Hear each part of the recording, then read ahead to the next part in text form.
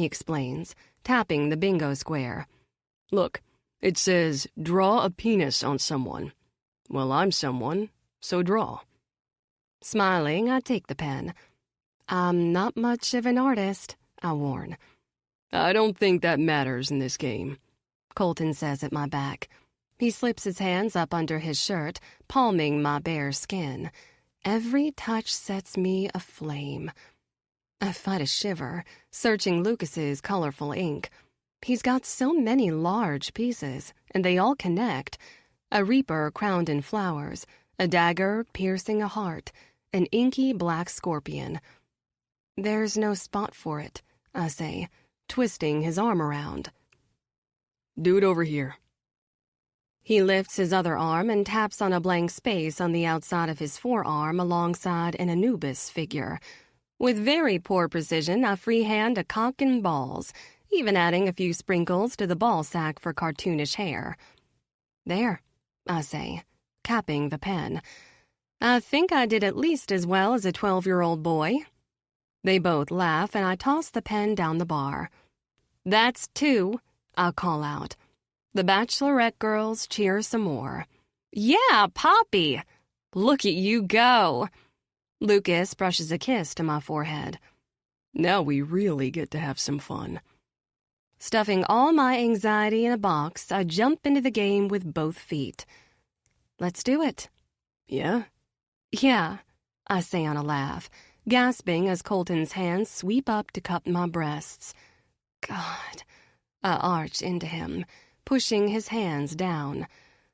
"Let's just do the next thing before I burst into flames." "Way ahead of you."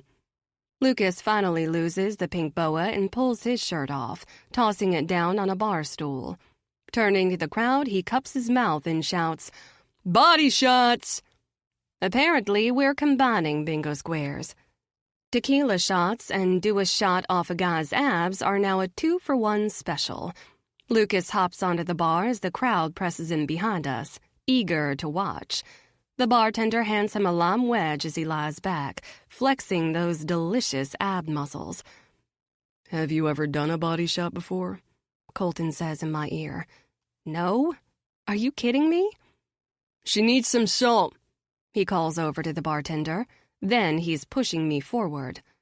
"Lick his neck." My body is one raw nerve as I bend over the bar and lick Lukas's neck. The bartender dusts salt on the spot. "Let's do this," Lukas calls, popping the lime wedge in his mouth. The bartender pulls out a bottle of tequila and pours a measure of the amber liquid into Lukas's navel. "Lick the salt, drink the shot, then take the lime," Colton explains, giving me a little push. "Get it, Poppy. Suck him good." I smile down at Lukas. He's grinning like the devil around his wedge of lime. Flicking my hair back, I sweep it up with both hands, holding it away from my face. I keep one hand on my fistful of hair as I brush my other up his leg from knee to thigh. Bending over the bar, I lick the salt off his neck. Then I slide down and suck the tequila from his skin, teasing him with my tongue. It's a riot of flavor, all sweet and sharp. Lukas groans, trying to hold still as I let my hand slip a little higher up his thigh. "Now the lime!" Tina shouts. "Yeah, get it, girl."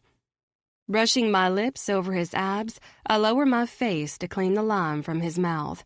As soon as the tart wedge touches my teeth, I give it a squeeze, letting a burst of citrus coat my tongue. Standing up straight, I pop the lime wedge into my hand, laughing as I wipe the drippy juice from my chin. Lukas sits up in a flash and hops off the bar. Cupping my face with both hands, he pulls me forward, burying his tongue in my mouth. I'm lost to his kiss as he steals every last taste of the tequila shot from my lips. The room is spinning as we break apart. "That's 2 more," Colton calls out to the room. Then he grabs my hand. Walking backward, he moves with the music in a little shuffle step. He's still wearing my beaded pink top like a necklace, which lets his dark skin shine under the flashing lights. He leads me over to where some of the others are dancing. Maggie and Olivia found themselves partners, while Violet dances with Bianca, Lemon, and Giselle. Chutney is making out with a man in the corner. I glance over to the bar to see Tina watching me, a smile on her face, beer in hand. Turning my attention back to Colton, I wrap my hands around his neck, swaying with him.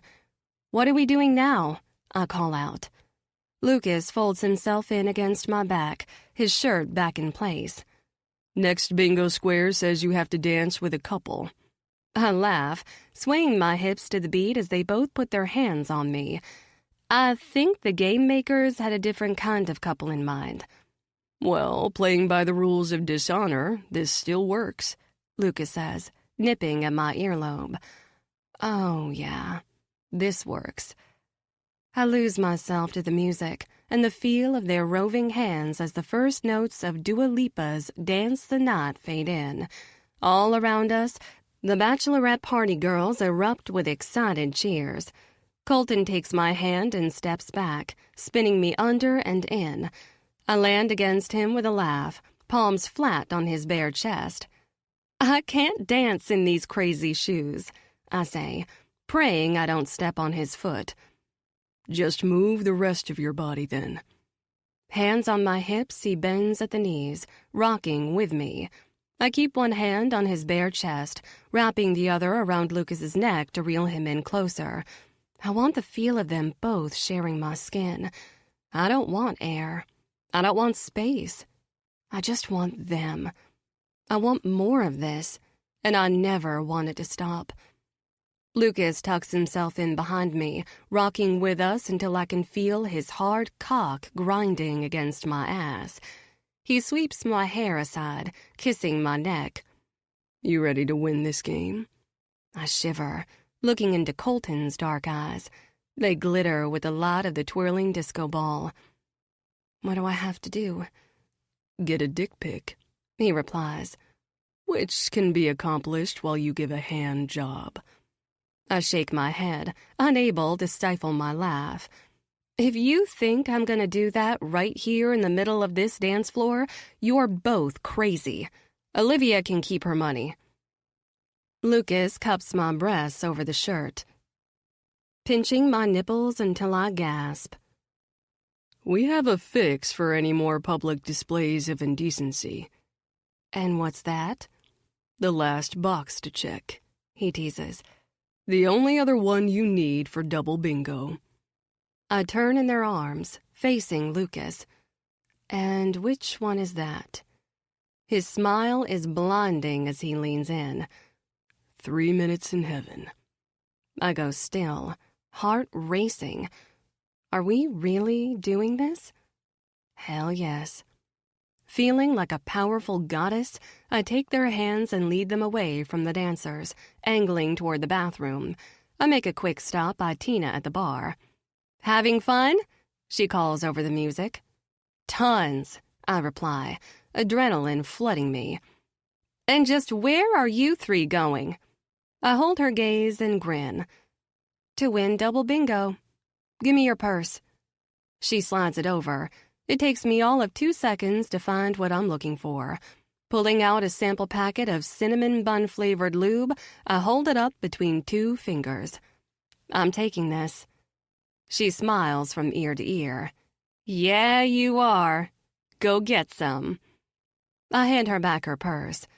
"Come block the others while I'm gone, yeah? No one is winning bingo tonight but me." Tina shakes her head, smiling like a proud mama bear. "Who are you and what have you done with Poppy St. James?" "Don't worry about what I've done," I tease. "Just be jealous of what I'm about to do." "You're my hero," she calls as I walk away, my guys hot on my heels.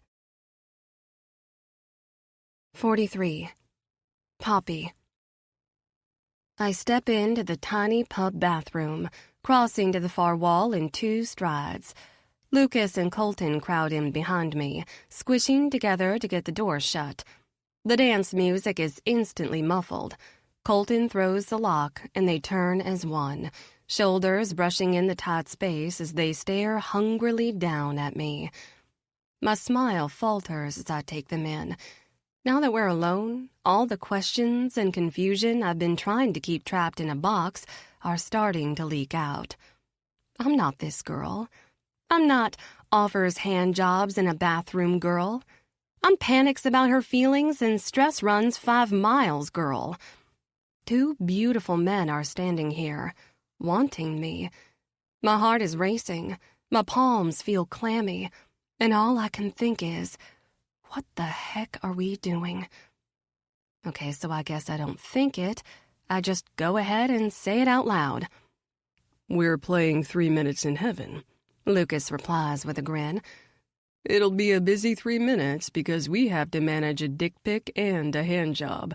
If we wanted to go for a triple bingo, you could give us a lap dance, too. I meant, what are we doing? I gesture frantically between the 3 of us. What the heck is this? We thought that was obvious, he replies with a shrug. Obvious? Lukas, you just hard-launched our love triangle to my sister and all her friends, without telling me first. Do you have any idea the shitstorm that little joke is gonna swirl me in? As if I didn't have enough on my plate with this new job and this stupid, awful wedding. Now I'm gonna have to field questions from my mother about why 2 hockey players are calling themselves my boyfriends. His smile falls. Hey, come on. Your sister needed to be put in her place. My sister needed to be kept in the dark, I snap. Now she's gonna turn this into the scandal of the century. Poppy, the chaos monster, strikes again. She can't make up her mind, so now she's stringing 2 men along. Oh, God. My PR brain is already spinning out the likely scenarios. Colton looks confused. Poppy, what scandal? It's not like we're doing anything illegal here. We're all consenting adults. I'm sorry, but clarifying that we're consenting adults won't ease people's minds, I reply. In fact, don't be surprised if my mother shows up in town with Pastor John to try to force an exorcism on me. So I'll just take it back, Lukas offers. I'll tell your sister it was a joke. No! I cry. Oh, my, do you want to make it worse? Pathetic Poppy had no boyfriends, then she had 2, and now she has none again. He groans. Oh, then what the hell do you want, Poppy?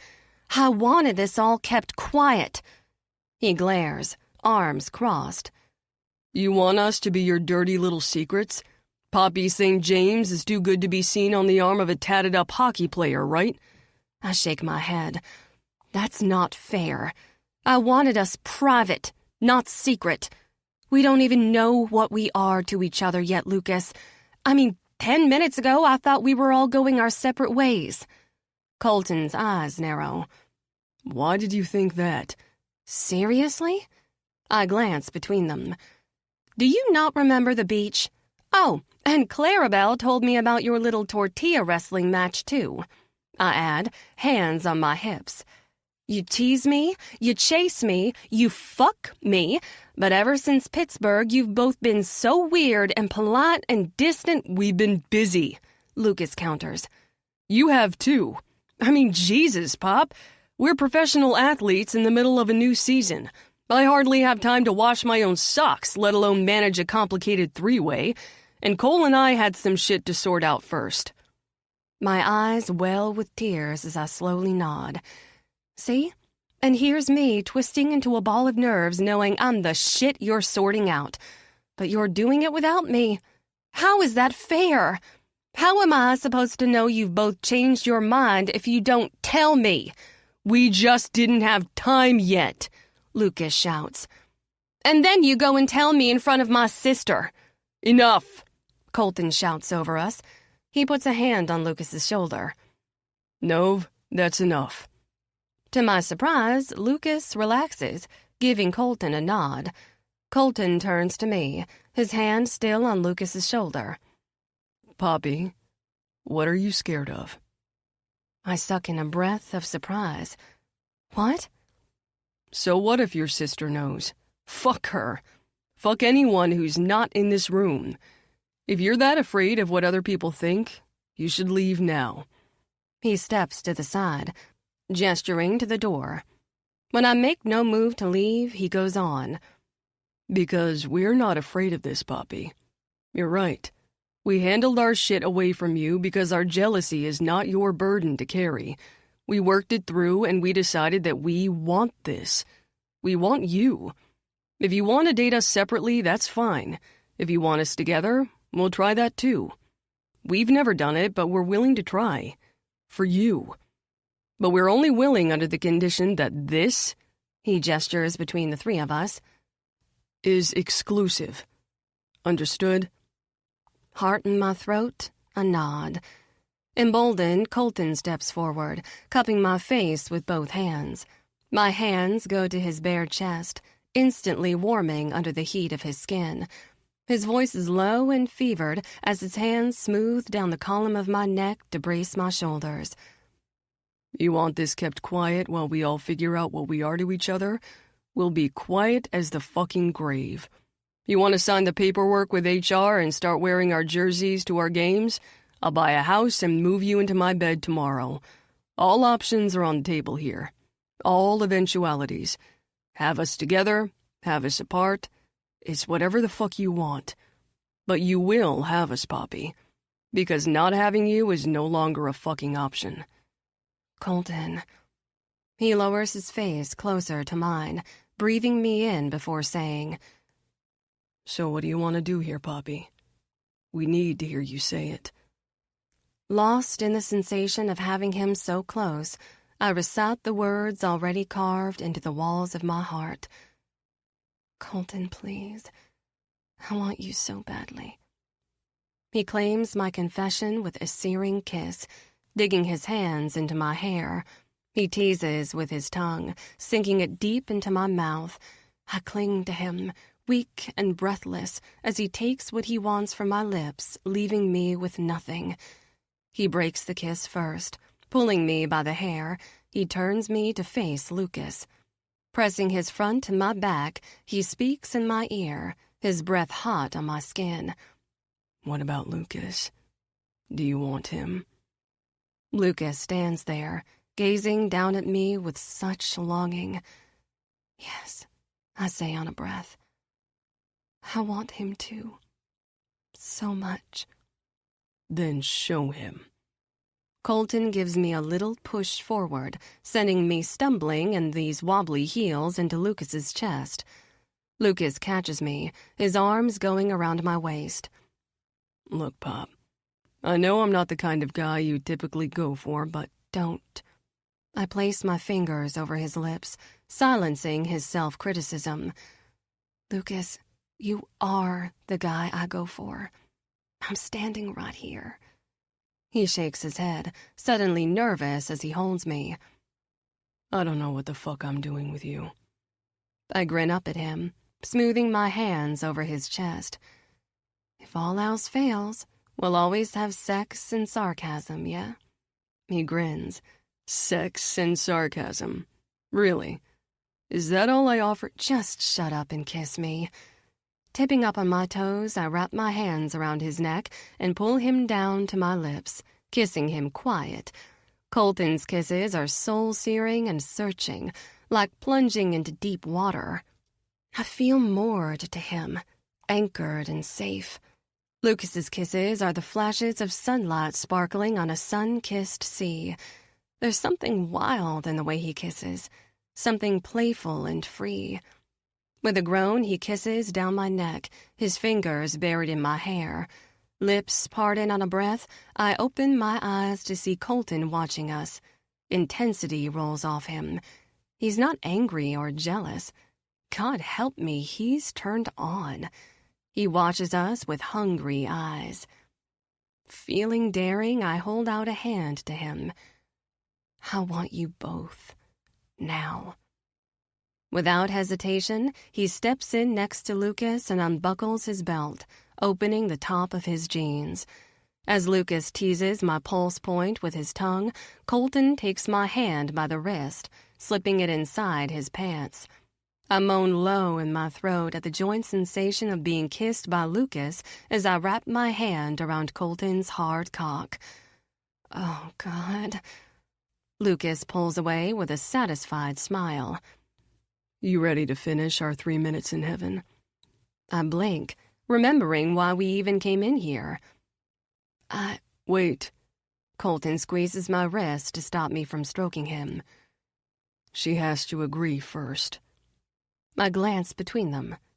Agree? Say your hours, he commands. Call it secret, call it private, call it a fucking fever dream, I don't care. But so long as Lukas and I are satisfying your every need, you don't look at another man. You don't touch another man. You're ours. Say it, Poppy. Holding Colton's fierce gaze, I trail my free hand down Lukas's chest until I'm palming his hard dick over his jeans. He groans, moving his hips against my pressure. I'm yours, I say with a smile. And these are mine. Colton's eyes flash with triumph. I smooth my hands up and down their shafts together, Lukas through his jeans, Colton against his warm, silky skin. Nothing makes me feel more powerful than to feel them harden under my hands. Olivia dared to look at you like she stood a chance. Does she? Colton's fingers tangle in my hair as he brushes his lips against mine. Who the fuck is Olivia? I smile, kissing him back. Good answer. He leans away and Lukas grins, cupping my cheek. You are so fucking ruthless, babe. You're a wildcat. I'm a queen, I counter, slipping my hand inside his jeans to wrap a needy hand around him, too. And this belongs to me. He nods, still grinning. I mean, sure. He seems to like you. I give him a little squeeze, making him gasp. Fine. Fuck. He's yours. I'll tattoo your name on him if you want. I soften my touch, stroking my thumb around his head, smearing his pre-cum. I don't think that will be necessary. Then I turn to Colton. It's yours, he says without hesitation or jest. I smile. Good. Power and control course through me. I've never felt this way during sex with anyone. Like I could be in control. Like it's fun to be in control. Like the man could willingly cede control. Now I have two men putting me in the driver's seat. It's intoxicating. I chase the feeling as I smile up at them, stroking them in tandem. I know it's been more than 3 minutes, but we have a game to finish. Are you both still in? Fuck yes, Lukas grunts, moving his hips with the stroke of my hand. I'm in, Colton says, jaw clenched tight. Smiling, I glance between them. Can I tell you what I want? Of course, says Colton. Anything, Lukas echoes. This intoxicating feeling of power surges through me as I let myself say exactly what I desire, knowing they'll make it happen. You're mine, and I'm yours, and I don't want to stop at a silly little hand job. Lukas's pretty caramel eyes flash with interest. What do you want, Popsicle? I hold his gaze, brushing my thumb over his tip again. They already know we came in here. I want to leave them in no doubt of what happened. I want to smear my pink lipstick all over your pretty dicks. I want to claim you both. Mark you as mine. I turn to Colton. And I want your cum in my mouth. I want to swallow it down like a greedy little whore who just can't get enough. Fuck, he says on a breath, his hand tightening around my wrist. I smile. In this moment, I'm not afraid of anything except how much I want you. Slipping my hands from their pants, I sink down to my knees. Gazing up at them, seeing the way they look at me, so much hope and longing blooms in my chest. Give yourselves to me. As one, they work their jeans the rest of the way open, tugging them down around their muscled thighs until two perfect cocks spring hard and ready in front of my face. Lukas sheds his shirt in a one-handed pull. He offers it to me. for those pretty knees. I take it with a smile, tucking it under my knees. As I do, I arch forward and suck his tip into my mouth. He groans, fisting my hair. The second I get a little salty taste of his pre-cum on my tongue, I pop off. Let's get the pic out of the way, yeah? Colton fishes in his pocket for his phone and hands it out to me with the camera on. It gets deleted the moment the game is over. Duh. I turn my face to lick and suck on his dark tip, too. He grunts, flexing his hips away. Fucking hell, just take the phone, you goddamn troublemaker. I take the phone with a grin. Leaning back on my heels, I snap a pic of them standing together, fisting their hard cocks. Their heads are cut off, nothing visible above the chest or below the knee, but I would have no trouble knowing it's them. For the Christmas card, I tease, handing him the phone. Colton slips it back in his pocket, trading me for the little packet of lube I stole from Tina. I tear into it with my teeth, squeezing the generous helping into my palm. Is that flavored? Lukas asks. I smear the lube between my hands. Yeah, cinnamon bun. Is that okay? He laughs, brushing my hair back. You are fucking precious. Reaching out with both hands, I stroke their dicks in one long pull, coating them in lube. Oh, fuck me, Lukas mutters, his hand going up to rest on Colton's shoulder. Colton keeps his eyes on me, his gaze heated, body tense. I work my hands up and down, luxuriating in the feel of them, hard and greased beneath my palms. Touching them at the same time is like a drug. I'm fascinated. I'm high. I can't look away. I stroke and tease, swirling my thumbs around their tips, watching with pleasure as they both leak more pre-cum. Tell me if you want something different. Are you kidding? Lukas says on a laugh. It's perfect, says Colton. Just don't stop. I'm desperate and turned on, but I'm not crazy, and Lukas and I haven't crossed this particular bridge yet. My gaze darts between them. Is there anything I should know before I put my mouth back on these cocks and swallow your cum? Colton grunts, his hips moving in rhythm with each pull of my hand. No, you know I'm clean. I look to Lukas. He exhales through parted lips. I'm clean, Pop, and I've never touched a girl without a condom until this moment. Not even for a blowjob? I say, unable to hide the tone of surprise from my voice. Trust is hard for me, he replies. Even now, I'm kind of panicking in my head a little. My hand stills. I can stop. Don't you fucking dare, he says, wrapping his hand around mine. Poppy, I want this. Want you. I trust you. Trust you both, he adds, squeezing Colton's shoulder. Heart overflowing with relief, I lean forward and suck his tip back into my mouth. The taste of the cinnamon bun lube is sickly sweet, but I don't care. I work Colton with my fist as I hollow my cheeks and sink down on Lukas, taking him deeper into my mouth. The feel of them watching me is overwhelming. My core is a burning flame of want and desire. The lube mixes with my lipstick, smearing the color pink down Lukas's shaft. So fucking good, he mutters, his hand in my hair.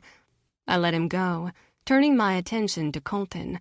I circle his tip with my tongue, the sweet lube smearing more of my lipstick. I suck him down, humming with pleasure at this feeling of holding them both in my hands. Someone pounds on the door with a heavy fist. Hurry up! I gasp, popping off him, my eyes wide. In a minute, Colton shouts, his voice deep and harsh. Lukas groans. I think we need to make this a speed round. Babe, I am right fucking there. You can finish me with a few more flicks in that tongue. Suck him dry, then use his cum as lube on me. Colton commands. My stomach flips as I gaze up at him, eyes wide. Lukas turns to him, too. He just said trust is hard for him. He's never trusted an intimate partner before, but he trusts us. Colton means to show him that his trust is returned. He wants to share this with us, connect us all in this intimate way. Well, alrighty then, Lukas says on another laugh. Pops, you heard the man. Excitement shivers through me as I put my mouth back on Lukas, kissing and licking down his shaft, returning to his head to suck and tease. I fought my gag reflex, moaning around him as I try to take him deeper. Colton wraps a hand around my wrist. Both hands on Novi, Queen. Give him your full attention. With a whimper, I drop my hand away, moving it over to double fist Lukas. I focus on sucking his tip, working both hands with a twist and pull. I'm right there, Lukas pants. Babe, I'm right. Ugh. I hold my hand still, applying enough pressure to create a tight squeeze he can rut into. He comes on a groan, his warm seeds spilling into my mouth. Show me, he pants. Show me. Open your mouth. I lean away, mouth open as the last of his cum shoots out of his tip, coating my lips and tongue. He's never let another woman have this before. No one but me. It fills me with a sense of such primal power.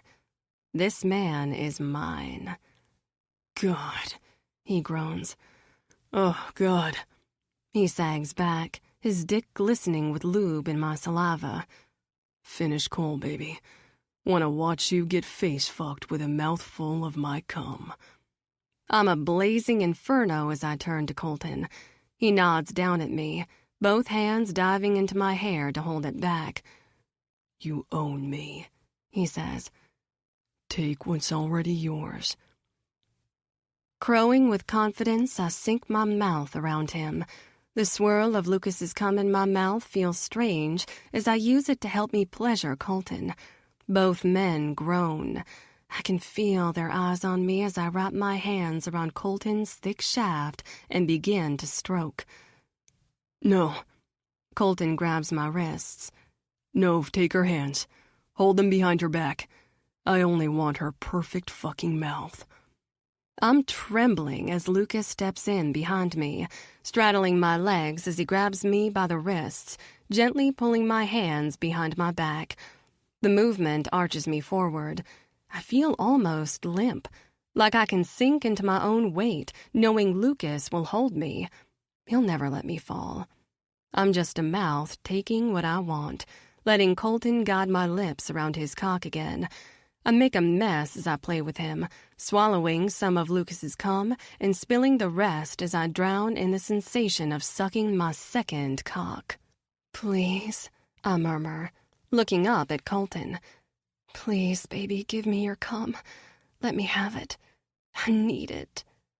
His hands tighten in my hair as he finally gives me what I want. There's no more gentleness as he fucks my face, pushing me right up to the edge of what I can take. When I gag and pull back, he lets me go, allowing me to recover a breath before he goes in again. Right fucking there, he says on a breath. Puppy, don't stop. Take it all. Lukas squeezes my wrists and Colton holds my head still as he releases his hot cum filling my mouth. I cry out, an inch from covering myself from the adrenaline rush alone. Swallow it, Colton commands, cupping my chin with his hand. Such a good fucking girl. A queen on her knees. You're ours, branded with our cum. We'll take such good care of you. I swallow everything he gives me, and Lukas releases my wrists. I'm left swaying on my knees between them, my mouth smeared with lipstick, lube, and cum. Lukas drops down to one knee behind me, kissing my shoulder. He brushes my hair aside, whispering in my ear. Cancel your plans, babe. You're ours for the rest of the night. 44. Poppy. 3 minutes later, I lead the way out of the bathroom. Colton and I traded our tops back. The beaded fringe sways against my tummy as I walk. My eye makeup is deliciously smudged, and there was no saving my smeared lipstick. Smiling at my boys in the mirror, I wiped it off. I may look like thoroughly debauched Barbie now, but I keep my head high as I march back into the bar. I grab my bingo card and walk right over to where Olivia and Violet are chatting up two surfer-looking guys.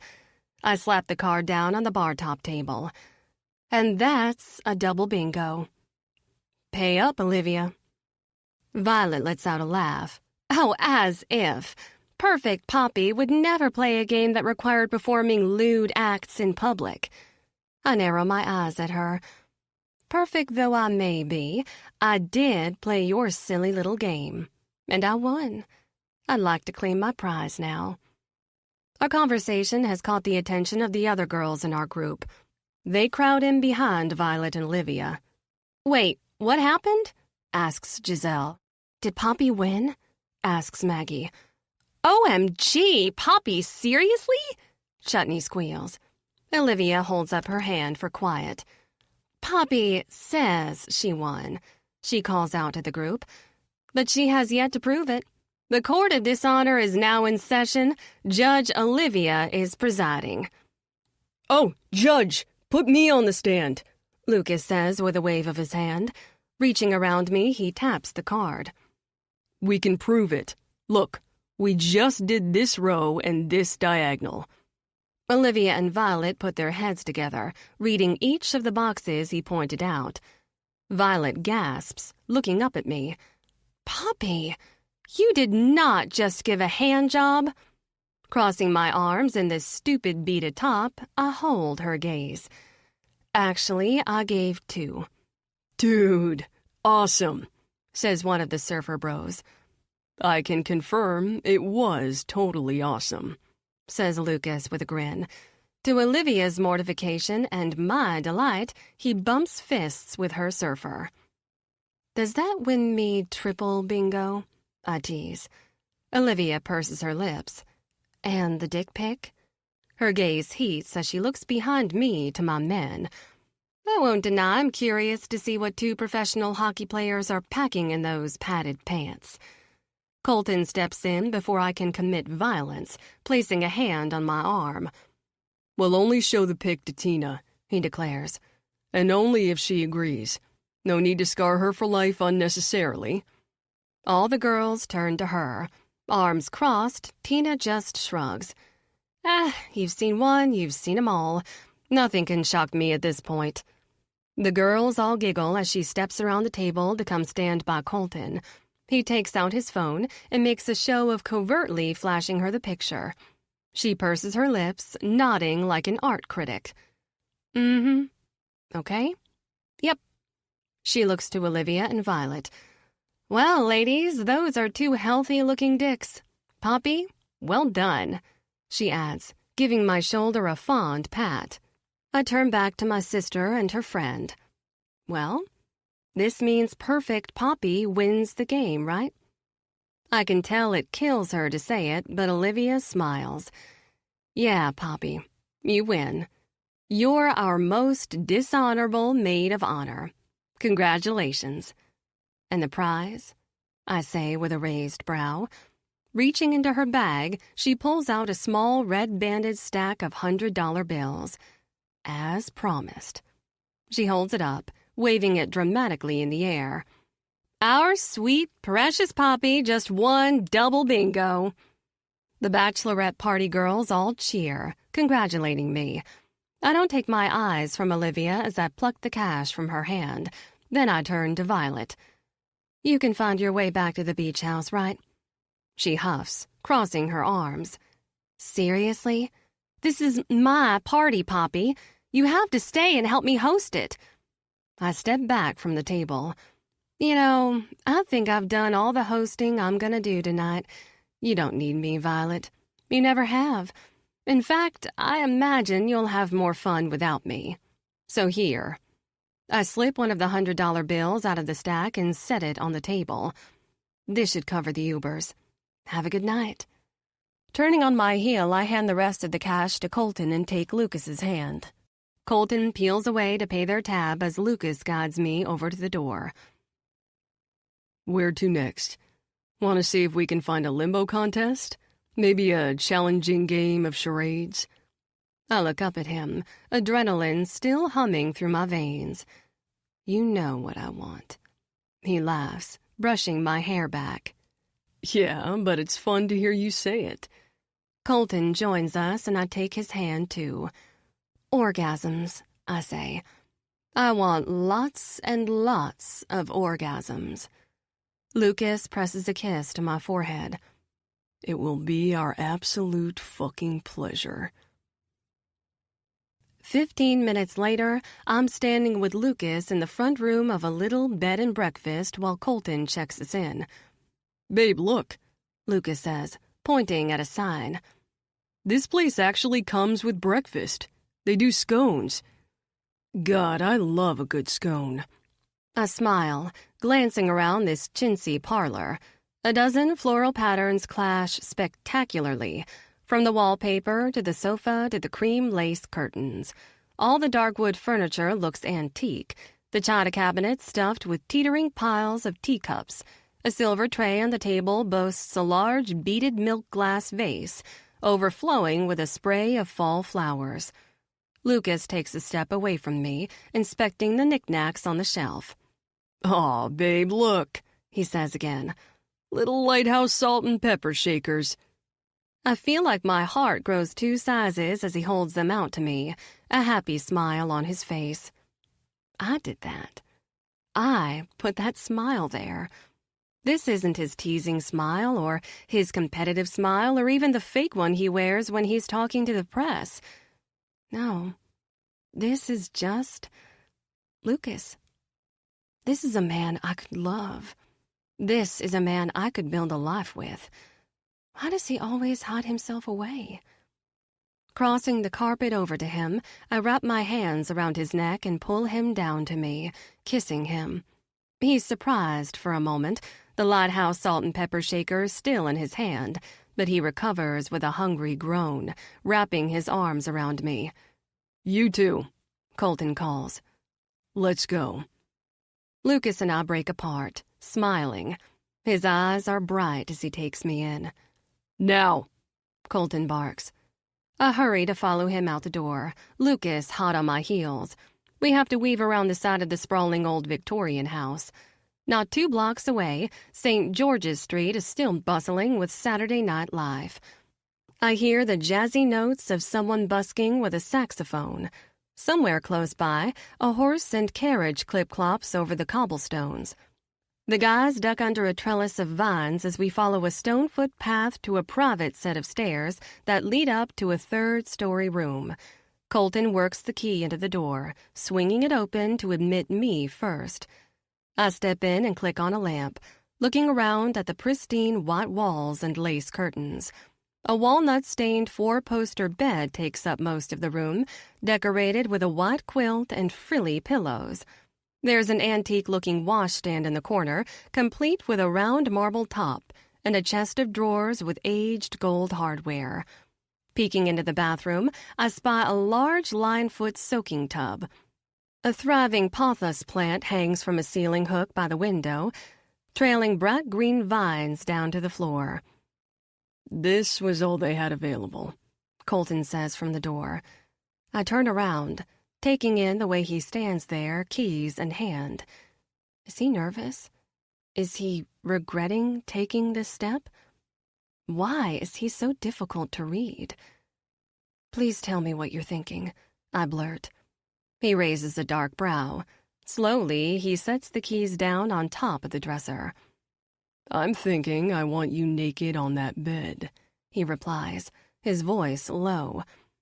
And I want to sit in that chair with my dick in my hand and watch as Lukas devours your cunt. He points to the upholstered chair next to the dresser. Lukas stops his inspection of the minibar, glancing between us. Well, fuck me, Coley. You're really leaning all the way into this sharing thing, eh? I do nothing by halves, he replies, his gaze still hot and heavy on me. Neither Lukas nor I ever shared a partner before. My eyes go wide. What? Never? Never, He replies. not even close. Lukas adds. I mean, I think once my roommate and I both had girls in the room at the same time, but he was in his bed and I was in mine, and why am I talking about this? He fades into silence, a sheepish look on his face while Colton and I level glares at him. I have absolutely no idea, I say. Colton steps away from the door, sitting down on the chair. If the bathroom proved anything to me, it's that I have an unexplored voyeur kink. I want to watch, if you'll both let me. I raise a brow. But you'll join in eventually? He holds out his hand. Stepping forward, I place my hand in his. He reels me in and pulls me down onto his knee. One hand goes to my nape as the other takes my hand and places it over his hardening cock. I bite my bottom lip, fighting the urge to melt into him. Feel what you do to me. Can you feel how hard you make me? I nod, smoothing my hand down his shaft. Yes. I don't even have to touch you.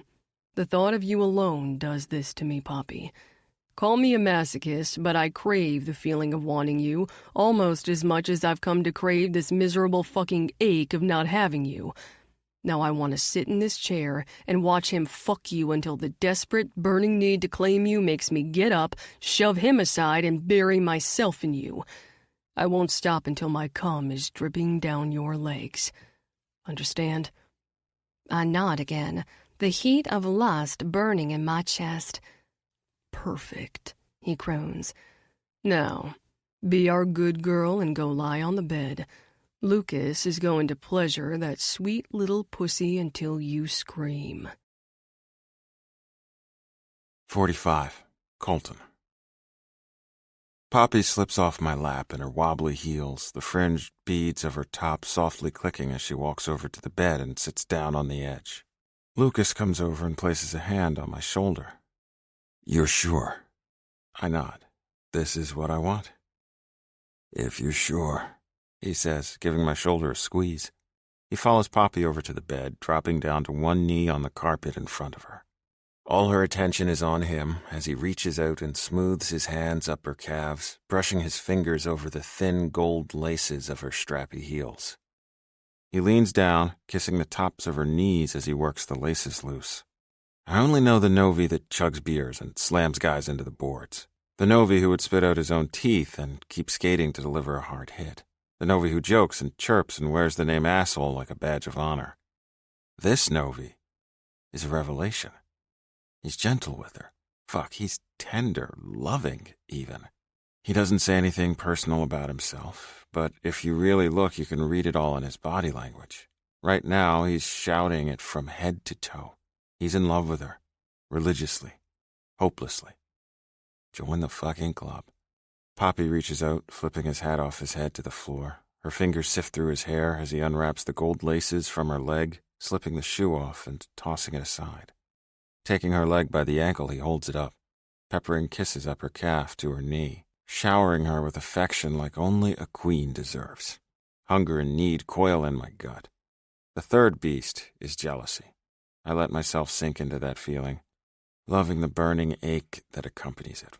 I'm jealous of Lukas, there's no denying it. I'm jealous of his easy way with her, how he makes her laugh and distracts her with jokes. I'm jealous of the way she watches him, on and off the ice. She likes to watch him when she knows he can't see her. I've seen it all, the voyeur. I've known almost from the start that my path to her wasn't clear. I was kidding myself pretending it was. They'd be the last to admit it, but they've been circling each other for weeks, always one good argument away from fucking in a hallway. She wants me, but she wants him too. I have to see it. I have to understand what they have together. He gets her other shoe off, tossing it aside. Leaning down, she kisses him, unable to wait a second longer for more. God, she's insatiable. In her business role, she's always so buttoned up and professional, but that tension and stress have to go somewhere. She has to have a release valve. For me, it's always been hockey. For Poppy, it's sex. But but I get the feeling her partners haven't always been generous. Her need for praise and reassurance is troubling, as if she's always half-doubting whether I'm enjoying myself. She dances on the edge of subspace with wild abandon. When she's worshipped, she can get so overwhelmed that she dissociates. She leaves her body and becomes a raw nerve of pleasure, begging and desperate and willing to do anything for release. I love the sound of her begging, but I want her to know the roles can be reversed, too. I want my queen to take her pleasure as much as she wants. I want her to stay present in her body, claim control, and demand her satisfaction. That's my long game. For now, we're playing the short game. Our girl wants orgasms, and she's going to get them. She breaks her kiss with Lukas, pulling at his shirt. "Take this off," she pants. "God, I need to touch you, need to feel your skin." I drop my hand to my dick as I watch them undress each other. Eager to join them, I undress down to my boxer briefs, my dick hard and heavy, aching in my lap. I fight a groan as Lukas gets her little beaded top off. From his knees, he's in the perfect position to lean forward and suck her sweet tit into his mouth. Tipping her head back, that tumble of blonde hair touches the quilt as she moans out her pleasure. "God, it feels so good," she whimpers. "Lukas, please, baby, come on." He lets her go, claiming her mouth instead. Then he pulls her up standing. Out of her heels, she barely reaches the middle of his chest. They look beautiful together, strong and confident. They vibrate with passion, like two magnets desperate to connect. Lukas drops his jeans and boxers to the floor as Poppy shimmies out of her little gold-sequined miniskirt. They chase with lips and hands, bared to each other as he pushes her down onto the bed. My dick leaks pre-cum. It drips onto my leg as I watch him hoist her up the bed, making room for himself between her spread thighs. "Oh, my God," she cries, arms over her head as she arches her back, freeing herself from the tangle of her hair. Lukas is all power, those colorful tattoos swirling up his arms and over his rounded shoulders. He drops his face between her legs and takes his first taste of her cunt. She squeals, her hands dropping down to his head as she spreads wider, relaxing her hips. "Yes, baby, please don't stop." I don't touch myself. Not yet. I just sit in this roiling ache, letting it build in my gut and bloom like a weed up into my chest. I want it to fester. I want it to fucking burn. It will feel all the sweeter when the balm of her touches wash it all away. "Are you a needy girl?" Lukas teases, giving her cunt a little slap that has her jolting. "Are you a good little whore who likes to get fucked by two men?" "Yes," she cries, squirming under his mouth. "Yes, God, I fucking love it. Colton is watching us and I'm dying. I want you both. I want him watching you fuck me." This has me sitting up in the chair, dick twitching. "He can look, but he can't touch," Lukas taunts. "This pussy is all fucking mine." He licks her again, groaning into her cunt as she writhes. "This body," he goes on, smoothing his hands up her naked sides. "These perfect fucking tits." He cups her with both hands, pinching her nipples tight until she moans. "Imagine if I had another pair of hands to help me fuck you," he goes on. Shit, this asshole likes to talk. I'm embarrassed to admit how well it's working for me. I don't know if I've ever been this hard in my life. "Imagine if Cole got off his lazy ass and helped me pleasure this greedy fucking cunt." I stare at him. He doesn't even bother looking over at me, but I can see his smirk from here. She whines, moving her hips under him as she chases her release. "Lukas, please, baby, please." "God, you're so wet," he groans. "Come for me. Gonna make you soak yourself before you get a taste of my dick. Come." He shoves his fingers up inside her, working her clit with his mouth until she shatters. It starts in her toes. They point as her orgasm shoots up her leg, making it shake. When it hits her center, she detonates, her flat little tummy going taut as she curls forward on a cry. He teases her through it, not taking his mouth off her clit until she's weak and trembling and begging him to stop. He crawls over top of her, roughly cupping her face. "You're mine. Say it." "Yours," she echoes dreamily. "God, baby, you fuck me so good." I'm losing control of my patience. I need to touch her. I need her saying those words to me. Need to feel her beneath me, trembling as she takes my cock one greedy little inch at a time. "Get up," Lukas growls. "Hands and knees, I'm not done with you." She rolls herself over. From this new angle on the bed, she's looking right at me. Fuck me, her pretty blue eyes are alight with lust. She looks drunk with it, high on sex like some woodland nymph who sees visions of her god only through physical communion. She holds my gaze as Lukas gets in position behind her. Then they're both looking at me, and I'm frozen to this goddamn chair.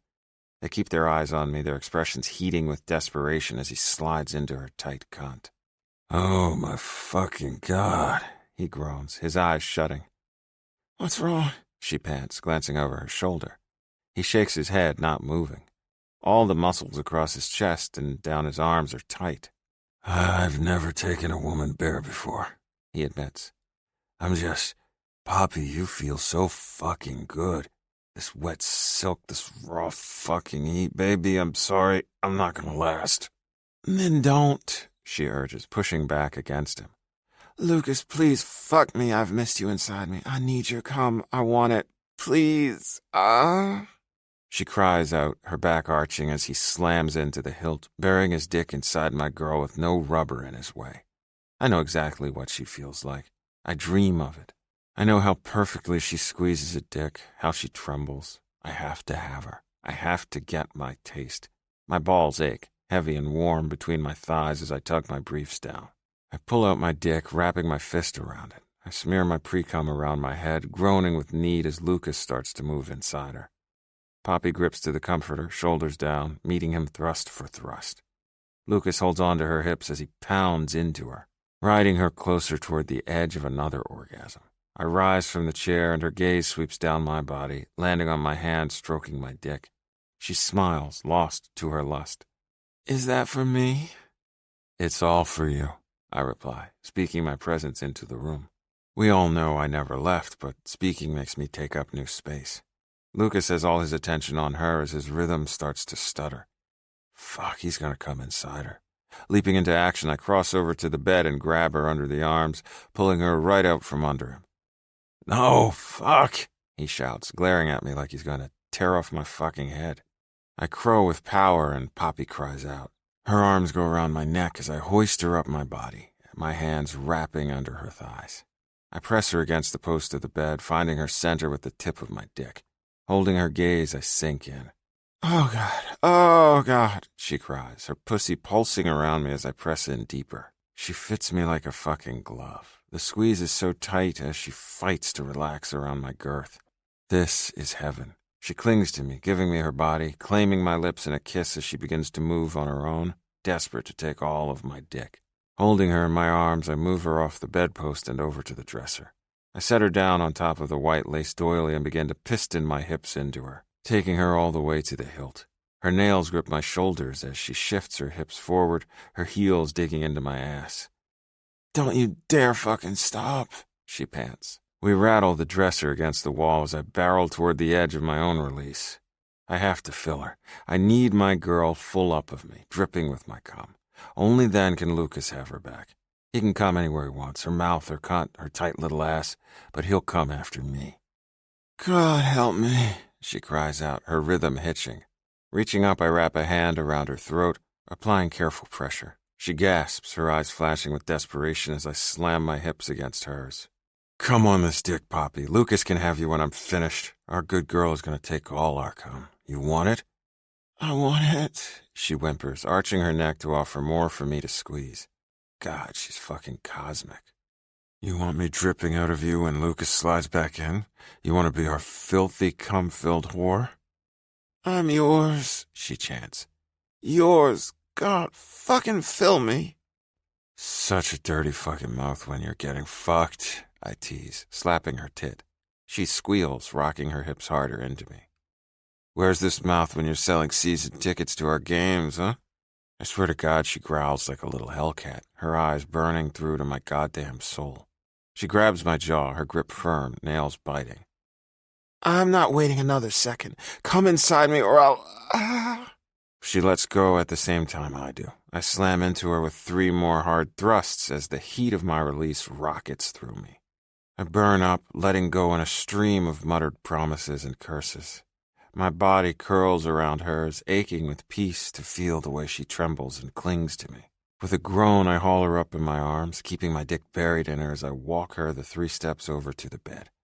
Lukas is standing now, watching with his dick in his hand. I lay Poppy out on the bed, pulling out of her. She's boneless as she sinks onto the mattress, her blonde hair fanning out around her head like a halo. I take in her every curve, the peak of her rosy pink nipples, the faint lines of a swimsuit tan that leave her little breasts creamy white. I let my gaze travel down her toned stomach to her bare pussy lips. She pants, breathless, eyes closed. "Open your legs," I say. Biting her bottom lip, she stifles a little moan. Her legs drop open, exposing her used pussy to us. She's wet and glistening with her own release. I lean over the bed, parting her pussy lips with my fingers. "Squeeze your cunt. Show Lukas what you did, my perfect good girl."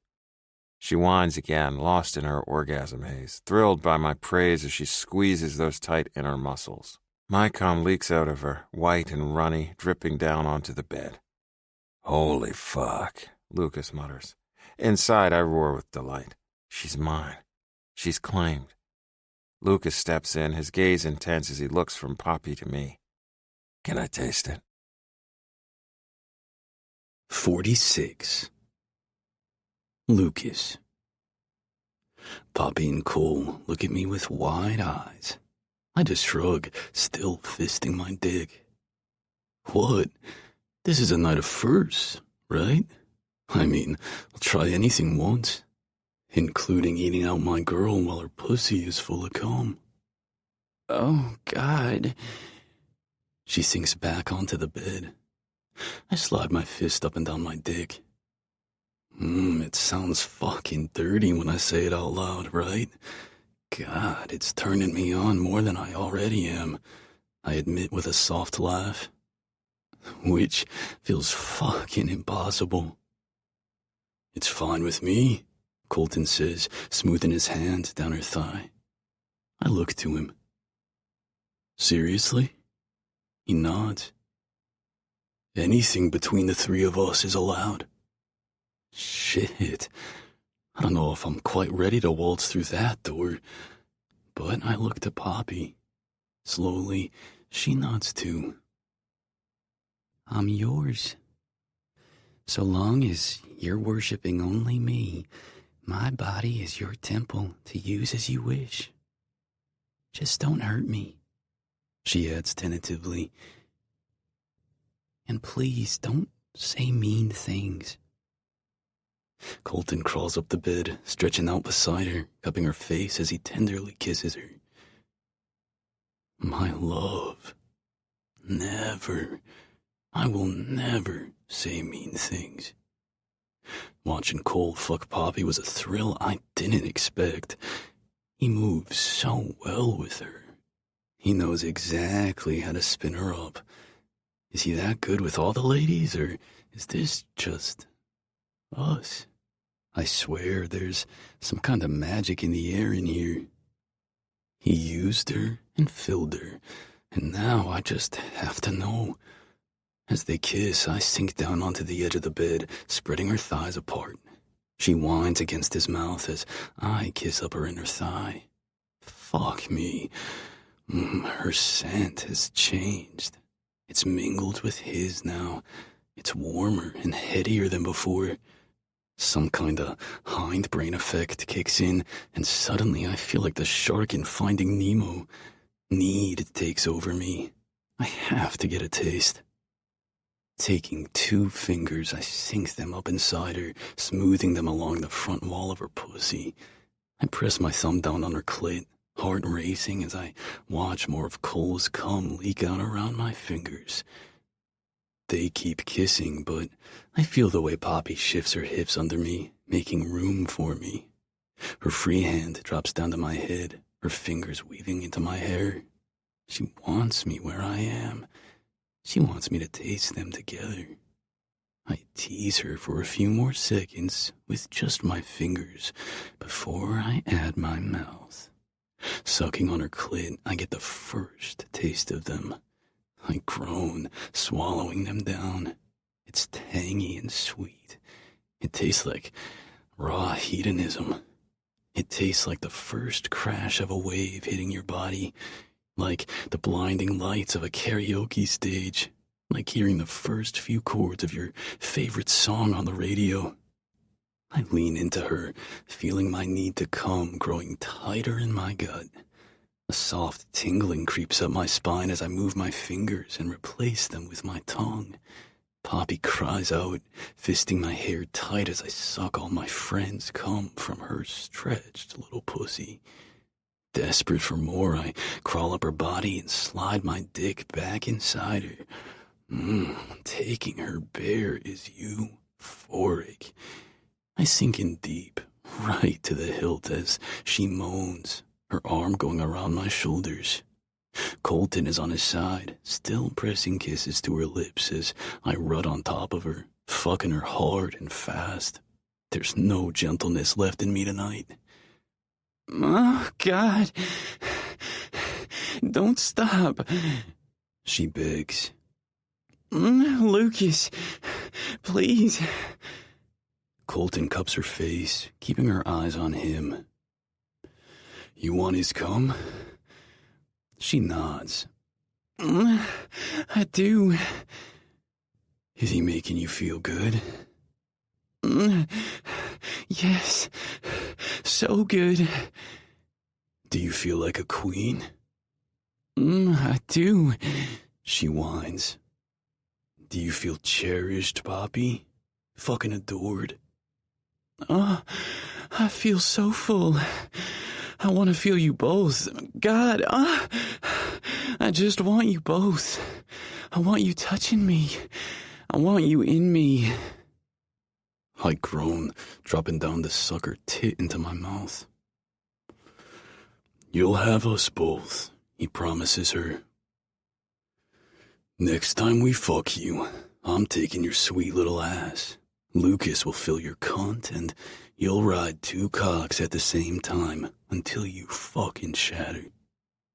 Oh my God, she cries, her pussy squeezing me tight. You want that? I tease, biting her breast. You want us to fill both your tight holes? I'm gonna come, she cries. Lukas!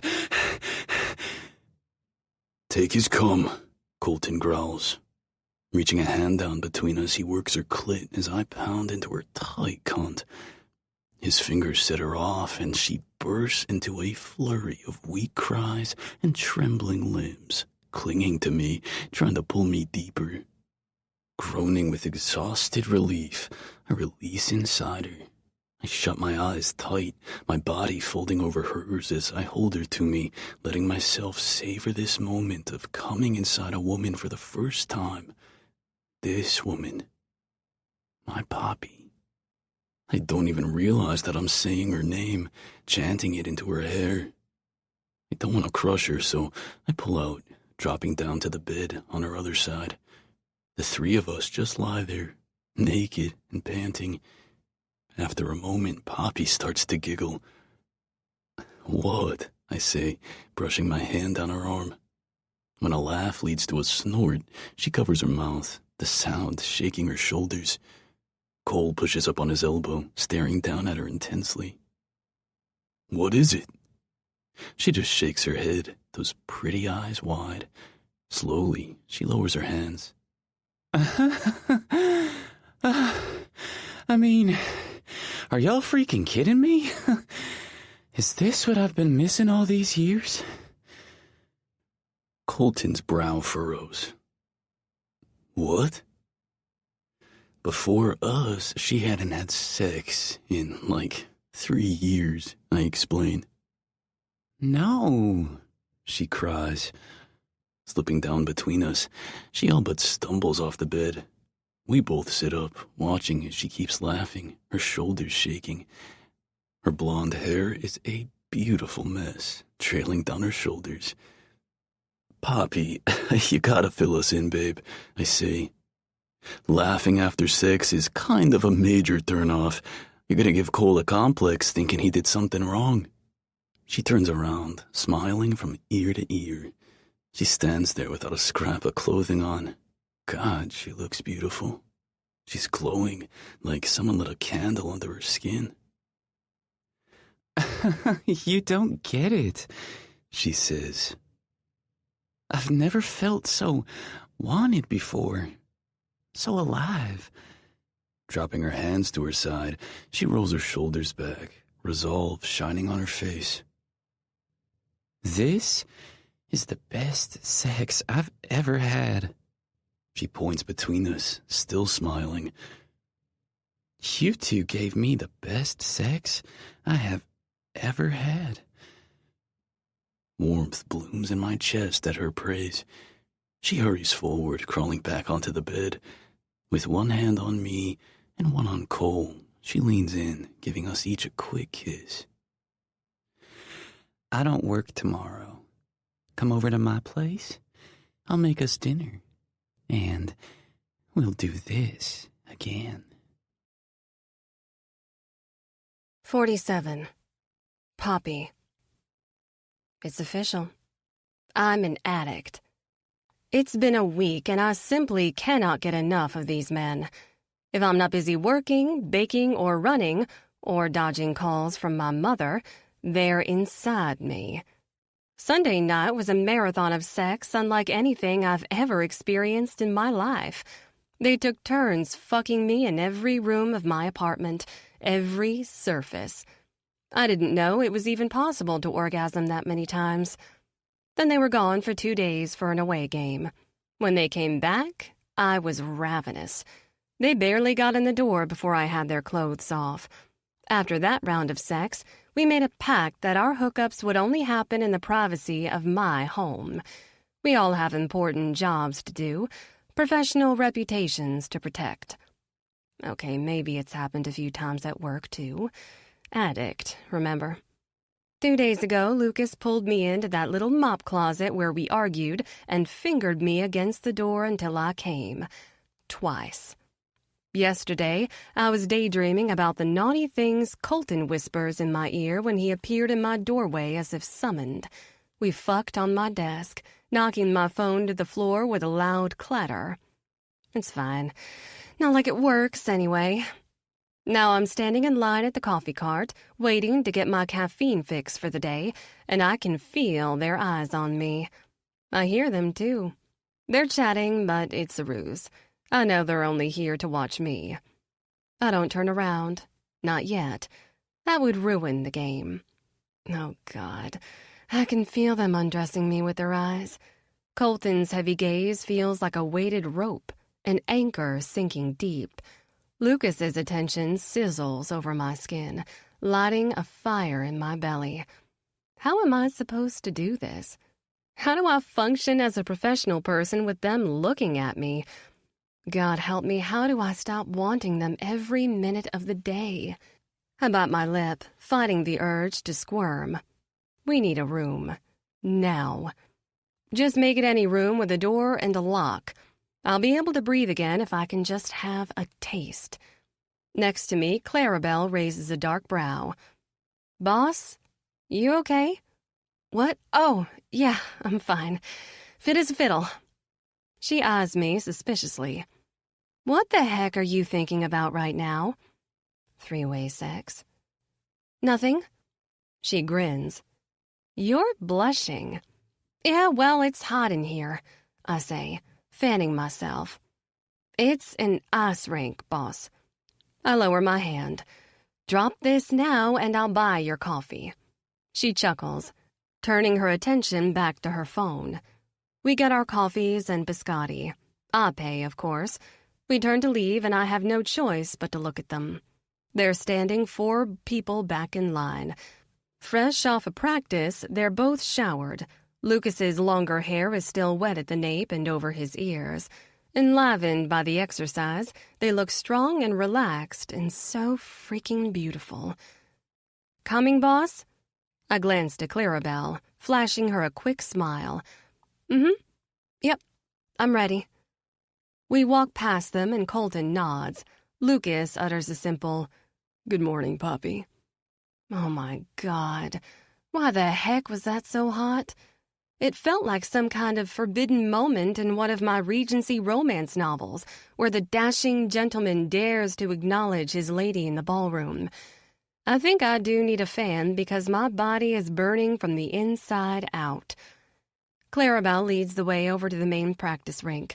It's become our little habit to take our coffee break in here and strategize before each home game. For being understaffed, her team is crushing it. She doesn't really need my input, but it's still nice to chat.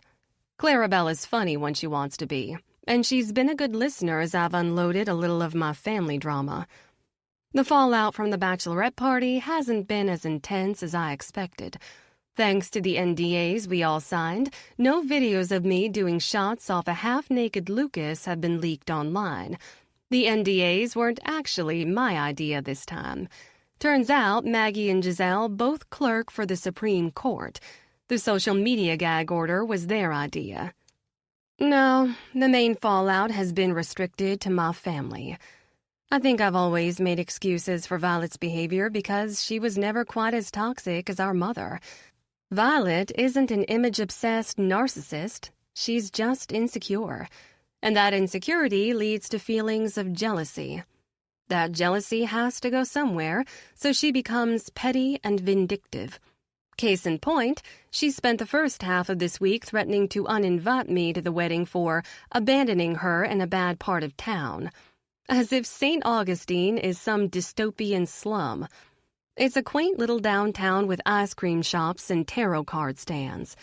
Her threat was music to my ears. Frankly, I'd love nothing more than an excuse not to go to this wedding. But if I'm not there to look sad and pathetic, holding her bouquet while she steals all my dreams, then she doesn't win.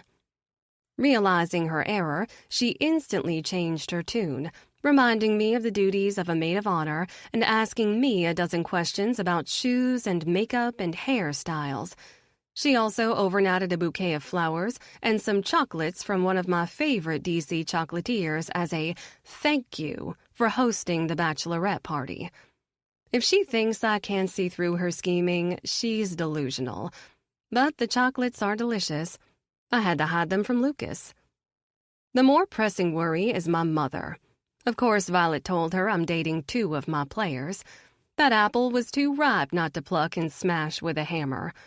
Mom has tried to call me every day, leaving long-winded voicemails asking what she did to deserve a daughter who would embarrass her like this.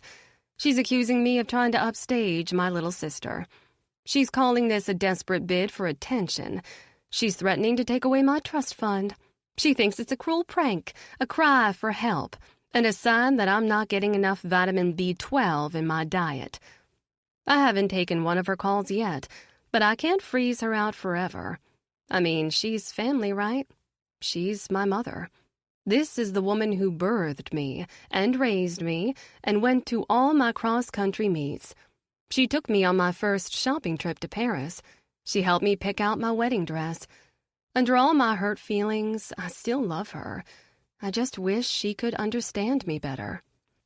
I really don't want the first time we speak again to be at Violet's wedding. That will be a surefire way to make a terrible day worse. No, I'll call her soon. Maybe. Oh, God, I don't want to call her. I sink down onto the bleacher seat, setting my coffee and the bag of biscotti to one side. Things are going so well with Colton and Lukas, and I don't want her to ruin it. I don't want her negative voice in my head spinning me up and scaring me into thinking this can't work. I have enough anxiety as it is. My PR brain literally never shuts off. I'm constantly running through long lists of worst-case scenarios. It doesn't matter if I'm dealing with a legitimate crisis at work or just shopping for groceries. My stupid brain is always an inch away from, what if they don't have shallots? I can't just substitute red onion. They have an entirely different flavor profile. Case in point, I've been spinning myself up for a week about the fact that I know Colton and Lukas want to have anal sex with me. I won't lie, the vision in my mind is thrilling. Both of them inside me, sharing me, filling me. God help me, I could melt into that popsicle puddle right here next to the ice rink. But then there's the other side of my mind, the dark side. The side that can't substitute red onion for shallots. That side of my mind has been secretly trolling the internet every night. Because here's the thing. I've never actually had anal sex. I tried once in college, but got so freaked out that I made him stop. Then I cried, and he left. Then I threw up in my roommate's closet. It was all around just a bad night. Since then, I've always just said it's something I don't do. It wasn't long after that I started dating Anderson anyway. He pressured me for it a lot, but I always had excuses, or I could distract him with a half-hearted blowjob. For Colton and Lukas, I'm willing to try, or at least I was. Go deep enough down any rabbit hole on the internet, and you'll eventually be convinced you're dying. My carefully deleted search history of how to do anal sex has me panicking over words like infection, fissure, and perforation. Have you ever heard of a fistula? I don't know how to quiet the dark side of my mind that won't let me just try a new position with my boyfriends. You really think I want to add my mother's cruel opinions about our unconventional relationship into the mix? Who needs the threat of hemorrhoids when I have her? Did you hear a word I just said? I blink, confused for a moment to find I'm sitting at an ice rink watching 10-year-old hockey players do speed drills. I turn to Clarabelle in confusion. She's looking up at me from a row down, coffee and phone in hand. Okay, seriously, what is going on inside that head? I consider her for a moment. Clarabelle is a vault. I can ask this without feeling judged or crazy or worry that it'll spread through the rest of the team and haunt me until I die. Taking a deep breath, I let it out with a quick, "Have you ever had anal sex?" Her mouth parts lightly. Then she grins. "Poppy St. James, are you propositioning me at work?" "What? No!" I cry. "You're my superior. This is technically harassment." "Oh, God, stop. Forget I asked. Seriously, just toss me out on the ice and let the Zamboni run over me." I get up to leave and she pulls on my arm. "Hey, come on. Sit. I had to tease you a little." I did, and now I'm done. I sit back down, snatching up my coffee. "You asked me a question," she goes on. "No, I didn't. And my answer is yes. I've had anal sex. Why do you ask?" "No reason." I burn my lips on this hot coffee, but I don't care. "So, home game. Tomorrow. You ready with our schedule of events? Poppy, if you think I'm going to talk to you about hockey right now, you're dreaming. Ask me about anal sex. You're considering it? You tried it but don't like it? Or you want to be the one penetrating and you'd like recommendations for pegs and straps?" My eyes go wide as I stare at her. We live very different lives. She snorts. "Thank God for that. Your life is entirely too pink for me."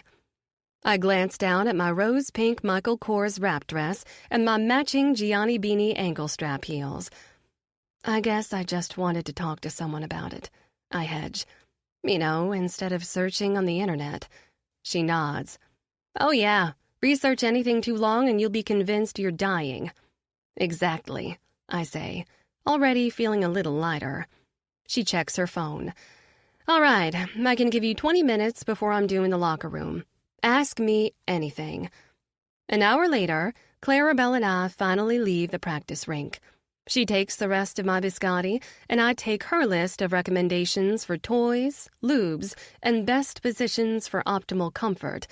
I may be an anxious, overthinking mess, but you can't deny that I'm well organized. And I am always prepared. 48. Colton. My microwave beeps, and I take out my steamer bag of green beans. When I'm home and cooking for myself, I eat like 2 of these bags a day. They serve one family of 3 or 1 hockey player. Tonight I'm eating them with 2 grilled chicken breasts and a loaded double-baked potato. I dump the green beans into a mixing bowl I have prepped with some salt and pepper and a chunk of butter. I'm swirling them with a fork when someone knocks on my door. It can't be Poppy. We had dinner plans she had to cancel when she was called in to deal with a PR crisis.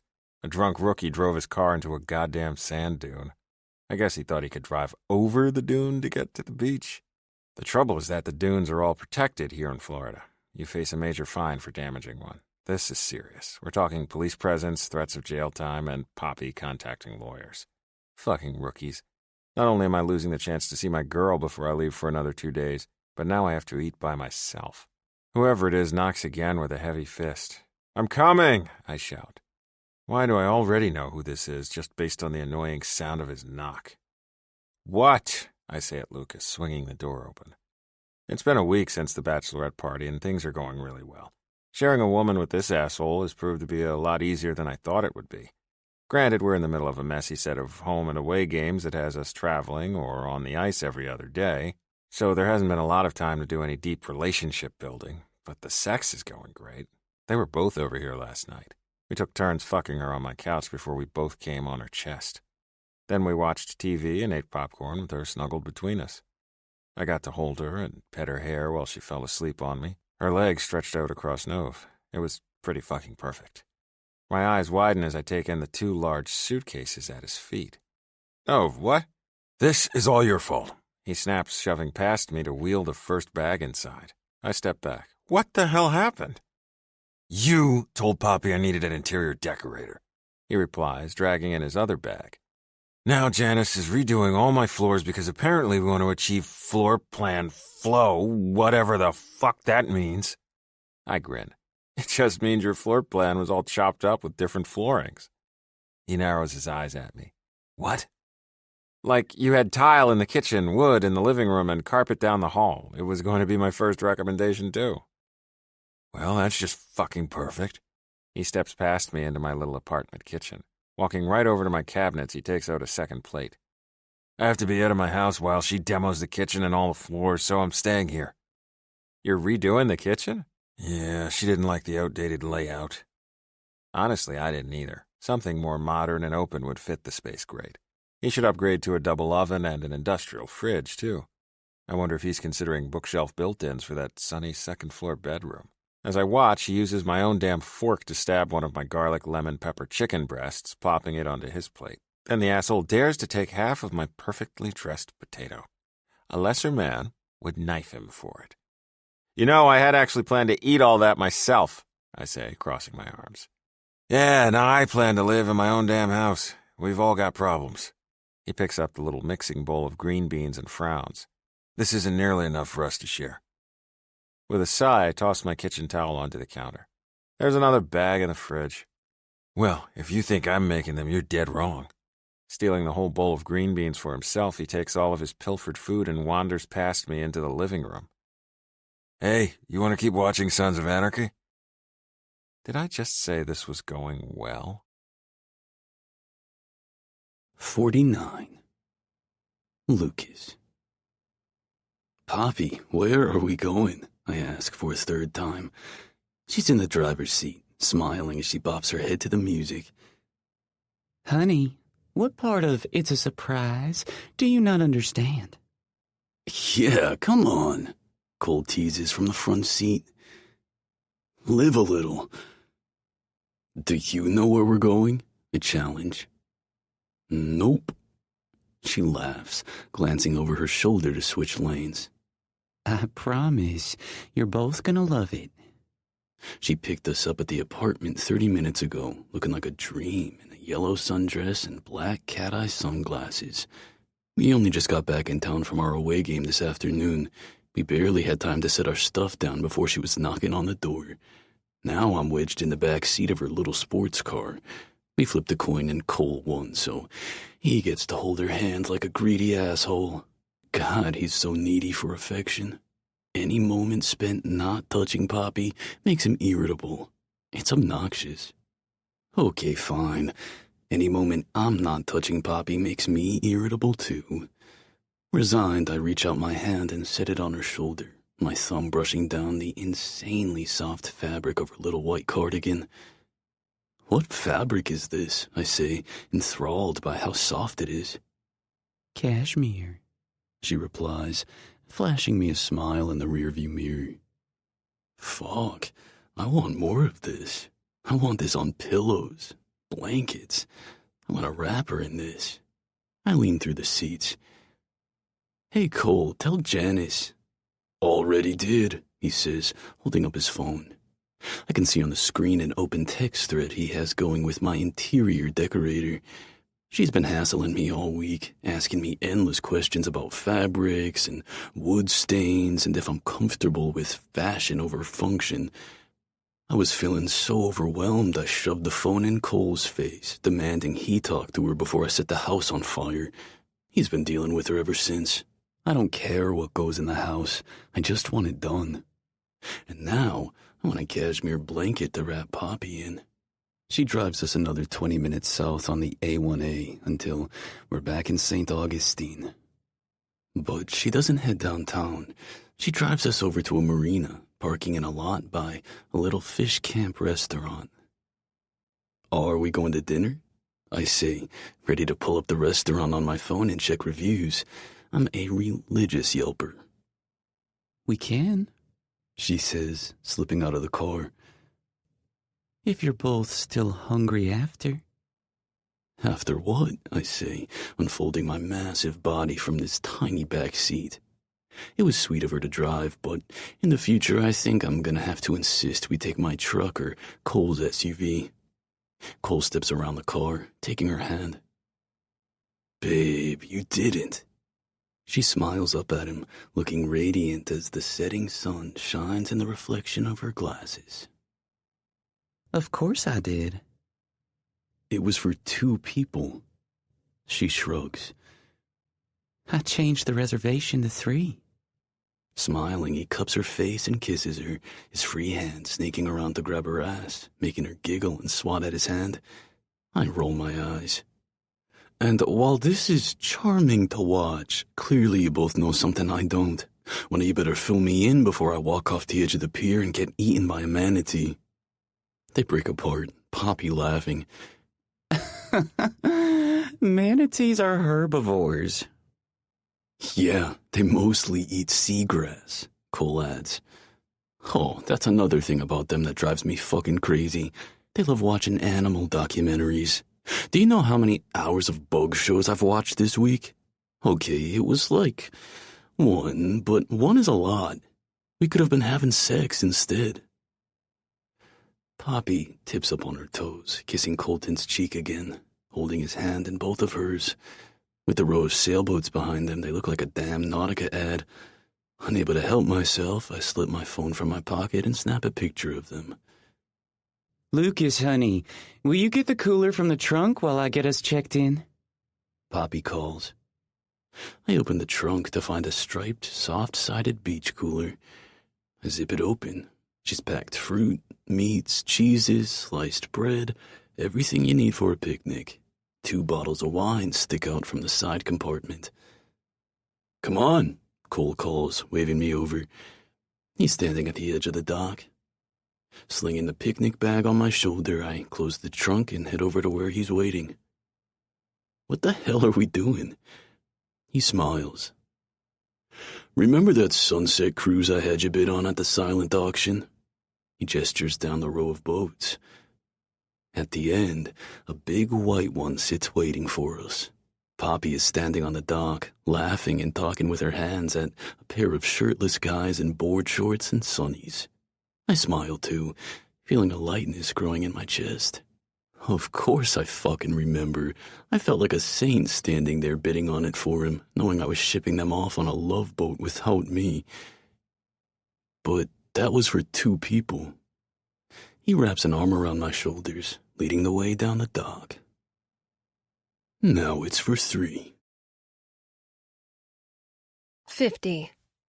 Poppy. Our sailboat races over the choppy water, a spray of sea air hitting my sunglasses as I laugh, flipping them up into my hair. The weather is perfect for a sunset cruise. Perhaps a little chilly out on the open water, but Steve and Mike, our deck crew, provided me with a big strapped beach towel to drape over my legs. Colton and Lukas sit to either side of me, laughing and talking. I haven't felt this relaxed in ages. We ate all the snacks I brought, and now we're just stretched out on the blue canvas deck cushions, enjoying this time together.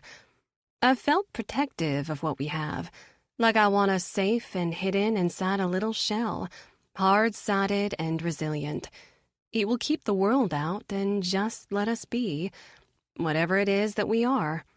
No mothers with strong opinions, no sisters with biting jokes, no strangers with narrowed looks. Out here on this open ocean, I feel completely free. Let's take a picture, I say, pulling out my phone. The boys lean in and Colton takes the phone to snap a few selfies. They get increasingly obnoxious, starting with kissing my cheek and ending with Lukas licking my face. Ugh, stop it, I cry, wiping my cheek as he laughs. Can you be serious for 2 seconds, please? He snatches my phone, taking a look at the photos. Oh, yeah, this one's a keeper. He shows me the last picture. My face of alarm as he squeezes my cheek, his tongue out mid-lick, Colton's face next to mine, laughing. Erase that one, I cry as Colton says. Send it to me. Already sent it, says Lukas, handing me back my phone. He behaves as we take a few more pictures, even offering to take the camera so I can get a few of just me and Colton. Then Colton takes the camera, but keeps cutting Lukas out of all the shots. They fight until they nearly send my phone over the side, and I have to tuck it away for safekeeping. We settle back against the deck cushions, and I smooth my hands down their thighs. Turning to Colton, I smile. Are you having a good time? He tucks my wind-whipped hair back from my face, kissing my cheek again. This is great, baby. I needed the fresh air. We both did, says Lukas, stretching out his arm around my shoulders, ankles crossed, feet bare. Sometimes it feels like the only place I exist is on the ice, in the gym, or on the seat of a damn plane. Their schedules really are grueling. I see how hard it is on the families, too. The players with kids miss so much. Birthdays, doctor's visits, recitals. Walsh had to attend his girlfriend's first baby wellness check from a bus this week. Lukas said he video chatted in, showing them all the live sonogram. They get the summer to recover, but during the season, these men are living and breathing hockey 24/7. I'm glad we could do this together, I say, snuggling in a little closer to Lukas to give him another kiss. I just can't help myself. Colton scoots into the space I've made, tucking me in tighter between them. He snakes his hand around me, cupping my breast, and I gasp, grabbing his hand. Cole, they'll see us. I glance over my shoulder to where Steve and Mike stand at the helm, still chatting. So, says Lukas, stealing another kiss, his own hand roaming as he slips it under the large, striped beach towel. I let their petting go just a minute too long. Colton's tongue is in my mouth, and Lukas is kissing my shoulder with his fingers brushing over my panties, when Steve comes padding over in his flip-flops. We'll be anchoring here in a minute to watch the sunset, he calls out. The three of us break apart, Lukas dropping his hand away from me under the blanket. Don't stop on my account, Steve says with a chuckle. He's a young guy with a beachy Matthew McConaughey vibe. Y'all Polly? I blink, heart suddenly racing. Oh, God, the sandy-toed, sun-kissed boat captain wants to know the parameters of our relationship. I can literally feel the walls of our protective clamshells snapping shut as Colton says, Yeah, we are. It's new, Lukas adds, his hands still on me. Just consider us a trio of sea explorers. These be strange tides, Steve says with a wink. Oh my God, what is happening right now? I've dabbled myself, he goes on, readying to drop the anchor as the boat slows. Love is love is love. Am I right? Definitely, Colton replies, his hand brushing down my arm. We'll stay here about 30 minutes, Steve goes on, hands on his hips as he glances around at the blue patch of water. Off in the distance, you can still see the shore. That sun'll go down quick, then it'll be back to the marina. You lovebirds have a nice time, he adds, walking away. Maggie and I will make ourselves scarce. If this boat's a-rockin', we won't come a-knockin'. On that note, he leaves, Colton and Lukas laughing to either side of me. "What the heck was that?" I hiss, sitting up. What was what? Says Lukas. "You just told Steve that we're in a relationship." Lukas glances to Colton, confused. Is that not what this is? I mean, I don't have all the words for it, but I'm pretty sure the term poly applies to a two guys, one girl situationship, right? Neither of us is French-Canadian, Colton adds. So I don't think we can use ménage à trois without sounding like assholes. Lukas snorts. Yeah, I'm not calling us that. My heart is racing so fast as I glance between them. Well, what would you call us? Lukas narrows his eyes, his smile turning to a smirk. Uh-oh. Brace yourself, Coley. Poppy wants to have the talk. You realize it's only been like a week, right? He teases at me. Is that how time works? I've been so swept under in all this that it wouldn't surprise me in the least if you told me I'd been with these two for a decade. Colton crosses his arms, his pretty dark eyes locked on me. What are we allowed to say here that won't scare you off? What do you mean? I mean, I've been told I'm too Leo to function. He replies to another laugh from Lukas. I'm not saying anything that might risk sending you running. Yeah, please don't, Lukas urges. I mean, you're a literal angel, Pop, but I doubt you can run on water. I roll my eyes at him, turning my attention back to Colton. These boys like to tease, and they love games. Fighting a smile of my own, I hold his gaze. Truth or dare, Colton? Oh, shit, Lukas mutters, sitting up. Colton smirks. Dare. I was ready for this. I dare you to label us. Tell me what we are. He's quiet for a moment, considering. Then he takes my left hand, slowly turning it over, his fingers brushing feather light over mine in the softest, most tantalizing caress. At the moment, you're my girlfriend. He glances to Lukas and grins. You're his girlfriend, too. If anyone asks me outright, I won't lie and I won't hide. You're ours, Poppy. My whole body is humming as I lose myself in the intensity of his attention. If you're asking me where this is going, then I'll say it's going here. He holds my hand up by the wrist, his fingers stroking down my ring finger.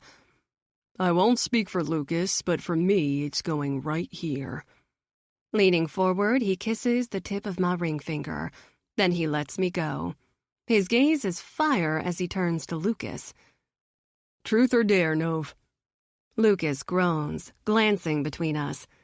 Guys, I hate this game. Yeah, because you know you have to be real with us, Colton challenges. He sighs. Fine, but I'm only going once. Truth. Colton smiles. If you could have a beer with any hockey great, who would it be and why? Lukas opens his mouth, then shuts it like a fish. Wait, what? I turn to Colton. Yeah, what? You're my partner in this, too, he says at Lukas. I know you well enough to know that you don't like being expressive with your feelings verbally, and I respect you enough that I would never force that on you. I'll be the Leo, loud with all his feelings. You be a Scorpio and just keep showing us with actions, yeah? Slowly, Lukas nods. Okay, yeah.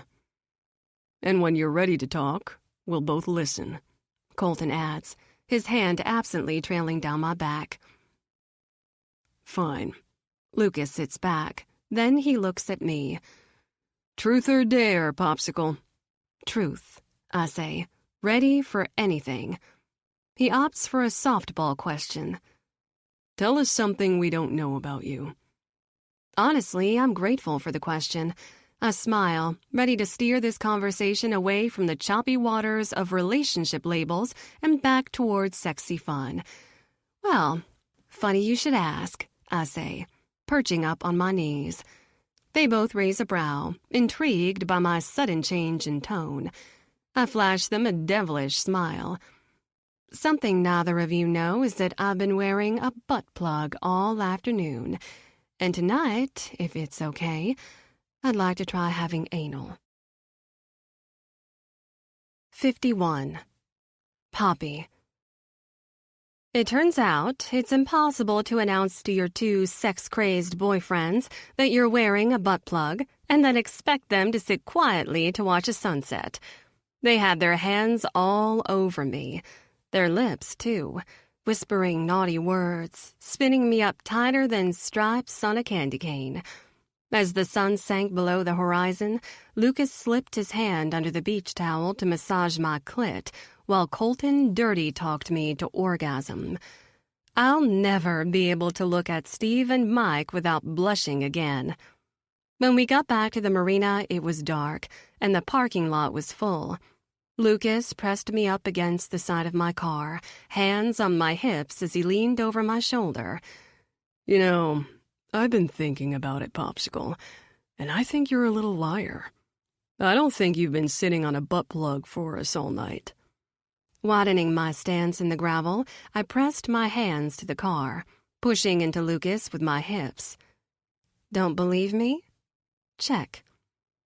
With a hungry groan, he flipped up my dress, his hand slipping under the hem of my little white cotton panties. I shivered as his finger trailed between my cheeks, pausing on the jeweled head of the plug. Oh, fuck me.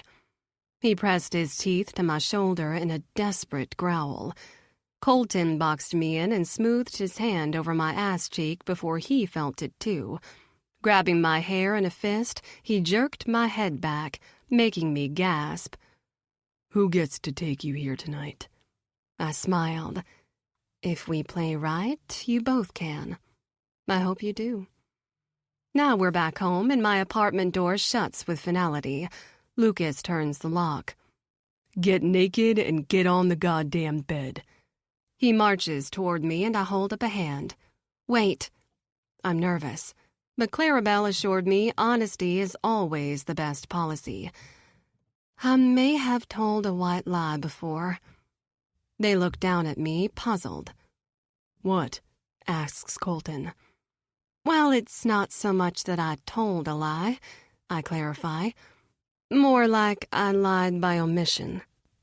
Poppy, what? I've never actually had anal before. They glance at each other, then back to me. Colton speaks first. That's okay. Yeah, only it's hard for me to try new things in the bedroom because I've never really had partners who made me feel adventurous or sexy, I admit. And you both know how I tend to overthink things. And if you dive deep enough down any rabbit hole on the internet, you'll be convinced you're dying. So I guess I've always just been too anxious to try it. You know what I mean? But you both said you wanted it, and I wanted to be adventurous for you, and I wanted to be so, so good for you. So I went to Clarabelle, and she explained what to do, and that made me feel like I won't die. But I'm still nervous, and I'm sorry. I just had to get that all out there before we start. And I understand if I've ruined this and you don't want to do it anymore. And now I'm done. They just keep staring at me. Talking, I add. I'm done talking. Slowly, the boys glance at each other again. Did you get all that? Asks Lukas. About half, Colton replies. She's never tried anal, and the internet has convinced her it will kill her. Lukas nods. Right. Well, should we just watch TV instead? Colton snaps his fingers. We can make granola. Yes, says Lukas. I fucking love granola. They turn away from me, as if they're actually about to head into my kitchen to bake. Guys, what are you doing? Lukas glances over his shoulder. Want to come help us? I just shake my head, eyes wide. No, I want to have sex. What is happening right now? Smiling, Colton crosses over to me first, cupping my face. He kisses me deep, letting our lips linger before he pulls away. Poppy, you are more than your body. We're not here just to have sex with you. Do you understand? Lukas steps in at his shoulder, his smile teasing. Don't get him wrong. The sex is fucking fantastic. More sex, I say. But we would never pressure you to do something you don't want to do. Colton goes on. Your body is a gift. You tell us what's allowed and we'll thank you for it. I glance between them, heart in my throat. I want to try. Guys, I want this. I want to feel you both inside me. God, I feel like I'm buzzing with the need to be with you. I can't get enough. I take Colton's hand and press it to my chest. Do you feel my heart racing? He nods, his warm hand splayed against my skin. I look to Lukas, putting all my trust in his hands. Will you take control again? Tell me what to do. I don't want to think anymore. I don't want to worry. Just make me feel. Lukas steps in, pressing a kiss to my lips. Get naked, He says, again. and get on the bed. Taking a step back, I slip off my cardigan, dropping it to the floor. Then I unzip the side of my sundress, letting it fall off my shoulders and down in a circle of butter yellow fabric. I'm left standing in a little strapless bra and my white cotton panties. They watch me as I work open the back clasp of my bra and toss it aside. Last, I slowly drag my panties down my thighs until they drop. I'm left naked, my windswept hair caught up in a messy ponytail. Swallowing my nerves, I let them watch me walk naked into my bedroom. They follow, Colton turning on the lamp in the corner as I stretch out on the bed. Coley, warm her up, Lukas commands. We want her wet and relaxed and begging for it. I fought a shiver as Colton strips off his shirt and walks over to the side of my bed. He's so beautiful. The scars that crisscross his chest showing the inner strength that matches his outer strength. He sinks onto the bed over me, his hand smoothing up my bare skin from my hip to shoulder as he claims my mouth in a deep kiss. Dropping his hand between us, he fingers my clit, pressing in as if he means to turn me on with the push of a button. I smile. Honey, I'm already turned on. I've been turned on for hours. His fingers dip down, and he groans against my mouth. I know he can feel how wet I am. Kissing down my body, he keeps his fingers in, teasing me. I can feel the plug, he says, adding a third finger. I was a nervous wreck as I followed all Clarabelle's instructions to put it in. Now that it's in and my body has relaxed around it, I've hardly noticed it. But Colton adding a third thick finger changes the game. Oh, God, I whimper. He presses down on the toy with his fingers as he sucks my nipple into his mouth. I cry out, my hands going to his shoulders. Oh, don't stop. Lukas stands at the end of the bed, slowly stripping out of his clothes. Poppy, where's your lube? Side table, I pant, already teetering on the edge of orgasm. Colton removes his fingers, replacing them with his mouth, and I arch into him, one hand on his head as I fling the other back to grip the comforter. My orgasm comes quick, teased out by the gentle sucking of his mouth on my clit. It pulses under his tongue until I can't take it. I let out a sharp breath, pushing on his head. Enough, I beg. Let me breathe a sec. He kisses his way back up my body, pausing to tease my nipples again. They feel oversensitive already, and I gently push him off again. God, it's too much, I whine. Baby, come here. I wrap my arms around him and claim his mouth instead. I can taste myself on his lips, which turns me on even more. You said you want to take us both together, he says, kissing my neck as he grinds into me with his hips. He's still wearing his pants. His belt digs into the naked skin of my hip. Do you want to know what it feels like with the toy first? I imagine it's smaller than our cocks. I nod. Yes, I want to feel it. Colton kisses me once more before he slips off the end of the bed. Lukas is already naked, stroking his lubed dick as he steps around Colton, replacing him on the bed. I'm gonna show you how tight it will be, he warns. You say stop, and it all stops. I nod again, reaching for him. I'm ready. He settles himself over me, shifting my hip to make room between my legs. His tip prods at my entrance, and I'm already trying to sink down on him. He smiles, giving me a quick kiss. Take it slow, baby. Keep your eyes on me so I know if it's too much. I can't look away, lost in his caramel eyes as he pushes in against the tightness of the toy. Oh my. You okay? He asks, holding himself still. I squeeze his shoulders, nodding. Yeah, I'm good.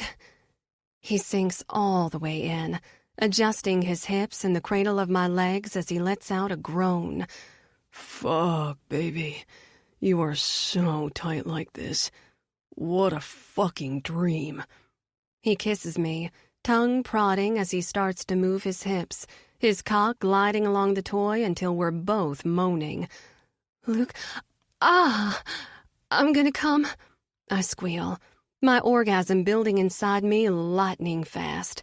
I cry out, my pussy trembling as my ass clenches down on the toy. Lukas shouts, pulling out of me. Fuck. He's gasping, hovering over me in a push-up position. I'm not gonna last if you squeeze me like that, baby. He slides off the bed, leaving me lying here, spread eagle, waiting for more. I'm still trembling as the afterglow recedes. I blink my eyes open to see them both standing by the bed, voices low as they exchange something in their hands. What are you doing? I shift up on my elbows, legs still spread. Strategizing, Lukas replies. Cole is going to take your ass first, and I'm gonna pull out the toy. Is that okay? I nod, trying to stop my nerves from settling in. He climbs onto the bed next to me, brushing my hair back as he kisses my forehead. We're gonna wear condoms, okay? I nod again. Good girl. Up for me. Hands and knees. I roll over onto my tummy, getting on my hands and knees for him. He shifts down the bed to sit behind me, his hands smoothing over the globes of my ass as he lightly parts my cheeks. Of course it's pink, he says with a soft chuckle, swatting my butt. I gasp, rocking into the sting. I feel it like a slap to my clit, too. I bite my lip, humming. God, honey, do that again. Insatiable, Lukas growls, rubbing his hand in a circle before he gives me another slap, harder this time. I clench around my little toy, dropping down to my elbows. I want him to do it again, but I'm afraid to ask. Reading my mind, Colton says, You want another one, don't you? I nod, feeling sleepy and hazy and so warm and wet. Please. Baby, all you have to do is ask. Lukas says, smoothing his hand over my cheek for a third time. He gives me a slap hard enough to sting, and I cry out, squeezing my little toy once more. Take it out, I pant. God, Lukas, please. I want a cock. Take the toy out. He chuckles again, smoothing both hands over my ass as he reaches for the toy, pinching it between his fingers. Take a deep breath and relax for me, okay? I nod, keeping my face pressed to the crook of my elbow. I wince, trying to relax as Lukas pulls the toy free. It leaves me feeling aching and empty. His weight leaves the bed, replaced quickly with Colton. He folds himself over me, his delicious, woodsy scent like a little slice of heaven as he wraps his hands around my hips, dipping one down to finger my clit. I'm gonna lube you up, then slide in. You tell me when to stop. We'll take this slow, okay? Okay. He kisses my shoulder. Good girl. I gasp at the first wet press of his lubed fingers at my hole. Keep going. His fingers penetrate, and I'm afraid I'll bite a hole through my bottom lip. But under the strangeness and the vulnerability, it feels good. No stretching, no pain. Then he's pulling out and both hands are on my hips. You ready? I nod. Words, Poppy, Lukas commands. Yes, I say on a breath.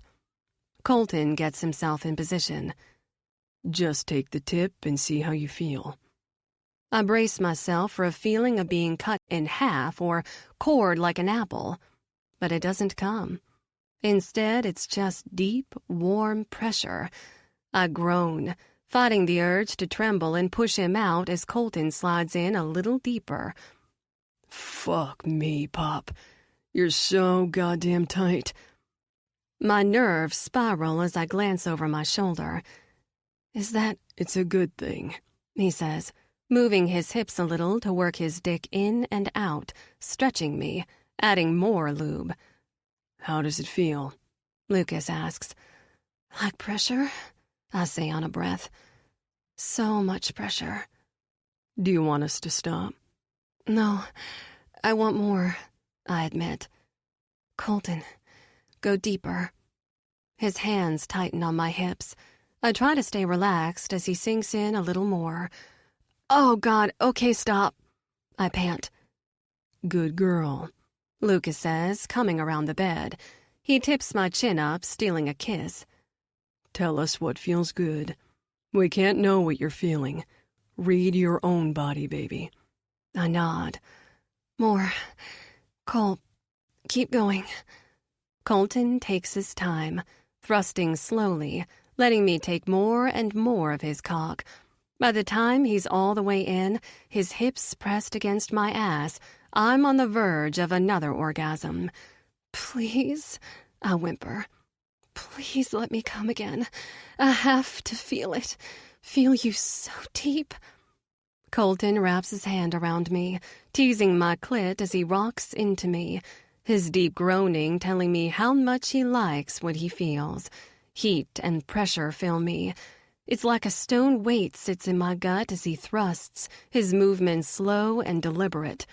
Oh, right there, I cry, pushing up on my hands. Fuck, he growls, rutting a little faster. Poppy, I'm gonna... Don't come, I shout. God, Lukas, I need you to. Want to feel you both. Colton groans. Nov, get on the bed. But get on the fucking bed! Lukas gets on the bed, shifting himself under me as Colton holds me up, his cock buried deep in my ass. Spread your legs, baby, Colton says at me, helping me widen my stance so Lukas can slide under me. We've never done anything like this before. It's thrilling. I'm flying and falling, so desperate for them both. Take the condom off, I tell Lukas. No barrier. I want to feel you in my pussy, baby. Want your cum. Please fill my pussy with cum. He takes it off, muttering a curse as I start to sink my weight on top of him. Let me guide you down, he says, his fist gripping his dick as he cups me with the other hand, feeling for my entrance. You tell us if this is too much, he commands, his eyes locked on me. I nod, whimpering as I feel his fingers sink into my wet pussy. Hurry up, Colton groans. Patience is a fucking virtue, Lukas replies, his fingers sinking deep. I think he's scared they're gonna break me. Not right now, I say on a breath. Please, baby, I'm ready. Need to feel you both. God, I'm dying for it. He kisses my lips as he slips his fingers out of my pussy, replacing them with the tip of his cock. Slow, he says. Nice and slow. I sink down on his cock, the pressure of them both filling me enough to have me ready to burst into tears. Oh, God, Colton groans. Fuck. Nov, I feel you. Lukas keeps his hands on my hips as I sink him in deeper. Keep going. I settle on his hips, his cock buried to the hilt inside me. Then Colton adjusts, pressing in behind me. I feel you, he says again. I know, Lukas replies, eyes closed. This is a fucking mind trip. This is everything, Colton mutters, kissing my shoulder, his hands cupping my breasts. The three of us hold each other there in that moment of perfect union. Their cocks are together inside me. They feel each other as much as they feel me. Not for the first time, we feel like us. The three of us. This is meant to feel just like this. I'm theirs completely. I'm filled and claimed in a way I never dreamed possible. I can't hold back the tears. I start to cry as I beg them to move, beg Lukas for his come. I transcend my body as they make love to me, moving together in a tandem of thrusts that has me coming on a wave of cries. I collapse onto Lukas as he thrusts up into me, finally coming on a groan. I feel him warm and wet between my legs, dripping from me. Colton folds himself over me, pressing in deep as he comes too. The first time we had sex, Lukas teased that he was going to rewrite my DNA. God help me, he did. This feels like a second transformation, a rewriting of Poppy St. James. Being here with them, the three of us together, I know deep in my soul that nothing will ever be the same. For any of us. 52, Colton.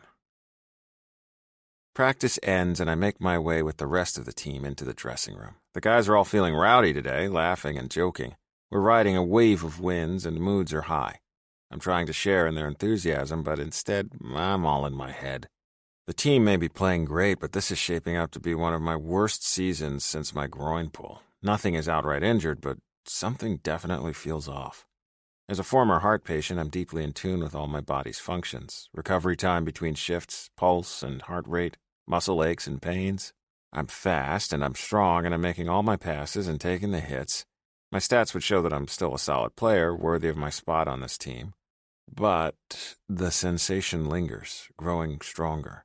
I feel out of sync on the ice, like I'm constantly catching up to the action instead of driving it. And I fucking hate this feeling. Is this all just my mental game affecting my physical performance? Hockey is such a demanding sport. So much pressure, so many games, so much travel. It can grind you down if you let it, body and soul. Not for the first time, I wish I still had my dad. He was someone in my corner who helped me catch my breath. His pep talks helped me align the physical with the mental. If you can't accept losing, you can't win. You can only control your own performance. Keep your mind in the game, Colton. He was always good for a little sports psychology. It's easy to focus on hockey when hockey is all you have. But my life is changing. I have more now. I want more. My loyalties feel divided. Do I chase the happiness I feel on the ice? The power? The purpose? Or do I embrace the happiness I have off it? The love and comfort, the unexpected feeling of family I've found? What if I want it all? Do I have to choose? Is one person allowed to be that happy? I get my first skate off as Lukas drops down on the bench next to me. Phone to his ear, voice gruff, he argues with someone on the other line. Listen, I don't know what the fuck you're talking about. Why are you even at my house? After a minute, he groans. Oh, really? He stiffens, his tone changing. Will you hold for a second, please? He covers the phone with his hand, dropping it to his lap. One brow is raised as he turns and glares at me. I'm putting in a home theater system. Shit, was that today? Yeah, in the back room. Why? What's wrong? What's wrong? His brows shoot even higher. What's wrong, asshat, is that someone is trying to deliver $20,000 worth of furniture to my house, but no one is there to sign for it. He holds up his phone. Now this nice gentleman is saying they'll be charging a second delivery fee for the furniture I didn't know I fucking ordered. I just shrugged, tossing my other skate aside. I'll cover the fee. Oh, you'll cover all of it, you cheap fuck.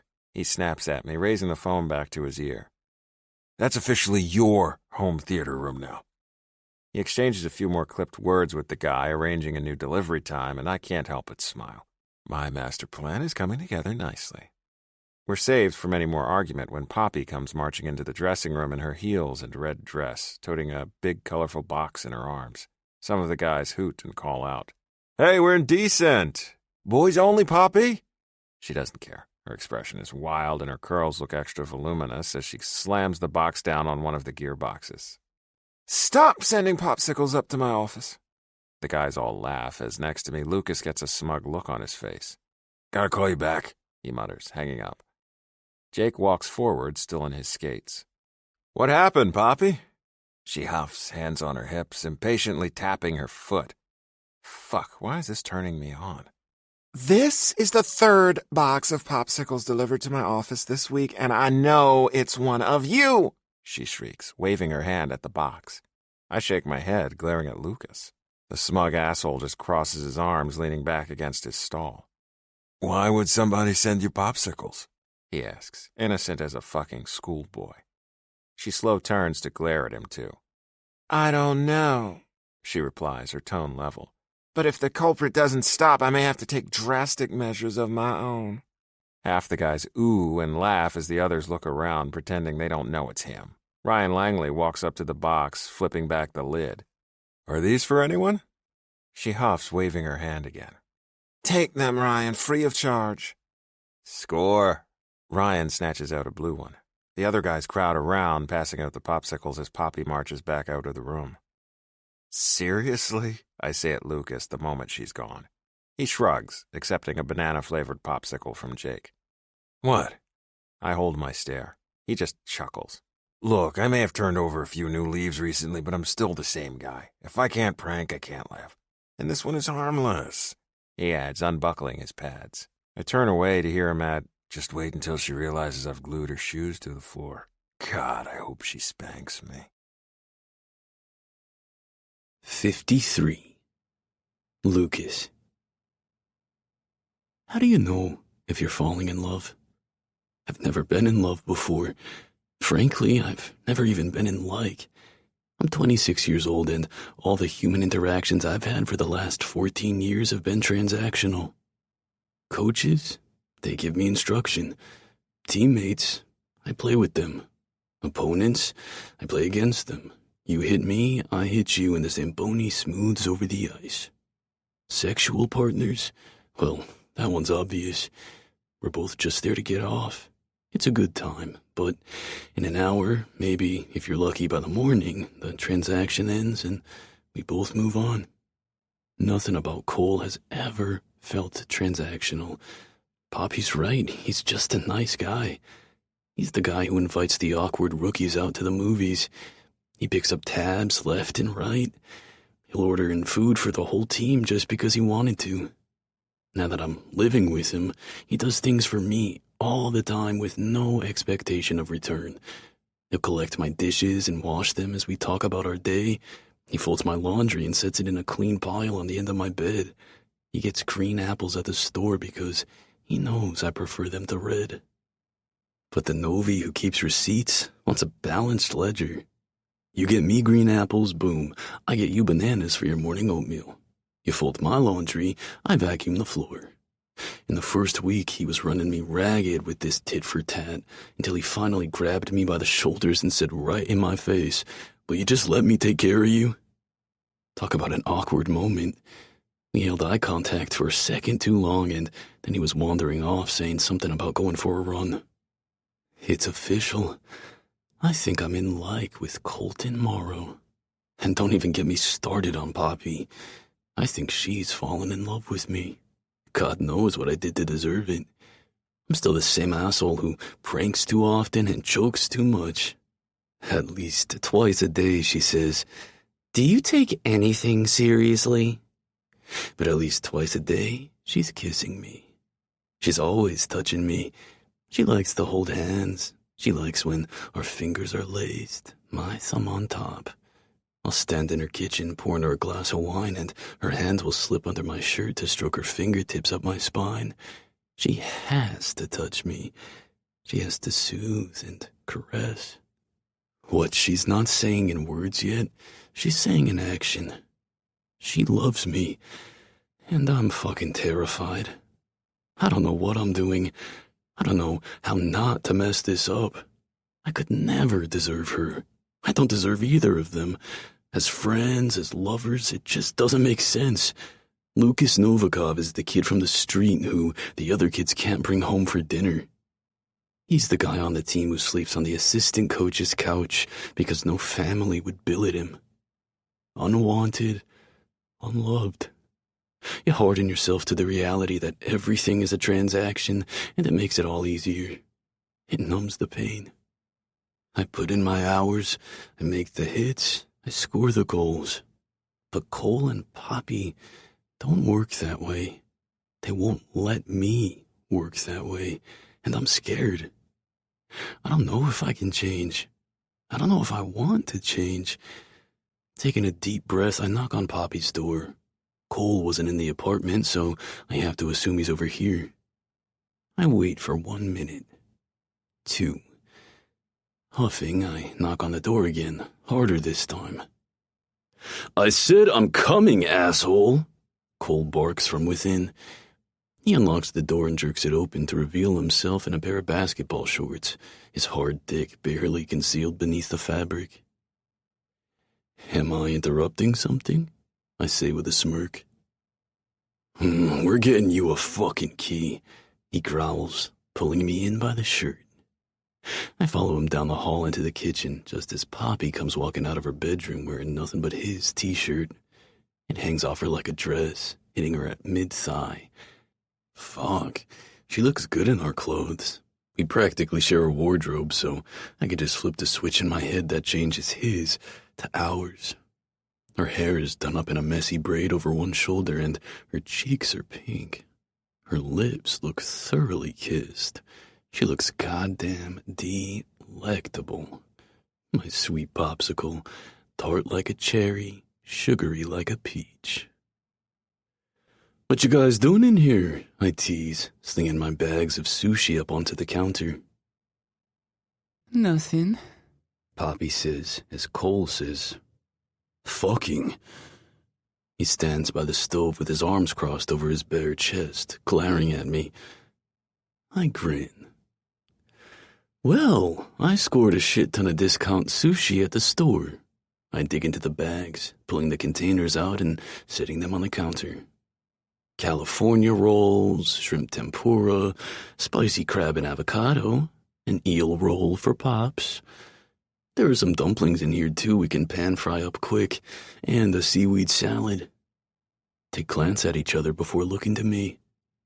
I pretend I don't see it, determined to make them break first. Yeah, I figured we could get it all set up in front of the couch and watch one of your stupid nature documentaries and go on. Maybe if we're feeling crazy, we can even walk down the beach a few blocks and get some ice cream. Lukas, Poppy whines, one hand on her doorframe. My grin spreads as I glance between them. The tension in this room is about to boil over. Or, we can shove this all in the fridge and fuck till we're dead. Thank you, she cries, hurrying back into her room. I laugh out loud as Cole steps in, grabbing half the sushi. Together we throw it all in the fridge. Then I'm shoving him into the cabinets for good measure, racing him to the bedroom. I stop in the doorway, eyes wide, to see Poppy already naked in the middle of her bed, fumbling with the latch on a little leather handcuff. I can't get the other one back on without help, she says. My dick feels fucking spring-loaded for how fast it hardens. Oh, what the fuck were you two doing in here? I turn to glare at Cole. Is this why you took so long to answer the goddamn door? Yes, he replies, shoving past me. He moves to the bed. Leaning over, he kisses Poppy, taking her free hand.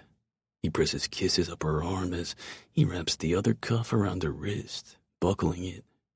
Poppy is smiling, her knees demurely folded over to one side, while her goddamn wrists are chained to her headboard. She looks over at me. Do you want to play? Well, fuck me dead.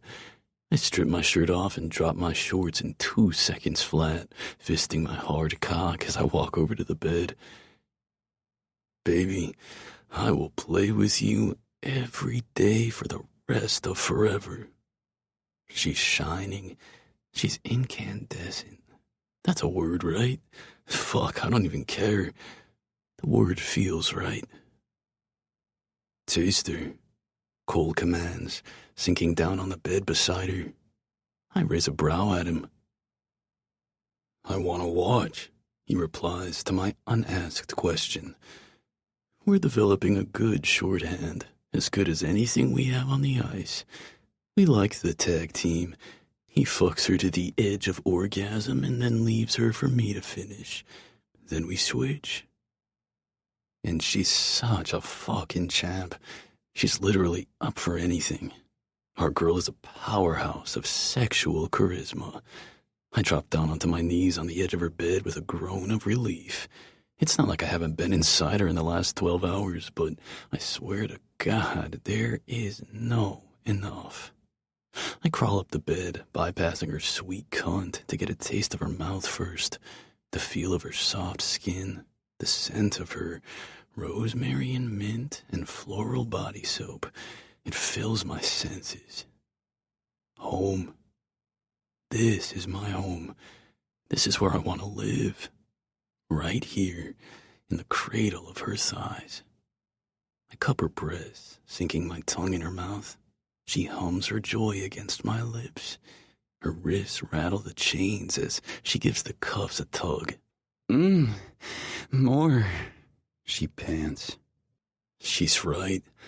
I need all parts of me touching her. Dropping a hand between us, I angle my dick for her entrance and test her with my tip. Fuck, she's so wet and ready. I don't know what Cole did to her, and I don't care. He made my girl ready to take this dick. We both groan with relief as I sink in, burying myself between her legs. How does she feel? Asks Cole. He's still sitting on the edge of the bed, his presence calm and controlling as he strokes his fingers down her arm, gazing down at her lovingly. Like heaven, I pant, thrusting into her tight pussy.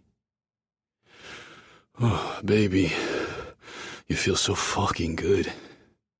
She whimpers, her legs around me as her arms strain against the cuffs.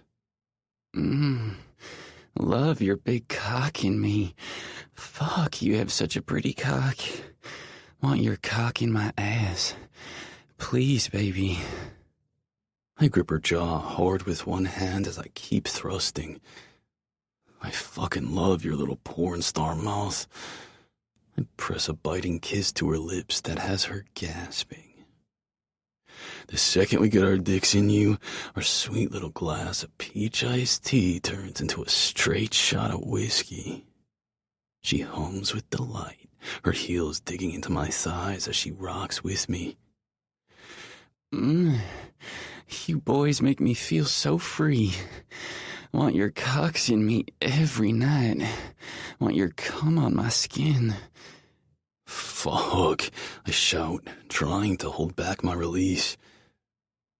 She said she wants a dick in her ass, Cole directs. Are you gonna do it, or am I? Don't leave her waiting. Okay, fuck me. Director Cole is such a fucking turn-on, too. Get the lube, I pant, pulling out of her cunt. Colton reaches over to where the lube is already waiting on the bedside table. He hands it to me. Popping the top, I dribble some onto my fingers and rub them over her tight little hole. She whimpers, straining against her cuffs. Spread your legs wider and relax, I say, soothing her with my free hand on her thigh. I brush up and down with slow strokes, changing my energy from feral to focused. She's so goddamn responsive. You slap her tits a little, and she'll claw your back like a wildcat. Rock into her slow, and she hums out a rolling wave of orgasms. Pet her like I am now, and she turns to jelly. Please, baby. She coos, her eyes bright as she looks at me. I sink a finger past her tight ring of muscle, and she bites that bottom lip, arching her back. I play with my fingers, adding lube and stretching her out.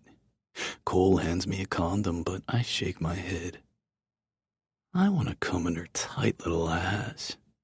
I want her to feel my heat inside her. My cum is gonna drip out of her hole tonight. She sinks back against the pillow. Oh, God. I grab her legs and roll her hips back, prodding my dick at her entrance. Nice and slow. Take me, baby. She relaxes, letting me sink my tip in. Whew, such a good fucking girl, I croon. Oh, and that's the other thing. Our girl will do almost anything for praise. Cole and I can all but get her off with just our words. Look at you taking my thick cock in your sweet little ass. She whimpers, pulling on her cuffs. Please. I sink in deeper, thrusting in and out of her tight heat, nice and slow. Give me a toy, I say at Cole. We're gonna fill all her holes tonight.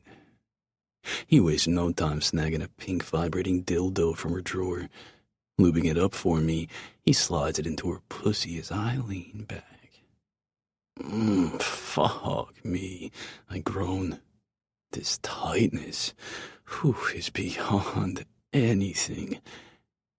I press back into the hilt, holding myself there as Cole turns the little toy on. Oh, God. She shrieks, jerking hard on the chains as she comes. The vibrations from the toy buzz along my cock, straight up into my goddamn chest. Her ass clenches around me, and I thrust, riding her orgasm as she bears down. Cole, get in her fucking mouth, I grunt. Fill her, our fucking queen. He's already on the move. Using her headboard as leverage, he balances over top her in a crouch. Take this fucking cock, he commands. That's my good girl. Look at you. Choke on it, baby. Oh, that's it. She arches up, mouth open, desperate for him. The sound of her gagging sends me spiraling. I drop my hand between us and grip the base of the vibrating toy. I move it with my thrusts, finding a rhythm that has her trembling, overwhelmed by her orgasm. I feel like some kind of mythical two-dicked monster pleasuring my girl in both her tight holes. I'm coming, I shout. She cries out, clenching around me as the heat of my release fills her. Swallow what I give you, Cole pants. Such a good girl. Swallow it. She's gasping, her whole body wrung out. She squirms around me, and I know the toy is too much. I slowly pull it out, dropping it glistening and vibrating onto the bed. Cole stands, his feet planted to either side of her head on a firm mattress. She looks down at me dreamily between his legs. Some of Cole's cum is smeared on her chin. Her arms are still chained to the headboard. Slowly, I pull out of her.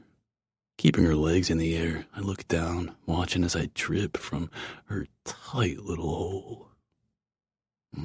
Perfect, I mutter, my heartbeat quickly returning to its resting rate.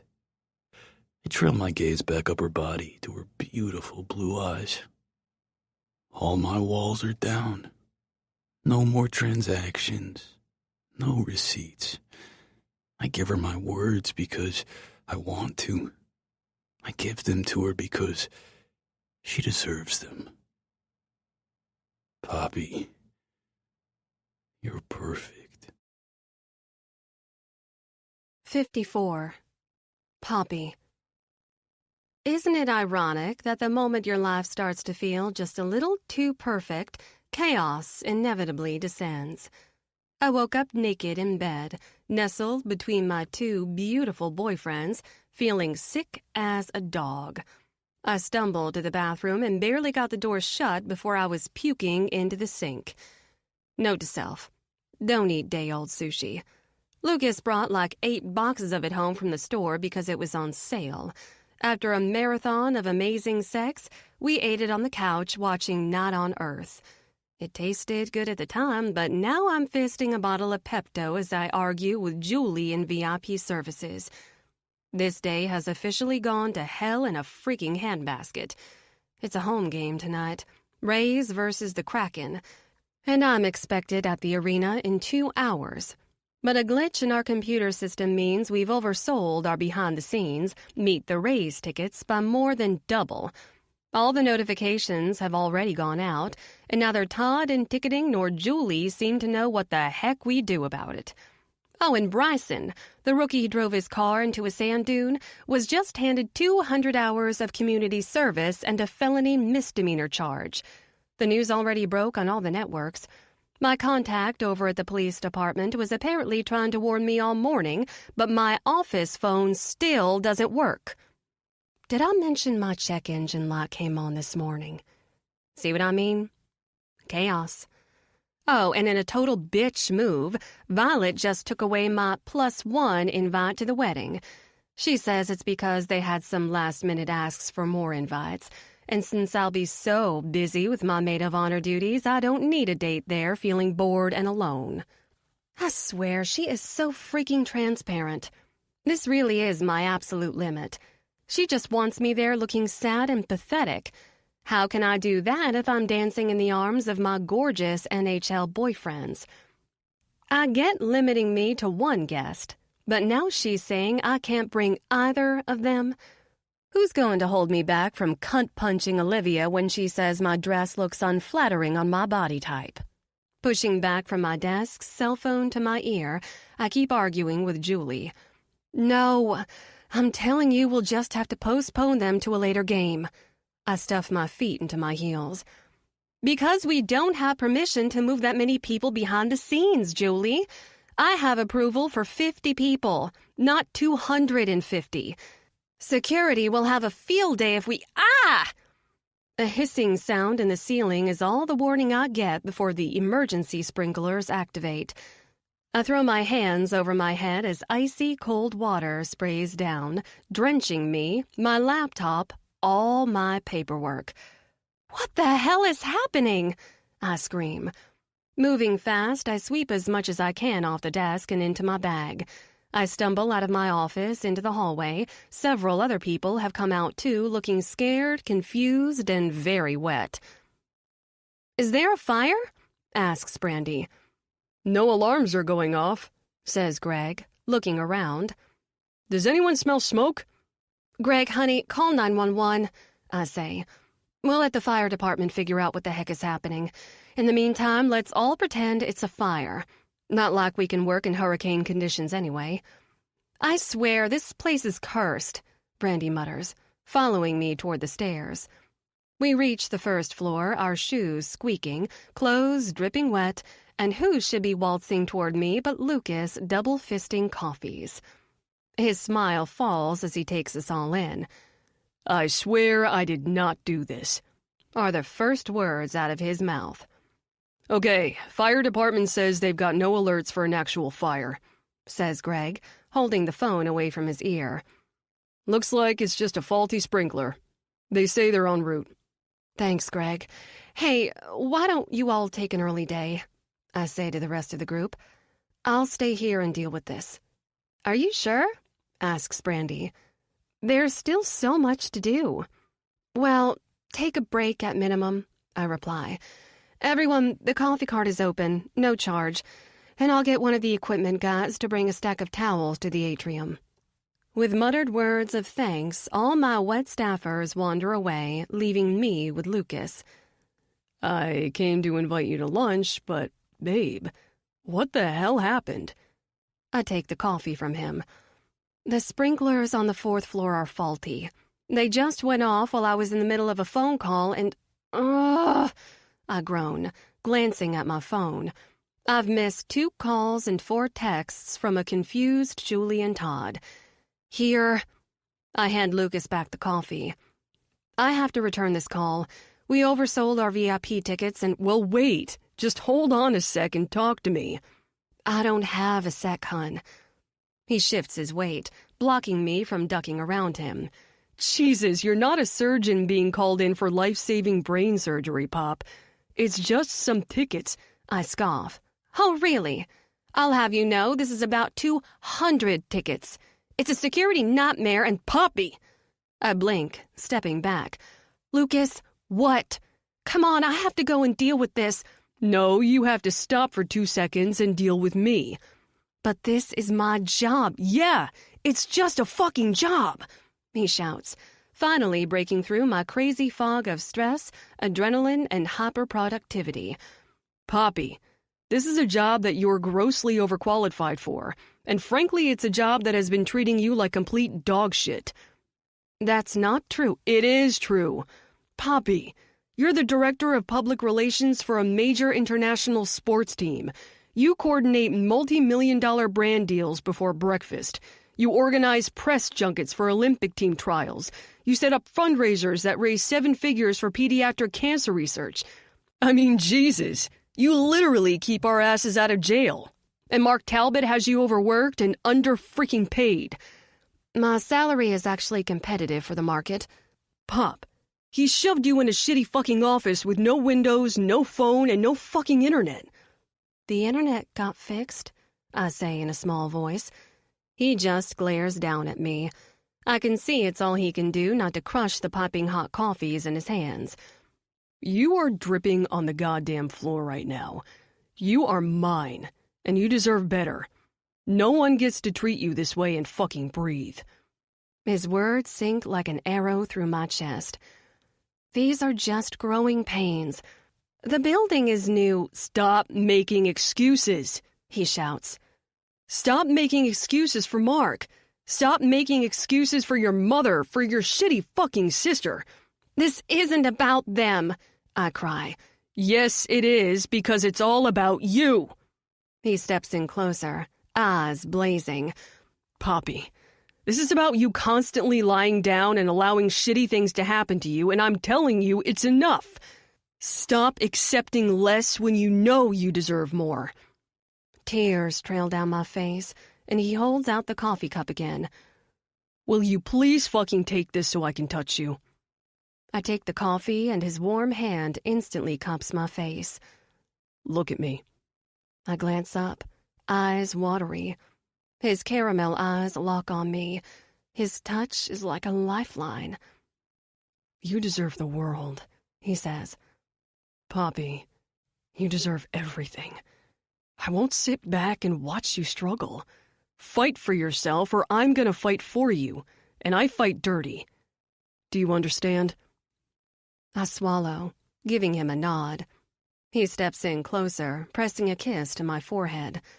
I smile, my free hand brushing down the colorful tattoos of his arm. I like possessive Lukas. He makes me feel so safe, so loved. He stiffens and leans away, glaring down at me. You think my violence is a virtue? You really think you understand what I'm capable of? Holding his darkening gaze, my heart drops. His walls are lowering. He was just a little too vulnerable and it scared him, so now he's going to deflect. My hand circles his wrist, ready to hold him to me. I know you, Lukas. He twists away from my grip, stepping back, his shoulders tense. No, you don't. Not really. How could you? Lukas, I mean, look at you, he says, gesturing to me up and down.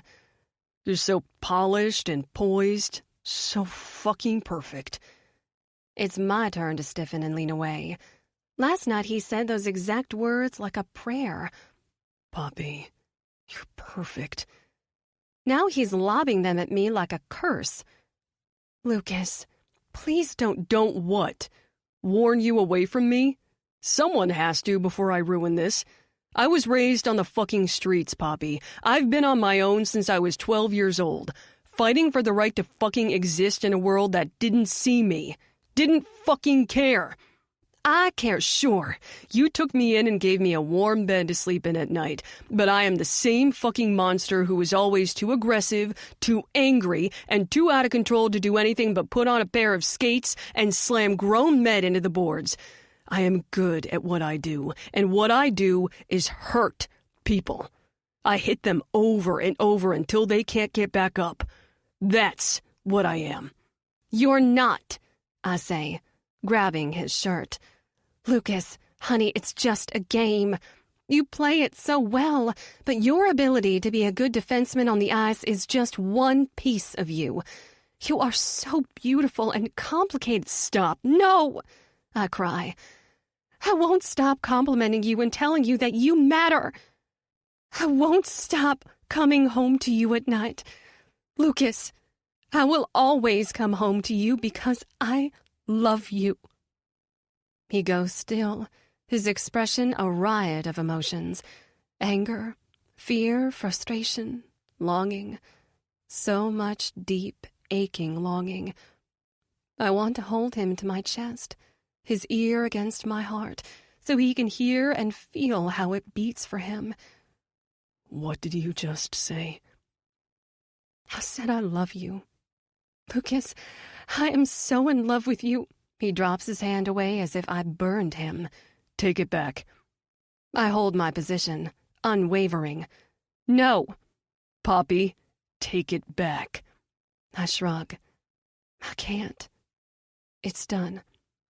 He steps in, grabbing me by the back of my neck. You still don't get it. I want to march up those stairs and kill Mark for upsetting you. I'm violent, Poppy. My thoughts are so fucking dark. I want to set your sister's hair on fire. I want to hit her shitty friends with my fucking car. No one hurts you and gets away with it. That's who you want to love? That's who you want in your bed? That's a man of fucking virtue? I hold his gaze. You won't do it. He growls, lowering his face to mine. You think I fucking won't? You won't, I repeat, my voice trembling. You won't because I'm asking you not to. You are mine, Lukas, and I love you. And if you do anything to jeopardize my ability to be with you, I will hound you to the ends of the earth. Do you understand me? He drops his hand away. This is a mistake. I should have let you go. Too late. No. I'll ruin this. Poppy, let me go. Never. I extend my hand, silently asking him to take the coffee. His hand wraps around it, our fingers brushing. You have a game to prep for, and I have to go hunt down Mark. We'll finish this later. Turning away, I leave him standing there. I've said what I need to say. Now he needs space to retreat and panic and wrestle with his own feelings. I know he loves me too. He shows me every day. The words will come eventually. I step into the stairwell, letting the door close behind me. My whole body feels like it's humming. I'm angry, I'm tired, I'm so freaking stressed. But I'm alive, and I'm fighting. And he's right. I am done accepting less than what I deserve. And what I deserve is Lukas, with all his flaws, all his feelings of unworthiness. I deserve Colton, too. I deserve the beautiful life the three of us can build together. I want that life. I want the house and the high-powered jobs and the adorable babies. I want my men rubbing sunscreen on my shoulders as our kids play at the beach. I want sunsets sailing and cozy nights on the couch. I want a family who loves me, friends who make me laugh, and a job that respects me. And God help me, I'm going to get it. 55. Poppy. Squaring my shoulders, I march into Mark Talbot's executive suite. I haven't stopped to look in a mirror, so I have no idea what I look like, but I know I'm still dripping water on the floor. Is Mark in? I need to speak to him. His personal assistant takes me in with wide eyes. Did you fall in the fountain? Is that seriously the most plausible explanation you could come up with for why the director of public relations is standing at your desk dripping wet? I retort. You think I tripped and fell ass over tits into a fountain? Slowly, she glances over her shoulder. It's not raining outside, I shout, making her jump. Is Mark available? Yes or no? Poppy? Mark pushes his own door open. I thought I heard you out here. Whoa, he chuckles. You got caught in the little sprinkler mishap too? I just got off the phone with... Mark, we need to talk, I say over him. In private, if you please. He steps back, gesturing for me to enter. Hold my calls, Nadine. I sweep past him, my toes squelching in my shoes as I cross from tile to a nice carpet. The far wall of his office is windows looking out over the Jacksonville skyline. I take in his cluttered walls of sports memorabilia, a pair of boxing gloves signed by Muhammad Ali, signed baseballs, pictures of Mark with quarterbacks and golf pros. I spin around, hands on my hips, and take in the man himself. Mark is tall, late 40s with a head of salt and pepper hair. He looks like he's a better fit for a Silicon Valley tech presentation than a Hockey Hall of Fame dinner. Well, it looks like your office is bone dry, I say. He steps around to sit behind his desk. Yeah, these little hiccups are to be expected when... Let me stop you right there, I say, holding up a hand. If you don't mind, Mark, I'm going to go ahead and speak, and I'd like for you to listen. And if I cry, please know it's not because I'm too weak or too emotional to be a working professional capable of running your PR department. It's just that crying is a stress response to the amount of anger currently coursing through my body. I pause, eyes wide, standing here soaking wet in the middle of Mark's swanky office. A truth hits me. Oh my God. It's obvious. It's been floating right in front of my face for days, weeks. All the signs were there, and I completely freaking missed it? I blink back tears as I look at Mark. Also, I may be realizing in this exact moment that I'm pregnant, and you're the first person I'm telling, and I'm definitely feeling pretty emotional about that, too. Mark clears his throat. Don't you dare, I say with a shake of my head. And I'm still speaking. Fine. The floor is all yours, Poppy. I take a deep breath. Right then.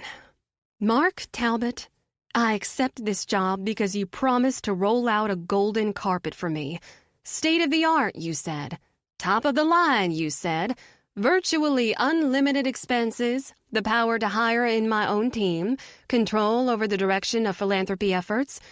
Do you know what I've received so far? A tiny little cupboard of an office with no window, no phones, no internet, and a lingering smell of Funyuns. Okay, well, I can address a few of those. Still talking, I say, raising my voice. You have lights that flicker, elevators that break, generators that stall out, and sprinklers on the fritz. The house is crumbling, Mark. Fix the freaking house! And I am at least 3 people short to run my department effectively. I've put in the requests to hire, and they're still languishing in HR. Because of my lack of a functioning office space and my short-handed staff, I am dropping plates left and right and center. I am missing calls. I'm getting information late. I'm chasing my freaking tail for you, Mark. All of this leaves me feeling completely incompetent when we both know I am anything but. I'm tired, I'm stressed, and I deserve better. He watches me, waiting. And I'm done, I say. Talking, not like with the job. I'm not quitting. Yet. Slowly, he nods again. Right. Well, I get the feeling an apology at this moment would be... I don't want you to say you're sorry. I want you to show you're sorry, I say over him. He's quiet for another minute, processing. What exactly do you want, Poppy? Be specific. I crossed my arms. Well, for starters, I want a better office with a proper suite where I can actually entertain sponsors and donors and members of the press. I want to be able to have a meeting with more than 4 people without having to reserve the conference room. Done. What else? I want to hire 3 more people. Done. What else? I narrow my eyes at him. I want a 15% raise, effective immediately, and I want an extension on my 1-year contract. I want 3 years minimum, with an option to renegotiate salary based on performance to include yearly scheduled raises. He smirks. Done. Anything else? I consider for a moment. Yes, I want the night off.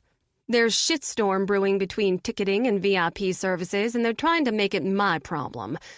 But there's a monsoon in my office, and I need to go take a pregnancy test, and I haven't sat down to watch the Rays play a game once this entire season. So I would like to make the ticketing issue your problem. Just for tonight. I'll be back at work tomorrow. He's quiet for a moment. Slowly, he reaches into his pocket and pulls out a wad of cash. I glare down at it. What's that for? For the concession stand, he replies. We overcharge the hot dogs. Makes us a killing. But it's reason 2,416 why I'm definitely going to hell.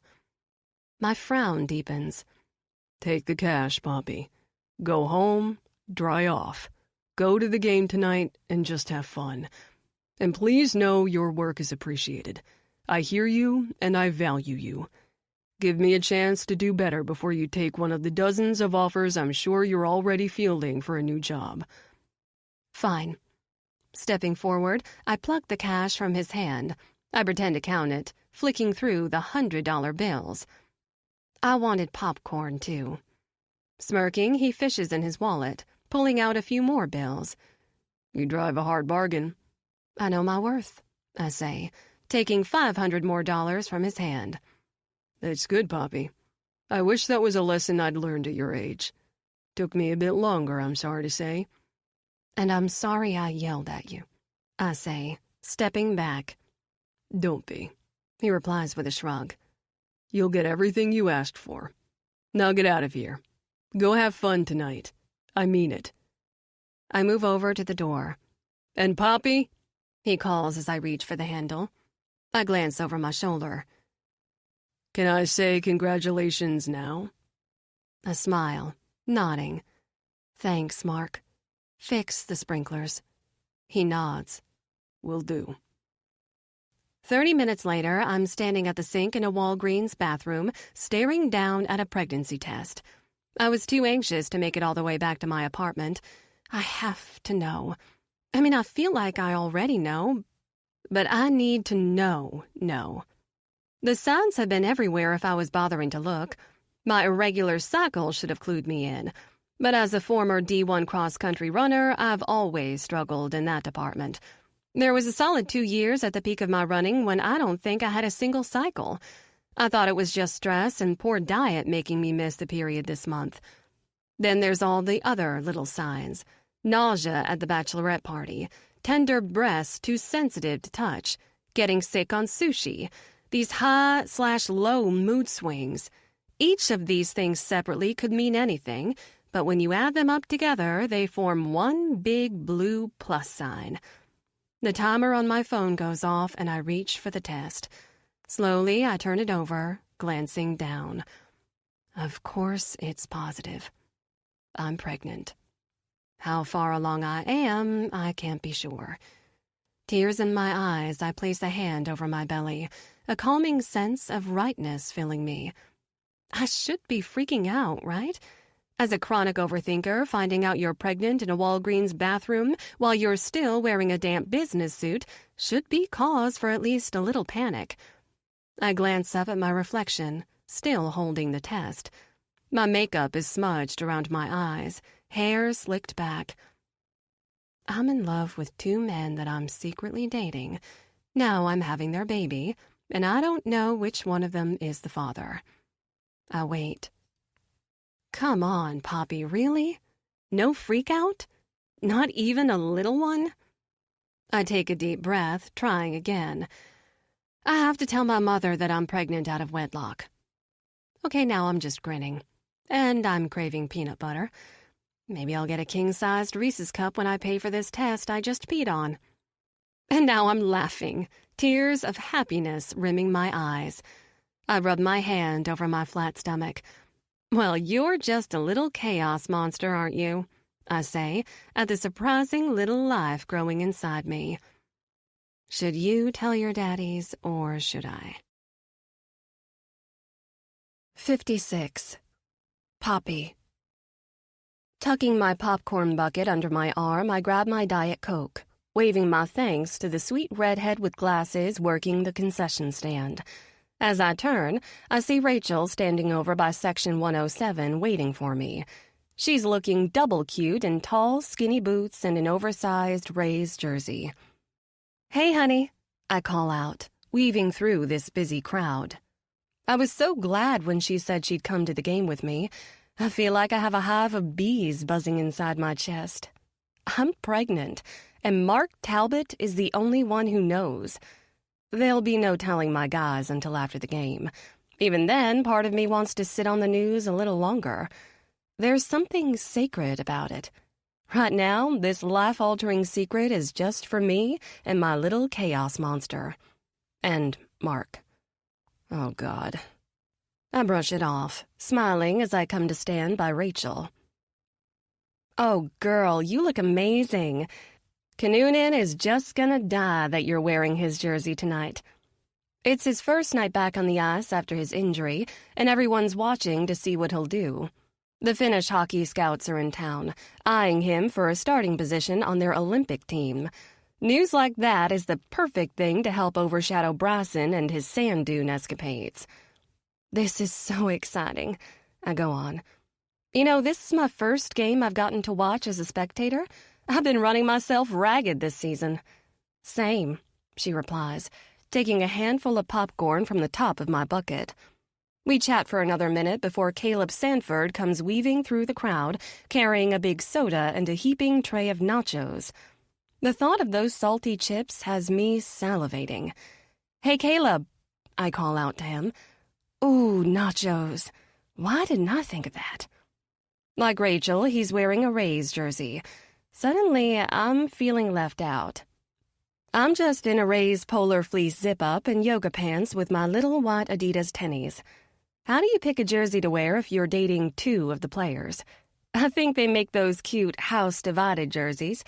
Do those come in the love triangle variety? The three of us chat as we make our way down to our section. Leo and ticketing got us great seats, one row back from the glass. I glance around, taking in the charged atmosphere. It's so strange to see it all from this angle. I'm usually up in the boxes, schmoozing all the VIP guests. From these seats, you can actually smell the ice, the buttery popcorn, the frothy beer. It's enchanting. I can't stop smiling. We've missed warm-ups, so I settle in next to two bear-sized men with big beards and painted faces. Apparently, they're brothers who run a construction business. And they're season ticket holders. We exchange some laughs until the lights go out. My heart does a backflip as the pregame music starts.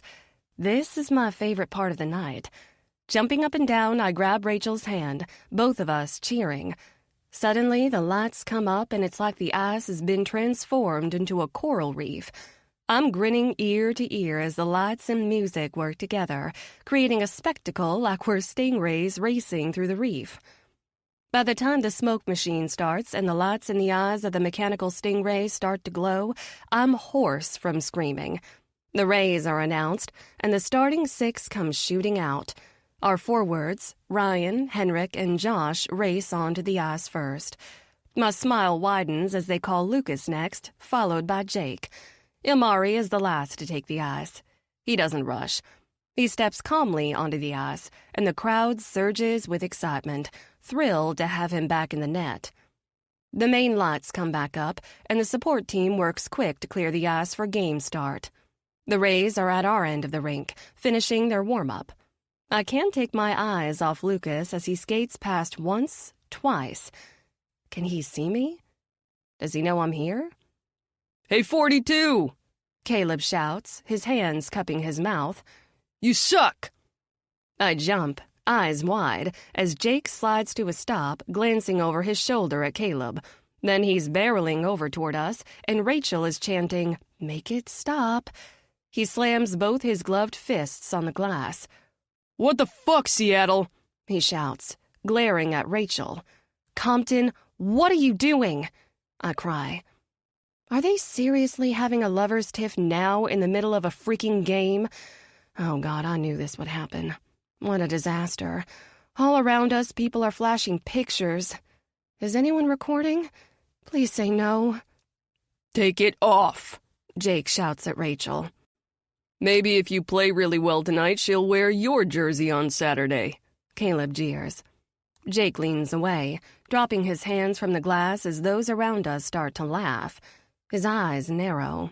If looks could kill, Caleb would be dead. Frankly, I'm not convinced I wouldn't help hold him down. "I'm sorry," Rachel calls, daring to look contrite. She's totally not, Caleb jabs, flinging his arm around her. Go skate, douche canoe. Try not to embarrass her. Oh, God. More camera flashes. More laughter. There's no way people aren't recording. Lukas has caught on that something's wrong, too. He skates up to Jake and mutters something. Following Jake's gaze up into the stands, he locks eyes with me. Heavens. How can one man look so beautiful and so angry all at the same time? Is my loving him really so hard for him to accept? Despite the chaos of how we started, we're so good together. I brace my hand over my stomach. For the first time today, doubt creeps in. If he's this resistant to the idea of me loving him, what will he do when I tell him I'm pregnant and there's a 50-50 chance the baby is his? Will he fight for us? Will he love us as we love him? Or will he cut and run, too broken and too scared to make a home with us? Holding my gaze, he skates away, pulling Jake back with him. I'm distracted by Caleb jostling me. He throws his arm around Rachel again, pretending to give her a big sloppy kiss on the cheek as the guys in the front row laugh and point. I follow this new chaos to where Ilmari is standing at the net, mask up, glaring at them. Oh my goodness, what is happening right now? I shout. We don't want our boys upset before a big game. Caleb just laughs, dropping his hand away from Rachel. Don't worry, Pop. It's just a little team-building exercise. I shake my head, a million fresh questions running through my mind. The last thing I knew, Rachel was still hooking up with Jake in closets. Caleb is Jake's best friend. He has to know, right? And Rachel sits with Ilmari on the plane, but that's just about his lucky charm thing, right? A lot of these players have weird superstitions. Lukas plays with 2 different kinds of gloves.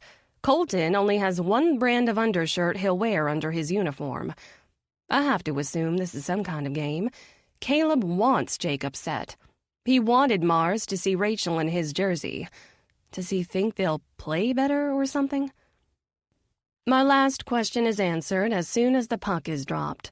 In seconds, Jake makes his first hard hit, sending his mark sprawling down to the ice to the rabid cheers of the fans. I look to Rachel. More importantly, I look to the sea of people around us, still eagerly snapping pictures and pointing. I've been working in PR long enough to sense some serious trouble brewing. Oh, girl, what have you done? 57. Poppy. It's 5 a.m., and the cauldron of trouble Rachel and Caleb stirred at the game last night is officially starting to boil over. I mean, what did she expect? Her father has been one of the most famous faces in global music for 4 decades. She grew up under a blinding international spotlight. Features in magazines, paparazzi at her school, drones flying over beaches on family vacations. And celebrity fans are crazy, nothing like hockey fans. They'll home in on your favorite flavor of cereal if they think it will make them feel closer to you. She can't go making moon eyes at a young, hot NHL player and not expect people to notice that, too. By the second period, even the freaking media team knew something was going on. I'm officially going to kill Jimmy and Tad. Did they have to pan the camera over to us so many times? Each time the Jumbotron zoomed in on Rachel, the crowd would cheer.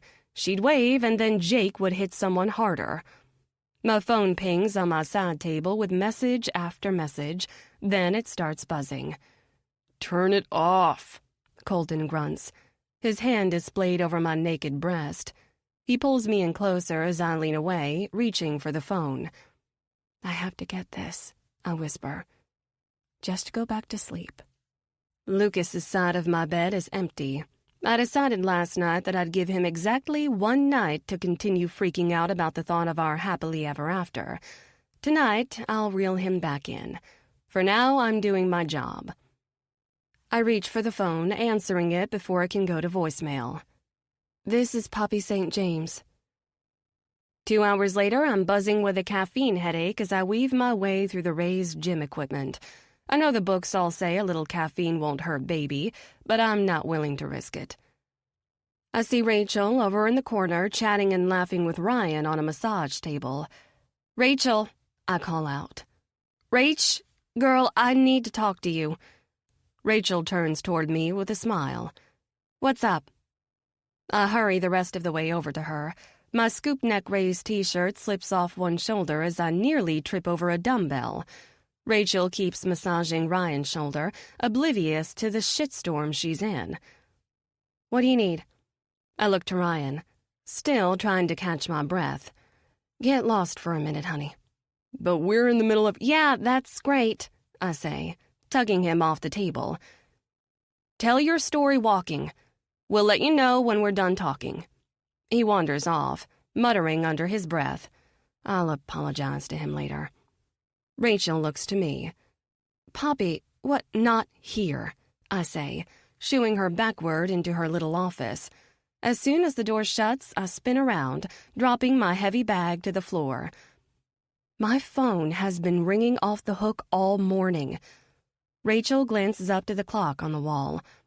"Pop, it's barely 7:30. You don't think I know that? The calls started coming in at 5 a.m. It was all I could do to make myself presentable and get in here and find you." I pull my phone from the pocket of my coral pink yoga pants. Flicking with my finger, I show her my missed call history. She looks mortified. "Just tell me." "They're all about you," I say, asking about last night. She lets out a deep breath. "Show me." I step over and show her the phone. The headlines just get more ridiculous. Rachel Price in secret tryst with NHL players. Rachel Price's love triangle explained. Fire on the ice. Inside the secret love affair of Rachel Price. Rachel Price, too horny for hockey? She's currently the trending topic on most of the celebrity gossip sites, as well as the Ferryman fan sites and some of the hockey gossip sites. The footage is on all the social media channels. Videos from several different angles show the moment Jake came skating up to the glass, pounding his fists and telling her to take Ilmari's jersey off. And these are just the short video clips that went viral, I explain. People have questions, Rachel. They think they know what they're seeing. I'm trying to stay ahead of it for you, but I need to know if what I know is the thing I think I know. She hands me back my phone with a confused frown. "The thing you... what?" I toss my phone down on the counter. Hands on my hips, I glare at her. "Rachel Price, did you spurn Jake Compton and take Caleb Sanford as your lover?" "What? No!" she cries. "No spurning..." I raise a brow. "Did you spurn Jake Compton and take Mars Kinnunen as your lover?" She sighs, shaking her head. "I haven't spurned Jake, Poppy." I do her the courtesy of faking my own surprise. "So you are with Jake Compton. Why, you sneaky little minx. I didn't expect a darn thing." "How long?" She sighs again. "Poppy." Well, what was this then? I cry, frustrated that she won't just let me in. You're just teasing him? Wearing Keenan's jersey to get a rise out of him? And what was Caleb doing involved? I thought they were friends. They are friends, Pop. It's complicated. Oh, my good gravy. Is it a love triangle? Is Caleb the spurned lover? Are they trying to make you choose? Have you decided? Rachel grabs me by the shoulders. Girl, pull yourself together. No one, and I mean no one, is getting spurned here. I wouldn't even know how to spurn something. She drops her hands away from me. Last night was an inside joke between friends, okay? We all worked together and it was a joke. That's the official story, all right? No romance, no spurning, no broken hearts. I search her face and the realization hits. She's scared. I was trying to rile her up with my crazy line of questioning, but I know what I saw last night, and I know the look in her eyes now. She's hiding. I think she has reason to hide. This isn't just about keeping her and Jake a secret. She's with all of them. Rachel is dating multiple players, too. What we're doing may be socially unacceptable, but for her, as their treating physician, it even crosses the line into unethical. Oh, this is a disaster. This is going to blow up in spectacular fashion. How long can I sit on this lid? An inside joke between friends, I repeat. Between colleagues, she corrects. We're all working on the same team, and the three of us had a fun night out in the stands, right? We ate our weight in junk food, and we got to watch our friends play. Friends, lovers, fathers of my child, who can keep track? Caleb and I played a little prank on the players where we wore their jerseys, she goes on. Good, clean fun, all right? Yeah, the kind of fun that gets you fingered on a yacht and pregnant. I nod, feeling like the world's biggest freaking hypocrite. Yeah, good, clean fun. Taking a deep breath, I turn my attention to my phone. Rachel needs to buy more time, and I'm going to buy it for her. It's what I would want in her position. It's what I do want. Colton, Lukas, and I aren't ready for the eyes of the world on us either. I don't want them shoved under a microscope and dissected, all the messy details of their lives picked apart as people judge us, judge our child. Oh God, the baby. My little chaos monster doesn't deserve any of this. I can feel the walls of my shell closing in, ready to protect us from the eyes of the world. This is exactly why you don't get involved with the players. Because in no time at all, you go from managing the story to being the freaking headline. What will our headline say? I close my eyes, taking a deep breath. No, I'm not going to make this about me. This is about Rachel and her guys and doing the best job I can to protect them. I can freak out about my own secret threesome on my own time. For now, I am Poppy St. James, and I have a crisis to manage. 58. Colton. We need to talk. Lukas appears at the shower door like he fucking teleported there. I must not have heard him come in over the sound of my music. Jesus, fuck! Dropping my hands away from my dick, I turn and hit the wall with my elbow. Ow! Did you see the screenshots I sent you this morning? I groan. The nice little vision I had of Poppy in here with me, her slick body rubbing up on me, fizzles. No, I'm in the shower. Will you get the fuck out? You think I care that you're stroking your dick in there? Want me to get in and finish you off? How did you get in? I growl, keeping my back turned as I wait for my dick to go down. We're in Poppy's fucking apartment, and the last I checked, he didn't...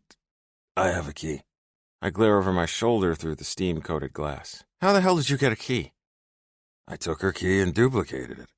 He replies with a shrug. Hey, you think I'm gonna let you have access to her without me? You're fucking dreaming. I'm not going anywhere, Cole. I turn fully around, not caring that my dick is still half hard. If you care so much about access, where were you last night? He waves his hand. Not important, we've got bigger fish to fry. Fine, get out so I can finish. Sure, and by finish, you mean you'll come into her loofah, right? I bet you used her body wash on your dick, too. Anything to get a little hit. What the fuck is your problem? He smirks, glancing down at my dick. Looks like this angry foreplay is working for you there, bud. Want me to keep slinging insults and you can just unload right here on her shower glass? I raise a brow, heat coiling in my gut. You want to watch me jerk myself off onto the glass? If it gets you out of there faster, he teases. Well, I'm in no mood to be fucking teased. Poppy left me alone in bed this morning, meaning I didn't get to start my day inside her. I'm on edge and I'm calling his bluff. I wrap my hand around my dick and give it a slow pull. Blood rushes back to it, leaving me breathless. I reach out, bracing my hand palm flat against the steamy glass. Novi's eyes are wide, his lips parted with the joke he's not telling. Yeah, if he keeps teasing me, I'll shut him up with my dick in his mouth. Fuck, that just made my balls twitch. Am I into this? Do I like having him watching me like this, even without Poppy here? He's not leaving and he's not telling any more jokes. Does he like watching me? I groan, the sound deep in my throat as I rub my soapy thumb all around my thick head. Fuck. Don't stop, he says. I keep stroking myself, luxuriating in the silky wetness, the heat of my hand. Don't get me wrong, I'll always prefer Poppy's hands on my dick. But there's no shame in self-pleasure either. I know what I like, and I know what makes me come hard and fast. Lukas steps away and I pause. What are you... I said don't fucking stop. I watch him walk over to the sink, taking his shirt off as he goes. He tosses it to the floor and pumps some of Poppy's lotion into his hand. Then he returns to stand in front of me. Slipping his shorts down with his other hand, they drop to his ankles, exposing his dick. He stands there naked and wraps his lotioned-up hand around his hard length, giving it a stroke. My dick twitches at the sound of his desperate groan. I fist myself tighter, matching his rhythm as he fucks into his hand. My senses fill with the smell of Poppy's body wash as I add more, lathering myself with it. I'm close, he mutters, his breathing labored. Put your hand on the glass. He reaches out with his free hand, pressing it palm flat against mine, aligning our splayed fingers. Fuck, why is this so hot? I'm right there, I grunt. Me too, don't fucking stop. Come on the glass. I want to see it. I groan, moving my hand faster over my dick, squeezing at the base as I rolled my palm over my tip. Look at me, Cole. I blink, lifting my gaze away from our hands to meet his eyes through the glass. Don't stop, he pants. I'm coming. Fuck, he shouts, stepping closer to the glass as he comes to. I lean in, the heat of release building inside me until I'm roaring out my climax. My cum shoots from my tip, hitting the glass. I keep stroking my dick, gliding with my thumb on the underside of my shaft until I spurt again. Oh, fuck, Lukas cries. Cole, I'm coming so fucking hard. I know, I say on a low hum. Me too. I give my dick one more long, slow pull. Then I drop my hand away, leaving my dick twitching as the warm shower washes it clean. I look at Lukas through the glass just as the asshole dares to say, next time I'm catching it in my mouth. 20 minutes later, we're dressed, Poppy's shower glass is clean, and we're rolling into the parking garage of the practice arena. Lukas parks his truck in his assigned spot. Grabbing the bag of granola we've been munching on, I get out. So, how do you want to do this? We just need to be straight with them, he replies. Pausing in his steps, he grins and adds, well, you know what I mean. I know he's joking again, but it is an interesting conundrum. I've always considered myself to be a straight man. I've only ever been attracted to women. I've only dated women. I've only fucked women. That means I'm straight, right? Well, now I feel like I'm straight plus Novi. Is that a thing? Sharing Poppy like we do, I can't help but also be interested in sharing more with him. When the three of us are together, it's hard not to let hands and mouths wander. I'd like to know it's not a problem if occasionally my hands touch him. Maybe they wrap around his dick. Maybe my mouth does, too. Maybe I lick her climax off his shaft when he's done with her. Fuck. I have to stop or I'll get hard again, and you can see everything in these damn workout shorts. We all saw the little jersey swapping game Rachel and Sandy played last night, first during the actual game, then again at the press conference. Jake was practically squirming in his chair over it. The big reveal was Sanford wearing Jake's jersey like he was a goddamn wag. Now the gossip is everywhere. When I get out of the shower, that's what Nove showed me on his phone. He's still in a couple group chats with some of the guys on the Pens and the Bruins, and they were asking him to confirm whether Jake and Sandy are finally out as gay. But they don't know what Novi and I know. It's possible no one else does. Jake and Sandy are sharing our team doctor. They're together, the three of them. They're in the same goddamn position as us, and now they're getting dragged for it. That's what pulled Poppy out of my bed at 5 a.m. She's been over here dealing with the PR crisis that is 3 consenting adults choosing to be together. It's a fucking mind trip, like we're getting to watch the world's craziest game of what if happen before our eyes. What if Lukas and I came out as dating Poppy? What if we came out saying we want to live together, share our girl, and grow fucking old together? Would the league accept us? Would our teammates? Would the fans? We get inside the practice arena and head up to the gym floor looking for Jake or Sanny. We step into the gym and Novi sticks out his arm, stopping me in my tracks. Mars Kinnunen is standing in the middle of the floor in a fucking rage, yelling at DJ Perry. And what gives you the right to think you get to have an opinion? Jeez, Mars, I only said... What Compton and Sanford do outside this gym is no business of yours or any other person on this team. Shit, looks like we're too late. Novi grabs my arms and pulls me into the gym, going over to where Langers is watching, eyes wide. What the fuck happened? Avery started chirping about Jake and Sanford being gay. He explains, pointing over to where our head of PT stands, arms folded, smirking. I fucking hate him. And that got Davo going, and then Perry joined in. Langers goes on. I guess some of the guys got pings to their group chats about it all. The Pens, the Kings. Fuck. Nov glances warily over to me. Mars is still on a fucking tear. And I will not stand silently by as members of my team are derided by the likes of a no-talent fourth-line forward who doesn't know his ass from his goddamn elbow. We all lean away as he switches to finish. He strides forward, all 6'5" of him. Towering over Perry, he pounds his fist into his hand as he continues to shout. DJ's gonna piss himself, Langer says, clearly in awe of the goalie. Come on. Novi pulls on my arm, dragging me out of the gym. You don't want to see how that ends? Perry's already crying. You want to stick around? Come on, we gotta go find Compton. This is fucking bad. Well, what do you want us to say? I don't know. What would you want to hear? He pauses, glancing over his shoulder at me. I shrug. I don't know, Nov. I'm not in the hot seat. Yet. I nod. It's only a matter of time, really, if we keep doing what we're doing. I hold his gaze. Are we fucking crazy here? It's his turn to shrug. Does it matter at this point? No, it really doesn't. We finally find Sanford lurking in the laundry room. Hey, Sanny, Novi calls, stepping into the room first. Oh, what happened to Snuffy? I tease. Some of the guys still call him that from when Doc Price thrashed that blonde bunny at the club. I liked that nickname, I add. Sanford just rolls his eyes. He's standing behind a large folding table ironing jerseys for tomorrow's game. What do you need, Nov? Not a thing, Novi replies, taking a handful of the granola and popping it in his mouth. Compton's still around? How should I know? Maybe because you live together? Novi says with a laugh. And you carpool into work all the time, I add. Novi flashes me another, and I just shake my head. Yeah, we've started carpooling, too. And you've got your weird DLP ESP, he adds.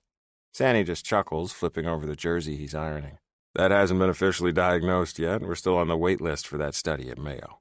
While Novi laughs, I snag the bag of granola from his hand. This is my favorite batch we've made so far. Poppy added a little honey water drizzle over the oat and pistachio clusters after the bake. I move around the side of the table as he mutters a curse at me. Give it back, he growls. There's nothing worse than a hangry Lukas, so I seal the bag shut and toss it back to him. Sanny just shakes his head at our antics. I've been down here since I got in, he says, moving the iron slowly back and forth over Sully's jersey. I don't know anything happening outside this room. Nov and I exchange another look. There are so many ways this could be done, ways this probably should be done.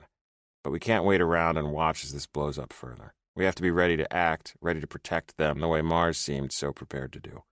It's what we hope they'll all do for us, too. He narrows his eyes at us. What is it? Novi takes another handful of granola, shoving it in his mouth, and I know that's his fucking cue to make me talk first. What? Sanny says again. Come on, guys, I got a shit ton to do, so if you're not gonna... Are you with him? I ask. Across the table, Novi groans. Dude, come on. You're not supposed to just ask a guy if he's gay like that. That's like breaking the rules, right? He looks to Sanny, too. Sanford is annoyed. What are you assholes talking about? You haven't seen it, then? Asks Nov.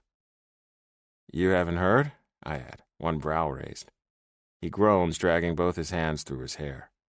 Fuck, guys, drop the suspense before I go looking for Colonel Mustard holding a candlestick.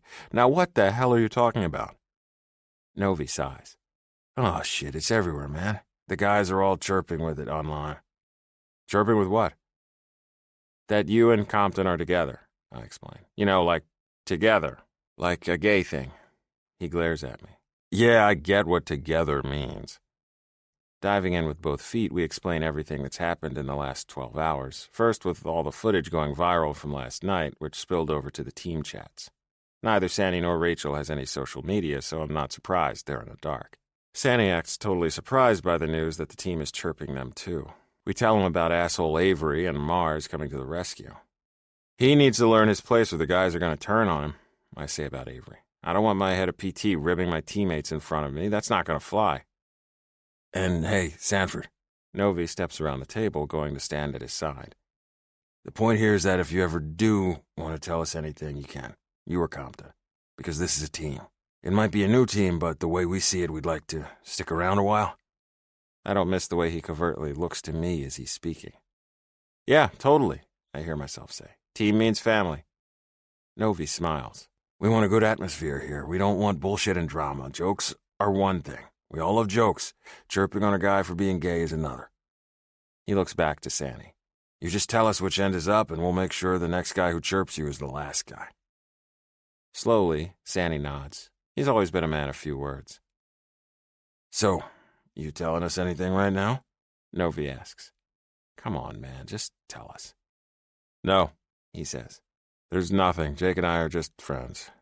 I can actually hear the disappointment in his tone. Hiding their relationship is fucking killing him. I glance over at Nove, my heart twisting as I think of our sweet Poppy in the middle of a shitstorm like this. I want to protect them at all costs. I'll stay silent as long as they need, but hiding our relationship is killing me too. 59. Poppy. You want to say that again? My gynecologist smiles, adjusting the vaginal wand with one hand as she points up to the tiny circle in the middle of the black and white monitor. I said, judging by the size of the embryo, it looks like you're about 6 weeks pregnant. I lie back, one arm over my head, and stare up at the popcorn ceiling panels. Holy crap. I'm 6 weeks pregnant? I've known for all of 2 days, and here it's been half a freaking trimester. My little chaos monster has already seen and done so much. He went sailing, played bingo, sang karaoke, ate bad sushi. Wait, 6 weeks? I grab my phone and flip through my calendar, counting back the days. Oh my. I lie back again. That was the week I was in D.C. That was the week the elevator broke. Everything okay? The nurse asks with a kind smile. I snort, trying to hold in my laugh. No, I'm fine. It's just that this baby was either conceived due to a broken condom up against the side of a hotel ass machine or on the floor of a busted elevator. Oh. My gynecologist removes the vaginal wand. Well, that sounds adventurous. I nod up at the ceiling. Yep, that's me. I'm just one big thrill seeker. I push up on my elbows, glancing between them. Did I mention it was with 2 different men? Yeah, there's literally no telling which one of them is the culprit. I'd say it was Colton since Lukas and I used a condom, but I was on the pill. So it should be neither of them, right? This should be divine conception. They both offer me patient smiles. Pills aren't 100% effective, the doctor cautions. Especially if you miss any or take them at irregular times. Oh, trust me, I know. I've watched literally every rom-com ever created, and I've read about 1,000 more. I know how this works, Doc. She pushes back in her wheelie chair. Well, it's a bit too early to see any cardiac activity this time, but everything looks like it's going very well. I nod, sitting up. We'll be sending you home with the sonogram images today, and I want you to get with Sheila to book an appointment to return in another few weeks, okay? I nod again. Yep. For now, I want you to just take it easy, she adds, patting my knee. Rest as much as you can. Relax and just let your body adjust to its strange new reality. I find another laugh. Rest? Relax? When? This is possibly the most stressed I've ever been. As I was lying here, I've missed 8 calls and gotten 11 texts. I'm in the middle of this Rachel Price media storm. I'm trying to navigate a major pet adoption promo, and I still have reporters calling me about the damaged freaking sand dune. Not to mention we have another home game tonight. I only just slipped away from the office before I have to be over to the arena to meet with the Finnish Olympic scouts. They're still in town to watch Kinnunen play again, and I'm supposed to entertain them. Have you ever tried to entertain members of the Finnish Ice Hockey Association? I mean, really, where is Lemon when you need her? By the time I'm dressed back in my teal sheath dress and strappy black heels, the nurse practitioner knocks and steps back in the room. Here's that sonogram printout for you. She hands me a thin strip of photo booth-style images. Baby is the size of a lentil, she chimes. I take the photo strip from her, staring down at the top one that has a little white arrow pointing to my occupied embryonic sac. A lentil. That seems a lot nicer than calling him my chaos monster. Well, Lentil, any clever ideas? How the heck are we gonna tell your daddies? 60. Lukas. This game is a goddamn fucking gong show. The Leafs defensemen are always hard hitters, taking their cue from veteran grinder Brett Durand. I've played against this guy since the juniors, and he's a menace. He's built like a linebacker, making him slow on his skates, but he hits like a freight train. Coley and I are paired up this game, and it's all we can do to keep Durand away from our forwards. I'm pouring sweat, sides heaving between each shift as I wait on the bench. There's a Finnish forward playing on the Leafs. The Olympic scouts are here watching him too. Compton informed the whole D-line that we have to stop him from making a goal. Mars wants Mäkinen to prove his worth to the scouts. I can respect that, but damn if it isn't making me tired. Mäkinen is so fucking fast, and every time I turn around, there's Durand in my face. We're into the first minutes of the second period. Rays are up 2-1 when all fucking hell breaks loose. I'm on the bench with Cole, watching as Compton and J-Lo scrap it out around our net, trying to clear the puck. Mäkinen takes a shot. Mars deflects, sending the puck over to Langers, but he's just a bit too far ahead of it. Durand lands a nasty hit, sending Langley sprawling down to the ice. Compton and J-Lo scramble to cover Mars as he skates out past his crease. Our forwards slip out of sync as Sully is knocked off balance. At the same time, J-Lo trips on a stick, falling in slow motion to the side of the goal. It leaves Mars totally unguarded, and he's too far out. Mars leaps backward, his body slamming down to the ice as he flattens out, stretching from fingers to toes to block the net. The Leafs forward gives Mars a full face of snow as he skates in too fast, doing a pirouette to avoid a goalie interference penalty. Mars blocks the shot, but it costs him. He's flat out on the ice like a limp fucking fish. "Get up!" I shout, one leg already over the boards. "Come on, Mars!" Cole says at my side. Durand skates in from the side too fucking fast as Mars is getting up to his knees. He slams into Mars, crashing into the back of the net, knocking the whole damn thing loose.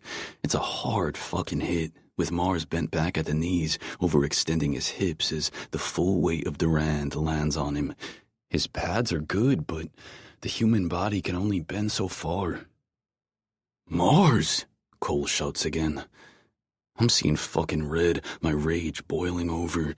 Mars is down, and he's not getting up. White spots dance at the corner of my vision. Rule number 1 in hockey: never touch the fucking goalie. But I'm not out on that ice. I'm stuck watching from the boards as Compton goes barreling in. I can hear his primal shout of rage as he crashes into Durand. Dropping his gloves, Compton tackles him to the ice and starts wailing on him. He's punching Durand with both fists, pinning him down with his hips as he screams. Jake, no! Doc cries from behind me, her hands on my shoulders as she boosts herself up onto the bench. Stop it! He'll kill him! He really is gonna kill him, says Coley, with one gloved hand on my arm to keep me on the boards.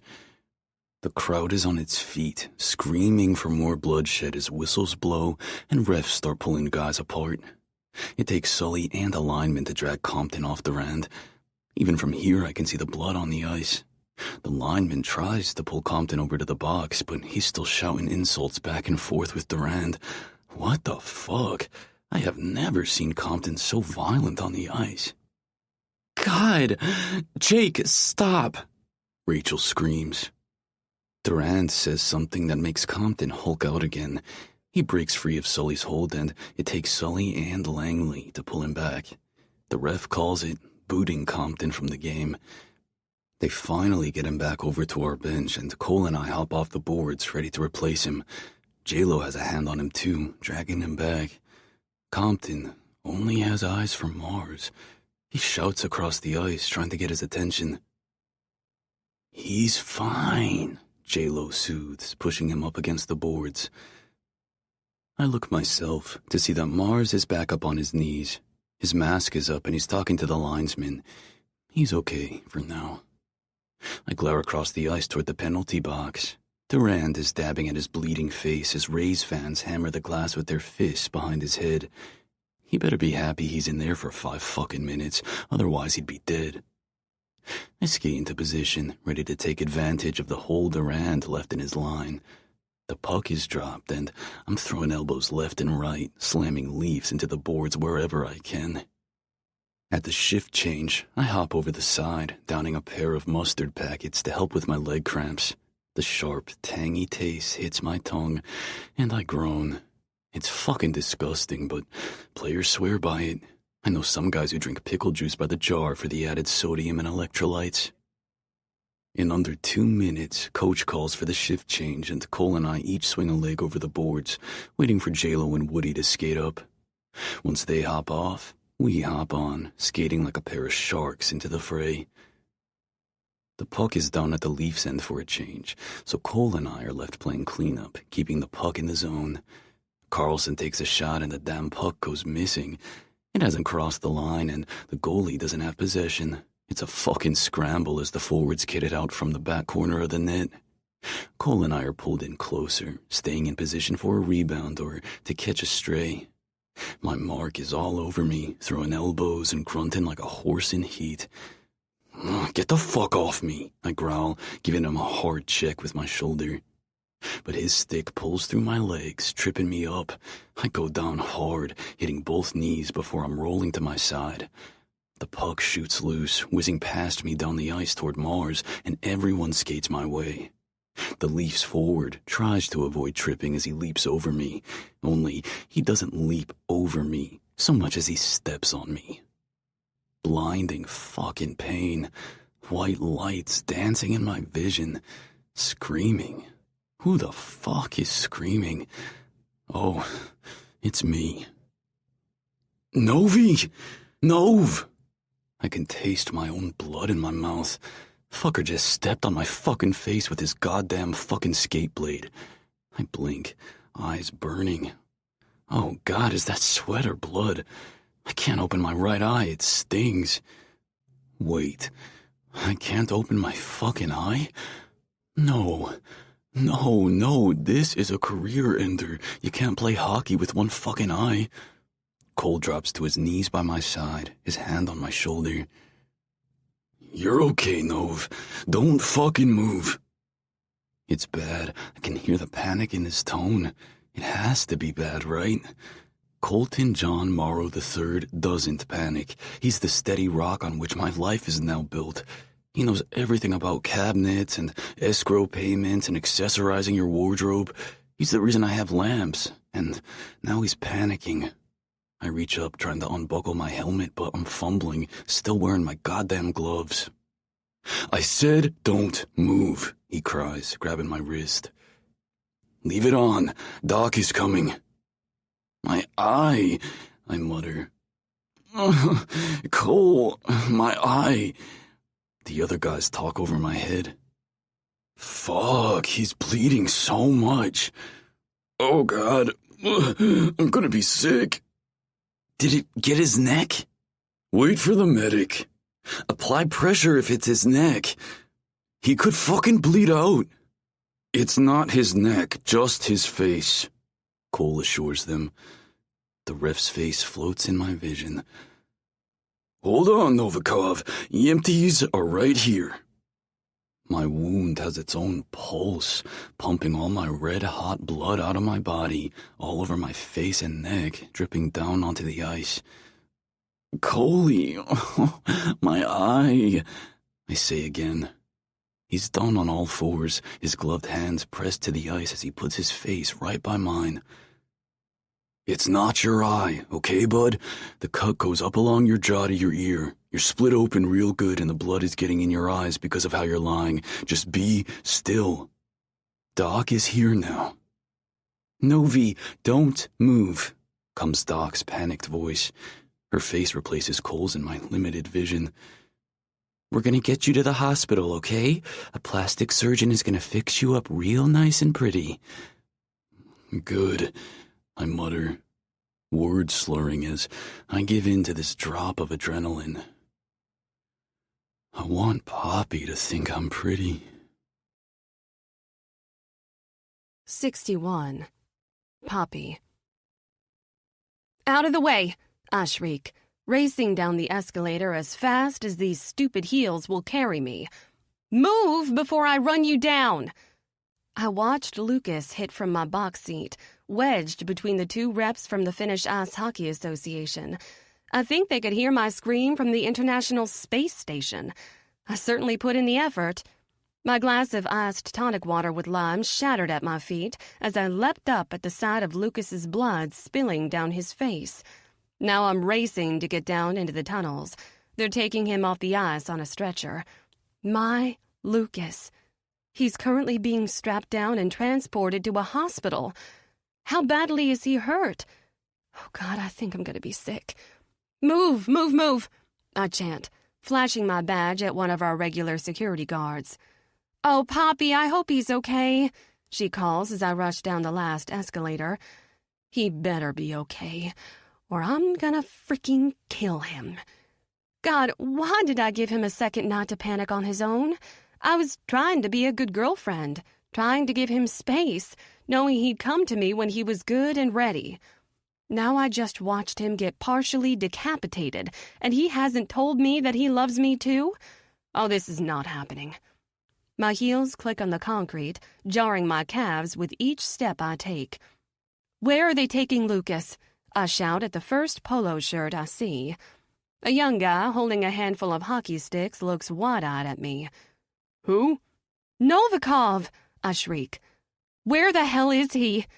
Ambulance bay, he says, pointing over his shoulder, nearly dropping his bundle of sticks.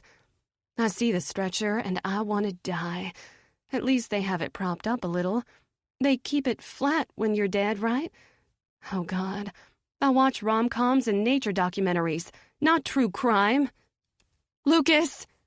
I fly down the last 20 feet of the hallway until I'm practically stumbling into the ambulance bay. The truck is already running, and the EMTs are hurrying around, exchanging quick words with Rachel and the medical intern. Lukas, wait! His jersey is soaked in blood, as is the sheet he's lying on. It's in his hair, down his neck. Oh, my God! I cry, tears falling. Lukas! I take his hand, squeezing it. Hey, Pop, he mutters. They already have his jersey sleeve rolled up with an IV jammed in his arm. What is that? Just an antibiotic cocktail, Rachel replies, squeezing my shoulder. We want to fight infection as fast as we can. An ice skate is not the most hygienic of surgical cutting tools. Oh, Lukas, I saw the whole thing. It was so awful. Okay, he mutters, his hand going slack in mine. What's wrong with him? Is he passing out? Probably, one of the EMTs replies. He's lost quite a bit of blood and the shock is wearing off. We're ready to go here, she adds to Rachel, Right. Rachel turns to Lukas. I'll come check on you after the game, okay? You're in good hands. What? I cry. You're going with him, right? Pop, I'm needed more here, she replies. Rachel Price, you are a doctor and he is your patient, and you are going with him to that hospital, I shriek.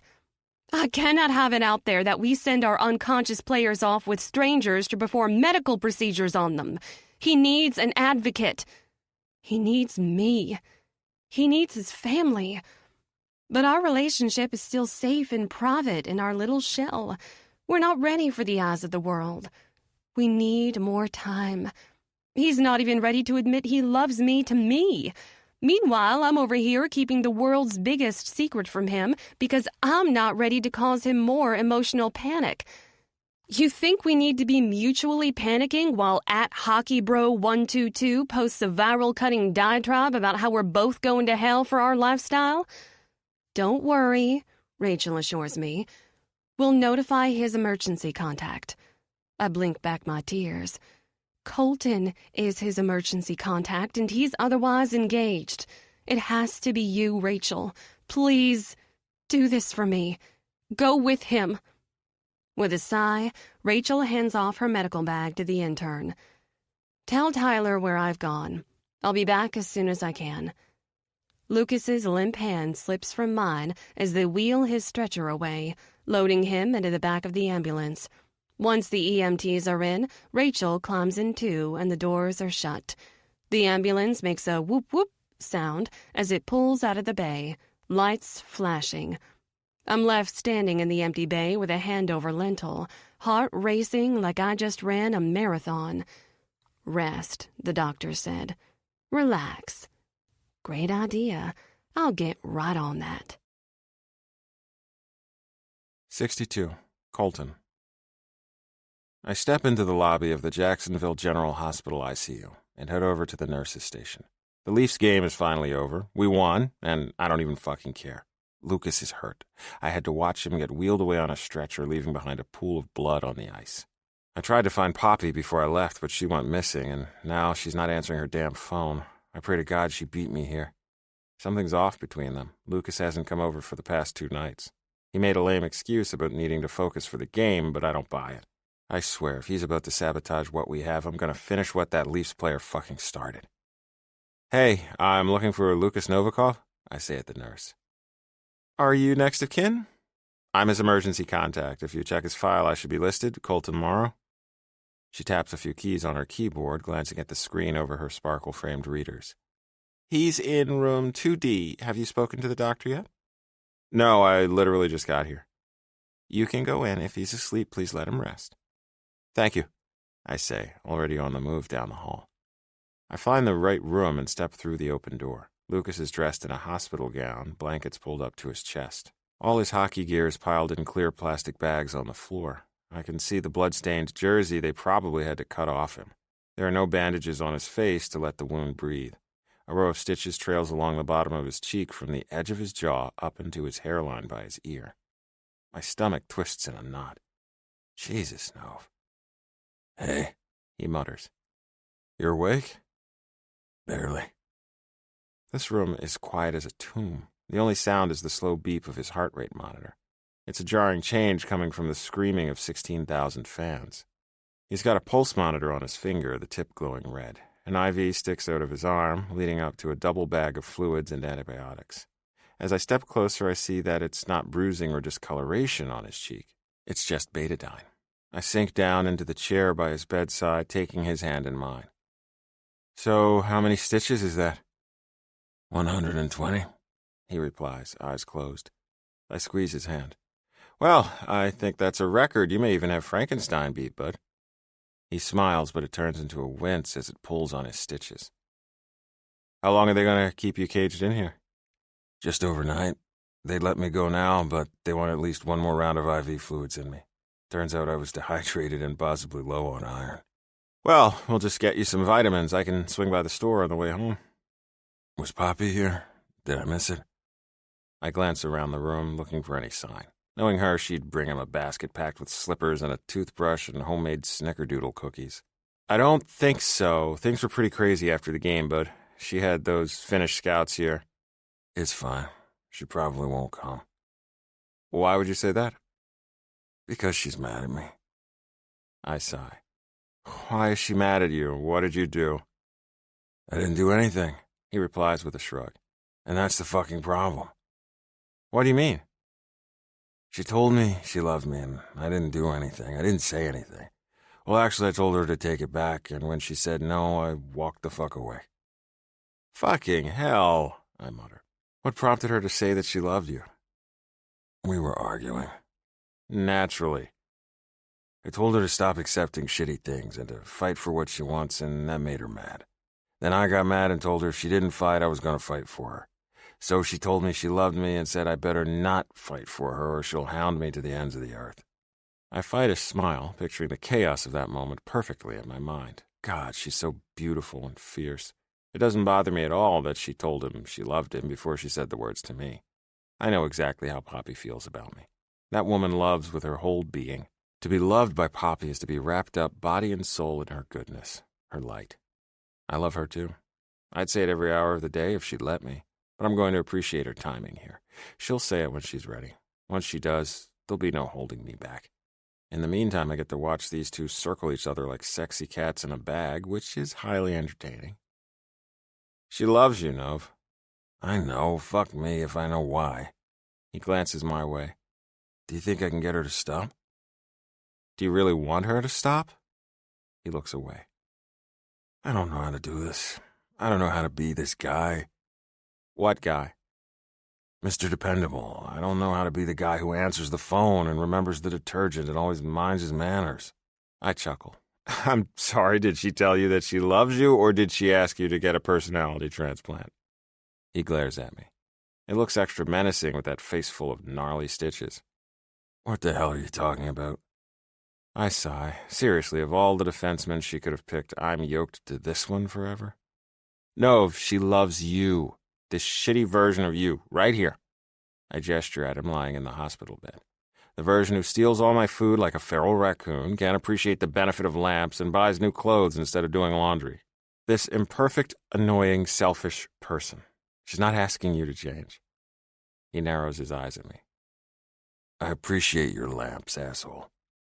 I smile. I'm not asking you to change either, though the clothing habit is wasteful. I've already scheduled a laundry service for you. He looks up at the ceiling. She deserves better than this. I tense. Better than what? Slowly he turns to look at me again. You've been watching all this bullshit unfold the same as me. You really want to put her in the middle and let people say that shit about her? About us? What are you saying? I'm saying, if I back off, then the two of you can come out as dating and just be a free, normal couple. No media hassle, no bullshit, no wacko keyboard warriors saying you're going to hell. We were bound to get some of that anyway, I say with a shrug. What? Why? Racism is still alive and well. Not everyone supports interracial dating. That is so fucked up, he mutters. I couldn't agree more. I lean forward in my chair. But I'm not going to let you pull away from this. I'm not gonna hurt her. I drop his hand and lean away with a glare. Pulling away will fucking hurt her, and I warned you weeks ago what I would do to you if you hurt her. Cole. He doesn't get another word out before Poppy's clicking heels in the hall announce her imminent arrival. She comes around the corner in her teal dress and sexy black heels. Her hair that was down is now tossed up in a ponytail. Her makeup looks smudged like she's been crying, and her cheeks are pink. She looks from me to Lukas before bursting into tears. I'm sorry, she cries, hurrying into the room, dropping her heavy bag to the floor by the door. Honey, I'm so sorry. She stands on the other side of Lukas's bed, taking his hand. Her other hand goes to his hair, brushing it back as she kisses his brow through her tears. The asshole leans into her touch, his whole body turning like a plant seeking the sunlight. Yeah, this is a man ready to take 2 big steps back. I'm sorry I couldn't get here sooner, she says, lifting his hand and kissing that too, careful not to dislodge the pulse monitor. I had the Finnish scouts and the press conference and then Rachel and... Oh, Mars is going to the Olympics. That's awesome, I say. It'll be fun to watch. Her smile falls as she glances between us. It's out. It's all coming out. My heart skips. What's coming out? You didn't hear it from me, but Rachel was just suspended tonight for unethical conduct. I lean forward. What? Because of Compton? Novi echoes. She shakes her head. No, it turns out they had all the HR relationship forms signed since the beginning, and she hasn't been treating him. No, it's because of Ilmari. His injury? I ask. No, they're together, she says. It all came out tonight. It was just awful. I had to be there to witness the whole thing with Vicky and the coaching staff. Rachel and Jake I knew about, but apparently Caleb has also been involved. Well, we knew that. Nov says with a shrug. Poppy's eyes go wide. What? Yeah, we caught them fucking at the hotel. They've been sneaking around for weeks. She sinks down onto the bed. Seriously? Weeks? And neither of you said anything? I shrug. It didn't really seem like our business. We didn't want them in our business either. Well, hold on to your hats because she's been seeing Mars too. And Jake and Caleb were literally caught in the closet tonight. No. Novi gasps. Man, we just asked the assholes to fess up like 2 days ago. Seriously? And now they all want to come out. They say they're done hiding. Full press releases the works. They want to get ahead of it as best they can. Rachel Price, America's rock and roll princess, is in a loving polyamorous relationship with our equipment manager, our Olympic-bound goalie, and one of our star defensemen. So my life just got infinitely more complicated.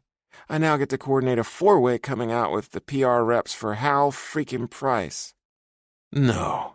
Novi gasps again. Do you get to meet him? Well, y'all have a game in L.A. next weekend, and I've been asked to fly out for it. She glances between us, her shoulders slumping a little. Honeys, I'm sorry, but this is gonna take up a lot of my time this week. It's gonna be a mess. My phone is already ringing. Poppy, we're not gonna stop you from doing your job, Lukas says. I know, but you're injured. You're in the hospital. I'm fine. You have a face full of stitches. Proof that I'm fine, he says over her. Besides, you're not my emergency contact. Cole is.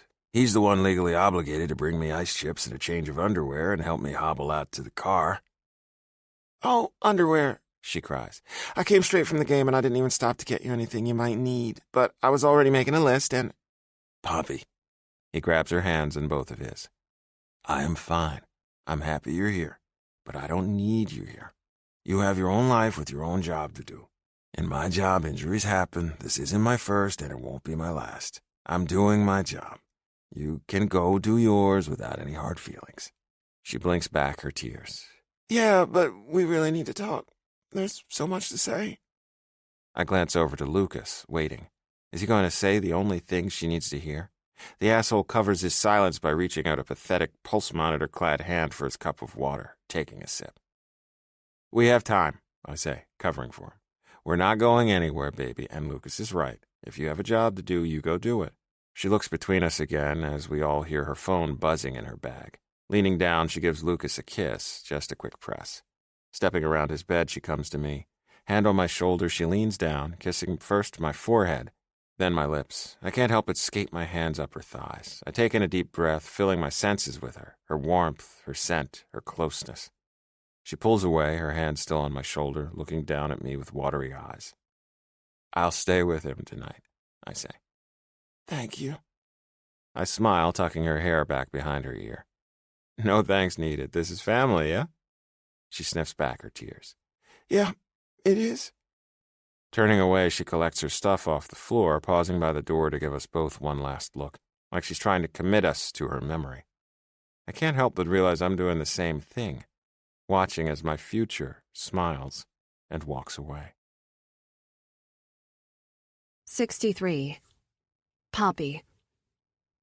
I thought coordinating a benefit for a children's hospital was stressful. But that has nothing on coordinating the international media storm that is a 4-way coming out press tour. I've never juggled so many PR balls in my life, and not one of these balls can be dropped or mishandled. First, there's navigating Jake Compton coming out as queer and in a relationship with his longtime best friend, former NHL player and Rays equipment manager, Caleb Sanford. Yeah, that's a big flaming ball of fire. The hockey world has been taking most of that heat. I helped the boys coordinate a few public dates to show them together and happy, at the beach, getting coffee, walking the dog. We had trusted people take pictures and post them to the right sites, doing our best to control headlines and keep all the gross trolls away. Then there's the delicate glass ball that is Ilmari Kinnunen's Olympic news. At least I've had help there, with his agent and my news contacts at the Finnish Ice Hockey Association handling press on their end. But then there's Rachel Price. She's not so much a ball as she is one of those medieval things that hangs on the chain with all the spikes. She's heavy and she's prickly, and she's swinging around making a freaking mess. I've been doing damage control in 3 different directions. First, there's dealing with the news of her suspension for ethical misconduct. Some of this has been out of my hands as the Rays stage their own internal coup against Todd Avery, our current head of physical therapy. As his own misconduct has come to light, the team has rallied around Rachel, demanding that Mark lift her suspension and give her Todd's job. I've been coordinating press releases and helping the guys write letters of support for Rachel. Ryan Langley left me a 7-minute soliloquy on my now working voicemail, asking if someone in my office would type it up for him to sign. Second has been dealing with the reveal itself. Rachel Price is consensually dating and living with not 1, but 3 men, and 2 of those men are also dating. That news has blown up most widely on all the celebrity gossip sites. Every rag at the grocery store checkout has pictures of her face on them. Most of the gossip is trying to paint her as some kind of sexual deviant or a sinister mastermind playing 3 men and pitting them against each other. Whore, slut, floozy, tease, trash. The cruel names are endless. People don't believe 3 men could ever choose to share one woman. No, they must be bamboozled. They're under her spell. It must all be a lie. There's little I can do to control that narrative for now, as she's currently hiding at her family's media-proof compound in L.A. I can't leak photos of her happy with all 3 of her guys because she's not currently with her guys. I know the feeling well. I've been so busy this week I've hardly had the chance to see or speak to Lukas and Colton. I stepped through Jake's kitchen, pausing at the open lanai door, watching as my friend Janine from ESPN interviews the guys on the couch. I was careful to craft the perfect image for this, wholesome and family-friendly. Jake, Caleb, and Ilmari are seated on the couch, Jake and Caleb holding hands. There's just enough beach touch with the natural light and the wood-grain furniture. A pitcher of iced tea and glasses sit staged on the table in front of them, complete with lemon curls. This was actually their idea. It's the 3rd prong of our public relations strategy, rehabilitating Rachel's image. I've done my best to silence the trolls, but there's no denying there's a lot of nastiness out there. I can't imagine being her guys and having to sit back and watch the world say heinous things about the woman they love. Of course they want to protect her.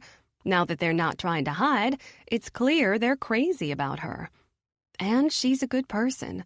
She's kind and she's funny. She's a talented doctor. I think she just got caught up in the chaos. Everything moved so fast with Ilmari and the injury.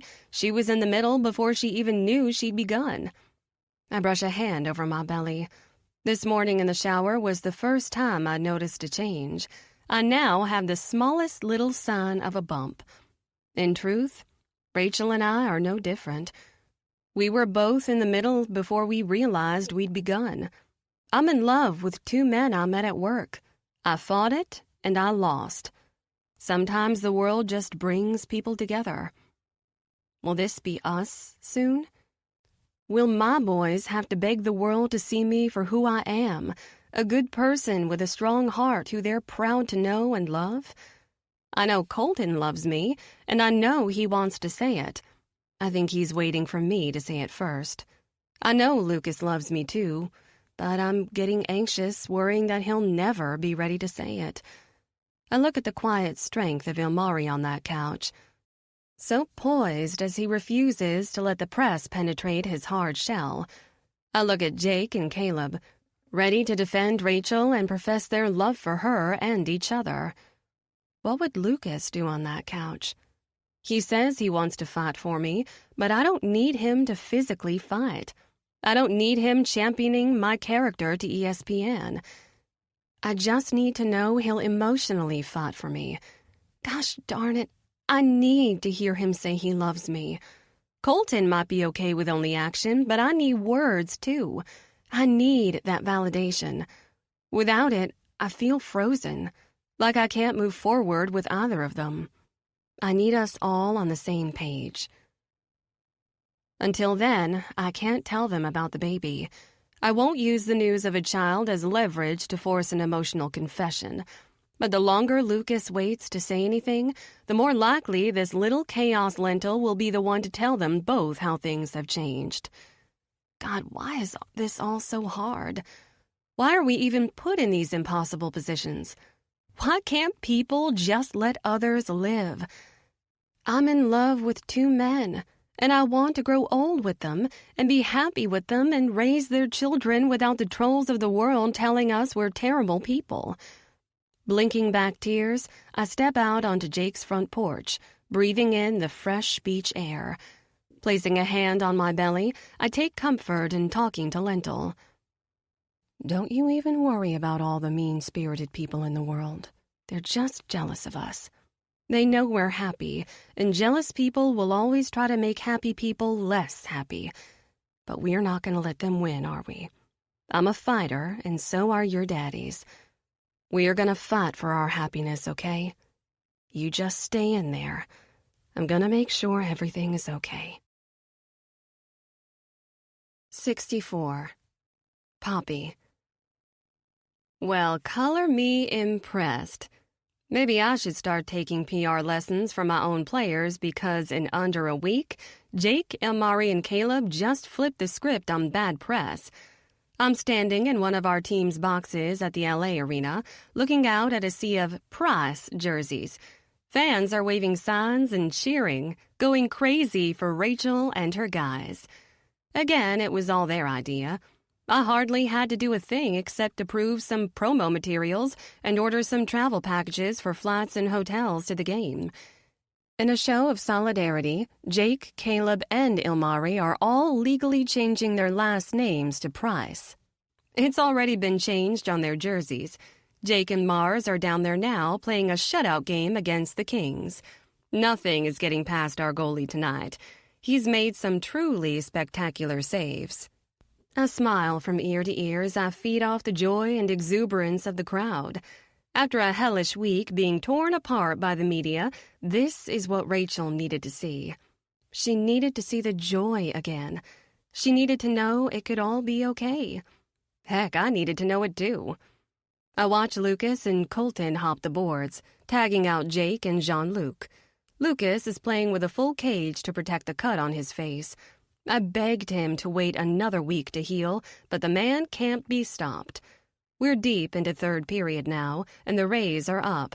My guys work as a team, moving the puck out of the defensive zone. They're so beautiful together, so strong and good. I have to tell them. I want them to know about the baby. I want them to know how much I love them both. I don't want it to be a secret anymore. I want everyone to know. My phone buzzes in my pocket. I pull it out and see it's a text from Rachel. She's sitting down right on the ice with the rest of her family. I tap the screen and read, Rachel, just FYI, the boys and I made a bet. If this is a shutout game, we're getting married tonight. What? I shriek, gripping to the phone with both hands. Rachel, and no, this is not a joke. I'm marrying Elmari and Caleb is marrying Jake. Tonight. I'm gonna have to ask Mark for another raise. We'll call it the Price family bonus. I look to the game clock. Less than 3 minutes left. That's not enough time for the Kings to win this game. We're up by too many points. But it's enough time for them to score a point. Apparently, we're holding out until the last second here because if Mars lets even one puck in that net, he's not marrying Rachel tonight. With one look at our dialed-in goalie, I know that's not happening. Nothing is going to stop this man from getting what he wants, and what he wants is Rachel Price. We won. It was a shutout game, and the Prices are now married. It's well after midnight, and all the guests are still celebrating. Needing a minute of peace and quiet, I escape outside into Hal Price's sweeping back garden. Behind me, a path lit by a string of Edison bulb lights leads back up to the house. I hold Colton's suit coat around my shoulders with one hand, warding off the mid-December chill as I take in the lights of Hollywood. It was a beautiful wedding. Caleb and Jake got married first, declaring vows to each other that made me cry like a baby. Then it was Rachel and Ilmari's turn. One look in his eyes as she came walking down the aisle was all it took to break me again. He loves her. He says it out loud. He declares it in multiple languages. He takes her hand before God and man and vows to love her forever. Aina, he said. It means always. He will always love her. Watching them marry each other did more than emotionally break me. It broke something in my brain, too. It cracked a truth wide open. Oh, God. Why did I never think of this before now? Hey. I glance over my shoulder to see Colton coming down the lit path, holding 2 glasses of champagne. He hands me one and I take it wordlessly. Tears fill my eyes as I look down at it. He doesn't know. How could he when I haven't told him? He clings his glass with mine and takes a sip. Crazy night, huh? I make no move to drink my champagne. Yeah, crazy. What's wrong? I smile up at him, knowing it doesn't meet my eyes. What makes you think anything's wrong? He tips his head to the side, letting his eyes savor the look of me in my glittery gold dress and his suit jacket. Because I know you. I know you from your pretty blonde hair down to your polished pink toes. My toes are purple right now. I stand corrected. I'll go walk into Hal Price's pool now. He moves as if to brush past me, and I reach out a hand. Don't. He chuckles. Come on, Poppy. Talk to me. He brushes his fingertips over my cheek. Is it just all the stress of this week? You haven't been sleeping. I've hardly seen you. I mean, I know it's been fucking awful, but it's over now. They're married. Hard to keep gossiping about how it'll never last when they've all signed on the dotted line. I spin away, not wanting him to see the tears start to fall. Hey. He takes me gently by the shoulder and turns me back around. What is this? I thought you'd be happy for them. A win for them is a win for us, too. We are not the same, I whisper. Their story can't be our story. He frowns. Well, no. I mean, if anything, our story will be a bit easier to write. We have nothing like their fame or their baggage. Colton. Babe, you can check any of my closets, he goes on. Give me a scrub down or whatever you call it in the biz. The most you'll find is like 3 parking tickets and a handful of speeding tickets. Sure, Novi has a juvie record, but most of that gets expunged when you become an adult. Squaring my shoulders at him, I hold his gaze. Colton, on the yacht you told me exactly what you wanted. You held up my hand and stroked my ring finger and said that's where you wanted this to go. You want us to get married, right? His eyes widen a little, looking for the trap. Of course I want to marry you. Poppy, I've been clear on that from the beginning. But I can't marry you. He goes still, glaring down at me. Why not? Oh, God, this is coming out all wrong. Colton. Before I can respond, Lukas comes waltzing down the path, holding a glass of champagne and a bottle of beer. There you two are. I was looking everywhere. Hey, who wants to bet me $1,000 that Langers marries that redhead he's dancing with? He comes to stand next to Colton, the golden lights of the patio casting shadows on the swollen, raised cut on his cheek. He looks down at the untouched glass of champagne I'm holding. When you're done with that one, I'm ready with number 2. He holds up the glass in his hand, taking a swig from his beer bottle. Sensing the mood, he glances between us. What happened? What did I miss? Poppy just said she won't marry me, Colton replies. My heart squeezes tight. That's not what I was trying to say. Lukas steps in, glaring at Colton. Wait, you just proposed? A heads up would have been fucking nice. Where the hell's the ring, asshole? I didn't propose, Colton replies. She didn't give me a chance. She's already said no. I have to say no, I reply, voice breaking. Not because I don't love you, because I do, Colton. You know I do. I love you so much, honey. But seeing them all get married tonight just made me realize I can never have that, I say with a shrug.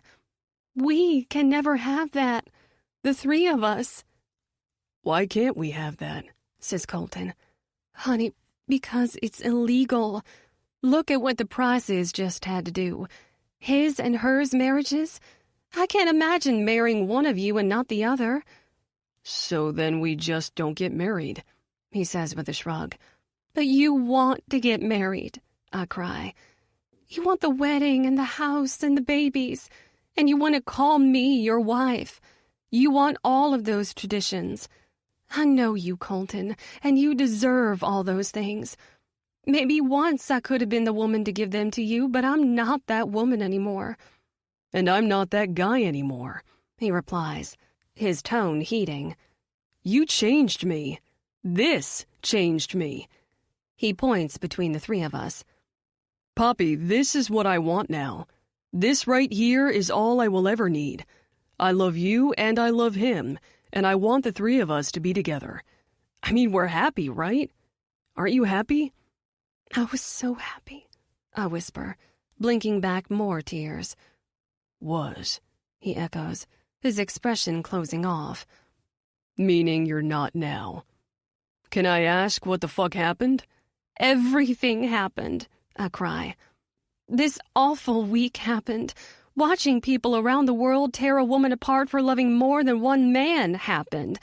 I have spent the last 7 days buried up to my neck in some of the worst vitriol I've ever experienced in my life.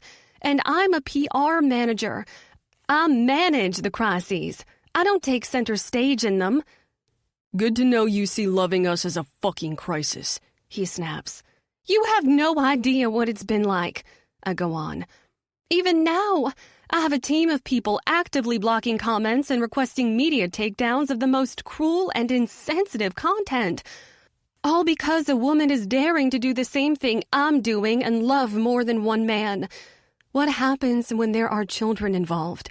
How will we protect them from the hate of this world? Babe, there are no fucking kids, Colton shouts. We're just 3 adults living a life. But there will be kids. It's what you want, right? It's what I want, too. Are you really ready to bring them into this kind of chaos? Are you ready for them to face censure and cruelty for being part of a polyamorous union? Can I interject here?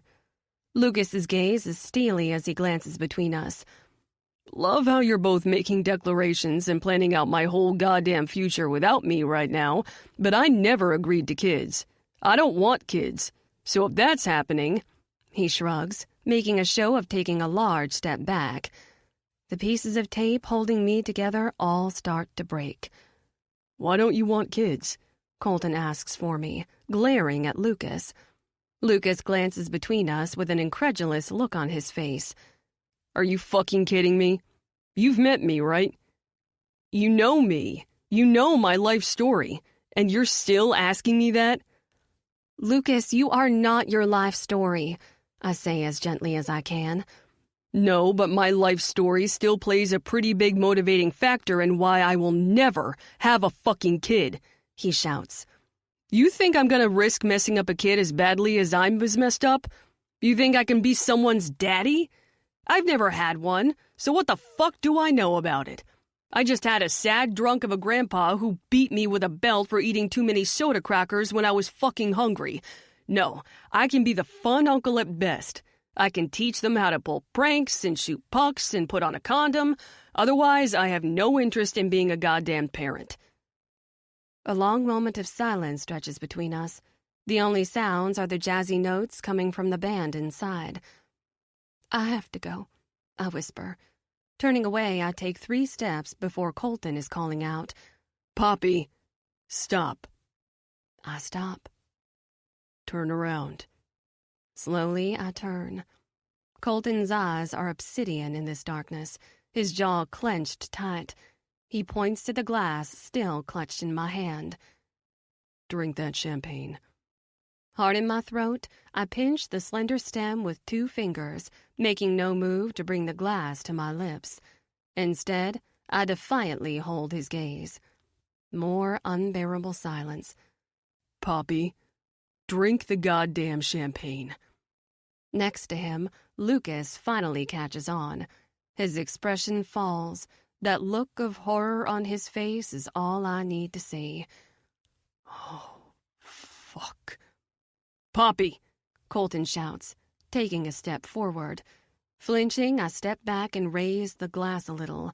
Then, holding it out to the side, I tip it over, pouring the bubbly drink onto the patio tiles. My glass empty, I turn and walk away. They don't follow me. 65. Lukas. What do you mean you're fucking leaving? Cole shouts, following me around his apartment as I collect my crap. Lukas! We're 3 days back from LA and things are a goddamn mess. Poppy is pregnant and hiding out from us. Cole keeps trying to get me to open up about my past.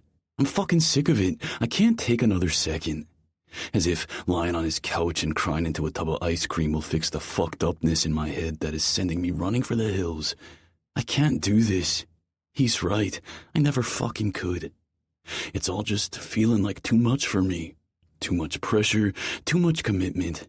I'm not the guy who stays. I'm not the boyfriend. You don't bring me home to mom. You certainly don't raise a fucking kid with me. You flirt with me at the bar, fuck me in the bathroom, and let me pay for your Uber home. Look, this was always supposed to be temporary anyway, I say. Just until my house renos were done. He stands in the hallway, blocking me from getting back to my room. You mean my house renos? I glare at him, laptop and a pair of trainers in hand. It's my fucking house, Cole. Yeah, your house that I've spent the last month decorating. Why do you think I did that?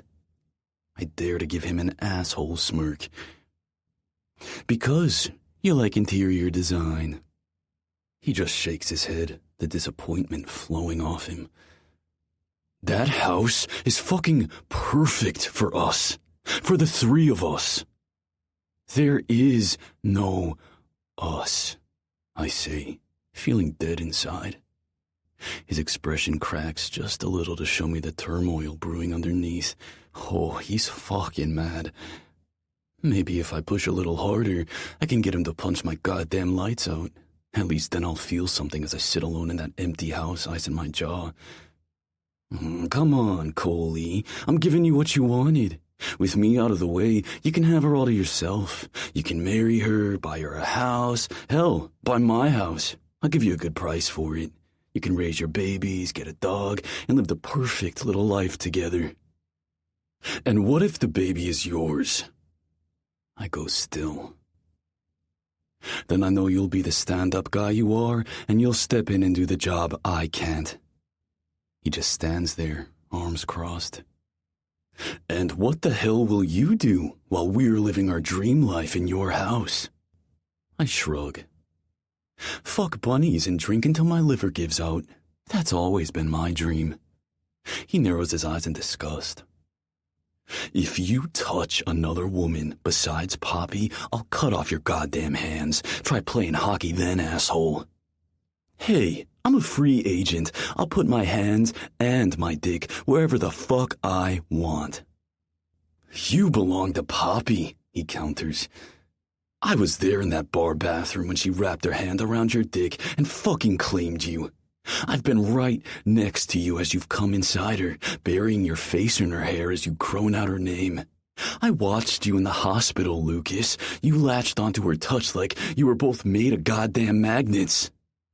I groan, turning away. You love her, he shouts, following me back into the little apartment living room. Say it. There's nothing I need here enough to stay and deal with you, I say over my shoulder. I've got my laptop. I'm fucking leaving. And what about me? I slip my feet into my slides by the door, checking my pockets for my keys. Grabbing my hat, I put it on, reaching for the handle. Cole comes up behind me, slamming his hand flat on the door, closing it. He boxes me in, his front pressing against my back. What about me, Lukas? I don't dare turn around. I cling to my laptop and my trainers and my fist of keys, letting those jagged bits of metal dig into my palm. What about you? You don't just belong to Poppy. Not anymore. I'm in this, Lukas. I'm all the way in. I let out a shallow breath, closing my eyes. I'm not interested. He leans in closer, his warm chest brushing up against my back, his breath like a caress on my ear. Yeah, except you've tasted my cum. I watched you whimper for it like a desperate fucking whore. You were on your knees between our queen's legs, sucking my seed from her cunt. Stop, I say, praying that he won't. Praying he'll just grab me by the throat, pull me back to his bedroom, and chain me to the goddamn bed. That's the only way I'm staying in this apartment. My bolting instincts are too well honed. You came to me in that bathroom, remember? He goes on. You dropped your shorts and showed me that hard dick. Then you stroked it for me, dreaming it was my hand, fucking praying I would come out of the shower and get on my knees and take it. You want me to do it now? I groan, every muscle coiled tight as blood rushes to my dick. Turn around, Lukas, he coaxes. Stay here and fight for us. Say you want me like I want you, and I will drop to my knees and suck your hard cock into my mouth. I will gag on you, baby. I will choke on your cum, spit it into my hand, and use it as lube to blow my own load on your chest. Fuck. I lean forward, pressing my forehead against the cool metal of the door. Say you're not hard. Say you're not aching for it, you fucking piece of shit. Say you're not mine in all the ways I'm yours. I reach for the door handle again. I'm not yours. I'm not anyone's. I'm nothing. He gave me a choice. Now that it's made, he's done. Colton Morrow doesn't beg. Get the fuck out. I pull open the door and slip out, leaving everything I own inside that goddamn apartment. I can hardly think past the pain in my dick as I do the only thing I've ever been good at. I fucking run. 66. Colton. 3 weeks later. Are you ready to hear the heartbeat? The doctor smiles up at us from her place at the end of the exam table. It's the day after New Year's, and Poppy and I are at her 10-week wellness check. It's amazing to see the changes 3 weeks can bring. She's finally starting to look pregnant. She's hiding it easily at work with open blazers and the cut of her clothes. But when she's at home in her ratty cross-county tee, I can see the little curve of her tummy. I take her hand and nod. Yeah, we're ready. Poppy lies back, one arm outstretched over her head as Dr. Renner glides the wand through the jelly and turns up the sound on the monitor. A strange whoomp, whoomp, whoomp fills the room that sounds more like the first encounter with alien life than a human baby's heartbeat. I kiss Poppy's hand as I watch the sound waves flash on the monitor. The baby sits in the middle of the screen, floating like a little peanut. Poppy smiles up at me. Pretty cool, right? I nod, tears in my eyes. Yeah, can we get a copy of this? I ask the doctor. Of course, she replies. We can provide you with an audio file as well. I let out a shaky breath, eyes locked on the monitor. Hearing the heartbeat is making me way more emotional than I expected, but hey, I'm a heart guy. Hearts and their functioning have been my life for so long. My obsession, my hill to endlessly climb. You need a good heart in your chest. That's why the news of this pregnancy rattled me as deeply as it did. I wasn't ready to have my dreams shift into a reality. I definitely wasn't ready for the crippling fear that would creep in with my joy. Those dark thoughts that whisper to you in the quiet moments, genetic abnormalities, 1 in a million chance. I won the bad heart lottery, and I don't want this child to suffer like I did. I want our baby to have such a good, strong heart. And everything's okay, I say, looking from the monitor to the doctor. The fetus is measuring just as it should. With the heart, I say over her. Poppy wraps her other hand around mine, giving it a gentle squeeze. Everything seems fine, the doctor assures us. No irregularities in rhythm. Poppy told me heart health is a major concern. As things progress, we'll be sure to monitor closely. Starting in the second trimester, I think it may be best to have bi-weekly check-ins, just so we're not missing anything. Poppy asks a few questions about diet and exercise as I turn my attention back to the monitor. The last 3 weeks have been a total blur. We've had so many games, so much travel. I feel like I've pretty much been living out of a suitcase. I spent the only few days I had off at Christmas down in Orlando with my mom and my sister Jasmine's family. Poppy came with me rather than go home to her family in D.C. and risk breaking the news that she's pregnant. We're not ready to tell people, not with things still so up in the air. But it was a good weekend. My mom and sister are in love with her, obviously. The morning we left, Mom pulled me aside and gave me her old engagement ring. Colton, from 3 months ago, would be leaping at the chance to plan some elaborate proposal, desperate to put that ring on Poppy's finger. Now it's sitting in a box in my sock drawer, untouched. Then, to celebrate our first year in the league, the Rays were put into the Winter Classic, which means we had to work over New Year's Eve. It's just an exhibition game, but it can be a ton of fun. The atmosphere is usually pretty festive, especially when it's hosted in New York City. Poppy even traveled up to help run a few pregame events. New Year's Eve in the Big Apple with my girl and well, it could have been fun. Instead, Poppy spent the night watching Hallmark movies alone in her hotel room, and I spent half the night in the hospital with Langley. He took a hard hit on the ice and banged up his knee. We just got back yesterday, and I drove him over to Mars's bungalow, where he's going to recover for a few weeks. Now I'm holding Poppy's hand, looking at our baby for the first time, feeling like a goddamn ghost. I know she feels it too. It's like we're stuck in limbo. Can't move forward, can't focus on the past, we just are. How can one person go from being all but a non-factor in your life one moment to carving out the center of it in the next? It's not like I haven't seen Novi. We both see him all the goddamn time. I skate with him, we work out together. We still share a bench in the dressing room. He sits in my row on the plane. He sits behind me on the bus. He's fucking everywhere. I'm not the goddamn ghost. He is. He's haunting me, haunting my life, the life we could have shared. Does he miss us? Is he hurting like we are? Will he ever come back? I watch him as best I can. He's smiling and laughing, putting on a good show. But he's not chirping. He's not pulling pranks. He's like Novi in 2D, an artist's abstract interpretation of Lukas Novikov. This version lacks all vibrancy, all the color and life that made him so goddamn obnoxious and likable. Hell, who am I kidding? He's lovable. I don't know how he did it, but that shitty little prank-loving, French fry-eating asshole has wormed his way into my life and into my heart. I love him. As a friend, as a partner, I love what we had together. I love how he loved Poppy. God, he can make her laugh like nothing else. I mean, I can tell a joke too, but Nov gets this glint in his eye like he's reeling you in. He knows when he has you hooked. You can see it in the subtle curl of his mouth. Then when he lands the punchline and you laugh, his eyes flash with a secret. He locks each laugh away like he knows something essential about you. Watching him do it to Poppy is intoxicating. Colton, honey, you okay? I glance down to see Poppy, the doctor, and the nurse all looking up at me. My heart starts racing. I don't know. I'm not fucking okay. Shit, am I having a panic attack? Could you give us a minute? Poppy says, sitting up on the exam table.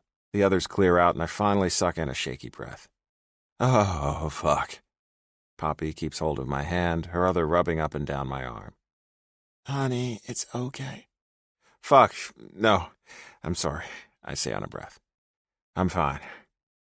You're not fine, comes her soft voice. Neither of us is fine. I shake my head, looking back up to the monitor where the image of our baby is still frozen. He's missing so much, and I'm so fucking frustrated. He wants to miss it, she says gently. Oh, and you fucking believe him? You really think he's happy without us? She just shrugs, tears in her eyes. It's not about whether he's happy. He doesn't want children, Colton. He's made that clear, and we have to respect it. As much as I love him, I would never push a child on someone who didn't want one with their whole heart. We can love him and miss him and wish him well. It's fucking killing me, I admit. It's the first time I've said it out loud, even to myself. I've been trying so hard to just keep it together, keep us moving forward. She's quiet for a moment. Have you talked to him about it? I glance down at her. About the baby? About any of it? I shake my head. No, not since he left. He never even came back for his stuff. It's all still just shut up in the guest room like a fucking time capsule. I've all but moved myself into Poppy's apartment, but I go back occasionally for clothes and random crap. Seeing that door closed in my face makes it feel like it's a vault I can't access. If you're this upset, maybe you should talk to him, she offers. I glance down at her again. And you're not upset? Are you over it then? Have you suddenly moved on without telling me? She blinks back her tears. Please don't be mean. You know I haven't. I sigh and kiss her forehead. I do know. I catch her crying all the time. Sometimes she still sleeps in his shirts. We're a pair of love-struck fools, hopelessly pining after an emotionally unavailable wannabe playboy who walked away from us and didn't look back.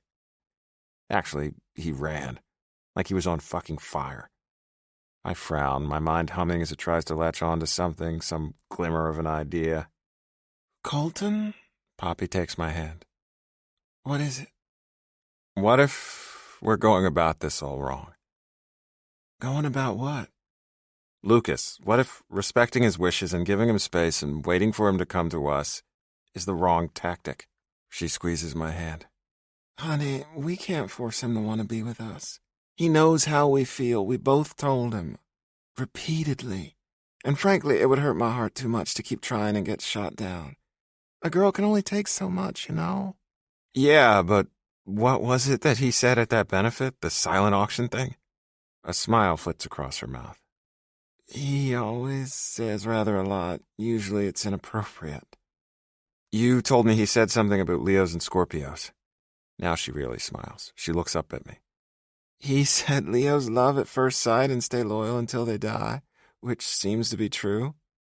And Scorpios? She sighs. That they'll want you at first sight and fight it till they die. Oh, fucking hell. Babe, I have to go. What? She slips off the exam table. Colt, you were my ride here. I groan. Fine, I'll drop you off at home, but then I really need to go. I might not be back for a little while. What are you doing?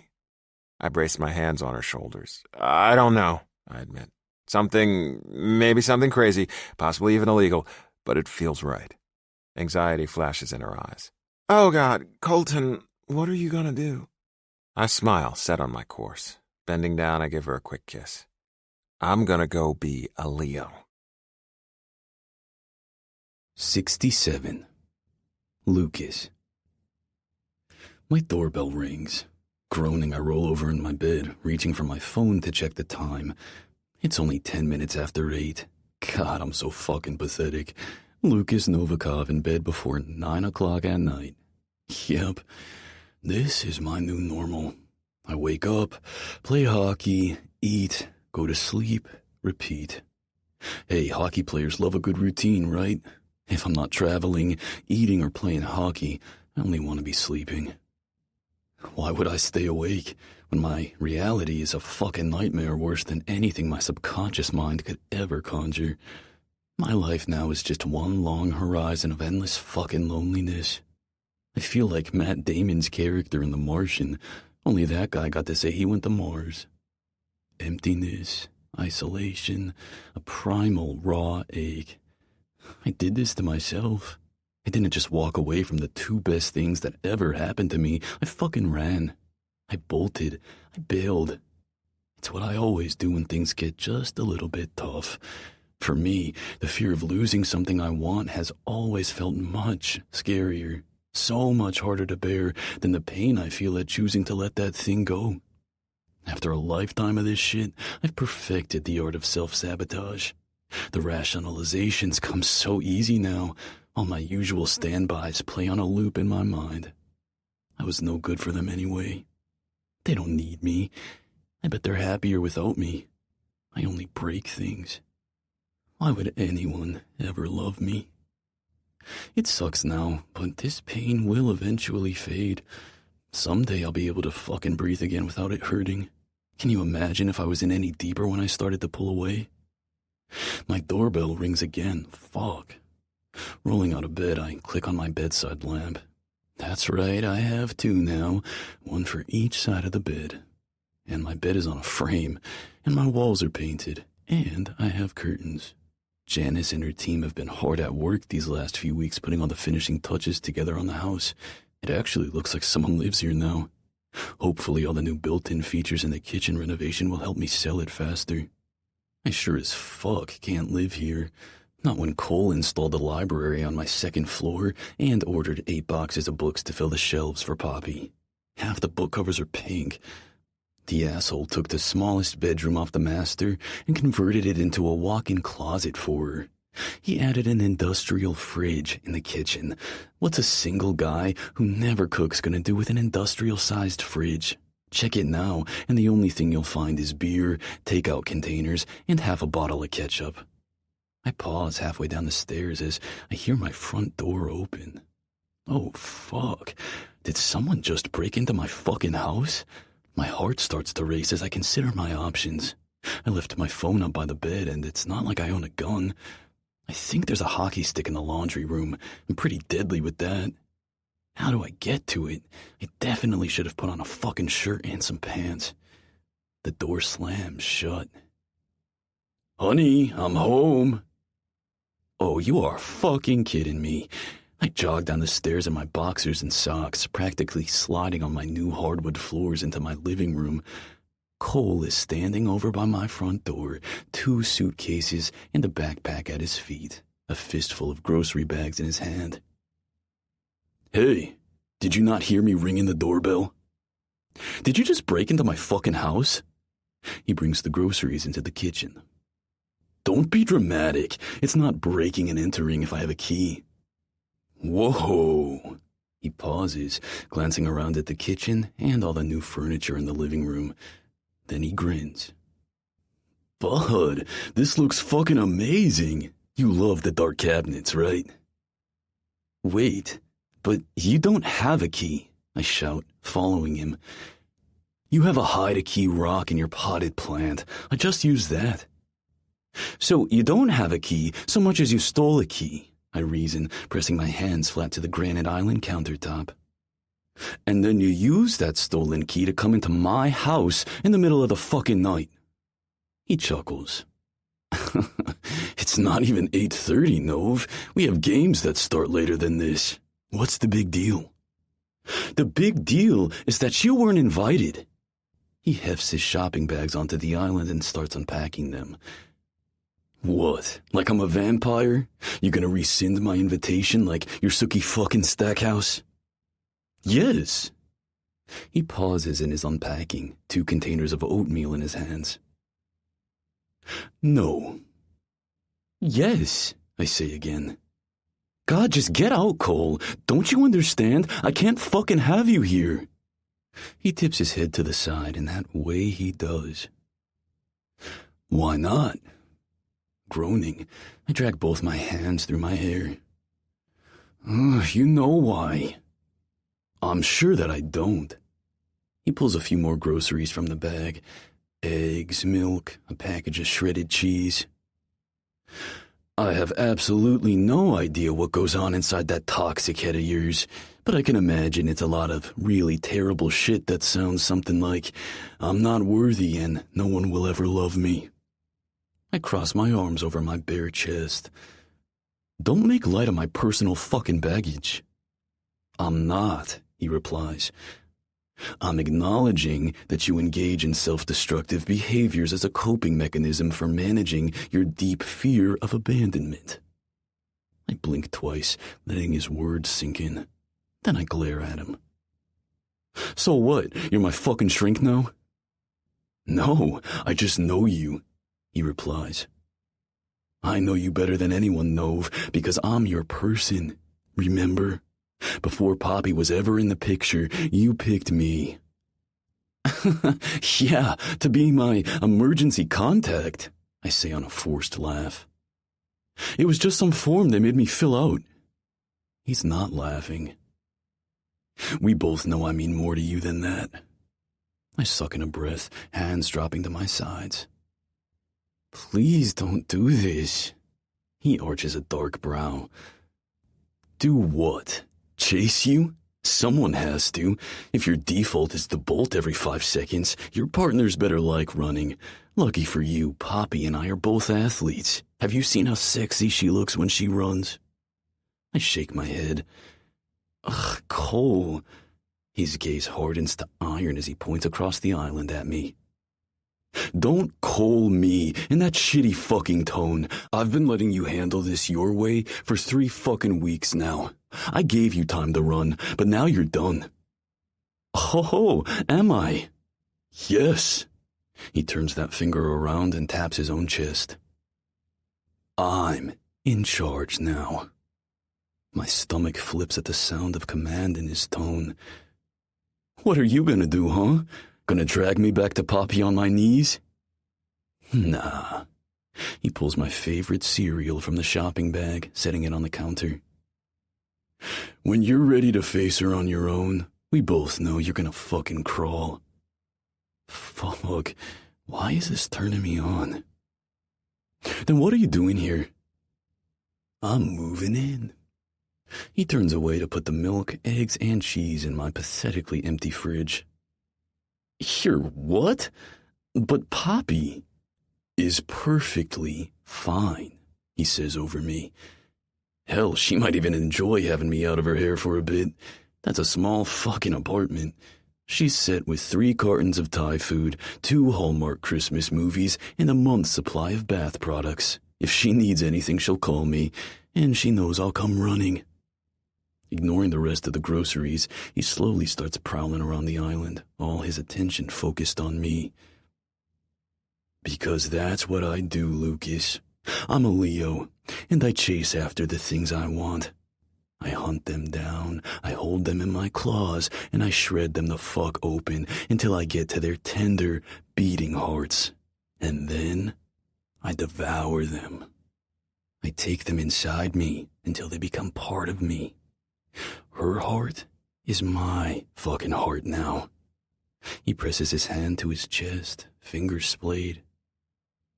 It beats in my chest. You want to feel where yours beats? I swallow my nerves, not moving. Desperate to make this stop, I say the only thing sure to send him away. Nothing's changed, Cole. I still don't want kids.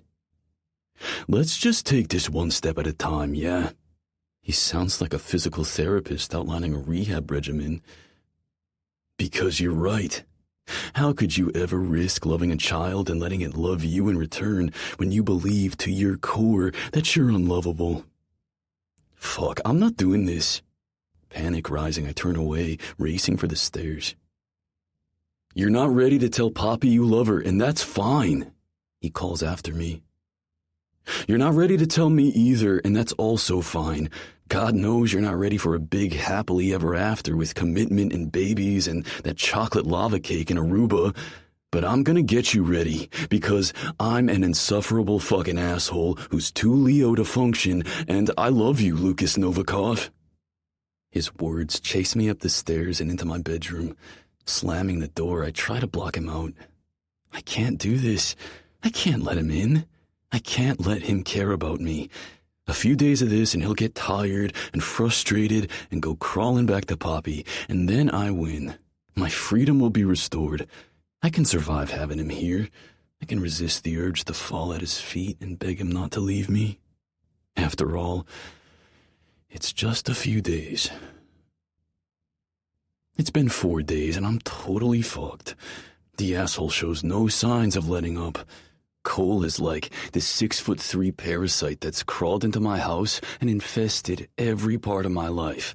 My fridge, my DVR, my laundry pile, my fucking bed. Yeah, on the first night he gave me an hour to cool off before he came tiptoeing into my bedroom. I was lying there with the lights off, wide awake. I told him to leave, and he told me to shut up. Then he stripped down to his boxers, got in my bed, and fell asleep in under 5 minutes. He hasn't touched me, hasn't even tried. Frankly, I don't know what I want here.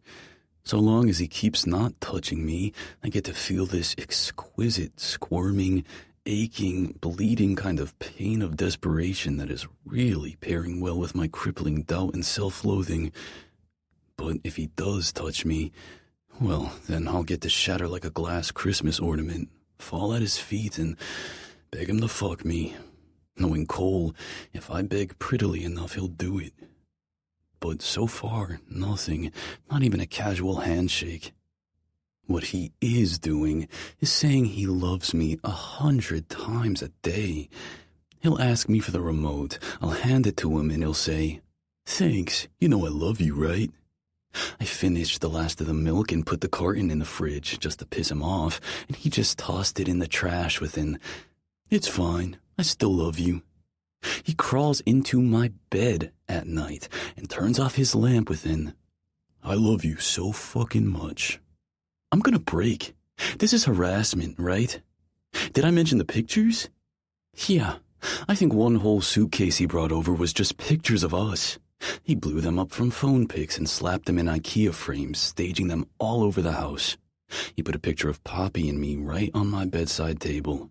It's the two of us snapped from behind in her kitchen. He must have taken it when we were making granola. She looks so good in her little silky pink shorts, her blonde hair in a messy braid over her shoulder.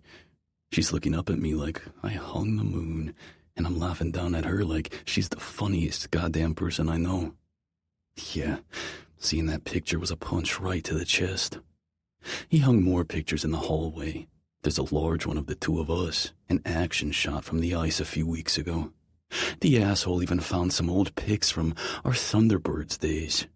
I was in a bleached hair phase. Ugh, it was awful. He put the framed yacht selfie of the three of us in Poppy's library room near the cozy reading chair. Pictures from karaoke night, me on the stage, Poppy too. I opened my underwear drawer this morning and got a nice little jump scare. Our dick pic. He printed it out and framed it like a total fucking lunatic. He can't mean this, right? Or maybe he means it for now, but shit like this can't last. No one can ever be this happy. The other shoe always drops. People lose interest. They find another shiny object. They fade away. Okay, most people fade away. Apparently, Leos don't. I make my way down the hall to the bedroom to find Cole is already there. He's sitting shirtless on the bed in a pair of shorts, eyes on his phone, one foot propped up on a bunch of pillows. His heart stuff means he sometimes deals with swelling in his ankles. Most nights, if he's not icing his knees, he's propping up his feet. He was gone most of the night, having dinner with Poppy since we leave tomorrow for a quick away. Thinking of them together, laughing and happy without me, was a perfect kind of torture. Did they fuck? Does she miss me? As if in answer to my question, Cole glances over his phone. Poppy says hi. She can say it her own damn self, I mutter. We still work together. I step into the bathroom and flip on the light to brush my teeth. You could be living together, he calls over the sound of the running water. She could be in that tub soaking in a salt bath right now. She could get out, towel off, and crawl between these sheets and fall asleep with your cock in her hand. I spit into the sink, putting my toothbrush away. Don't be a dick. Don't keep her waiting much longer. I go still, hands on the hem of my t-shirt. She's waiting for me? He rolls his eyes, focusing his attention back on his phone. Yeah, 'cause she's not the asshole I am. She still thinks you deserve space and time to process your feelings on your own. Childhood trauma is complex, Nov, and she respects that. But she's ready to start being happy again. She wants to be happy with you. My heart drops with my shirt to the floor. She's not happy? Half her heart is missing, he replies with a shrug. Are you happy? I just sit on the bed, leaning back against my stack of pillows. "Want to hear something cool?" he says after a minute. "Sure." We do this at night. We scroll on our phones and read out funny headlines and share cool animal facts. I'm expecting him to show me footage of some deep-sea jellyfish. Instead, he plays an alien sound. It's this weird womp, womp, womp heartbeat-sounding thing. "Oh, shit." I glance his way. "Is that?" He nods. "Yeah, it's the heartbeat." We're both quiet for a moment as we listen to it. He shuts it off, a tense silence filling the empty space between us on the bed. "I've been trying really hard to keep it all together for Poppy and just be there for her and be excited and be hopeful." He turns to look at me, tears in his eyes. "But the truth is that I am so fucking scared, Nov." I take his hand. "What? Why?" "I want it to be yours," he says, squeezing my hand. "I want it to be yours so fucking badly."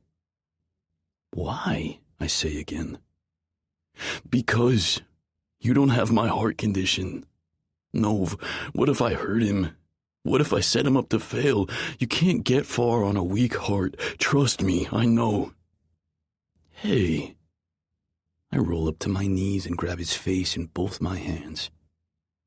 "Stop. Do you hear me? Enough. Have the doctors given you any cause for concern?" He shakes his head. "No. They say development looks normal." "So? Then cling to that," I say, my tone firm. "Do you have a picture?" He nods. "Show me." Anything to calm him down and get his mind out of the bad place. I let him go, and he shows it to me. It's just a black image with a little white thing floating in the middle that looks like a peanut. "Is that it?" "That's him," he replies with another nod. My heart stops. "Him?" He smiles. "Yeah, it's a boy. We'll have the full anatomy scan in a few weeks, but the doctor is like 70% sure.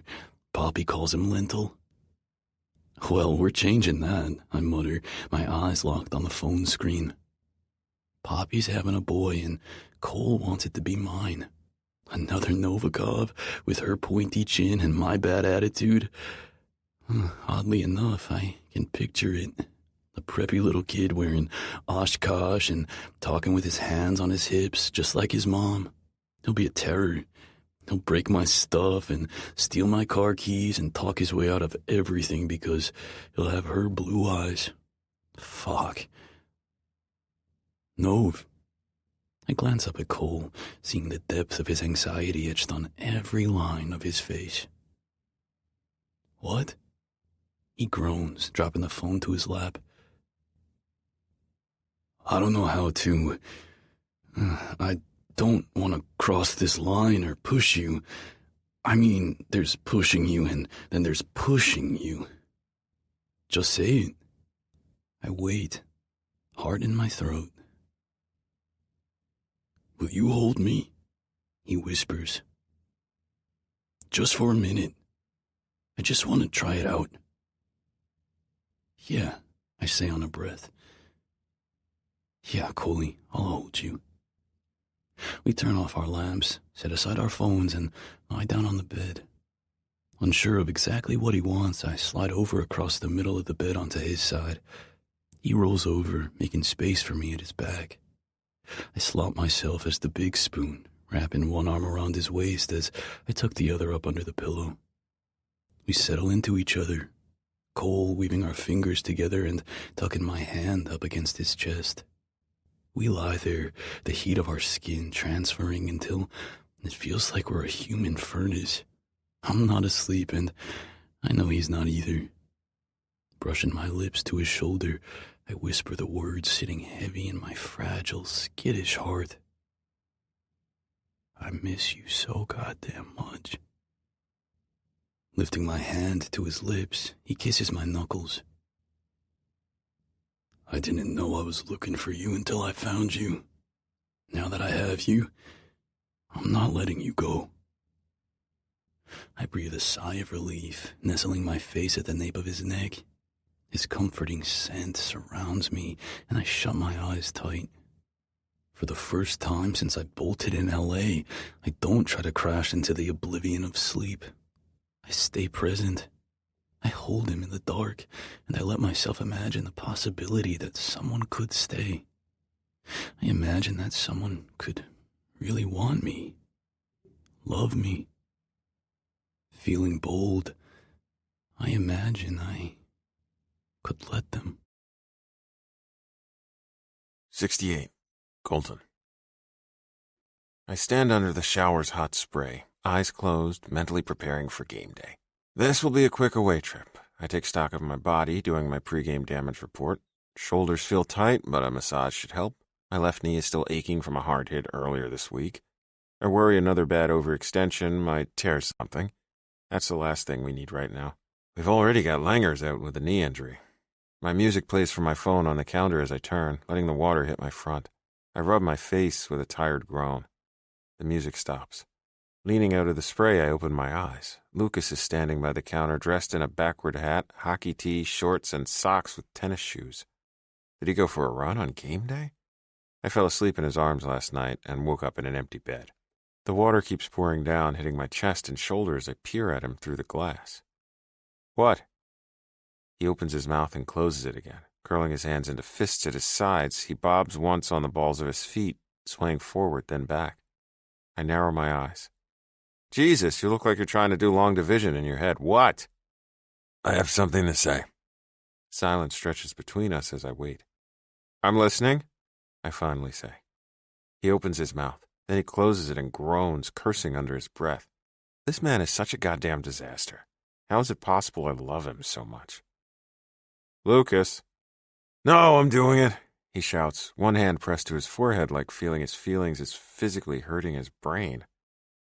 Just give me a fucking second, all right? Jeez, you impatient fuck. Okay, take your time.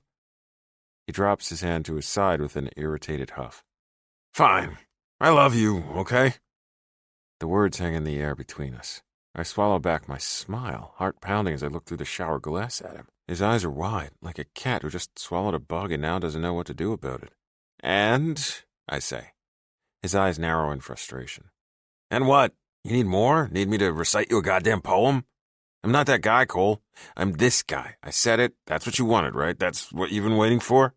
You wanted me to break. You wanted to move in here and drive me crazy and make me fucking desperate enough to confess how I feel. He shrugs, flapping his arms like an angry penguin. Well, now I have and you win, all right?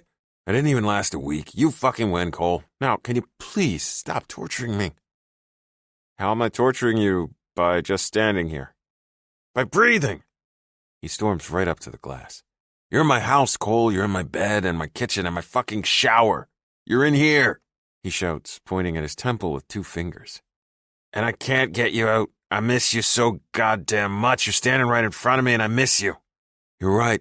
I'm not happy and it's not enough. It's like I can't even breathe without you and Poppy in my life. I'm angry all the time. I don't sleep. I'm losing weight. It's affecting my game, Cole. I haven't gotten an assist in 3 fucking weeks. Did you notice?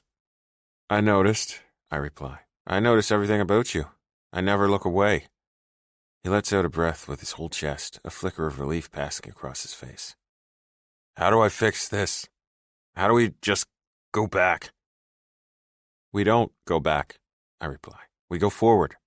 No going back, Lukas. Just tell me what to do, he pleads.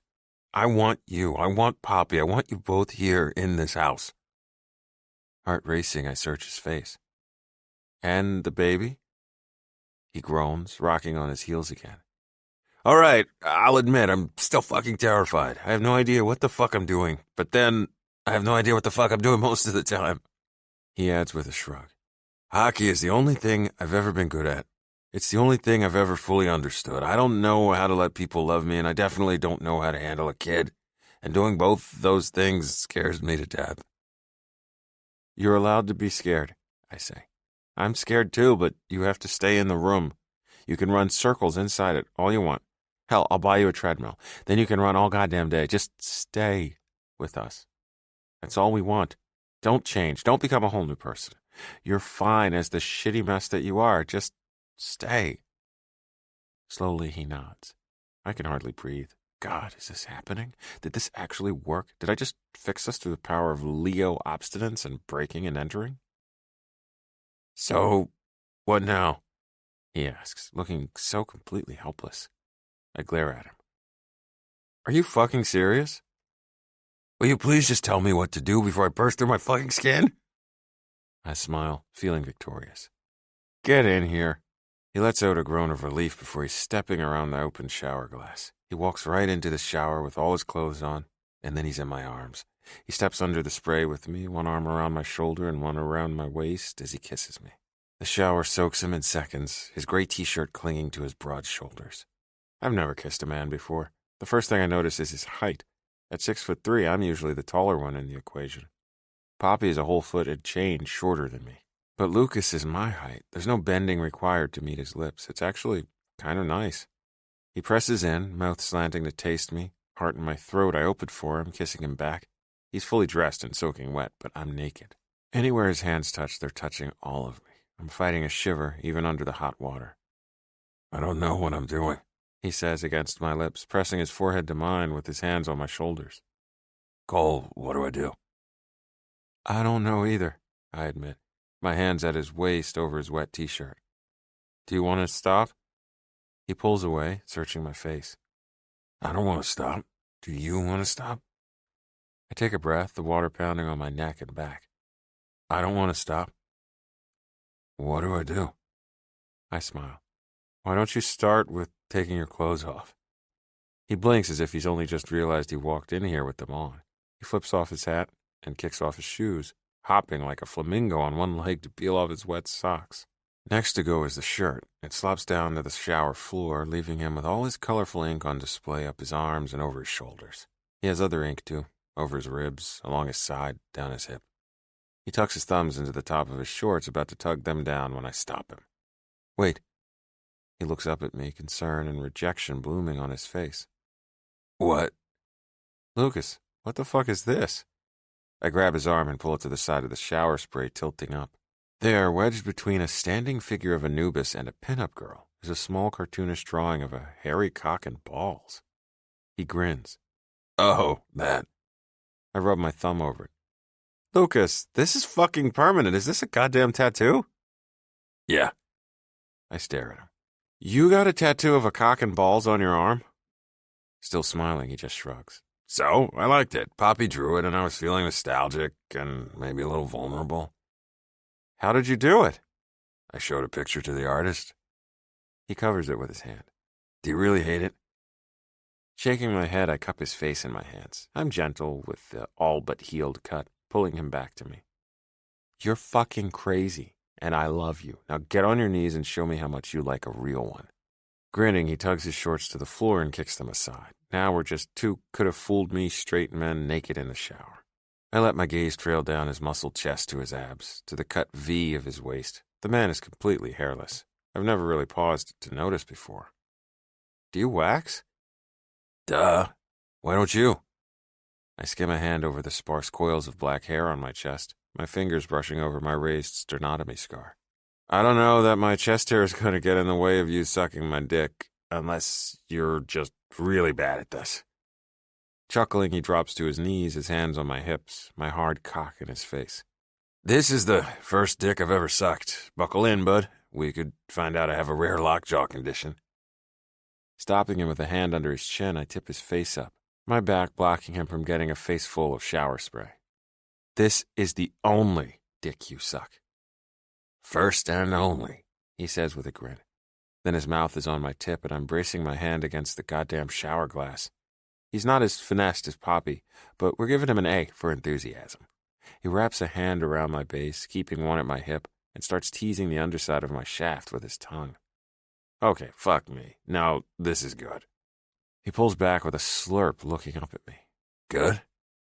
I groan, the sound low in my throat. Don't stop. I put a hand on the back of his head and direct him back on my dick, my other hand still pressed against the shower glass. I apply pressure, guiding him to go deeper as I make little thrusts with my hips. When he groans, the vibration goes down my dick and straight to my gut, warming me up inside. Fuck, I'm already close. He groans again, pushing back into the pressure of my hand. Go harder, He commands. harder? Come on, I've watched you face fuck Poppy a dozen times. If I'm gonna suck a dick, I'm sucking this dick. Make me choke. Fuck! He laughs as I drag him over to the shower wall, pressing him back against it. With his head hitting the tile, I grip his hair and feed him my tip. Fucking take it, I growl. Such a good boy on your knees for me. Swallow this cock. He groans again, his hands wrapping around to grip my ass. He hollows his cheeks, pulling me in deeper until I feel him gag. Right fucking there, I pant. You ready? He pushes on my hips, taking a breath. Then I'm pushing right back, my dick tapping his throat as I thrust. Fuck, I shout, feeling my climax coming. Oh, fuck, I'm gonna come. He grips my hips tight, letting me pound his throat as I release with a torrent of muttered curses. He gags on my cum and I ease up, slipping out till just the tip is in his mouth. Gripping my dick, I stroke, rolling with my thumb up my shaft as a last spurt of cum hits his lips. He groans again, licking it up, eyes closed as he sags against the shower wall. Reaching down, I rub my thumb all over his lips, working my cum in before the shower can wash it away. Look at you, I croon, heart hammering. You wear my cum so well, gonna put you on your knees every damn day. Away travel just got a lot more interesting. He grins, opening his eyes. You gonna leave me aching down here, bud? His hard dick is wet and dripping from the shower. I pull on his shoulders. Stand up. He gets to his feet and I press an open-mouthed kiss to his lips, unafraid to taste myself on his tongue.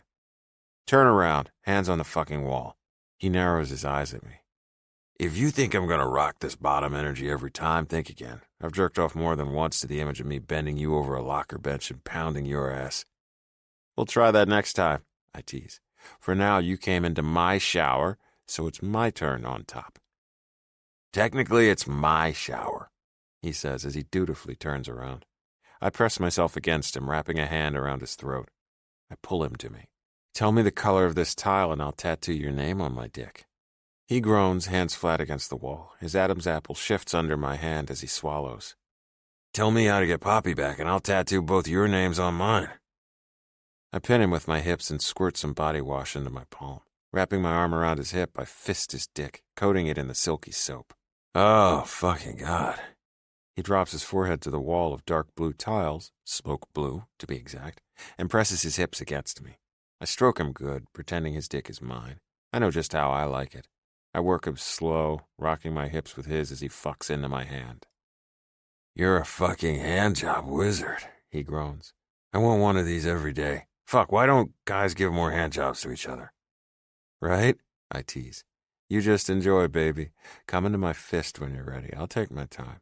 Want a finger in your ass? He groans, choking on a laugh as I circle my thumb over his tip. I mean, I'll try anything once. I should probably start with a finger before I try a dick, right? My dick, I growl, dropping my free hand down to smack his wet ass.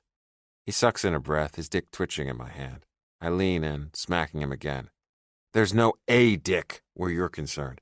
Never the fuck again. You refer to my dick with the proper fucking pronouns. He laughs, arching his body as he presses into the slow stroking of my hand. Fuck me, you're so good at this. Show me how much you like it. Come for me. Can you come on command? I'm usually the one giving commands. I grip his shoulder tight and start stroking him hard and fast. Come.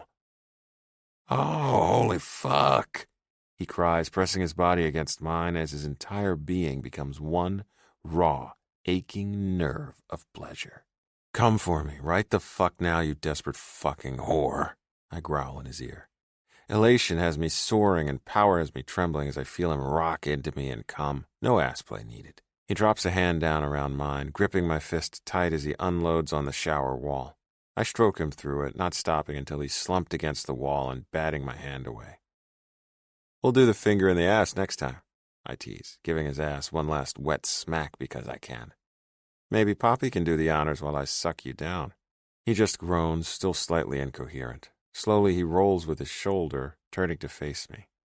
There's a look of bliss on his face. I smile because I know I put it there. Reaching out, I stroke his face. His parted lips brush my palm. I don't know how to keep this quiet around the other guys, he admits. I don't want to. I know. I don't want to either, but we have to be whole first. We need Poppy. His head is tipped back against the wall, eyes shut tight. She hates me. She loves you more than her own life, I counter. It's the only way she knows how to love. She's mad at me. She's hurt, and she's scared, and her trust in you is shaken. It's reparable. He shakes his head. She'll never trust me with this kid. Not after I told her I don't want one. You'll show her you're ready. You'll do what you do best. He frowns, opening one eye to squint at me. Play hockey? I sigh, giving his half-hard dick a tap. He winces, shifting away with a muttered curse. I meant you'll be you, I say. Be a chaotic double Scorpio and show her with action. You love her, right? He rolls his head to glare at me. Don't be a dick. I sigh. Okay, well, show her with action, but at least once you're gonna need to say those 3 little words, Nov. He rubs his hand absently over his new cock and balls tattoo. Fuck, why is this so hard? I give his shoulder a reassuring squeeze. Welcome to an adult relationship. Now, clean your jizz off my shower tiles. And get ready quick. We're gonna be late for the plane. 69. Poppy. Listen, there are no guarantees in public relations. You can think a story angle is compelling and pray it brings you some good press, only for it to fall flat. You can post an innocent picture of a player standing by a balloon arch and have that picture become a banner cry for environmental reform. Social media is a hellscape. Fans choose violence every day. In the midst of this chaos, there is one true and good thing left on this earth: cute animals. It doesn't matter who you are, your religious affiliation, your stance on rainbow-colored tape on hockey sticks. Everyone loves cute baby animals. So when the Jacksonville Humane Society approached me, asking if the Rays would like to be an official sponsor, I jumped at the chance. Today, we're shooting our first promo. All the animals featured will be available for adoption at tomorrow's home game. Working with Clarabelle and our media team, we get everything set up for an on-ice commercial spot. We've got the banners set, the carpet is all laid out, the animals are ready. Now where the heck are my hockey players? You told them all 11 o'clock, right? I say at Clarabelle. A few of the dogs yip excitedly in their cages. I told them 11, she replies. I groan, pulling out my phone. It's almost 11:30 a.m. I don't have any missed texts or calls. Who all volunteered? Morrow, Jake Price, Woody was in, but he had to leave. Clarabelle reads out from her phone. I guess I can see if any more players are hanging around. Otherwise, you're going to have to pick up that chihuahua and say cheese. I turn around and groan with relief. Colton is walking toward me, a smile on his face. My own smile falls to see who is walking at his side. Oh, God. Has Lukas gotten more beautiful in the time we've been apart? How is that possible? How is it fair? It's not like I haven't seen him around, but I've been doing my best to keep my distance. I don't let myself get too close. Certainly not this close. The wanting is just too painful. My eyes immediately fix on the thin red line along his jaw. The cut ends at his hairline right above his ear. Heavens, it could have been so much worse. An inch or two lower or higher. I swallow, pushing that fear down deep. The doctors did an amazing job. It should heal up well, leaving hardly any scar. Look who I found, Colton says in greeting, a hand on Lucas's shoulder. He heard we were doing a pet adoption, and he just couldn't volunteer fast enough. Clarabelle glances between the 3 of us with a smirk. She may have caught me kissing Colton last week. You're late, I say, nerves on fire. Why is Lukas looking at me like that? You said 11:30, Colton replies. No, I said... I let out a breath. It doesn't matter. I'm just glad you're here.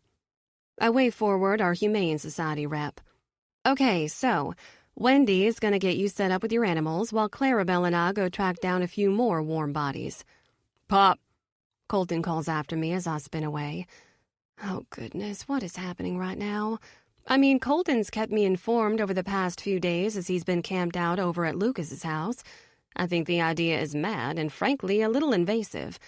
I mean, if I made it clear I wanted out of a relationship, if I made it clear I didn't want the child that was the product of that relationship, I think I'd be pretty upset if my ex-partner then moved himself into my freaking house. Colton assures me it's the right plan of action and that he's helping him get out of his own way. I'm personally less convinced. I love Lukas, and I want him with us, but he has to want to be with us. He's right. I'm done accepting anything less than what I deserve, and I deserve to not have to beg him to love me. I spy Ryan Langley sitting in the stands at the other practice rink. Oh, he's perfect. With that baby face and the green eyes and the floppy blonde hair, shove a puppy in his hands and you have PR gold. Waving him down, I call out, "Yoo-hoo, Ryan." He looks like a bunny who just got his name called by the big bad wolf. Behind me, Clarabelle snorts. Am I really that scary? I step up into his bleacher row and walk toward him. "Hi, Ryan. You got a minute?" What's up, Poppy? He says in welcome, giving Clarabelle a nod. "We're looking for one more Ray to help us with this commercial spot, and you're perfect. Come on." Well, wait. I glance back. He groans, shifting his weight as he gestures out to the ice where the other forwards are skating. Well, I can't just leave. Coach wants me watching practice. "This will only take a few minutes," I say. "Now come on, handsome. The camera crew is waiting." He follows us down the bleachers. What are we doing? "We've partnered with the Jacksonville Humane Society to shoot a pet adoption promo," I explain as we turn the corner. "I found one," I call out with a wave to our waiting camera crew. I try not to let my heart flip at the sight of Lukas and Colton laughing and holding dogs. Well, Colton is laughing. He's holding the cutest little Labrador mix. The yellow puppy licks his chin, and I think my ovaries are going to explode. Too late. I'm already pregnant. Nov, look, he says as the puppy squirms. Look, I think he likes me. I glance at Lukas and fight a smile. He looks miserable. He's holding the ugliest dog I've ever seen. It's a little Chinese crested with a poof of white hair on his head. Otherwise, his speckled pink skin is completely hairless. I smirk at Wendy. Did she do this on purpose? The poor thing looks more miserable than Lukas. Come on, this is bullshit, Lukas says at me. It's the first words he's spoken to me in 8 days. You know I'm allergic to dogs. Which is why I gave you the hypoallergenic one, I reply, flashing a wink at Wendy. Dude, I told you, that's not a dog, says Colton. It looks like that thing that sits on Jabba the Hutt in Return of the Jedi. Ryan, come take your pick, I call. We've got a cute little bulldog over here, a few kitties. Oh, sweet heavens, look at the way she's looking at me. My heart is suddenly fit to burst as I take in a fluffy gray and white kitten with big green eyes peering out through the bars of her cage. The little thing puts her white paws up, mewing at me like I'm her mama. I stick out a finger, brushing it over her soft little toes. She sniffs my finger and I want to die. Clarabelle, tell me I don't need a cat, I whine, feeling like my heart will break if they take this kitten away from me. Screw love at first sight between humans. This right here is the purest kind of love. You don't need a cat, Clarabelle says at my shoulder. Can we hurry this up? Lukas calls out. This thing is hairless and this is an ice rink. I think it's getting frostbite. Pulling my finger away from the precious fur baby, I huff, flicking my ponytail over my shoulder. Hold your horses. And it's not a thing, Lukas, I add, feeling raw and vulnerable under his heavy stares. It's a dog, a very rare breed of dog called the Chinese crested. It's shivering and it can smell my fear. he says with a scowl. Okay, who spit in his cereal? Why did he even come? Ryan is the perfect distraction, stepping in with his big body to block me from Lukas. So, what's the deal here? We're shooting a short commercial for the Humane Society, I explain. It will go on all our socials, too. Just pick an animal and take the card on top of their cage. Then you read out what's on the card in front of the camera. You want me to read what's on the card? Mm-hmm. I take one off the top of the bulldog's cage. So this one says her name is Gracie, and she's a 5-year-old American bulldog. She's house-trained, loves kids, blah, blah, blah. Just read the card. Slapping the card to his chest, I turn, taking a deep breath. Colton, you're up first. He's still standing with Lukas, tickling his puppy's tummy. Dude, I swear I'm gonna adopt this little guy myself. At least yours has fur, says Lukas. I feel like I'm holding a raw chicken. Colton snorts as they both follow me over to the camera spot. Lukas steps in at my back. Hey, can we talk after this? Down the other end of the rink, the goalies still haven't finished their practice. Hey, can you stop slapping pucks for 5 minutes? I shout. You can stay in the shot, but we need some quiet for this. Eric glares at me. You realize this is a hockey rink and this is a hockey practice. I reserved this rink for 11:30, I call back. You were supposed to be done a half hour ago. Now clear off my ice or I'll drag you all in front of the camera. Yes, I mean you too, Eric. He knows I don't actually mean it. Eric is tough as nails as a coach, but a big softy once he steps off the ice. A box of my homemade toffee nut cookies will smooth this over easily. Lukas isn't deterred by my pathetic dodge. He's right there at my back, still cradling that poor little dog like it's a pit viper. I'd like to talk to you, he says again. After this, like, not now. Not holding this. He adds at the shivering dog. Lukas, I have an impossible day. 5 minutes of your time, he pleads. Hear him out, Colton says. I glance between them. Please don't do this here, I whisper, knowing the cameraman is approaching. Please. I'm barely holding it together. With a stiff nod, Lukas steps away. It only takes them a few minutes each to shoot their spots. Colton goes first, charming the cameras with his little rundown of Pepper the puppy. The camera angle is perfect for when the excited puppy starts to pee and we all laugh.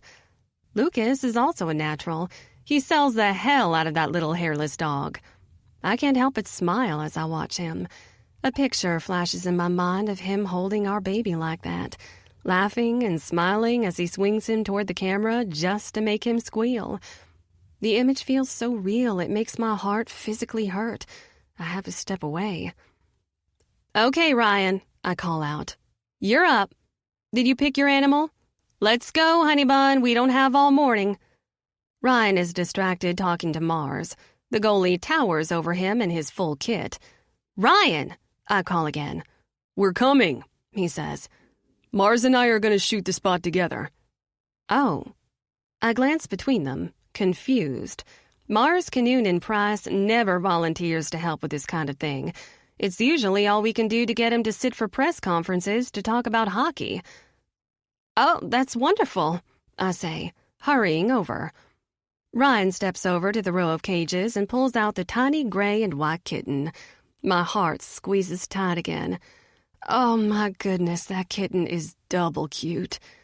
He holds it close to his chest and I step in, unable to help myself from giving her a few pets, wiggling my finger under her chin. She turns her little face up, purring like she's got a box of marbles in her chest.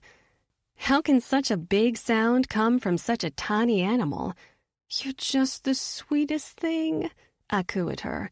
Yes, you are. Yes, you are. Ducking down, I give her a few kisses. She flicks her fluffy tail in my face, and my heart literally bursts. This cat is now my child. I'm convinced. Pop? Realizing I have my hands on Ryan's arms and my face nuzzled into his chest, I stiffen. Slowly, I right myself, flashing him a smile. I'm a working professional, and yes, I'm going to pieces over a cat. Let me live. Are we ready then, gentlemen? I glanced from Ryan to Mars, who was still in his full hockey kit, sweaty hair tied up in a messy bun. Honestly, the aesthetic works. You got the card?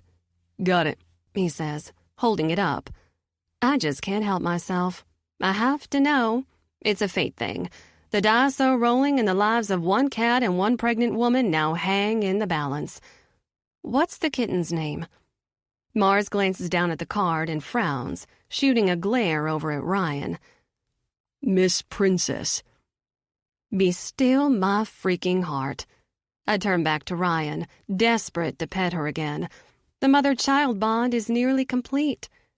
Oh, it's perfect, I squeal. She is such a little princess. I can feel Lukas and Colton watching me. The pressure of their eyes is enough to have me ready to melt onto this ice. But I can't focus on them right now. This is my job. We're at work. I can't run to Lukas and shake his shoulders, begging him to tell me all the deep, dark secrets of his heart. I can't crash through these cameras and announce to the world that I'm pregnant and in love with 2 men. What I can do is run this commercial shoot and hopefully adopt this kitten. 70. Lukas.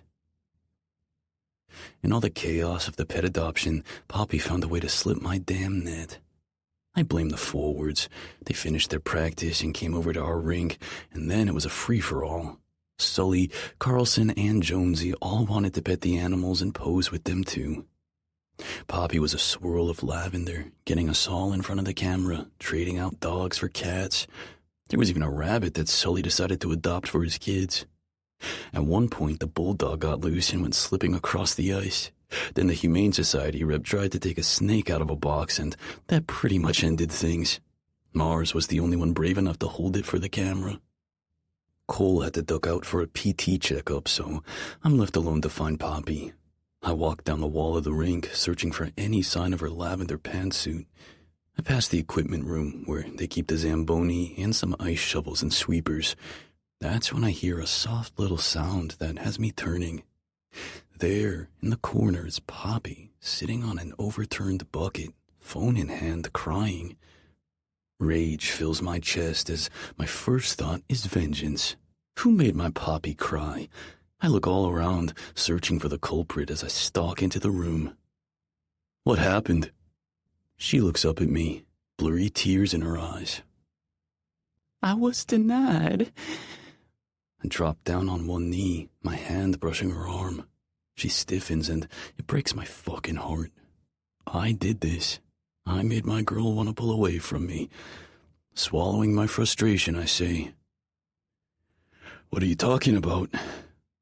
My application, she says, her voice all soft and weepy. Wait, she's sending out job applications? Is she leaving? Did Cole fucking know and not tell me? God, did she get fired? If she got fired because of us, I'm gonna march straight up to Mark's office and... Calm down. Whew. Ask first. Poppy, did you get fired? She blinks up at me, eyes wide with confusion.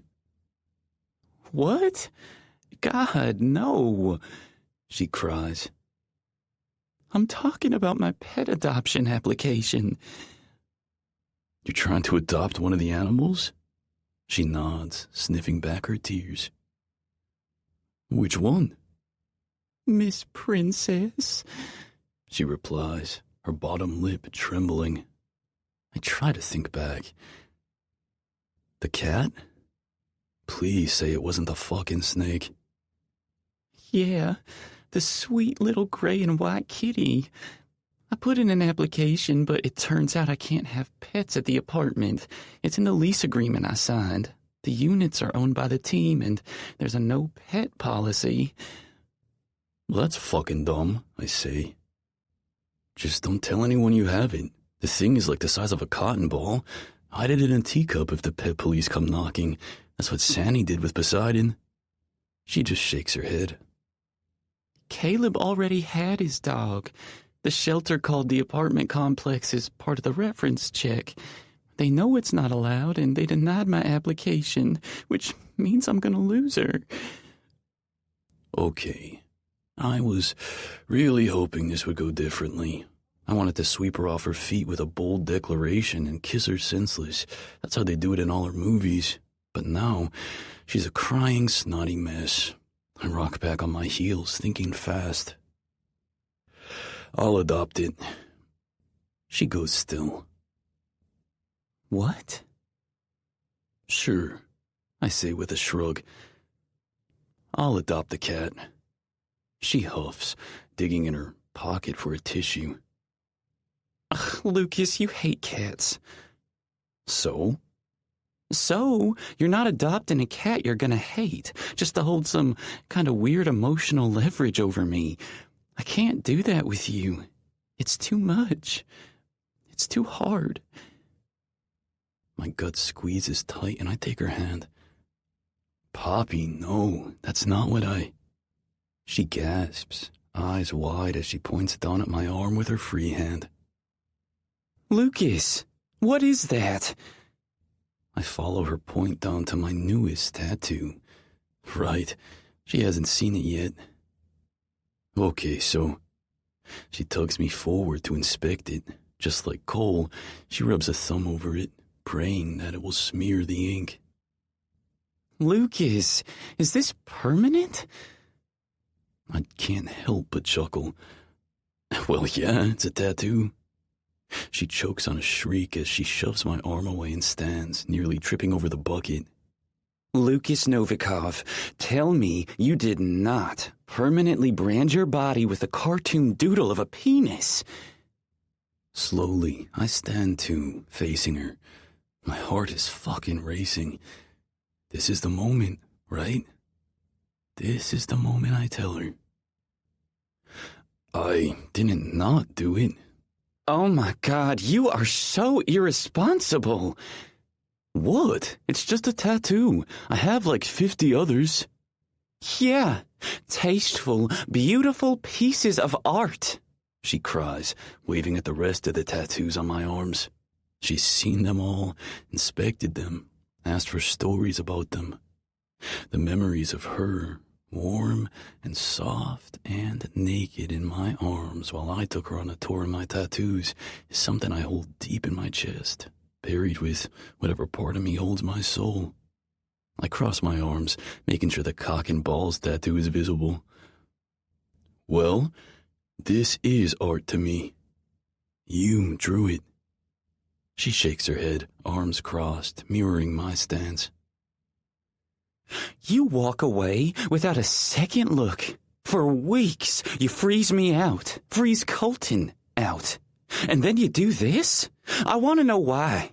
Why would you get that as a freaking tattoo? Because I fucking missed you.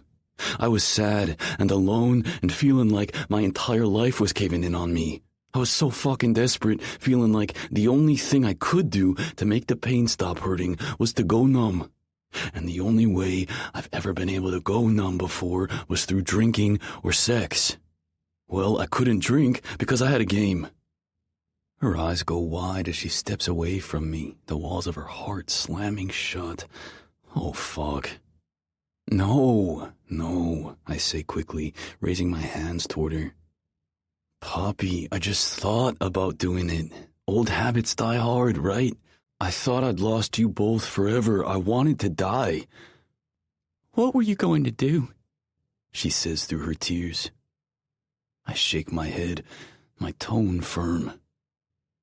I didn't do it. What were you going to do, Lukas? She asks again. She's not gonna stop until I say it. I didn't go out and fuck someone else, Poppy. I swear on my fucking life. I haven't been with anyone since I walked away from you. But then I'm groaning. Well, I mean, technically I have, but... Ugh, goodbye, Lukas. She darts around the other side of the Zamboni. Poppy, no, it's not like that. Just wait. Just get away from me, Lukas. I grab her arm, pulling her to a stop. It was Cole. She tries to pull away from me.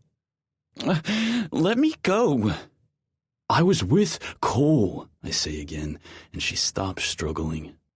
Panting, she searches my face, tears in her eyes. You and Cole? I nod.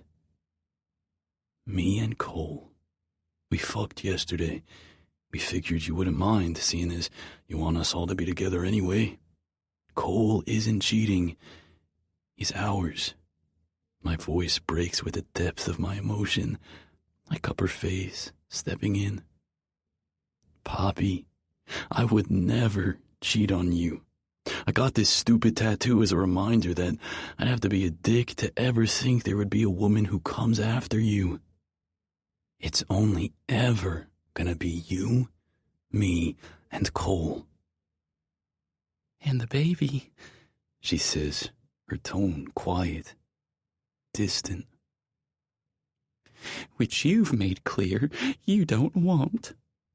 I let her go, taking a deep breath. Okay, listen. Before I can get another word in, she's going stiff and pulling away from me. I turn to see Shelby and Sully wandering up, arms around each other. Hey guys, Shelby chimes. You two coming to the party tonight? I groan. Shelby has a birthday party tonight, and we all said we'd go. Poppy takes a step back, trying to wipe under her eyes. Shelby notices.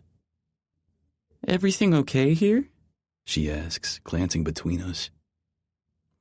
We're fine, I say. We're not fine. This was a disaster, and Cole's officially gonna kill me. Forget me running this time. He's gonna shove me head first into a cannon and light the fuse. Maybe I should have tried sarcasm. That always tends to work better for me with her. I bait her a little. She rises to it. Then I swoop in with the charm. Why the hell did I go for sincere? Party starts at 7, says Sully, also glancing between us. I don't think I'll make it, says Poppy. Sorry, Shelbs. I'm just not feeling very well. Oh, that's too bad, says Shelby, reading through the lie. She looks suspiciously over at me. Fuck me. What does a guy have to do to get a little privacy in the workplace to confess his undying love to his pregnant secret ex-girlfriend? Excuse me, says Poppy, using the O'Sullivans as human shields to escape me. I have no choice but to watch her walk the fuck away. What the hell was that about? Sully says, glaring at me.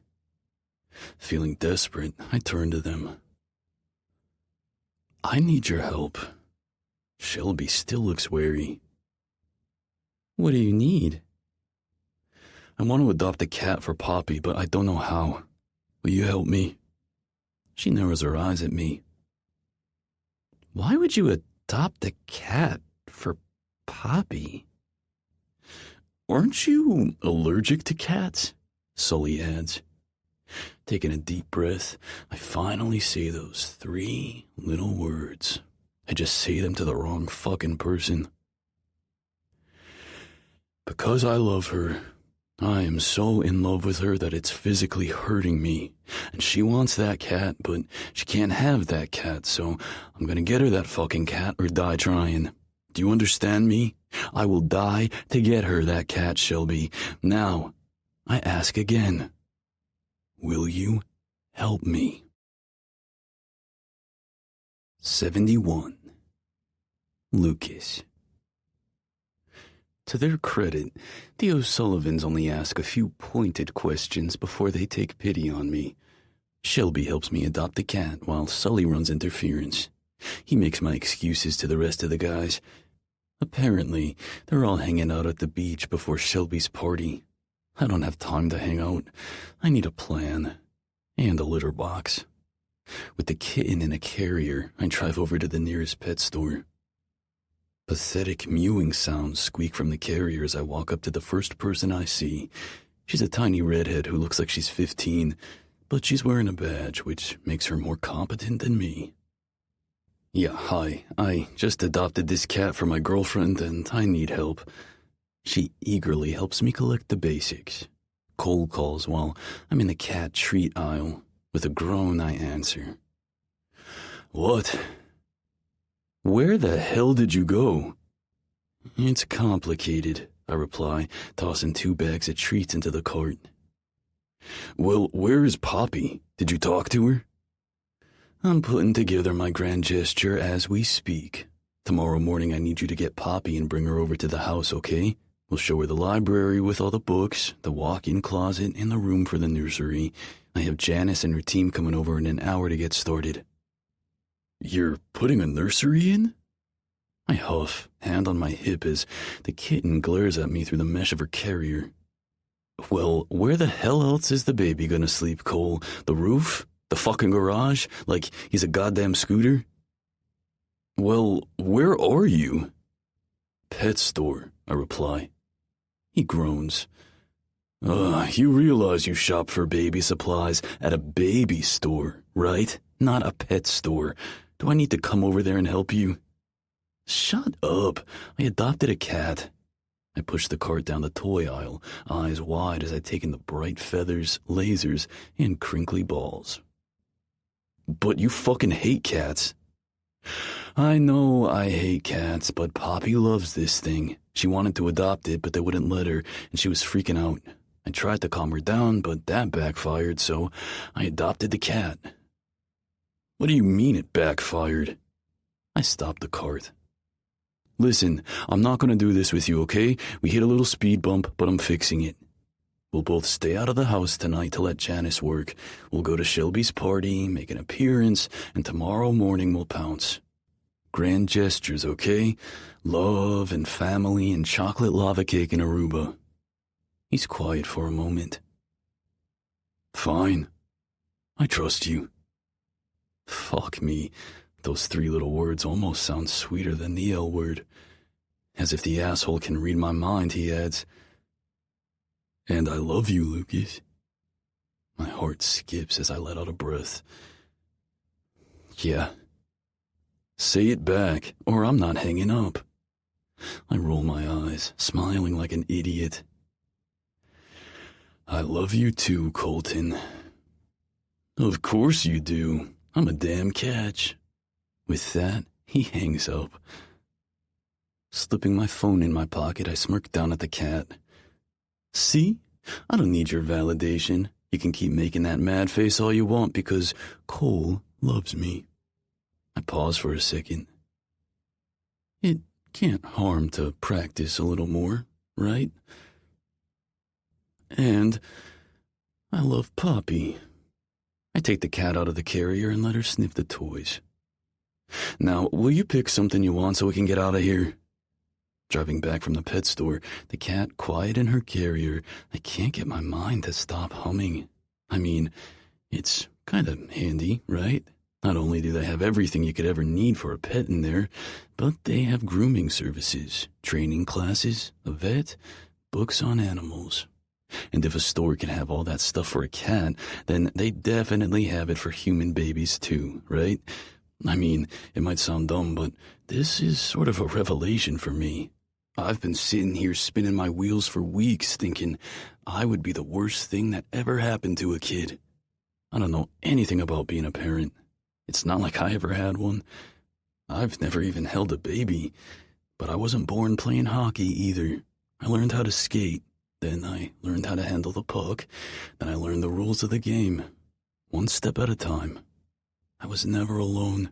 I always had a team there to show me how to do things better.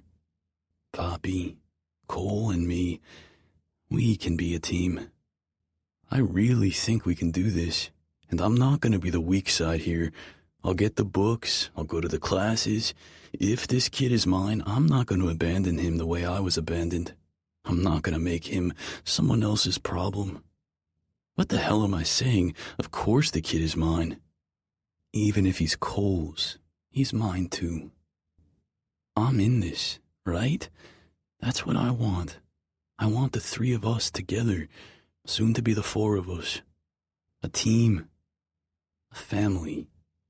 Holy fuck, just saying it inside my own head is so fucking scary. When it comes to hockey teams, there's always a trade clause. There's always a way to make me someone else's problem. But not with this. There's no trades on this team. There's no walking away.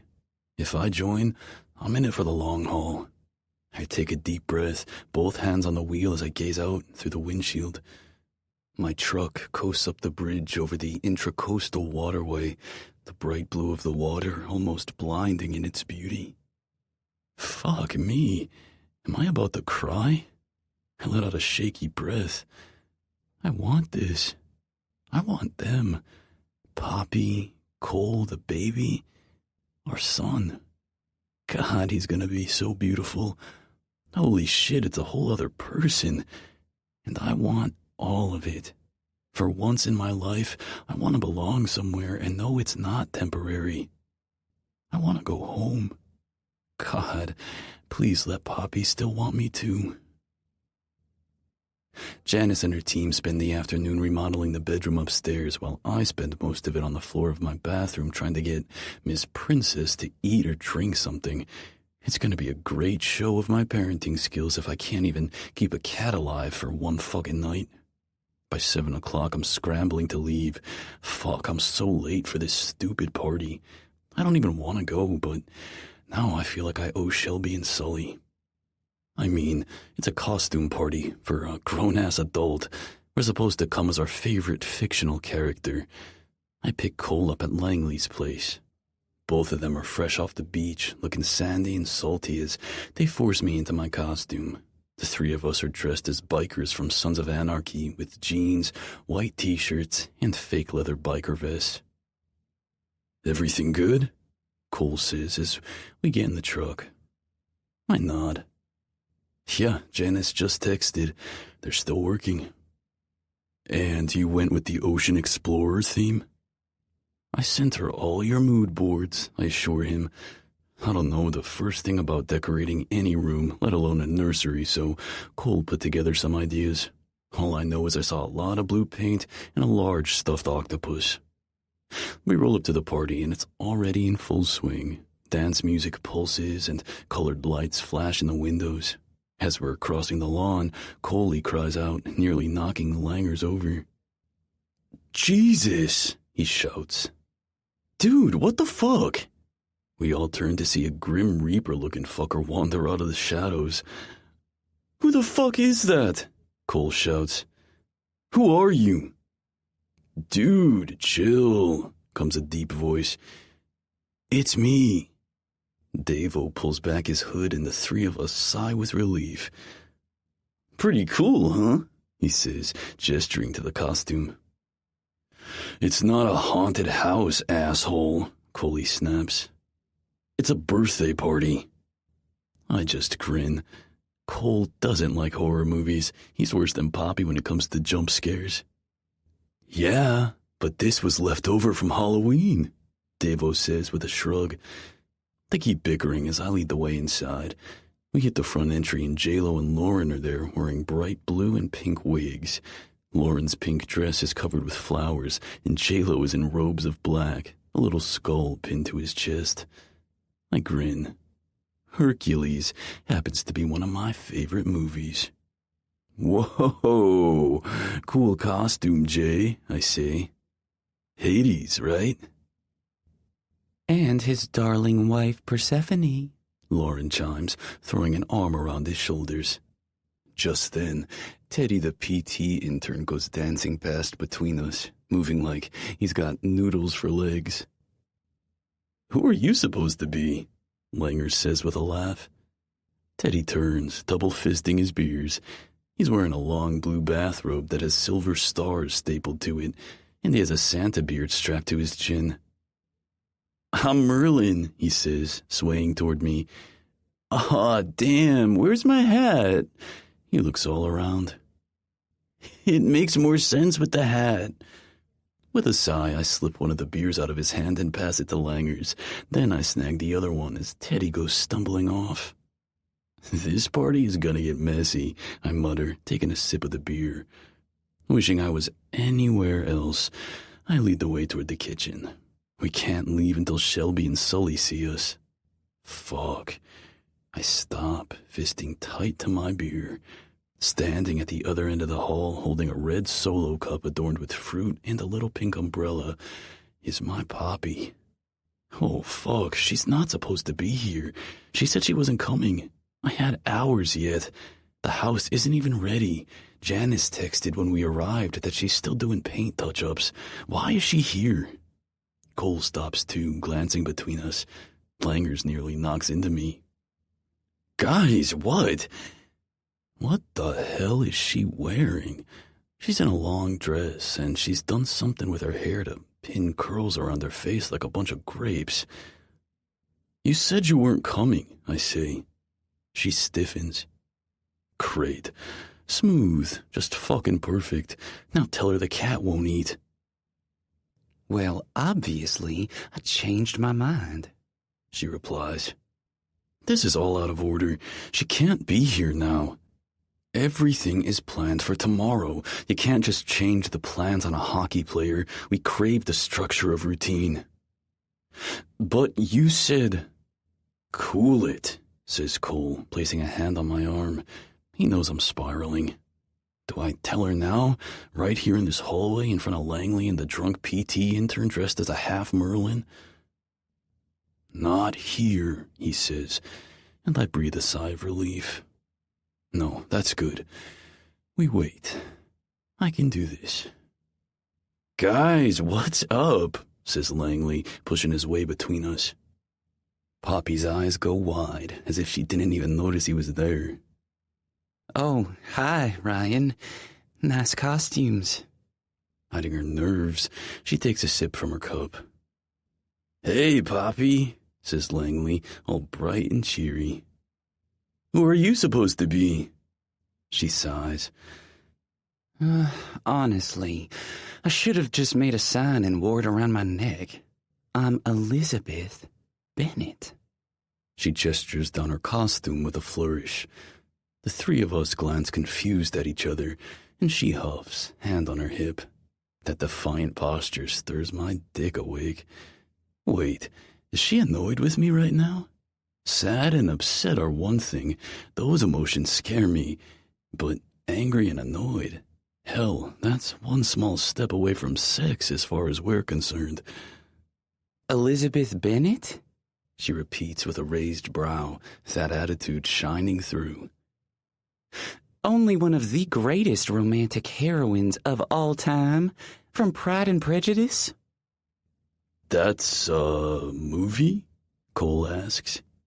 Surprising the hell out of me, tears spring to her eyes as she glares between the three of us, but mostly she glares at me.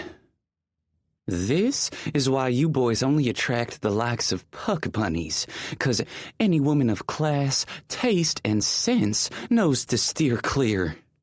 I barely have time to process the words before she storms right through us and marches away. Cole is pressed back against the wall and Langers just looks supremely confused. So, maybe she's a step past angry. I'm trying to mentally recalibrate. Fuck, why are feelings so hard? Oh God, this is bad, right? Langers is looking at me like I have all the answers when all I really have is a tongue that suddenly feels like it's too big for my fucking mouth. Ignore her, I say. She's just upset because she couldn't adopt that cat. He nods, but I can tell he doesn't buy my dodge. Meanwhile, Cole is gonna burn holes into the back of my head with his laser eyes. I'm on autopilot as I turn away, moving deeper into the house. My mind is racing. This changes everything. I can't possibly wait until tomorrow, right? Poppy's here, and she's mad, and this can't fucking wait. But then Shelby is smiling at me, and all the people in the kitchen start waving me forward. Guys, I found Shelbs, I say over my shoulder. Cole comes up right behind me, his hand on my neck, giving it a squeeze. I feel it like a fucking brand. His silent command is heard loud and fucking clear. Fix this. We say hello to Shelby and Sully. I think I even ask a question, something about her costume. I don't even fucking know. I don't care. We have to find Poppy. It's Cole who peels away first, and then I'm chasing after him, grabbing his arm in the hallway. What the fuck do we do? He rounds on me, eyes blazing. Fix this now, or I swear to fucking God, it'll be you who sleeps in the garage like a goddamn scooter. I groan. But I had a plan. Tomorrow we were gonna... Plans change, he says over me. Hell, all my plans have changed thanks to you. I was finally ready, Lukas. I had the career, my health, the life of my dreams, and I finally had the fucking girl. Poppy is the dream I've been chasing for 2 goddamn years. She's my future, and I had her in my hands. I was done. I was set. She was the one. Cole, He leans in, jabbing a finger at my chest as he lowers his voice. But then you skated into my life with that stupid fucking shit-eating grin and your pranks and your bad attitude. You got between me and Poppy and drove me fucking crazy until you stayed between me and Poppy and drove me even crazier. But I'm sorry. Now here I am, completely uninterested in the life I'd imagined, he says over me. You have ripped that future from me and fucking shredded it, Lukas. He lets out a breath, his gaze softening as he looks at me. And in its place, you've handed me a new picture framed in gold. My heart fucking stops. He steps in, his hand going to my waist. There's an engagement ring sitting in a box that I will never give to the woman I love. Do you understand? Because I would never put her in the position of having to choose between us, and there is an us, Lukas. The 3 of us. I'm not choosing between you, so why should she? Poppy wants us both. She loves us both, and she deserves us both. He steps in closer, mouth against my ear. Now, get your head out of your goddamn ass and go get our girl back. Taking a deep breath, I let it out. Right. Let's do this. He steps away and nods. Let's fucking do this.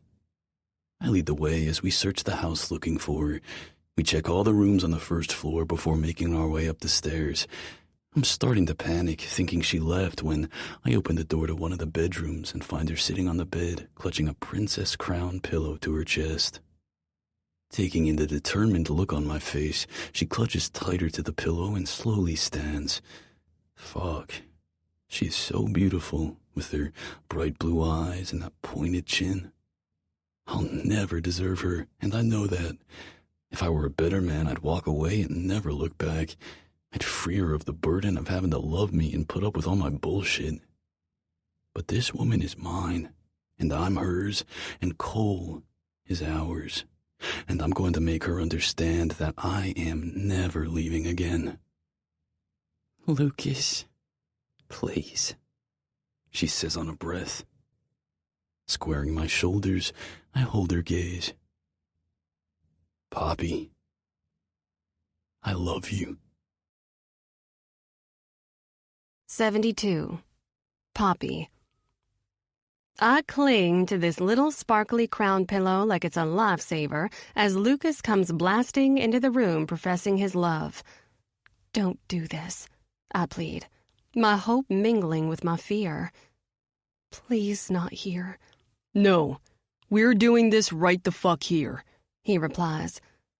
Because I can't go on for another second without you. Colton steps in behind him, shutting the door. They're blocking my only exit, unless I want to flee out the window and shimmy down the rain gutter. In a show of solidarity, Colton steps around Lukas and crosses the room to my side. I sigh with relief as his hand goes to my shoulder. He gives it a gentle squeeze, and I go still. Wait, is he here for me or for Lukas? I look up at him, pleading. Hear him out. Slowly, I turn back to Lukas, heart hammering in my chest. He looks so nervous. He's clenching his fists and swallowing, jaw tight. He licks his lips once, parting them as if to speak, but nothing comes out. Next to me, Colton sighs. No, I'm doing it, he snaps at him. I'm just coming up with the right words. I thought I had more time, you know? I had this all planned out for tomorrow. Tomorrow? I glanced between them. Yeah. Cole was gonna bring you over to the house and we were gonna show you what we've been working on. What have you been working on? Renovations, he replies. for you, for the family. Cole worked with the interior designer you suggested, and he added a whole walk-in closet for you, Pop. And there's a library, and there are so many books, baby. And this cool, cozy chair, and I put a cashmere blanket in there for you, too. Oh, God, I'm gonna cry again. Lukas. And I have the team over there right now finishing the nursery.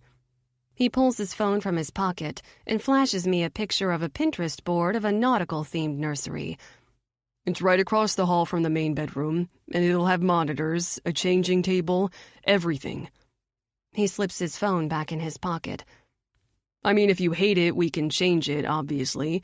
But Cole picked the design, and everything he picks is cool, so I think he'll like it. He? I whisper.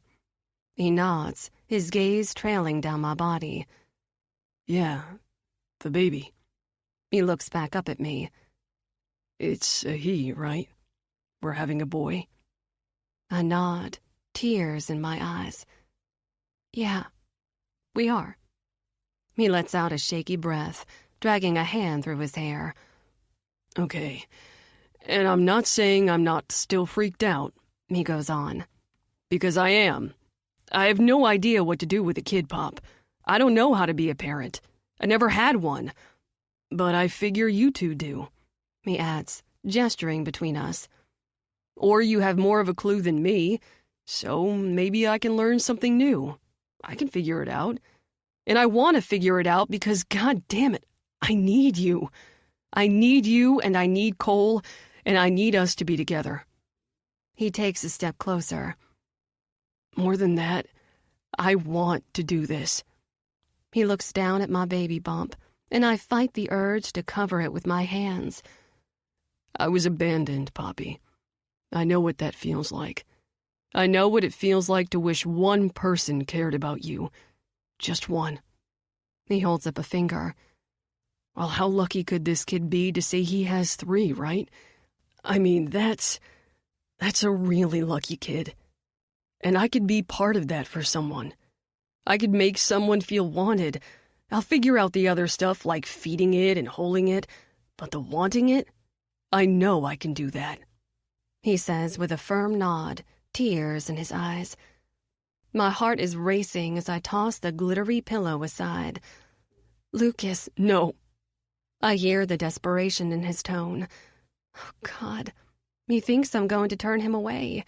Even now he doubts I can love him. He drops to his knees, raising both hands out to the sides. Cole said that when I was ready to face you on my own, I would crawl to you. And God damn it, that's what I'm gonna do. Cole keeps me standing, his grip steady on my shoulder as Lukas inches forward on his knees. Heart in his hands, he bleeds for me. I love you, Poppy. I love you so much that it scares me, and when I get scared, I run. To say I can't help it feels like a cop-out, but it's true. At first, I ran to keep from getting physically hurt. Then I ran from my emotions. I figured no one can hurt me if I just keep running. I swallow back my tears as he comes on his knees, his hands reaching out for me. As soon as they touch my hips, I'm crying, melting toward him. But you're hurting yourself, I say, and I can't bear it. I know, he groans, pulling me in tighter. He wraps both arms around my waist, pressing his face to my stomach. I can't run from you anymore. It's tearing me apart. I can't... Then don't, I beg him, smoothing my hands over his shoulders, clinging to him. Just stop. Lukas, honey, come home to me. He breathes me in deep as I stroke my hands up his neck to his hair, weaving my fingers through it. Don't hurt me, he begs, his face pressed against me as he cries. Please, baby, you gotta let me love you. And I need you to love me too. I need you to try not to hurt me. I do, I whisper.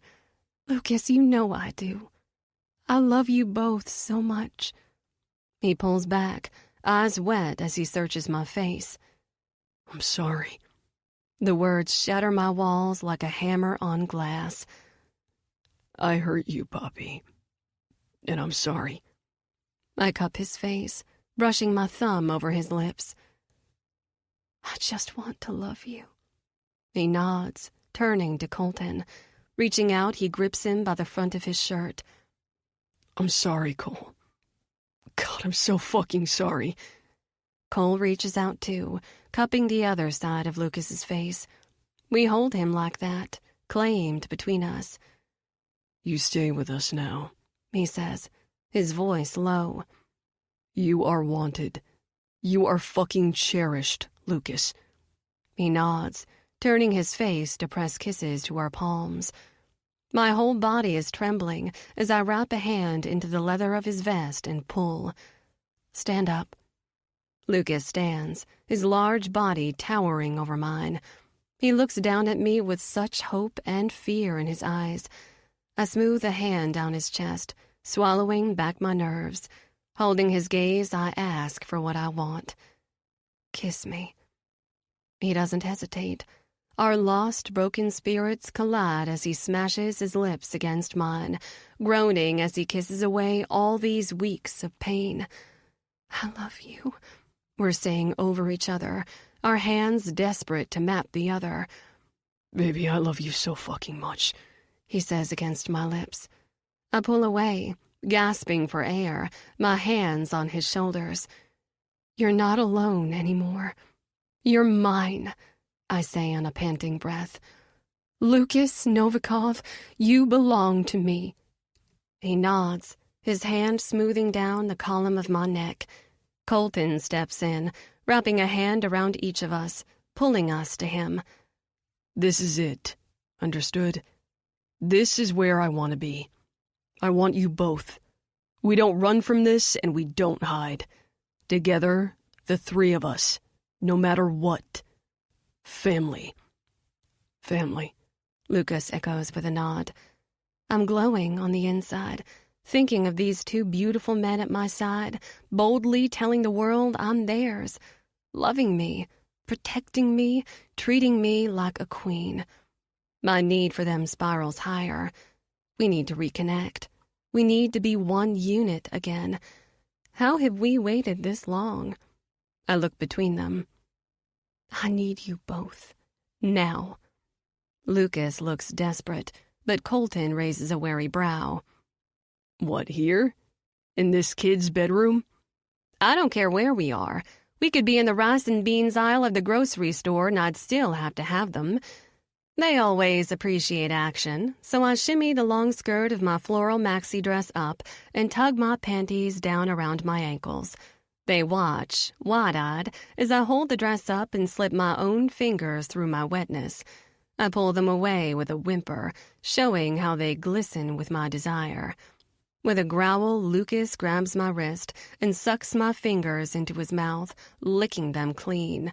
The feel of his warm mouth sets me on fire. I arch up, kissing his neck, flicking with my tongue until he groans, letting me go. Colton leans in, claiming Lukas in a fierce kiss, tasting me off his lips. I lean away, watching as they kiss each other. Oh my God, seeing them like this is my core turning volcanic. I'm practically crying out with need as Lukas works my skirt up for himself, burying his fingers in my pussy. He breaks his kiss with Colton and kisses me again, all but bending me back as his fingers move inside me. His thumb swirls over my clit and I feel zapped. I arch in his arms, panting for breath. Right there. Baby, don't stop. They each claim a side of my neck, licking and sucking as I whimper, coming on Lukas's fingers. He works me through it, teasing with his thumb on my pulsing clit. With one hard press to my lips, he's turning me. Face Cole. I brace my hands on Colton's shoulders. Smiling up at him in bliss as Lukas gets himself in position behind me. I hear the zip of his jeans coming open. He shifts in closer. Hold this up, he says, making me drop a hand to help him bunch up my dress. I'm grinning at the image of Elizabeth Bennet getting pinned between two leather-clad bikers. Feeling bold, I look up at Colton's smiling face. Baby, I want your cock in my mouth. Please give me both at once. Don't make me wait. He cups my face, dropping his other hand to sink his fingers inside me. Then he lifts them, gliding them over my lips. You want my cock in this pretty mouth? I nod, shifting my stance as Lukas taps my hip. I widen for him, tipping up on my toes. Lukas works his hard dick between my legs, groaning into my shoulder as he strokes his silky shaft through my wetness. Fuck, I need you so bad, he says into my neck. Take me, I beg. Lukas, I'm yours. We both groan as he sinks in. One hand is on my hip and the other wraps around, splayed across my chest. He rocks into me, pushing in deeper, filling me. God help me, he pants. Colton watches us with such hunger in his eyes, his hand dropping down to feel where Lukas is inside me. He presses in with 2 fingers, stretching me, making me gasp. Keep going, he orders. Fuck my fingers in her cunt. Lukas thrusts, his slick cock sliding inside me along the ridges of Colton's fingers. Please, I beg, dropping a hand to cup Colton's hardness. I want you both. Put your dick in my mouth. Claim me and never let me go. Please. He drops his hands to his belt, hurrying to open his pants and jerk them down, freeing his hard cock. Take it, he says, fisting a hand tight in my hair. You're such a fucking queen. You own us. Take anything you want. Opening my mouth, I pull on his hip and he steps in, letting me have what I'm aching for. I moan with relief as I take both my men inside me, feeling complete for the first time in weeks. Colton rocks against my face, his hands in my hair gentle but direct, urging me to take him deeper. I suck on him, teasing with my tongue as Lukas thrusts into me from behind. You look so beautiful sucking his cock, he croons at me, wrapping a hand around to tease my clit. I'm gonna come inside this cunt, and then Cole's gonna lick my dick clean. I whine, pressing back with my hips as Colton makes me choke. Oh God, this is euphoria. I'm dizzy, I'm drowning, and I never wanted to stop. Clinging to them both, dancing on the edge of orgasm, I hardly notice when the door busts open. Both Lukas and Colton freeze, their hands holding me protectively. Whoa! Oh my God! A woman shrieks. My heart drops out, even as Lukas keeps thrusting into my pussy, working my clit until I'm choking on a scream. Get the fuck out! He barks.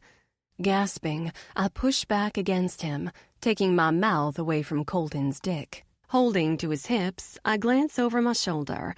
Standing in the doorway are Rachel's pretty friend Tess, dressed as the devil, and Ryan Langley, carrying what looks like a passed-out teenager dressed as Cleopatra. Oh my God, I cry. Lukas wraps a protective arm around me, pulling me up against his chest as Colton steps in. Oh my God, Ryan shouts back, his wild gaze bouncing between the 3 of us, mouth open in confused horror.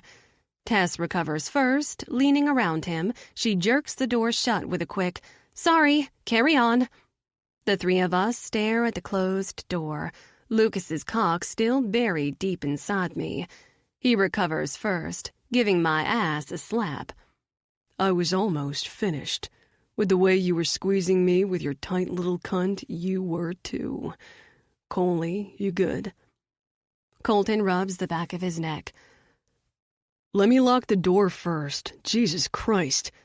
I grab his leather vest as he tries to step back. No. He looks down. one brow raised. "Pop?" Lukas teases, giving me a little press with his hips. I hum, wiggling against him. "Leave it unlocked," I say. "Colton, give me that pretty dick." I wasn't finished. Fuck yes. Lukas grunts, his hands going to my hips as he starts winding me up again. I'm laughing as he pushes on my shoulder, bending me over to take Colton's hard dick in my mouth. Speed round, Colton says, fisting his hands in my hair. Then we're taking you home so we get you naked and take our time. Home. I'm already there. This is home. Wherever the three of us are is all the home I need. 73. Poppy. God, I don't know if I've ever been so turned on. Lukas drove us home, and I couldn't wait to chase more of this feeling. Heart on fire, I pulled up my dress and started fingering myself right there in the back seat, moaning at the exquisite ache as I swirled Lukas's cum over my clit. When they noticed what I was doing, they went feral. Lukas pressed the gas, trying to watch me in the rearview mirror. At the first stoplight, Colton unbuckled and crawled between the seats. As Lukas cursed in the driver's seat, Colton pressed me up against the truck door and devoured my pussy, making me scream out an orgasm before we pulled into the drive. We barely get in the door before their hands are on me, stripping me out of my clothes. I'm down to my underwear before I'm turning and stumbling away on a laugh.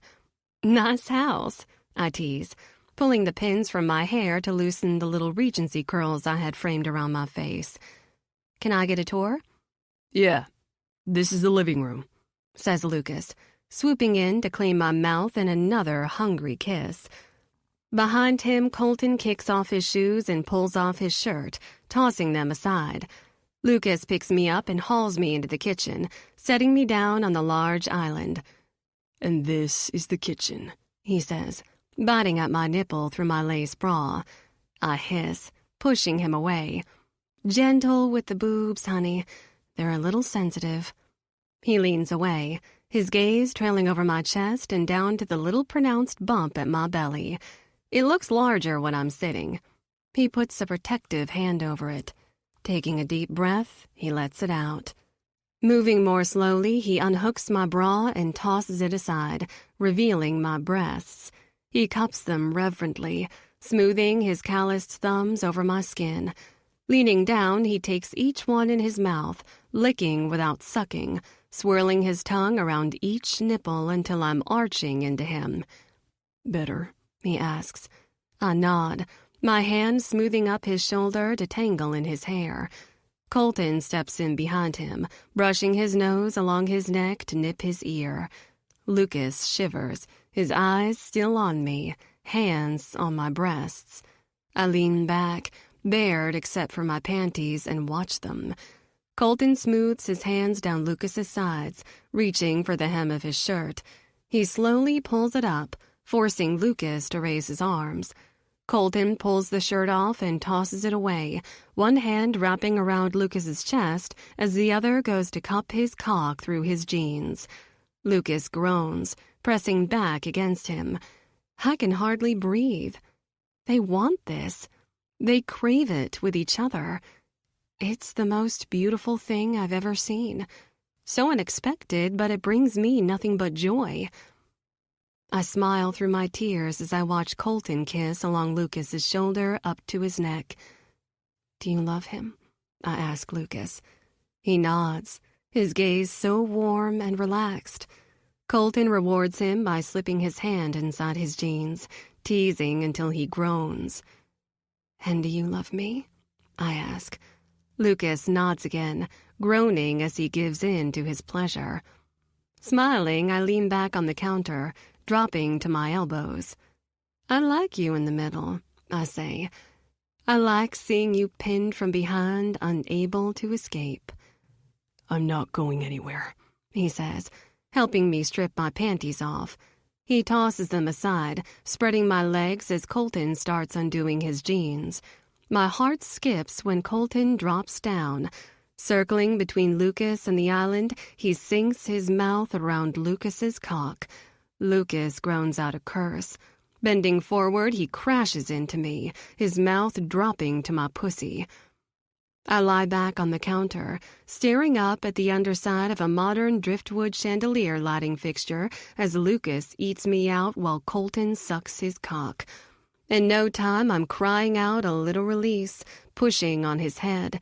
He leans back, lips glistening, a hand on Colton's head pushing him off, too.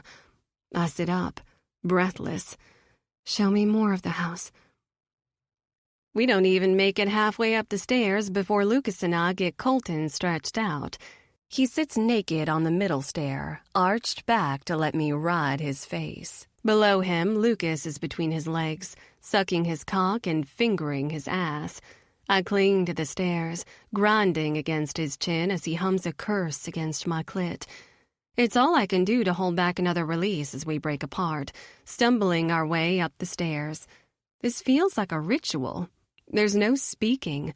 We have no room left for words. We can only feel what we are together. We stoke these flames, fucking and kissing and touching until I find myself lying on my back in the middle of an extra-wide king bed. Lukas is balanced over me, his pretty caramel eyes glassy with need as Colton presses in behind him. "That good?" Colton asks, breaking the sacred silence as he works his fingers deeper inside Lukas's ass. Lukas nods, letting out a breath. "Yeah, it feels really fucking good."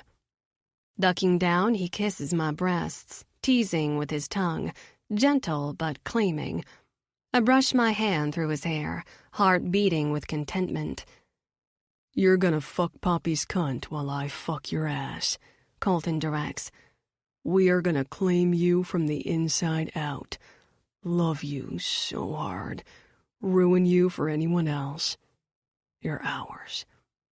Lukas groans as he drops lower over me. Cupping my thigh with his strong hand, he lifts my leg, making room to slide in. I arch back, letting him take me again. The slide home is so easy. I'm wet and ready and aching for more. I'll never get enough of them, of this feeling of us. He kisses me, teasing my mouth open, his breath catching as Colton pushes in behind him. "Take my tip, and we'll stop," Colton warns. "You don't like it, and we don't fucking stop," Lukas begs. "Colt, please. I need this. Need you. Please don't stop." I hum, shifting my hips as Colton presses in deeper. He applies lube, working slowly, thrusting in and out until Lukas is trembling. "I can't," Lukas pants.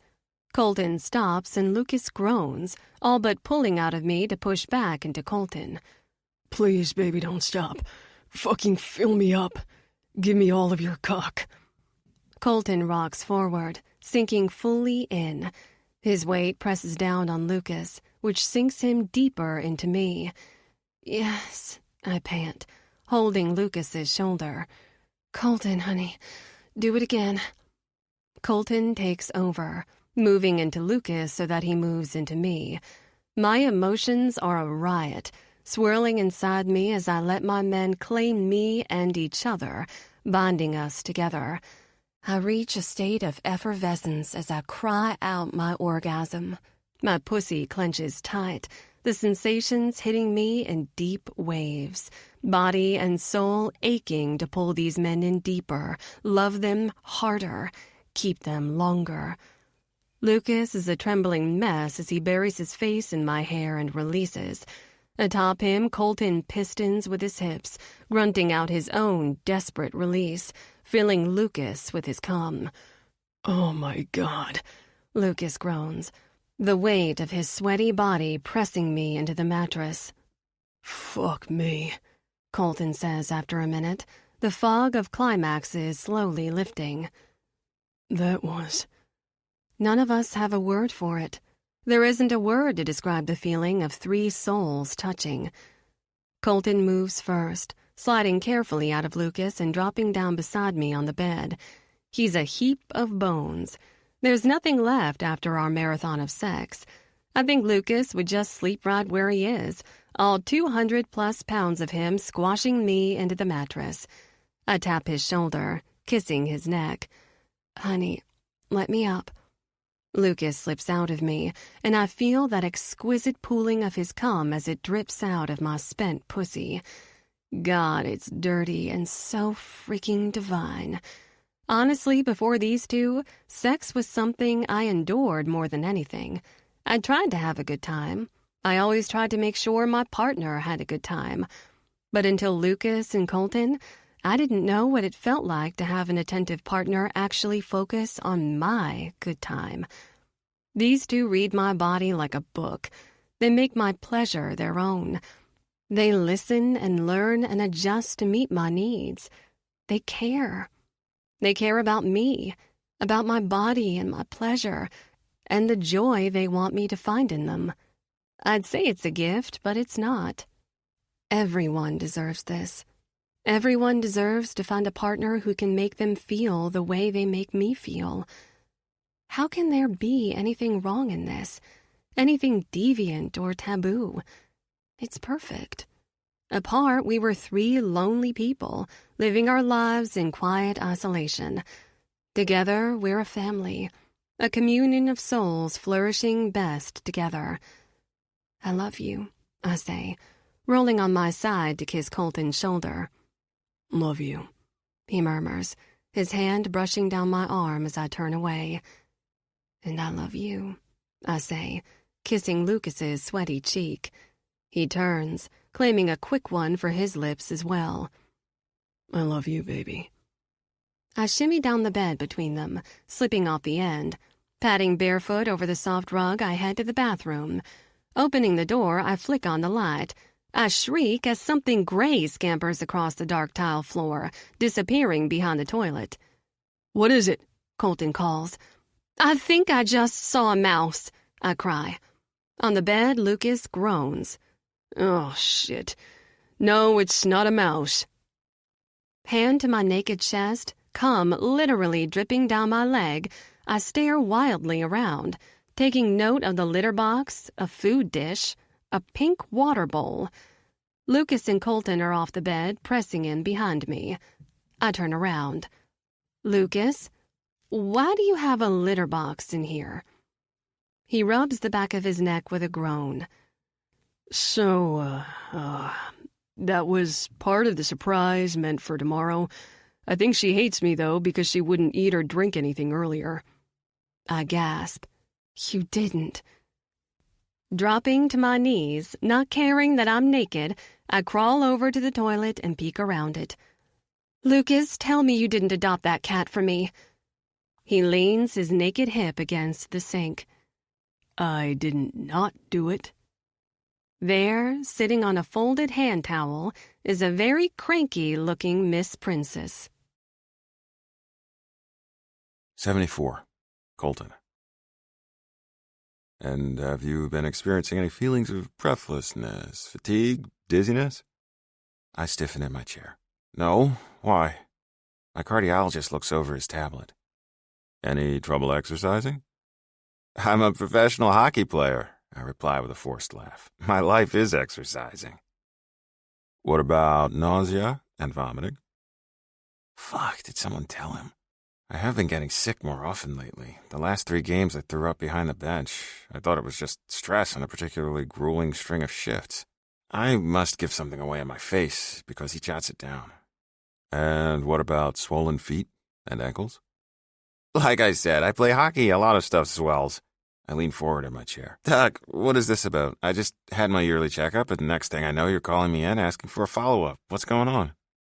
He nods, setting the tablet aside. I'm concerned, Mr. Morrow. You're showing some signs of left-side weakness, and your ejection fraction is lower than I'd like it to be for the level of physical activity you do. Have you felt any palpitations? Nothing out of the ordinary, I admit. And your heart rate, your breathing, are they recovering on their own in a timely manner while you're out on the ice? It's been a tough season.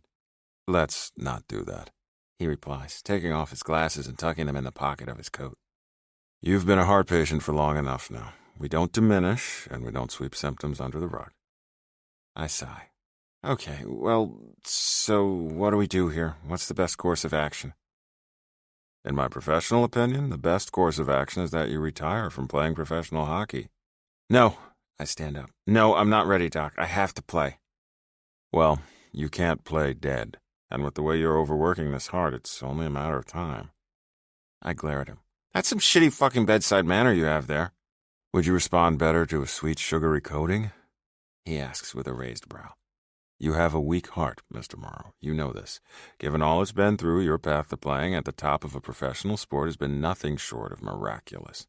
But there's no denying that the rate at which you push your heart to perform is taking its toll. A weak heart. Is this man really daring to say that I, Colton Morrow, have a weak heart? The heart is just a muscle. It pumps and regulates. It's nature's perfect machine. And I've always known the truth. My machine is weak. We patched it up and changed out a few parts over the years until it ran like new. I've accomplished so much with this battered, broken-down pump. It's taken me around the world and back again. It brought me to the height of a professional sports career. But now it's growing tired. I'm working it too hard, asking for too much. Because my heart is strong. The spirit inside me, the will to live this life to the fullest, that heart beats hard and fast in my chest. I am a tower of strength. I am bold and decisive. I'm passionate and proud and fierce. A fiery heart, that's what I have. A loyal heart. A lion's heart. But a weak heart? No, I've never been weak. I can practically hear my dad inside my head serving up more sports psychology gold. Winners never quit. Nothing will work unless you do. Give me more time, I say at the doctor. Tell me what to do and I'll do it. Just keep me on the ice. He sighs, checking over the notes on his tablet again. Well, at a minimum, we need to look at changing up some of your medications. I also want us to look at how we can improve your ejection fraction. You can't play if your heart can't fill and your blood can't oxygenate. I nod. Okay, I'll try anything. And I want you monitoring your heart rate more closely, he goes on. We need you tracking any dysrhythmias. It's not me being alarmist to say a pacemaker could be on the horizon for you, Mr. Morrow. My stomach fills with lead. Please, Doc, you put a pacemaker in me and I'm done. My hockey career will be over. He nods, his gaze somber. True, but if retirement and a pacemaker could buy you 20 more years with the people you love, would it not be worth at least considering?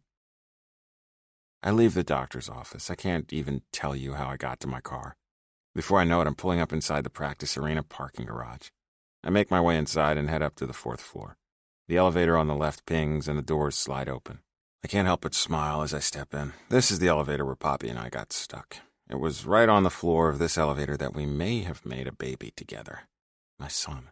He's growing inside her right now. Every minute, every second, there's a clock ticking in my head, counting down the days until I get to meet him.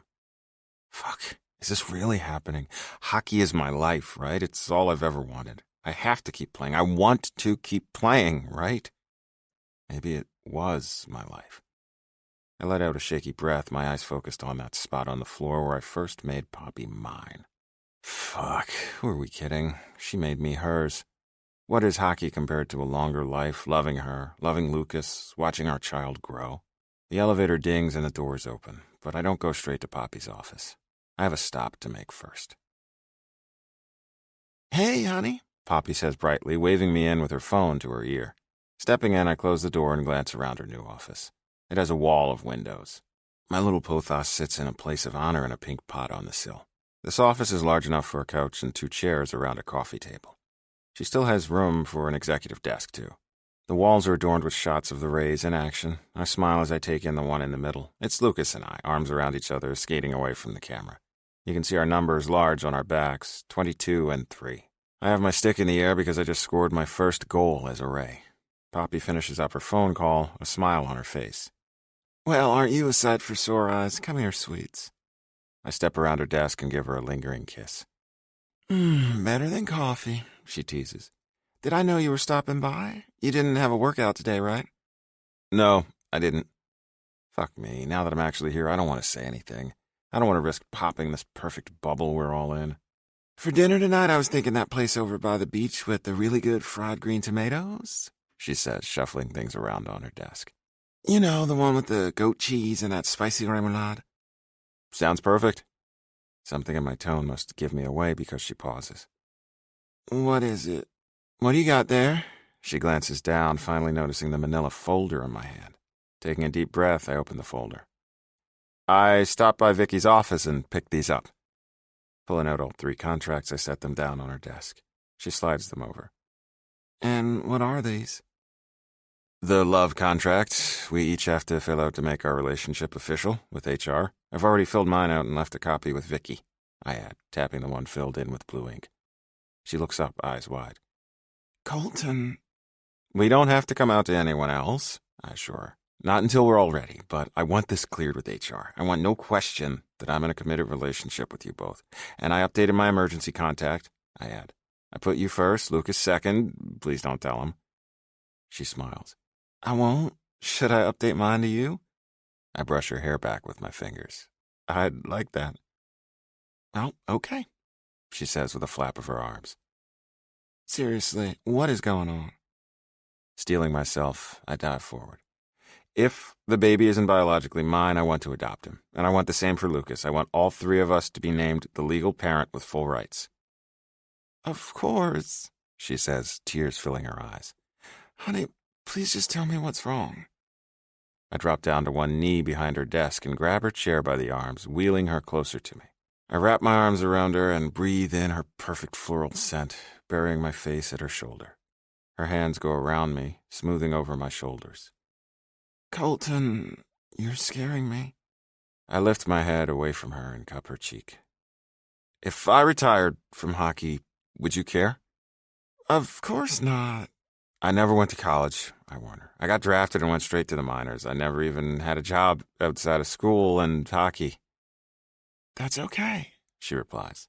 You could go now if you want. It's never too late. Will you please just tell me what's bothering you? I have to tell her. She has to know. I can't sit on this alone. I saw my cardiologist today. Her eyes go wide and her bottom lip instantly starts trembling. Colton? No, I say quickly, cupping her face with both hands. Poppy, no. There are some symptoms that we're going to be monitoring closely, that's all. She wraps her hands around my wrists. What symptoms? Like the doctor said, there's no way to sugarcoat this. Symptoms of heart failure. She sucks back a sob as she falls forward against my chest, clinging to me. Hey, baby, look at me, I say, pushing back on her shoulders and tipping her chin up to meet my gaze. It's a scary word, I admit. They call it heart failure if the heart is weak and unable to pump blood effectively. But I'm not dying, I assure her, kissing her forehead. I have so many options open to me, from new medications to monitoring devices. I don't want you to worry, okay? Fat freaking chance, she cries, making me smile. I know, I soothe, kissing her forehead again. We may need to be ready to accept that this might be my last season playing professional hockey. She leans away, tears still falling. Oh, honey. Now it's her turn to cup my face. Her expression takes on such a look of deep tenderness. I am so sorry. Don't be, I say, turning my face to kiss her wrist. There are always new dreams to chase. I expect you and Lukas and Lentil will run me ragged for a good long while. I place my hand on her stomach, and she quickly covers it with both of her own, holding me to her, to them. Tears sting my eyes as I look up. Fuck, I could get lost in her pretty blue eyes. Nothing comes before my family. Do you understand? She nods, brushing her thumb over the back of my hand. I'm not even close to throwing in the towel, I assure her. But I want you and Lukas and the baby to have everything you need. I want HR contracts and legal safety nets. I want adoptions and powers of attorney. I will never ask you to marry me, Poppy St. James, but I mean to tie the 3 of you to me in every other way, starting with those forms, I add, nodding at the contracts on the desk. She nods, her breathing calmer.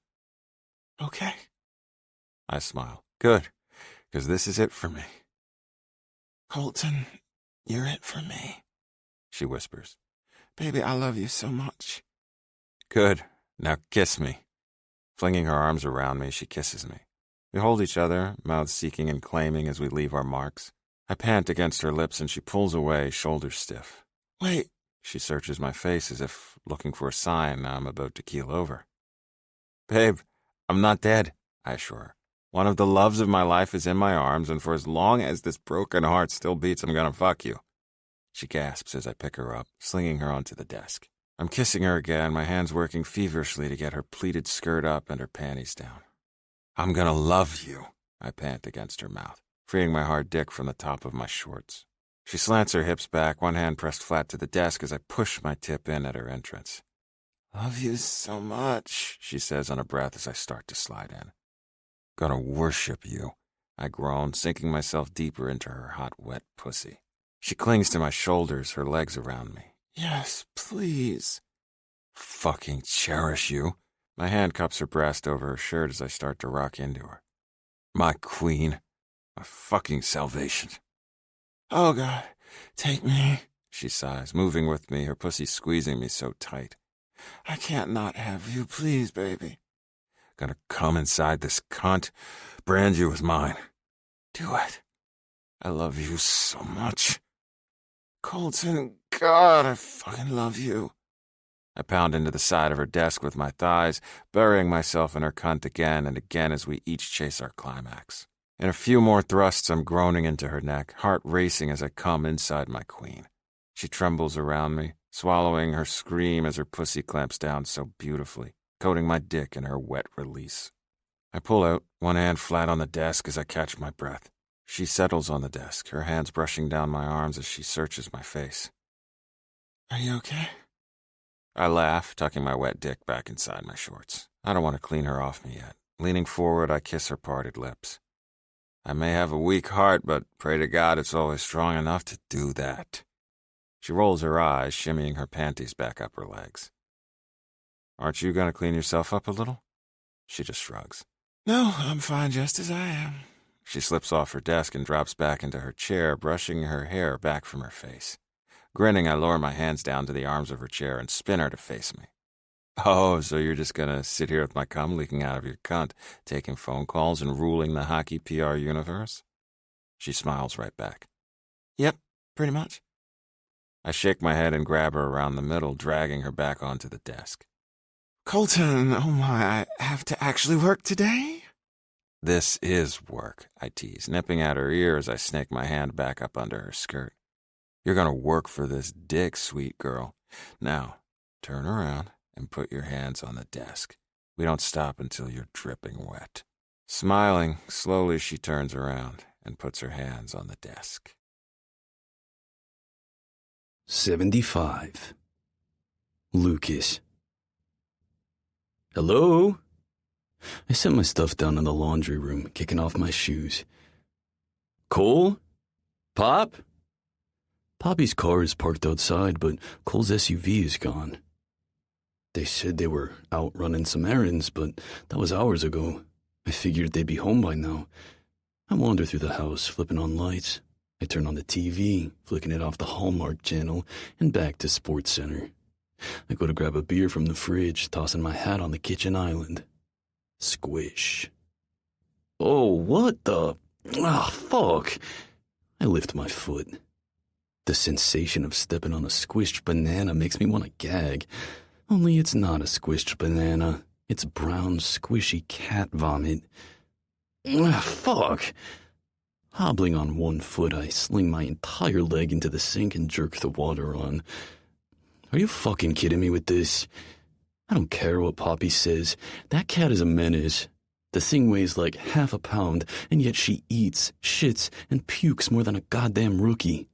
And she destroys everything. Shoelaces, charging cords, headphone wires. Funny how she only seems to target me and my shit. But Poppy just fawns over her, taking her everywhere. She has this sweater she wears around the house, and she puts that damn kitten in her pocket. She talks to it all day. You'd think they had a bond like that kid with E.T. I rinse my foot off. Then I'm climbing out of the damn sink to look at the mess on the floor.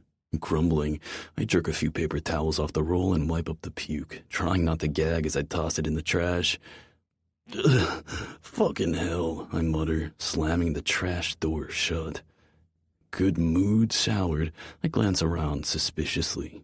Usually the little shit likes to appear just in time to watch me clean up one of her messes. Nothing. I walk into the living room. Here, kitty, I call. Princess, Groaning, I abandon my plans of beer and sports highlights and instead go looking for the cat. There's obviously a lot Poppy will forgive me for, but killing this cat definitely doesn't make the list.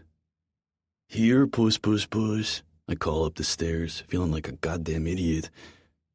Come on out, I just want to see that you're alive. I move down the hall to the main bedroom. Come on, cat, please. I drop down to my knees and check under the bed, letting out a breath of relief. She's there, lying on her side. Hey, fuzzball, come on out. I rub my fingers together the way Poppy and Cole do. She doesn't move. With a groan, I flatten out on my chest, wedging myself under the bed frame. I wrap a hand around her and pull her out. Please don't be dead. She's not moving. Her little belly looks distended and she's listless. No. I pull out my phone, panicking. I can't call Poppy. She'll freak out and cry and blame me. I can't call Cole. He's with Poppy. They'll both freak out and blame me. Cursing, I race downstairs and get the cat carrier out of the garage. It's okay, fuzzball, I say gently, placing her into the carrier. As I hurry back down the stairs, I search on my phone for the nearest animal hospital. It's after hours, so the only one is an emergency vet 15 minutes away. I get in the truck, buckling her carrier in the front seat. Then my truck is roaring to life. As soon as I get on the A1A, I make a quick call to the only person I think will help me and not be a dick about it. He answers on the third ring. Hey, what's up? Hey, I'm sending you an address. I need you to meet me there right now before I freak the fuck out and ruin my goddamn life. I don't even wait for a response before I'm sending the address and tossing the phone in the cup holder. You better not die, I say at the little gray cat.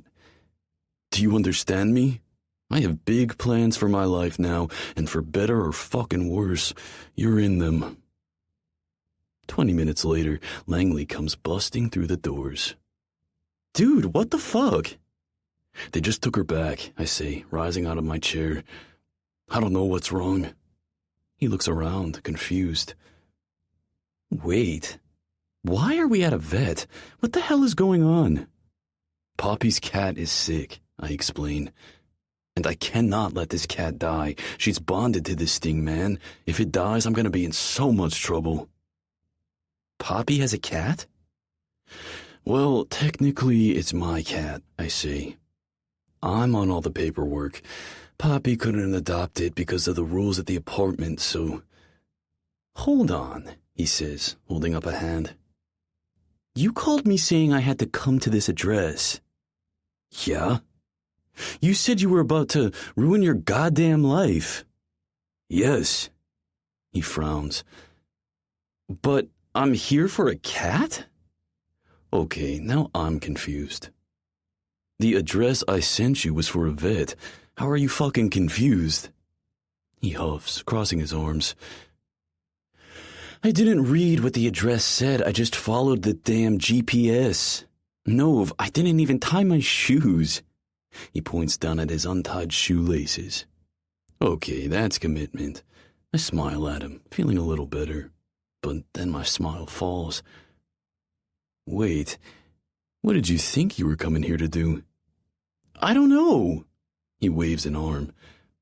You said you were freaking out and about to ruin your life. I just assumed you and Poppy were eloping. I thought maybe this was a courthouse or something. You thought I called you in a panic, wanting you to come watch me marry Poppy? Watch it? Stop it? He shrugs again. I figured I'd feel out the vibe when I got here. I glare at him, arms crossed. Why would I want you to stop my wedding to Poppy? Seriously? He huffs with a laugh. Maybe because it's you, mister. My longest commitment is with my Bauer Nexus Geo. Oh, and you're so wise with relationships. Proposed to the redhead yet? Nope, he replies, totally nonchalant. I don't think we'll ever get married. She kicked you to the curb already? Nope, he says again, grinning wider. Actually, we're happy and in love, thanks for asking. Tess is my forever. She's perfect for me, and I'll follow her anywhere. I love that woman more than my own life. It's done. My shoulders drop a little. He said it so openly, so freely. He loves a woman, and he's telling me about it. No fear, no shame. Nerves buzz in my chest. It can be this easy, right? Oh, God, I'm doing this. The HR forms are signed.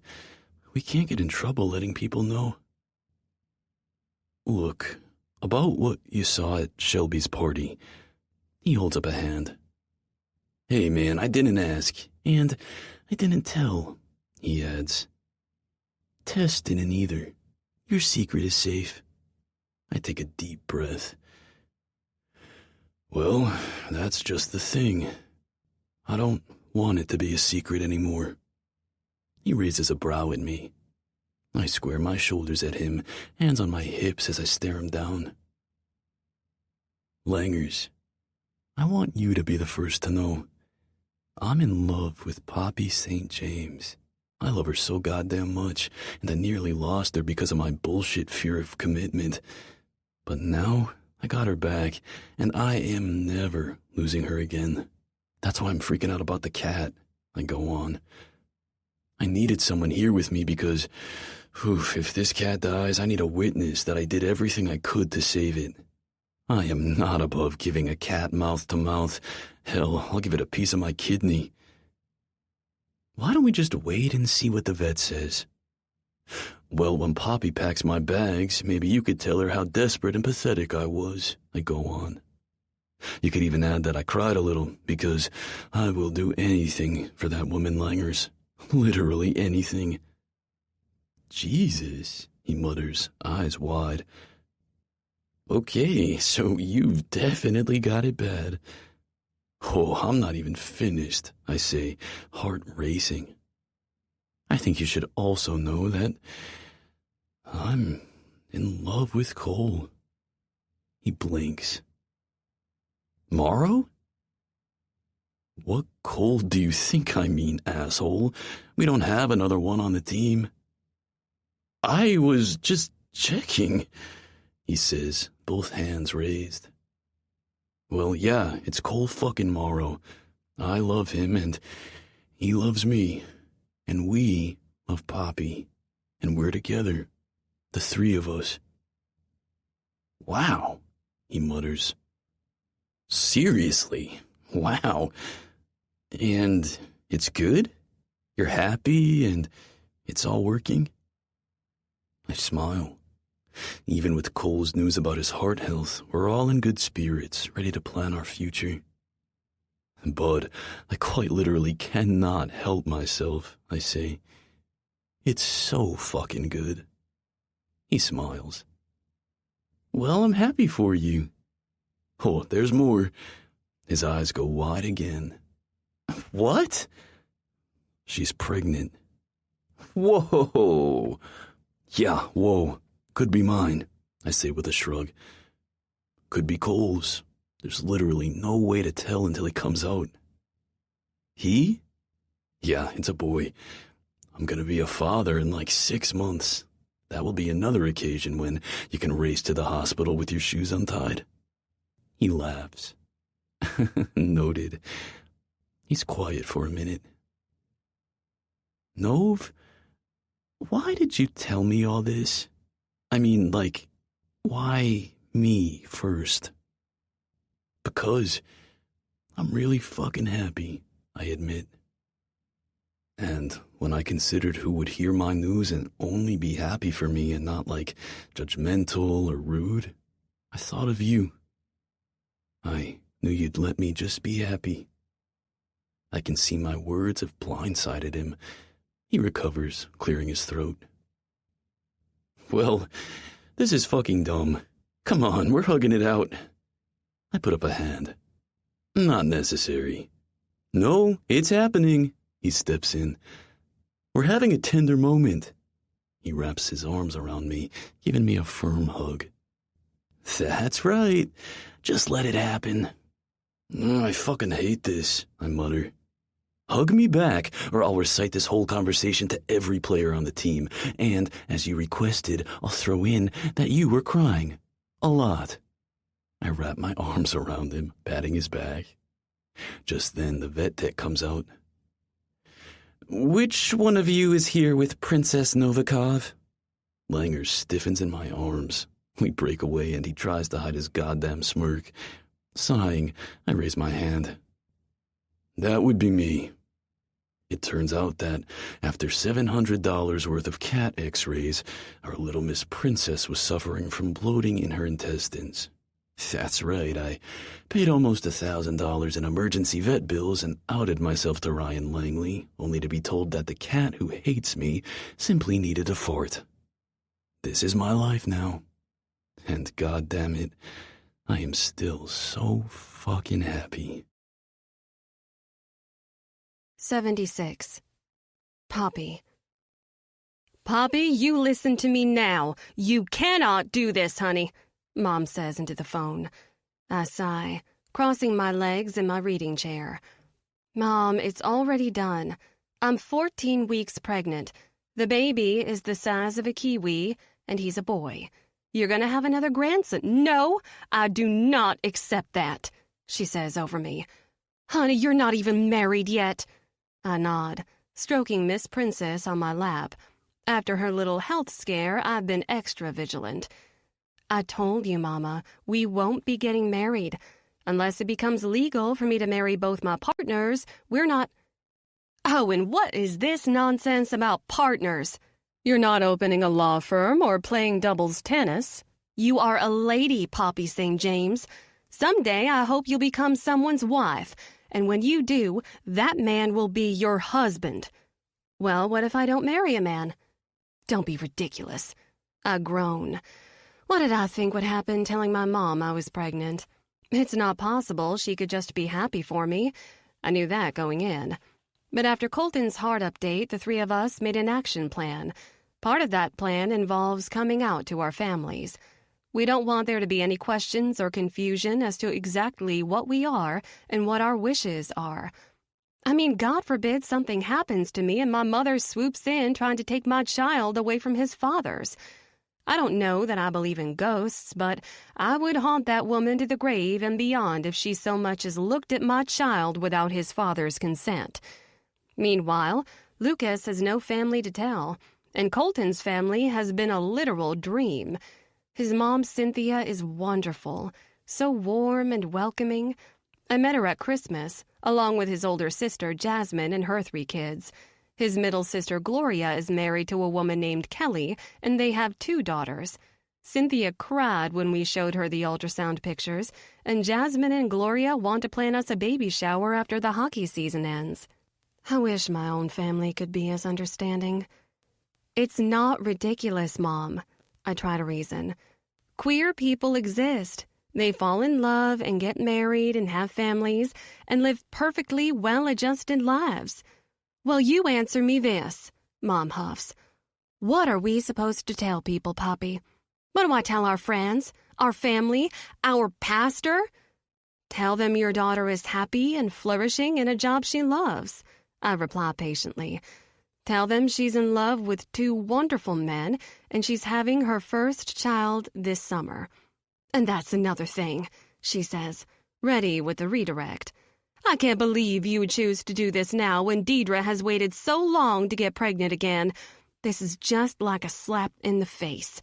How are we supposed to take the time to properly celebrate her when we're all suddenly worried about you?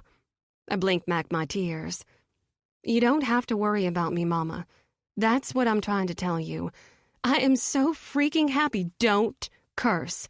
Honestly, you'd think I raised you in a barn. What would your Nana say?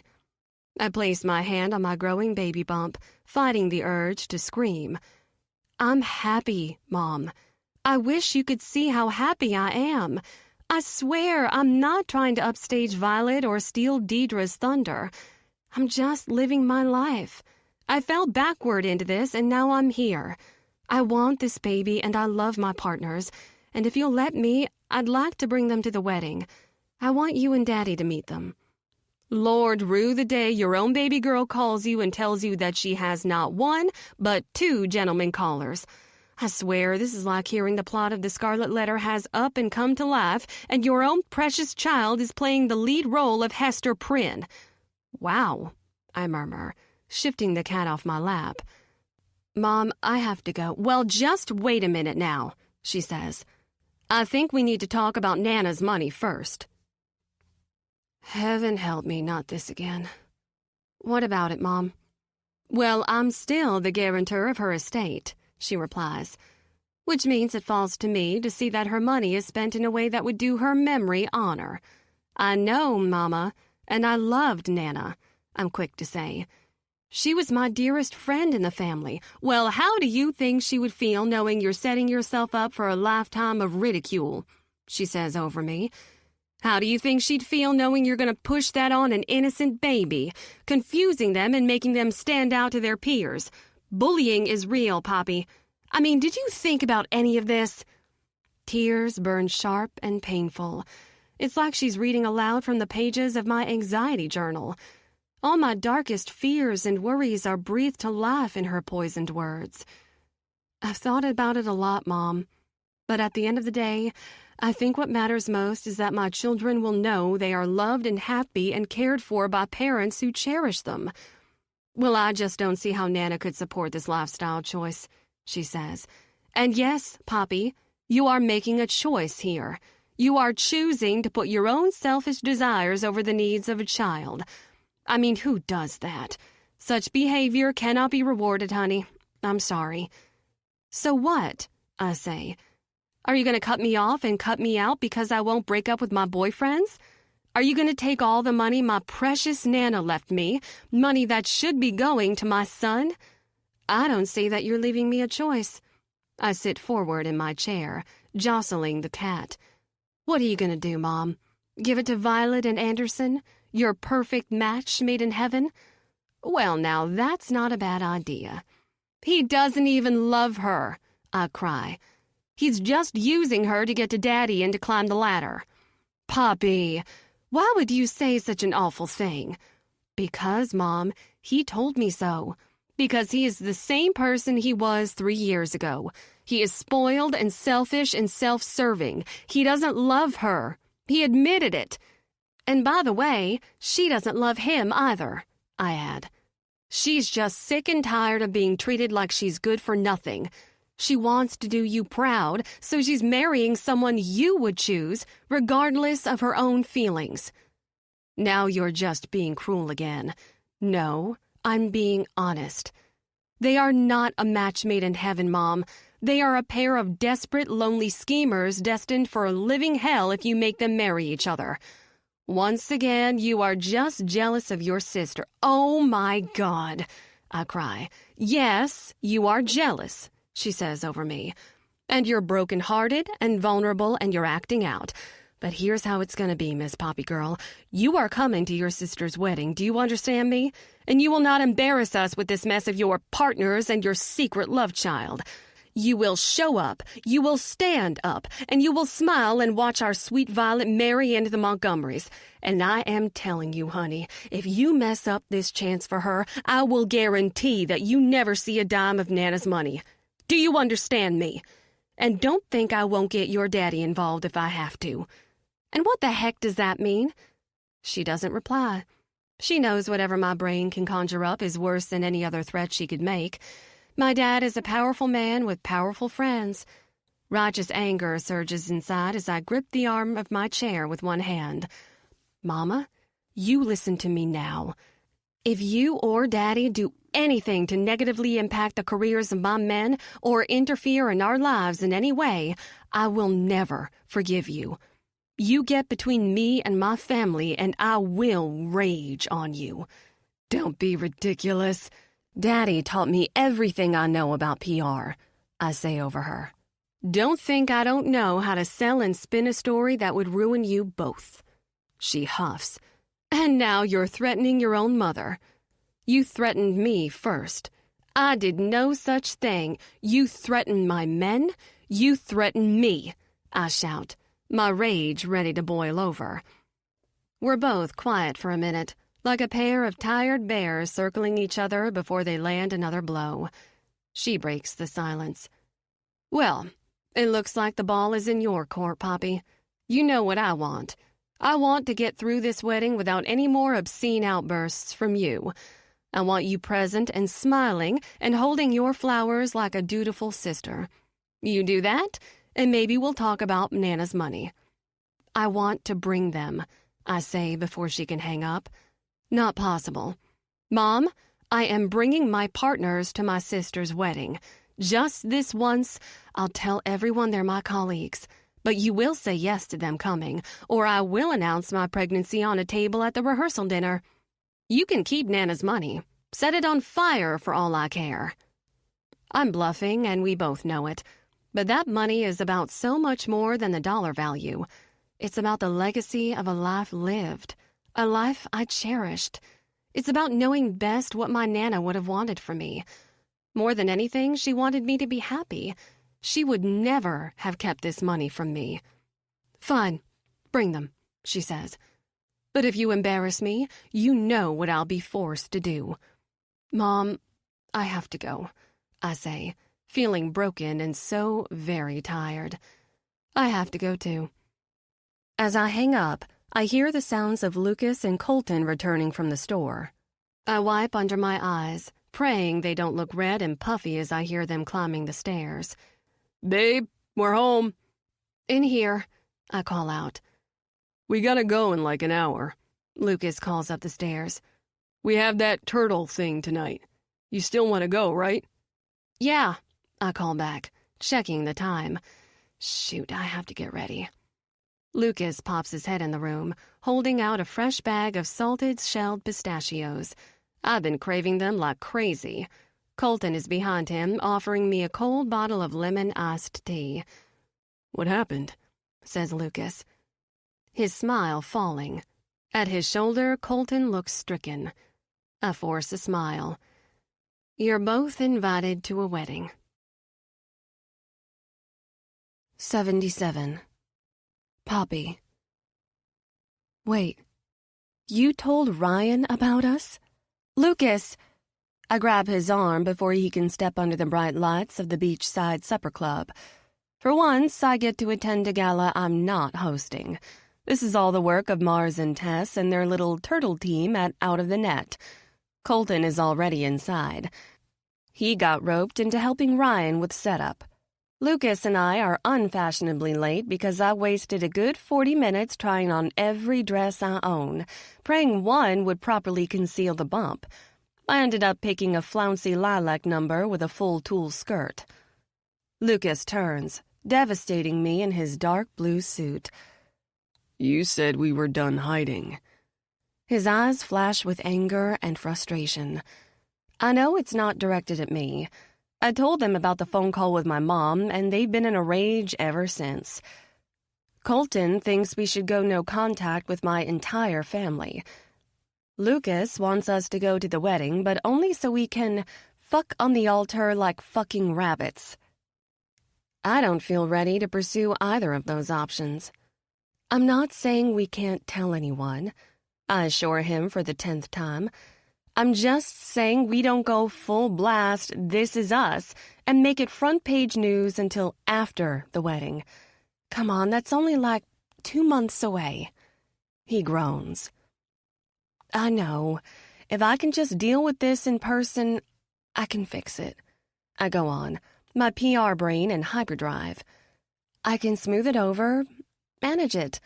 Daddy is reasonable. I'll talk to him. You two can talk to him too. Show him how great you are. Hey, if you inheriting your Nana's money is hinging on me making a good impression with your fucking parents, then you can just light it on fire now. I step back. So you're not even willing to try? Oh, I'll try, he replies. But this is what they're gonna get, he adds, gesturing down at himself. I'm a know-nothing hockey player from Thunder Bay with a juvie record, too many tattoos, and a swearing problem. I can't talk about racehorses or stock portfolios or whatever else the fuck it is that your people are into. And I'm telling you right now, your mom is just gonna use this as an excuse to try to drive a wedge between us.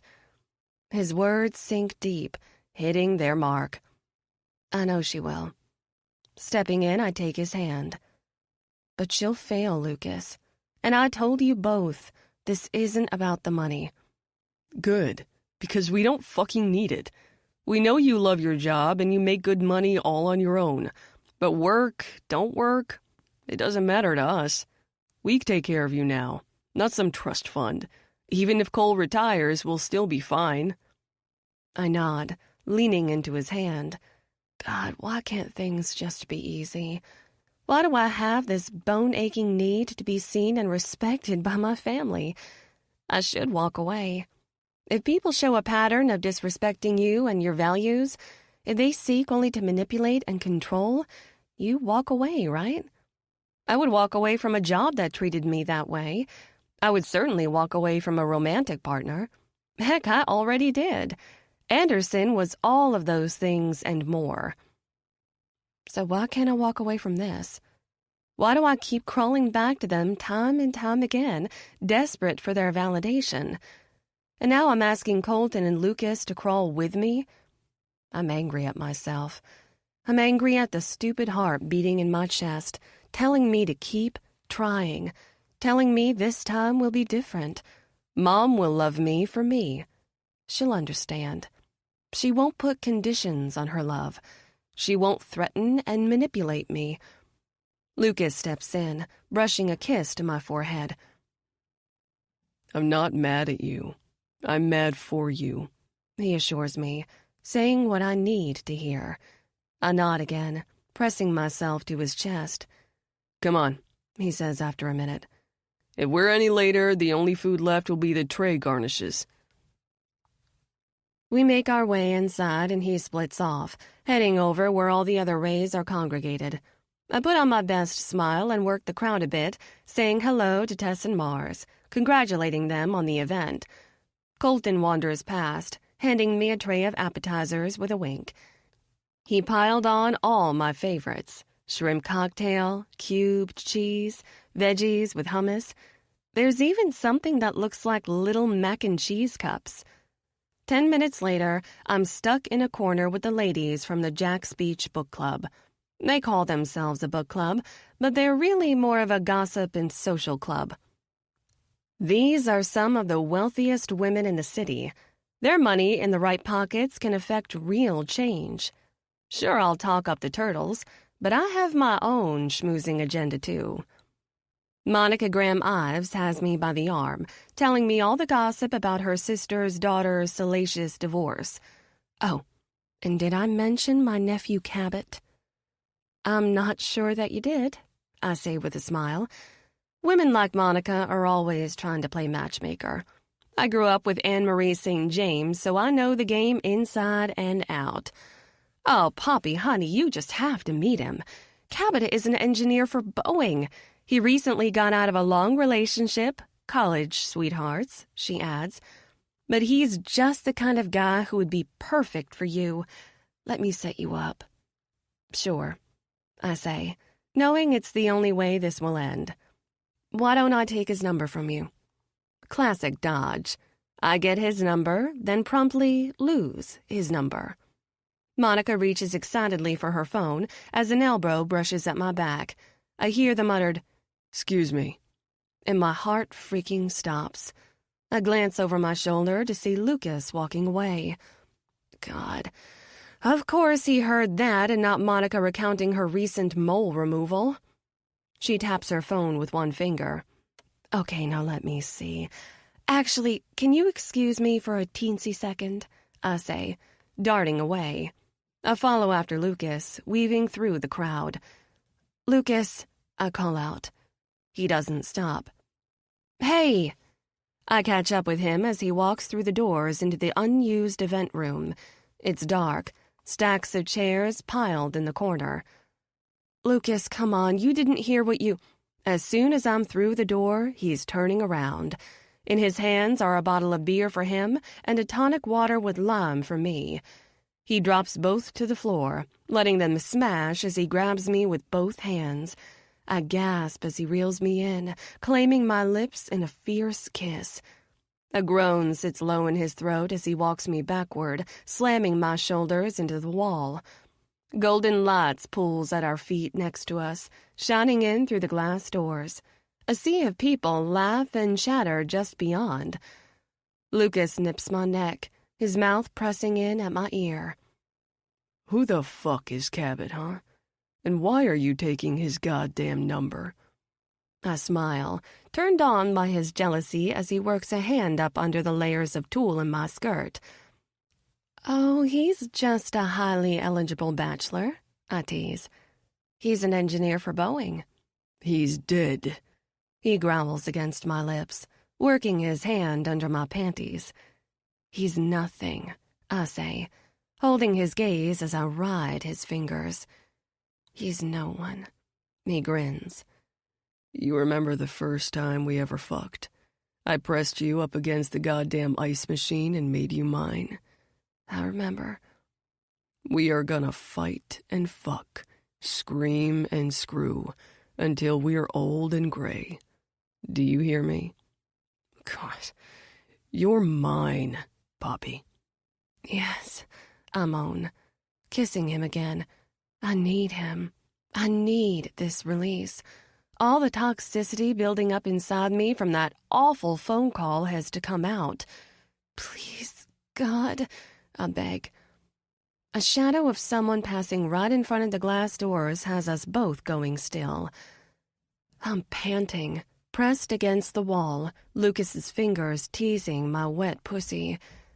My lipstick is on his lips, my fingers messing his hair. He looks around, eyes narrowed. Come on. Grabbing my hand, he leads me to the corner of the empty banquet room, pushing his way into the bathroom.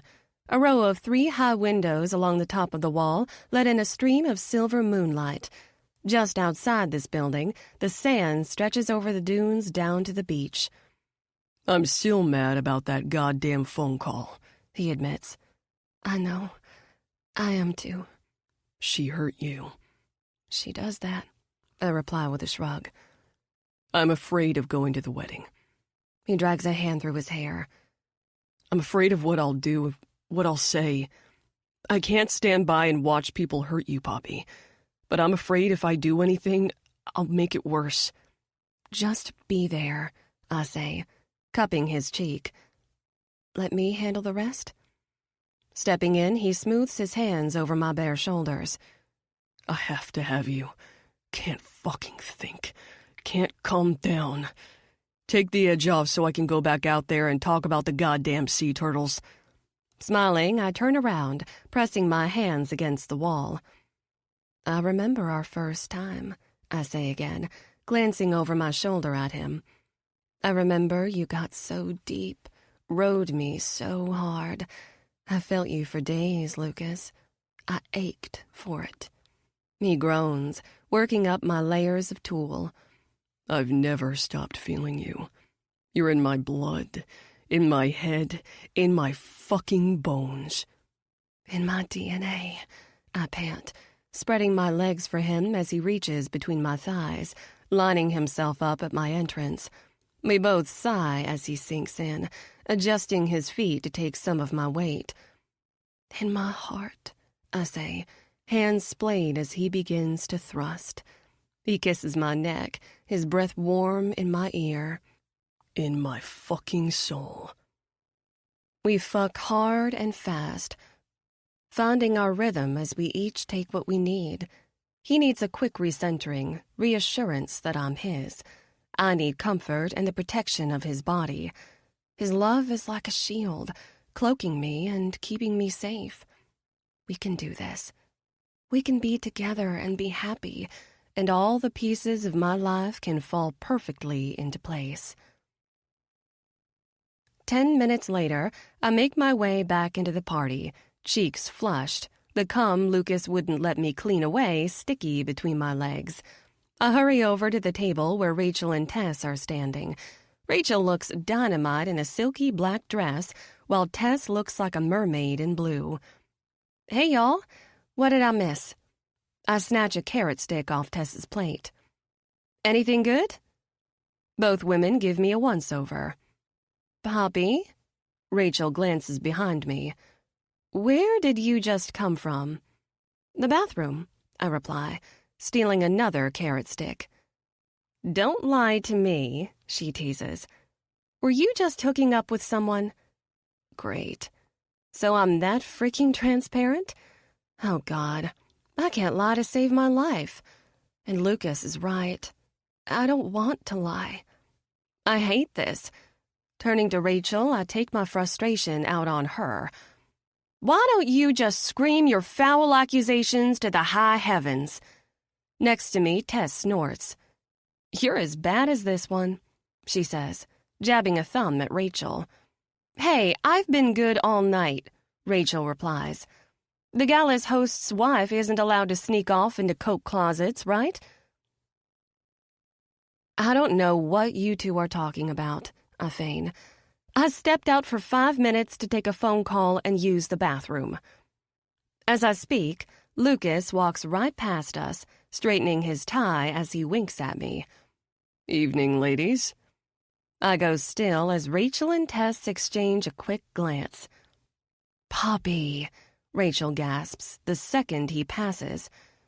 You and Novi— Shh! I wave a hand in her face. Will you hush up?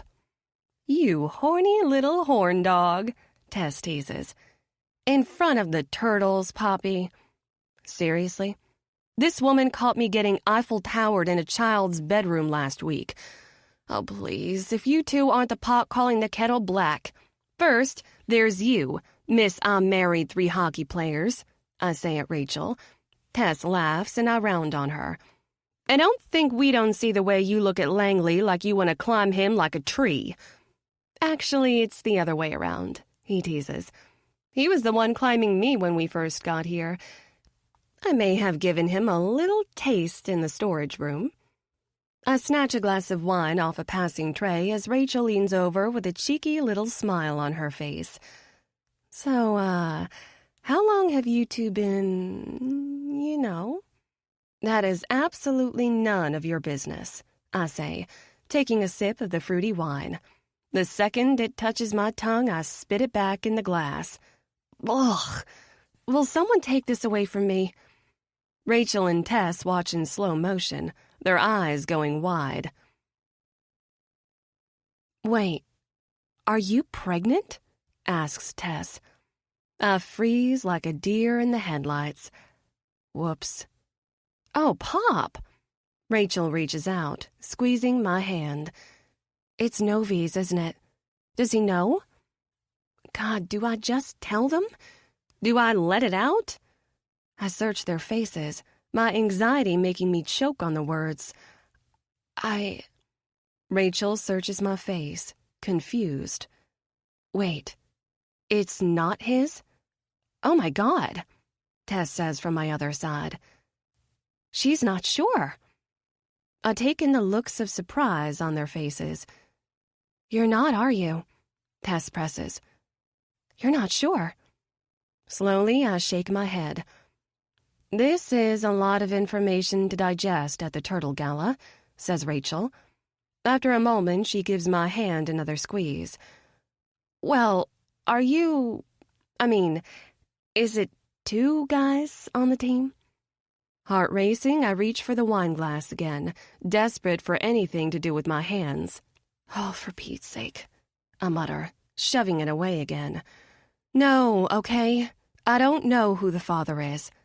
Every awful, toxic thing my mother unloaded on me swirls in my head as I glare between my friends. And yes, they're both on the team. And yes, I know I'm a mess. So why don't you just slap the scarlet A on my chest and tie me to the stake already? Because this wanton hussy has 2 gentlemen callers.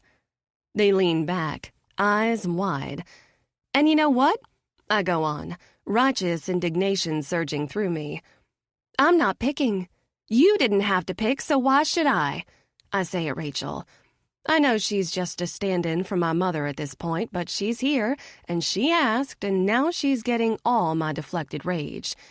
Distracted, I pick up the wine glass for the 3rd time. The glass touches my lips, and I all but fling it over to Tess with a shrieked, "Gosh darn it!" She rescues me from the wine, setting it aside on the next table over. "It's Morrow," says Rachel. "You've started something with Novi and Morrow, right?" I take her hand. "Please, Rach, you can't say anything. I'm not ready for people to know. We're not like you, okay?" I'm stumbling all over my words as my head wars with my heart. This hasn't been easy for us the way it seems to be so easy for you. The boys are... It's just not easy to fall into something like this. Not when you have a family who doesn't support you. Not when you have a lifetime of personal and professional training that has made you conflict avoidant to a fault. Not when you have the added burden of wanting to protect the peace and security of a child. Rachel squeezes my hand. "I won't say anything, Pop. It's not my business. It's not anyone's business." I sniff back tears, letting go of the rest of my anxiety before it eats a hole through my insides. God, I never meant for any of this to happen. And now it just keeps happening. 4 months ago, I was arguing with Lukas in an Uber. Now I'm meeting him in empty bathrooms at charity events like we're a pair of horny teenagers. Echoing his words, a smile flits across my lips. If we're not screaming, we're screwing, and I don't know how to stop. I don't want to stop. "And Morrow?" Rachel asks. Looking out across the party, I see him standing with Lukas and some of the other defensemen. They're both laughing. Lukas relaxed now that he's had a taste of me. As I watch, he brushes a hand down Colton's back. The others don't notice. The others don't care. But I notice. I care. It's not the touch of a teammate or a friend. It's the claiming, reassuring touch of a lover, a life partner, a soulmate. Calmness settles in my chest for the first time since the phone call. I don't know how to stop, I say again. I'll never stop. Lord help me, I will never stop loving these men. 78. Colton. 2 months later. Lukas and I walk side by side through the lobby of the swanky South Carolina hotel. Large potted palms tower in all the corners. Everything is marble and gold, dripping in elegance. It's wedding weekend and we have our game faces on. Literally. The moment the wheels of our team plane touched down in Jacksonville, we were getting in my car and driving the 4 hours straight up to Charleston. Poppy's already been here for 2 days without us. Yesterday, she had to co-host a bridal shower, and then there was a family-only dinner. Our grueling game schedule means this was the soonest we could get away. We've already missed out on the guys and gals events this morning. Apparently, the groom and his party went to play a round of golf while the ladies headed to the spa. Lukas and I are here just in time to check into our room, change our clothes, and head back downstairs for the start of the rehearsal dinner. He's still got his shades on, a hint of stubble on his face. I trace my gaze down the thin pink scar on his jaw. "Okay, now, what are we gonna do?" I say, putting a hand on his shoulder. I can see him roll his eyes at me behind his shades. "We're gonna be polite to her family." I nod. "And what are we not gonna do?" He sighs. "We're not gonna punch the groom in the face." "And?" I press. Now he's scowling. "We're not gonna fuck like rabbits in the church." "Very good," I say, squeezing his shoulder. There's a small line at the check-in desk, so we drop our bags down and wait. "Did you tell her we're here?" He asks, eyes on his phone. "I told her the moment we arrived," I assure him. As an added little fuck you from Poppy's mom, she booked us in a separate room. Apparently, Poppy spent 30 minutes arguing with the hotel staff until she got us moved into adjoining rooms. Lukas pulls up the reservation on his phone. Laughter has me glancing over my shoulder. A troop of about 10 white men in a rainbow of matching pastel golf shirts and khaki shorts comes strolling in through the large glass doors. Jesus, they look like carbon copies of each other. 2 of the men look a little older, graying at the temples, but most are young, ranging in age from 16 to mid-30s. I know the guy in the middle in the mint green golf tee. I recognize his face. It's the groom. He notices me and Lukas, and for a brief moment, his carefree smile falls. He quickly replaces it with something that looks more eager, like a dog with a bone. Lord, here we go. I tap Lukas in the chest. "Gentlemen, Anderson calls out, holding his arms out as he walks up. Lukas turns, his expression going stony. We already thought this guy was a douche based on his social media profile. We hate him for what he did to Poppy. But he's somehow so much worse in person. He oozes wealth and sophistication, but the stronger scent wafting off him is bullshit. Yeah, he's about to come over here and shovel it on thick. Rule 2, I mutter at Lukas. No punching the groom in the face. You're the hockey guys, right?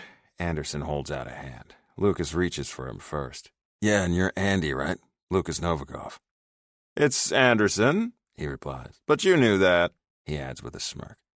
Hey, I'm Colton Morrow, I say, offering my hand. Anderson shakes it. And you two are Poppy's friends, or is it co-workers? We're all a little confused about that. Sure, Lukas replies. We're friends, and we're co-workers, I add. And you know, soulmates, if you believe in that sort of thing. We're finally out to everyone on the team. That's what happens when you can't keep your hands off each other and you just keep getting caught. Lukas and I were messing around in the storage closet the other day when Jake and Sandy came busting in looking to do the same thing. They dared to get offended and said it was their storage closet. We stood there like a bunch of assholes playing rock, paper, scissors to decide who stayed and who left. That Poppy, I tell ya, Anderson says. She's a little spitfire, isn't she? Why is he still holding my hand? When will one of you step up and lock that girl down? Put a ring on her finger. Poppy's perfectly content as she is, I reply. Seriously, he's still shaking my fucking hand. She's not looking for a ring, Lukas adds. Anderson huffs a laugh, finally letting me go. Have you met these St. James girls? My advice, wife her up or she'll be moving on. Maybe someday the right guy will finally get her down that aisle. Lord knows I tried. Looks like you two are fumbling the ball, too. Yep, that's us, Lukas replies, his tone flat. Pair of butterfingers over here. Oh, fuck me, I want to leave. I want to walk out those doors and just fall headfirst into the goddamn pool. Whoever he is, I hear he'll have to be okay with becoming a stepdaddy, he goes on. Shame about all that. She was really going places. I feather a touch over Lukas's hand, keeping him at my side. Another man steps in behind Anderson. I know his face, too. I know it because it's Poppy's face, or at least a version of it. It's a bit rounder and more masculine, but he has the same blonde hair and blue eyes. Hey, are these the hockey guys? These are the hockey guys, Anderson replies. The way they both say it, you'd think we were a pair of phone salesmen who play beer league hockey on the weekends, not two of the top-ranked defensemen in the world, worth a combined $50 million. The blonde steps in. Hey, I'm Rowan St. James, Poppy's brother. Hey, Dad, he calls before either of us can introduce ourselves. One of the older men glances our way, lured in by his son's waving hand. He's built like a damn house. I think Poppy mentioned he played some American football in college. I can see a glimmer of her in his features. His blonde hair has all but gone silver. These are the hockey guys, Rowan calls out. Seriously, should we get shirts made or something? Lukas mutters at me. Her dad's eyes narrow at us as he steps over. I feel like I'm getting x-rayed as he offers out a hand. Hello, I'm Hank St. James, Poppy's father. Poppy says his nickname in D.C. is the Kingmaker. He's some super high-powered political lobbyist who sits in the shadows and launches political careers. That's the main reason Anderson is so interested in marrying into the family. The asshole fancies himself the next JFK. He's just out here desperate to find his perfect Jackie. Who better than the daughter of the Kingmaker himself? Turns out Anderson isn't picky about which daughter, much to my goddamn relief. Hey, how you doing? I'm Colton Morrow. This is Lukas Novikov. Lukas holds out his hand and Hank shakes it too. Looking down, he takes in Lukas's colorful ink. I groan as he turns his arm slightly. Son, is that a Harry Johnson tattooed on your arm? Yeah, Lukas replies. Behind Hank, some of the guys laugh, including Rowan and Anderson. It's a long story, Lukas adds. I hope you were drunk, Hank replies, dropping Lukas's hand. If only, sir. Lukas looks to me for help, but what the hell am I supposed to do? He's the one with the goddamn cock and balls tattoo. Poppy says you boys are having a good season, Hank goes on. We are, I reply. You headed for the playoffs? I laugh. Well, we don't count anything out. We're a new team, so it's been more about restructuring this year. Hey, Rowan snaps his fingers, pointing at Lukas. Weren't you the guy that got in all that trouble for punching out a ref last season? He swung first, Lukas replies. It's on video. The review committee cleared me with a minor fine. He's trying so damn hard right now. He deserves a medal for not chirping this guy into tears. Right, well, a fight video is small potatoes, Rowan goes on. Not like all the videos of you partying it up with blondes that aren't my sister. Okay, seriously? Fuck Rowan. Next to his son, Hank just frowns. That's enough, Rowan. Yeah, eat a dick, Rowan. I think it, I don't say it. Instead, I wrap an arm around Lukas, pulling him a step back. Well, it was great to meet you all, but we gotta get checked in. We'll see you at dinner, yeah? You're gonna cover the dick tattoo, right? Anderson calls after us. This is a nice hotel, and we're nice people. Could have fucking fooled me. I'll make sure he puts on long sleeves, I say, pulling Lukas back. We turn away to the sound of their laughter, nearly tripping over our bags in the process. Their voices fade away as they all walk off toward the elevators. Lukas ducks down, grabbing the strap of his weekender bag and slinging it over his shoulder. Hey, Coley, be a pal and check. Is there blood coming out of my goddamn ears? He tips his head to the side. No? Why? Okay, cool. So it just felt like all the vessels in my head were exploding. I know the feeling. Man, fuck Rowan, eh? Lukas just grinds his teeth, walking up to the empty check-in counter. That fucking weasel's gonna eat my fist if he comes at me again, I swear to fucking God. I grab the back of his shirt. Hey, rules 1 and 2. I'll be nice to him if he's nice to me, he growls. And rule 2 only applies to the groom. This is for Poppy, I remind him. She wants us to make a good impression. Coley, they made up their minds about us long before we ever walked through that door. I know, he's right. This is a total lost cause. But I'll be damned if I'm going to do anything to add stress to Poppy's waking nightmare of a weekend. Come on, I beg him. We said we would do this. We love her. She's worth it, right? He sighs. Yeah, she's fucking worth it. I smile, patting his back. That's the spirit. Hey, maybe before the rehearsal dinner we can go get his and his eels shoved up our asses. He snorts a laugh. We then spend the next 20 minutes getting checked in and finding our room, exchanging ideas of all the things we'd rather be doing than attending this goddamn wedding. 79. Poppy. Oh, thank God, I cry, opening the door of my hotel room to find my guys lounging on the bed. They leap up as I hurry in. I kiss Colton, then Lukas. Arms around their waists, I just breathe them in. That bad, huh? Colton teases, his hand smoothing down my back. Worse, I say. Tell me why I agreed to do this again. Hell if we know, Lukas mutters. Colton brushes my hair back from my face. What happened, babe? Oh, you know, my mom is still upset because I showed up looking so pregnant. I gesture down at my super obvious baby bump. I don't know what she expected, seeing as I'm 22 weeks along, and I'm only 5'2" and 110 pounds. I mean, the baby has to go somewhere. I step between them, moving over to the vanity. And my Aunt Tilly thinks I need fillers in my forehead. Oh, and if Lemon calls me brave one more time for having this baby all on my own, I'm gonna find an actual lemon and choke her with it. Cool. I'll hold her down, says Lukas. In other news, we met your fucking ex. I spin around. Where? Oh, God, you know I wanted to be there to referee all interactions with the A word. And yes, I mean asshole. Downstairs in the lobby, Colton says. Yeah, we met your dad, too, Lukas adds with a glare. And Rowan. You were sure keeping that wild card close to the chest. I wince. Was my brother rude? Babe, scientists are already investigating the masterclass that was his dickholery, he replies. I know, I admit with a tired nod. I've been dealing with his snide comments and cutting stares for 2 days. For a while, I thought it was just typical older brother meanness, but I really think working for Daddy takes a toll on him. He can never stick up for himself, so he copes by bullying others. It's childish. I just try to ignore him. Lukas sighs. Yeah, well, rules 1 and 2 mean I just had to stand there and take it like I was a goddamn goalie with my arms taped to my sides. I glance over my shoulder, hairbrush in hand. What are rules 1 and 2? Rule 1, we have to be polite to your family, he replies, holding up a finger. Rule 2, we can't punch your ex in the face. Seriously? What do you get if you win? They both smirk. What do you get? I say again. We don't want to say, says Lukas. Now I'm smiling.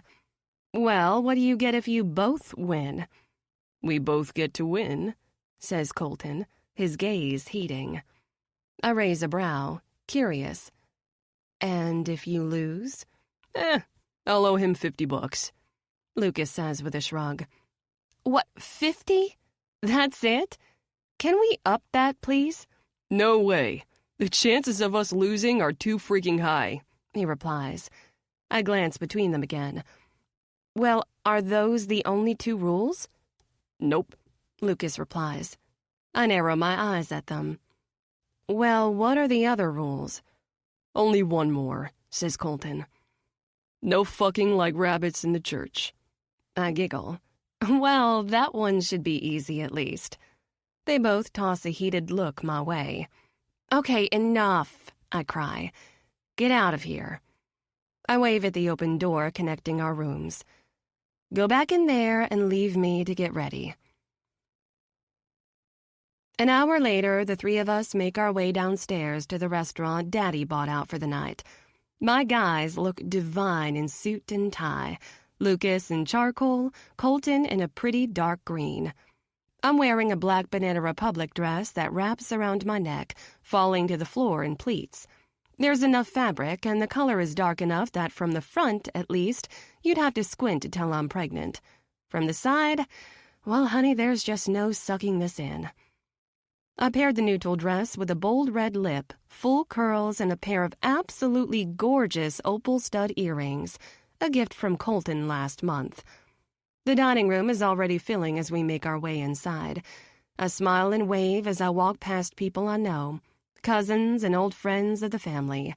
I laugh out loud as I see who's standing at the bar. I hurry over to her, knowing the guys are following right behind. Bitch, who invited you? I tease, throwing an arm around Tina. She laughs, hugging me back. She's changed up her hair, opting for a deep fade along the sides. Her petaled pink hair on top is done up in curls and pinned like a faux hawk. I thought it was you. I just shake my head. You didn't say a word. Yeah, 'cause I thought it was you, she repeats. It was me. We both turn as Violet walks up. She doesn't look like her normal self. She hasn't all weekend. She looks like wedding weekend Violet, all done up in my mother's makeup choices and clothing styles. Her white sheath dress hugs her curves, and her blonde hair is styled in a big Anne-Marie-approved blowout. You invited her? I say. She just shrugs, as if it means nothing that she let my friend come to her wedding. She came to the bachelorette. She brought cool gifts. I figured I could squeeze another couple $100 out of her. Fuck you too, Tina teases. A smile flickers across Violet's face. Then she's turning, offering out a hand to my men. You both came. We were invited, says Lukas, shaking it. I know. I invited you too, she replies, shaking Colton's hand. I'm glad you're here, she adds, shocking the heck out of me. She's quickly called away by her friends, leaving me with the only friendly faces at the party. It's good to see you again, Devil 1, Devil 2, says Tina, stepping in for a hug. Hey, come on. I'm an angel, Colton teases. Well, I'm not. Devil in the streets and the sheets, says Lukas, hugging her next. She just rolls her eyes. She knows everything about us, and she's been so supportive. She already sent Lentil a box of goodies, including the breast pump and bottle cleaning kit I put on my registry. She called it Baby's First Mixology Set. Now it makes sense, Rowan says, wandering up with a pregnant Deidre on his arm. The freakazoid got you roped into the alternative lifestyle, right, Pops? He nods at Tina. Hey, Tuna, how's it going? Tina stiffens. We both hate that nickname. Rowan, don't you have a pile of ants you can go burn with a magnifying glass? He chuckles. Nope, but I do have a couple deals I can close. Those should bring in a cool $1 million each by close of business L.A. time. Spare us, I say with a sigh. What would you know about it, Pops? Before I can speak, Lukas steps in. Actually, Poppy just helped me close an endorsement deal with Under Armour. It's worth a cool $2 million. Next to him, Colton smirks. Rowan takes a sip of his beer. That surprises me. With that ugly scar, I bet it's hard to put your face on the posters.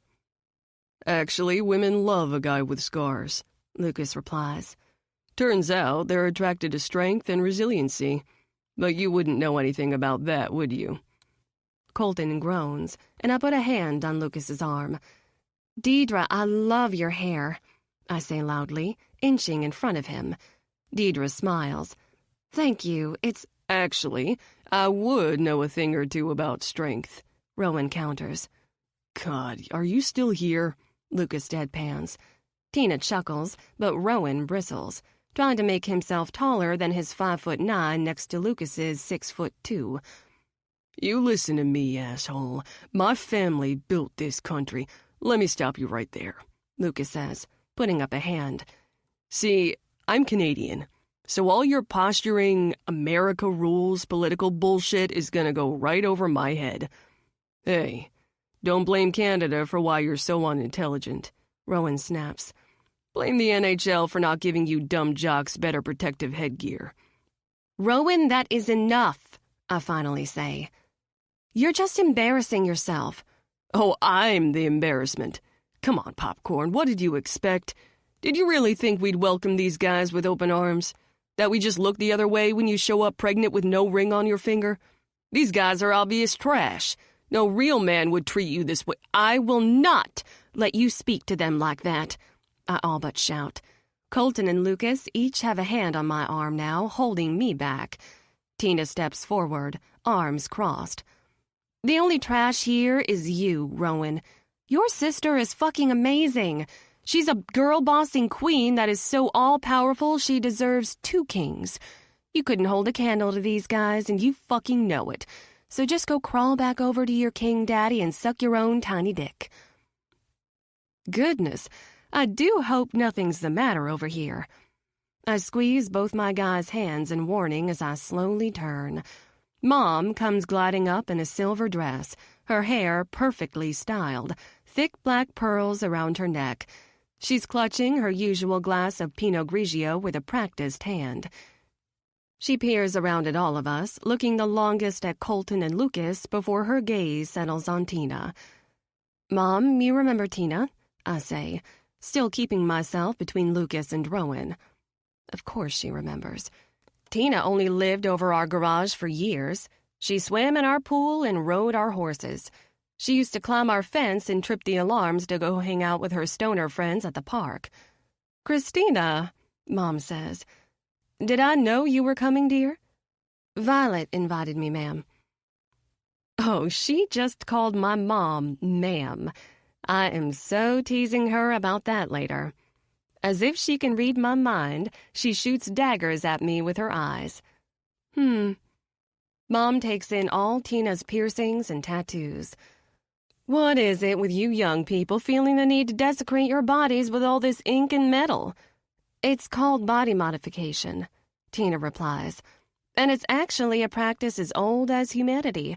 They found tattoos on human remains that are over 3,000 years old.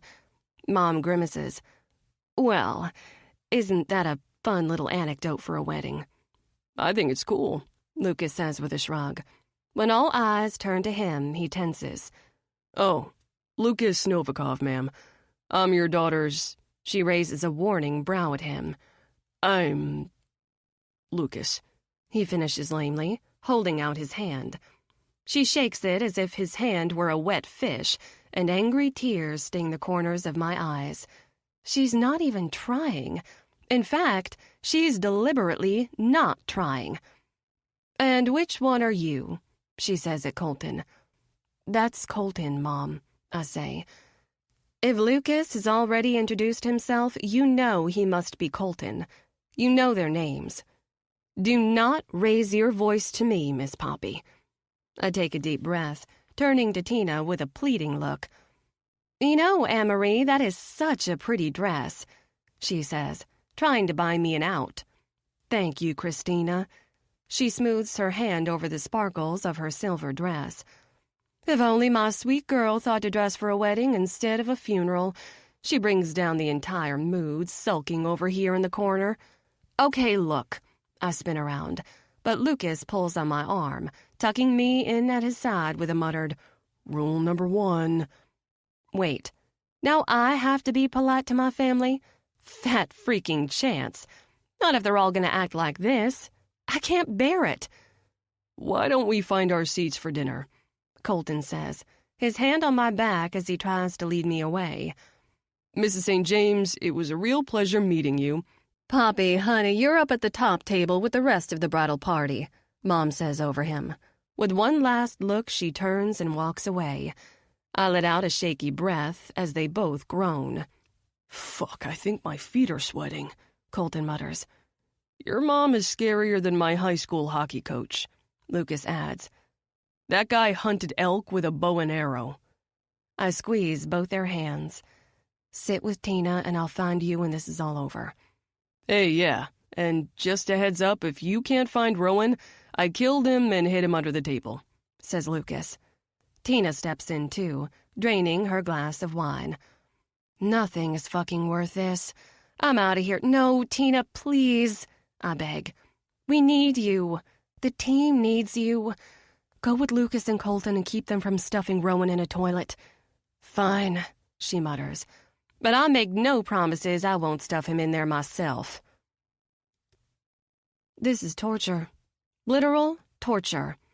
As the maid of honor, they sat me on the other side of Anderson next to his best man, his little brother Cody, whose entire personality is car racing. Oh, and he once tried to feel me up at a family Christmas party. Every time Anderson speaks to me, he leans in, like he's telling me a secret, which means I've been leaning away from him all night, practically crawling into Cody's lap. My guys have been watching me squirm in my chair for over an hour. When I can't take it for another second, I leave the rest of my chicken uneaten on my plate and make my way back over to the bar. Sensing my distress, Lukas, Colton, and Tina join me. I swear to fucking God, if he tried to touch you one more time, Lukas growls. I'm fine, I say, my hand on his arm. It's fine. Pop, this is totally fucked, Tina says. Why did you even come? I feel the tears burn again. Because I wanted to try, okay? Before I walked away for good, I wanted to know I did everything I could to try to make my family see me, to make them respect me and understand what makes me happy. Tina gives me a sympathetic smile. Honey, some people are just blind to what's right in front of them. You gotta be able to let that shit go. We've been telling her this for months, says Lukas. We knew being here would only hurt you, Colton adds. Say the word and we'll leave, Lukas assures me. The car is outside and our bags are already packed. We'll just shove Rowan's body over a bit and fuck. Feedback from the microphone has all of us wincing and turning. My eyes go wide as I see a tipsy Olivia tugging on the mic, her arm around Lemon. Excuse me, everyone, she says, the mic squeaking. I know it's not time for speeches, but I just have something to say about our beautiful bride, my best fucking friend in the whole world, Violet. The dining crowd quiets down, confused. Oh no, I whisper, the doom already spreading. From across the room, Mom shoots a glare over at me, like this is all my fault. Is this another maid of honor duty? I'm sorry, but I packed my butterfly net and my tranquilizers in my other dress. Olivia breathes onto the mic, saying, When Violet first told me she was fucking her sister's fiancé, I was like, what? 'Cause that's just crazy, right? A gasp shivers over the room as I feel my heart drop from my chest. Half the guests slowly turn, their eyes locking on me. The other half of the room looks to Violet and Anderson. They sit there, hands held on the table, eyes wide. Tina drains her third glass of wine. Fuck, here we go. Yeah, we all thought this was just like a fun thing, Lemon adds into the mic. None of us ever thought she would actually go through with marrying him. Olivia goes on to the horror of the crowd. I mean, we all understand marrying rich, but God, at what cost? Violet shakes her head as Anderson shifts his hand away, cheeks reddening. Mom looks apoplectic as Dad stands, gesturing to the MC. At the other side of their table, Anderson's mom is frozen with shock. Olivia boldly goes on, one hand clutching her chest. In my heart, I know this is wrong. You don't even love him. Violet, please, she cries, making the microphone pop again. We've been through so much, and I know that we're meant to be together. Violet, The mic cuts out before Olivia can finish her drunken confession of love. Then the MC is taking over on another mic. All right, folks, we're gonna hold off on the rest of the speeches until after dessert. Who needs another refill? Just hold up your glass. A pair of waiters shuffle Olivia and Lemon away from the mic, while this graveyard silence is suddenly filled with the cheery staccato of Rosemary Clooney's Batch a Me. What the fuck? Lukas mutters. Tina turns, grinning like it's Christmas. Can we go push Rowan in the pool now? She can laugh, but I feel like I've stepped out of my own body. I'm floating above the room, watching the chaos. Dad argues with the MC. Mom is trying to reassure Connie Montgomery. All the guests buzz with gossip. Half of their faces are still turned my way. Did part of me always know? Is that why I called it off when I did?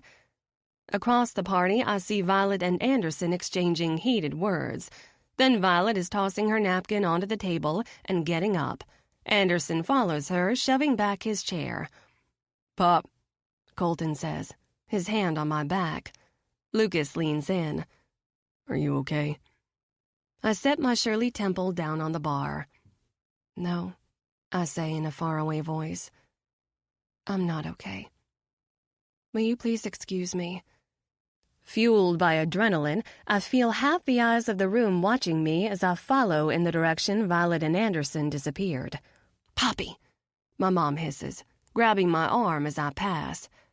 Don't follow them. I jerk my arm free. Did you know? She dares to give me that confused look, hand clutching her literal pearls. Know what? I glare at her. About their sordid little affair lasting even before Anderson and I broke up? Did you know? She glances around, putting on her fakest smile. Dad is now behind her, talking to the furious Montgomerys. Poppy, dearest, let's not discuss this here, she says, reaching for me again. I back away. Oh, so I'm dearest to you now. I thought I was the family disappointment. I thought I deserved a scarlet letter. Selfish, you called me. Irrational. Hysterical. That's me, right? Her smile turns wooden. Poppy Aurora, if you make this any worse, how can it get worse? I cry. You've lied to me and manipulated me and bullied me for years, Mom. You knew my own fiancé was cheating on me and said nothing. God, you almost let me marry him. She huffs. You're being ridiculous. Blinking back my tears, I shrug helplessly. Well, no one can ever say I didn't try. No one can say I didn't do everything in my power to earn your approval. I take a deep breath, resolve settling in my chest. But now I'm done. Poppy, Nana, if you're listening, you know I love you. But you can keep your freaking money. I call to the heavens.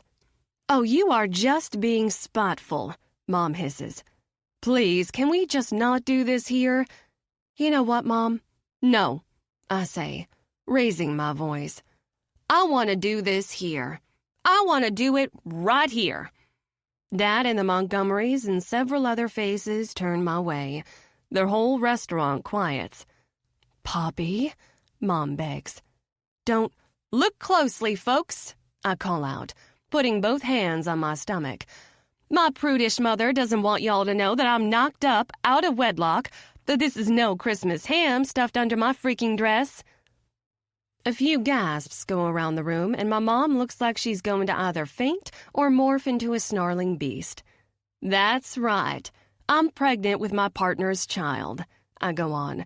And that's partners plural because I have 2. Give a wave, honeys. Eyes wide, Colton and Lukas wave their hands. Lukas recovers first, shouting, "Ice machine sex. It's a 10 out of 10, I'm telling you." Yep, your precious little poppy girl is riding 2 dicks at once. A wild thrill rushes through me as I finally let this all out. And if anyone has a problem with that, you can all take it up with Christina Renault. I point at her in the corner, because she's the one who gave me the faulty condoms that likely got me pregnant. "You're my hero," she shouts over the crowd. "Poppy," Mom cries, angry tears in her eyes. "That is enough." "Yeah," I nod, a deep sense of calm filling me. "You're right. That is enough. I've had enough. You and me, we're done." "Poppy." Turning on my heel, I go in search of Violet and Anderson. 80. Poppy. I walk out into the manicured hotel garden, complete with climbing trellises and boxwoods. Several yards away, a fountain bubbles in the middle of a square glowing with twinkling lights. Violet and Anderson stand just beyond the fountain, arguing. "No, I can't do this anymore," Violet cries. "We had an agreement. God damn it, I am not going to be made a fool of again." "I'll pay you back," she says with tears in her eyes. "You already signed the contract. We're going through with this, Vi." My heart is racing as I cross the square over to them. Every cruel and cutting word I was about to lob at my sister fizzles like fire on water as I take in the desperate look on her face. "Please, Anderson, just let this be enough." "No," he says, grabbing her arm. "Hey, is everything okay?" I call out, my heels clicking on the large paver stones. Anderson drops his hand away from Violet, and she covers the spot with her hand. Tears well in her eyes. "Poppy, I'm so sorry." "Don't." I raise a hand to her. "Not now." I turn back to Anderson. I asked if everything is okay. "No, everything's not okay," he snaps. "Your stupid fucking sister thinks she can make a fool of me the same way you did, and I'm reminding her that's not how this is gonna go." Violet flinches, stepping away from him. "What's the agreement between you?" I ask, looking to Violet. "We have a prenup." "Shut up!" he growls at her. "She doesn't get to know our business." "Violet?" I press, only looking at her. "He was paying me," she explains as he curses under his breath. "A third when we got engaged, a third when we marry, and the last third when Daddy helps him win his first election." I fold my arms over my bump. "So he's buying you then? You're selling yourself as his political trophy wife? Seriously, Vi?" "Come on, Pop. Don't make it sound so tawdry," says Anderson. "Prenups are a standard practice. I had one with you, too, if you remember." "I remember everything," I reply flatly.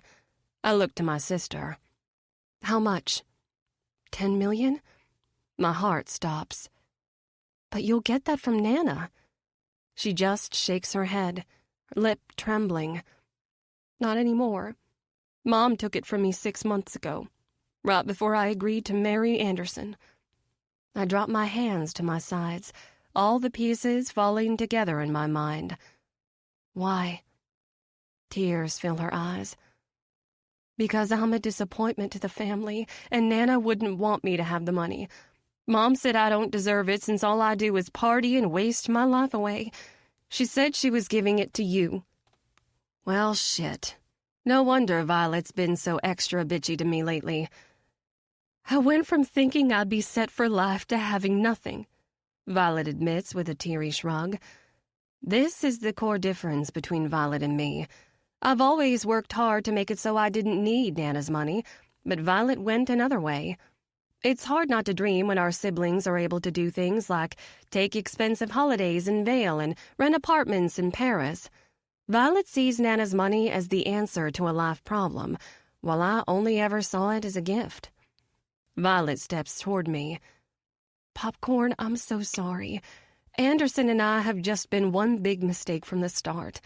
I think I was feeling rebellious at first, and then I kept crawling back even when you warned me away. I'm standing right here, he huffs. Anderson asked me to marry him again and again, and I always said no, she goes on. I know he's only after me for Daddy and his own career, but then Mom took everything from me, my whole future. So the next time Anderson asked, I heard myself say yes. He moves around the fountain toward us. You fucking bitch. You really think that's how it played out? That's exactly how it played out, she says over her shoulder. You've only ever cared about this obsession with your stupid political destiny, but it takes more than a square jaw and pockets full of cash to win the hearts of the public. You're pathetic, Anderson. And it takes more than a pair of tits and the St. James name to bag a man, he jeers. Look at you both. Beauty on the outside, but rotten to the fucking core. Violet steps closer, taking my hand. I'm the only man who has ever given you a chance. Either of you, he adds at me with a glare. No other man fucking wants you. Hank should have been paying more attention at home. Maybe then he would have noticed his hired help raised a pair of sloppy whores. Violet flinches, but my rage crackles like a holy fire. Anderson, this is over. You need to go. He dares to take an imposing step closer to us. I'm not going anywhere. Violet and I still have a deal. She owes me $3 million. I don't leave until I get every dime back. Violet looks to me, panicking. I don't have it, she whispers. My heart sinks as I squeeze her hand. You'll get your money back, Anderson. You know we're good for it. I promise. Your promise doesn't mean shit to me, he shouts. You promised to love me and marry me and give me the future I've always wanted. The future I fucking deserve. You made a goddamn fool out of me. And I'll be damned if I let your spoiled little sister do the same thing. He grabs her arm and jerks her away from me, both of us crying out. Anderson, don't! I beg. He grabs her by the shoulders, shaking her as she cries. We're getting married tomorrow, and you're gonna keep your word and deliver everything we agreed on. Do you understand? Let her go! I cry. Poppy! Lukas rushes to my side, Colton just behind him. They both get their hands on me, pulling me to safety. Stop this, I say on a breath. Please stop him. Colton's hands clamp down like bands of iron on my arms. Permission to break rule number 2? Lukas asks. I nod, heart racing as they still argue. Please. Then where's my money? Anderson shouts, his hands squeezing Violet's arms. I said I don't have it, she cries. Give me back my fucking money! Anderson, please, just stop this. Lukas storms up with a holy vengeance. Get your fucking hands off her! Anderson balks at Lukas's approach, shoving my sister away. She cries out, stumbling down to the paver stones as Lukas lunges, slugging Anderson in the jaw. It's a KO punch that sends Anderson falling backward like a sack of flour. He drops to the ground and doesn't move. Oh my God, is he dead? Violet shrieks, crawling on her hands and knees over to him. Lukas drops to one knee, feeling for his pulse. Nah, he's alive, he assures us. I let out a shaky breath of relief, tears falling. Colton presses in behind me. He's just out cold, Lukas adds. A doc should check if I broke his jaw. I sure tried hard enough. Well, that was a fucking assault, Rowan shouts, striding toward us. Lukas stiffens and turns, ready to face my brother. Don't fucking move, asshole. I'm calling the police right now. I saw what you did." Ignoring him, Lukas stands. "What you saw was me protecting your sister. It was Anderson who did the assaulting." Violet is still on her knees, mascara running down her cheeks. "Ro, it's true." "What the hell is happening out here?" I take a deep breath as our dad appears, striding down the path behind Rowan. He steps past my brother and surveys the scene. His gaze is murderous as he looks from Anderson's prone body to Violet on her knees to Lukas, still panting. Slowly, Daddy turns to me. "Poppy, explain." "Violet and Anderson were arguing." "I didn't see an argument," says Rowan. "I saw one of your boyfriends punch Anderson's damn lights out." "Because you're a day late and $1 fucking short," Lukas shouts. "He had his hands on your sister." Daddy turns to me. "Go on, Poppy." Next to him, Rowan huffs, arms crossed as he glares at Lukas. "She wanted to call off the wedding," I go on. "But he didn't. Apparently they have a financial agreement. He said he wouldn't walk away until he got his money back." Daddy looks to Violet. "Is this true?" She nods. "How much?" She rises shakily to her feet, the knees of her pristine white dress now stained and ruined. "Daddy, I'm sorry." "How much, Violet?" he shouts. She flinches back, lip trembling. $10 million in total. He paid me $3.3 million already. I was going to get another 3.3 when we marry tomorrow." "Jesus," Rowan mutters. "And let me guess, you already spent it all?" "Quiet, Rowan," Dad warns. Rowan bristles but crosses his arms again. "And the last third?" Dad asks with a raised brow. She's quiet for a moment, embarrassed to own the truth right to his face. "When you helped him win his first election. He wanted to run for Senate next year." Dad sighs. "Lord have mercy. Anderson has all the potential of a state senator, maybe a mayor, but the town's gotta be small and solidly red." He rubs a tired hand across his brow. "What a goddamn mess." I step forward. "Well, if you have no faith in his political career, then why did you try to pair us both with him? Why did you push so hard for these marriages?" "I didn't," he shouts. "You think I wanted any of this? I wanted my girls happy. That's all I've ever cared about. I don't know what either of you saw in this turkey bird," he adds, waving at Anderson's prone form. "But I was willing to put on the tux and pay for the wedding twice," he adds with a glare, "if it made you happy. And your mother assured me it did, and I was gonna suck it up and do it." My heart shatters all over again. So this really has been all about Mom and her vision for our futures? "Your mother is a complicated woman, Princess." "Oh, Daddy, please. She's a narcissistic queen maker with a god complex." "Hey," he says, tone firm. "Don't talk about your mother that way." "Daddy, she ruined our freaking lives. She forced us both into thinking Anderson was a good match. I never would have picked him for myself if she wasn't in my ear from the age of 10, telling me the best I could ever hope to achieve in life was becoming a politician's wife. I'm supposed to be the woman behind her man, raising him up and helping him shine." "That's ridiculous," he counters. "We sent you both to the best schools.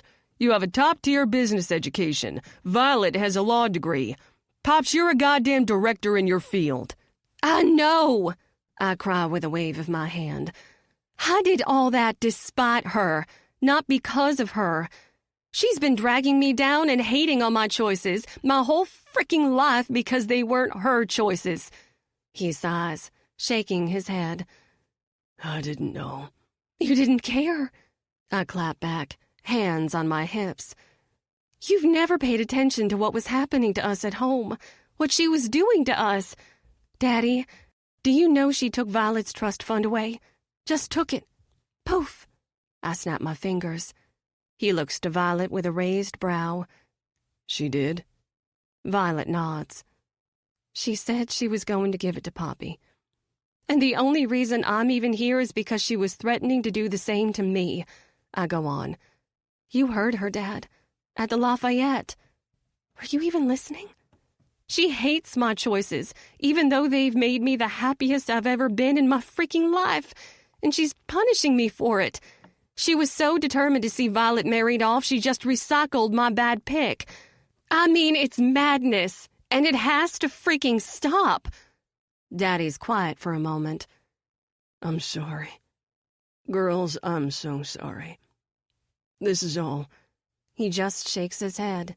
He looks to Violet. What do we do here, Sugar Bean? What do you want? I don't want to marry him, she replies. Panting, she wiggles the huge engagement ring off her finger and drops it down to the paving stones next to Anderson's limp body. Daddy, please. But you owe him money? There's a contract involved? She nods. Right. Well, I'll have my people deal with that first thing in the morning. He turns to me. And what do you want? Heart racing, I hold his gaze. Nothing, I reply. The only thing I've ever wanted was the respect and genuine love of my family.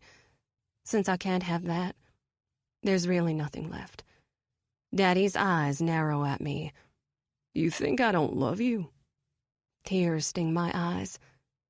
You may love me, Daddy, but you don't respect me. You don't respect any of us. You and Mom, you both just trample and control. You with Rowan and Mom with us, and I'm telling you it has to stop. You need to open your eyes and see that we are our own people with our own goals and dreams. I may not have followed the path you set out for me, but that doesn't make what I do beneath your notice or your respect. He takes a step closer. You think I'm not impressed by your career? You think I don't talk up your accomplishments to my friends and colleagues? You think I don't watch hockey games hoping for a glimpse of you? Closing the space between us, he cups my face. Tears fall as I lean into it, pressing his hand to my cheek. You are so strong, he says down at me. Every day you make me proud. Never change. Taking a deep breath, I hold my dad's steely blue gaze. You're right. I am strong. Reaching up, I brush his hand away and take a step back. I'm strong enough to know I deserved better from you. We all did. His eyes narrow as his shoulders tense. Poppy, all my life, I just wanted you to see me. I wanted you to care. I wanted you to protect me from her. But you didn't. He sighs. I'm so sorry, honey. I nod, reaching blindly for Colton's hand. His touch is like a lifeline, giving me strength. And maybe someday I can forgive you. But you need to know that I will never forget. This is what it took to make you see us. I gesture around. Your indifference brought us here as swiftly as Mom's constant meddling. If you ever want to earn my respect back as your daughter, you will fix this. Dad's expression is impossible to read. Resolved, he looks to Colton. Will you please see my girl safely inside? I'll deal with Anderson. Daddy, no, Violet cries. You can't kill him. He just chuckles. I'm not gonna off the man. I'm gonna splash some water on his face to get him conscious. Then I'll tell him in no uncertain terms that the next time he comes sniffing around to St. James, he's gonna get his nose stomped with the heel of my goddamn boot. Lukas steps forward. Sir, I can't have him pressing charges. Should have thought of that before you knocked him out cold, Rowan counters. Rowan, enough! Dad snaps. He looks to Lukas. We have witnesses that he was attacking Violet, yes? Yes, I say with a fervent nod. We both saw it, too, Colton assures him. That's good enough, Dad replies. As I said, leave Anderson to me. The day he presses charges on you will be the day his life goes up in smoke. Thank you, sir. Lukas steps over and offers out his hand. Daddy shakes it. By the way, I like the tattoo. Lukas grins. Thanks. Your daughter drew it. Oh, God, I mutter as Colton laughs. Did she now? Dad looks at me. Always full of surprises. He drops Lucas's hand. Now y'all head on inside. I'd prefer not to have a witness to the threats I'm about to levy on this man's soul. Lukas takes Violet's hand, leading her over to us. I take her other hand, and the 5 of us start walking back toward the golden lights of the hotel. The music grows louder as we approach the restaurant. Well, that was embarrassing, Rowan mutters. Are you two capable of doing anything but bringing shame to the damn family? Oh, Rowan, will you shut up already? I snap. If we can survive our mom, you can surely survive Dad. Or if you can't, do what I did and walk away. The door's always open to a new life. He huffs. Sure. Why don't I just go see if a few football players can knock me up, too? Next to me, Colton groans. Permission to break rule number 1? Be my guest, I say with a wave of my hand. Rounding on my brother, Colton grabs him by the shoulders and shoves him up against the nearest boxwood. Ouch! Fuck! Get your hands off me, Rowan cries. Listen to me, you literal fucking shit stain, Colton growls in his face. Say one more bad word about your sisters, and I will personally put my fist so far down your throat it'll massage your prostate. Do you understand me? Rowan's eyes go wide, then he squirms, fighting Colton's hold. I don't think you know who you're talking to. I know exactly who I'm talking to, Colton shouts. And your sister is an angel sent to this earth to fucking redeem me. She is the best person I know, and I will tear your heart out if you hurt her feelings again. So much as look at her sideways, Rowan. I goddamn dare you. Rowan opens his mouth, but then closes it again. Good boy, Colton sneers. Pulling him from the bush, he gives him a shove. Now get the fuck out of here. Rowan stalks away, cheeks pink with embarrassment, muttering under his breath. Okay, you're my new favorite, Violet says at Colton. Wow, Lukas says with a dramatic nod of his head. You're welcome for saving your life, by the way. She smiles at him. You're my favorite, too. Better. He leads the way in the opposite direction Rowan just disappeared. Over by the restaurant, Tina is leaned up against the wall, puffing on her vape. She takes in the state of Violet's ruined dress and our makeup-smeared faces. Do I even want to know? The wedding is off, I reply. You came all this way for nothing. She shrugs. It was a nice drive. I smile, an idea forming. Squeezing Violet's hand, I glance to Tina. Want to do me a favor? Depends, she replies. Get Violet out of here. Take her home before my mom notices she's gone. It was Tina who supplied me with my getaway car when I left Anderson. It's only fitting she should help another St. James girl in need. She grins, nodding. Life is a freaking circle, isn't it? She holds out her hand. Come on, Vi. Violet looks to me, all the words unspoken lingering between us. Poppy, go, I say, giving her a nod. Really, it's okay.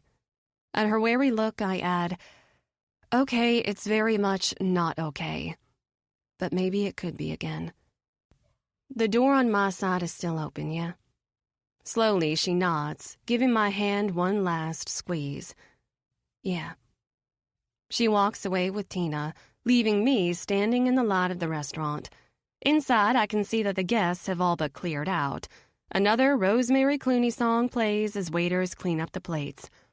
Well, that was memorable, says Lukas, wrapping his arms around me. I let out a shaky breath, leaning against him. That was a disaster. Colton steps in, and they both nuzzle me, exchanging kisses. We're still whole, and that's all that matters. I've thought about it, I say, rubbing my hands down both their arms. And I'd like permission to break rule number 3. They both look down at me. Babe, the wedding is off, Colton says. No wedding, no church. I just shrug. So we find one. Maybe this hotel has a chapel. That's how you want to spend the rest of your sister's ruined night? Says Colton. Fucking like rabbits in a hotel chapel? I feel oddly light as I grin. Let's try to steal some tiramisu, too. On it. Lukas ducks away from us to slip inside the restaurant. I turn in Colton's arms. What were we gonna win if we didn't break the rules this weekend? He smiles down at me. Whoever won got to take you to Aruba. My eyes go wide, but my smile is wider. Can we do it anyway? He kisses me with a laugh. Of course. I already bought the tickets. 81. Colton. 4 months later. I wander down the hall toward the kitchen, pausing as I hear Lukas singing what sounds like Queen's Don't Stop Me Now, only he's changed the words to make it a song for the damn cat. Princess says meow, he sings, swaying with her in his arms. Feed me right now, 'cause we're having some pâté. Jesus. His shoulders stiffen as he turns and sees me leaning against the doorway. Dude, what the fuck, lurk much? Princess mews in his arms, squirming to be put down. I just grin. Did you rewrite a Queen song for the cat? No. He sets her down. How many verses have you done? Well, that's none of your goddamn business, he replies, stroking her tail as she leads the way over to her food dish. So, all of them, then, I tease, stepping into the kitchen. After months of simmering resentment on both sides, Princess and Lukas have finally struck an accord. He feeds her. She can't hate the hand that feeds her, right? At least, not forever. He peels open the can of food, tipping it into her pink bowl. You about ready? I say to him. Do you think she's lonely? He replies, scratching her butt. I lean against the island with my hip. No, I think she's spoiled rotten. I think she has 3 humans who feed her, brush her, and call her precious 24/7. She lives better than any of us. If she's bored, we'll get her another cat tower to climb. I didn't say bored, I said lonely, he replies. I think she needs a friend. Well, she's about to have a new human friend here in a couple weeks. Let's just focus on that. He nods, giving her one last pat. Yeah, okay. I give his shoulder a shove. Come on, we can't be late or Pop will kill us. No, she won't, he says with a laugh. We're too damn pretty. Just get your shit and let's go. Poppy and her team have been working on this little project for months. Most of the NHL teams run hockey camps in the summer for youth. Under Poppy's guidance, the Rays are hosting their first camp this week. And all the participants have full scholarships, which includes a gifted pair of skates, a stick, and a cool tie-dyed camp tee. Lukas and I are both already wearing the tees. We're camp counselors along with a few other Rays. We'll be working with the kids on drills, and at the end of the week, we'll play a game. Growing up in Canada, playing hockey is just a normal option for a kid. It's as normal as saying you want to play basketball or soccer. But here in Florida, hockey is rare. It feels good to know we can spread the joy of the sport in our own backyard. We make our way to the practice rink, laughing and joking as we get ready. Today's just about footwork drills and stick handling, so we don't bother with pads or helmets. Lukas and I are both in long pants and camp tees. Down the bench, Jake and Sanny get ready too, wearing their matching tie-dyed tees. Look at us, Jake jokes. Who'd have thought, huh? I sit back with a groan, rubbing my chest. That damn breakfast burrito smothered in ranchero sauce is giving me indigestion. It surprises you that we all volunteered to be camp counselors? I'll have it stated that I did not volunteer, Lukas says with a raise of his hand. Poppy forced me on pain of no sex, so... No, it surprises me that we're all here, living a life, you know? Jake glances around. What life? Asks Sanny.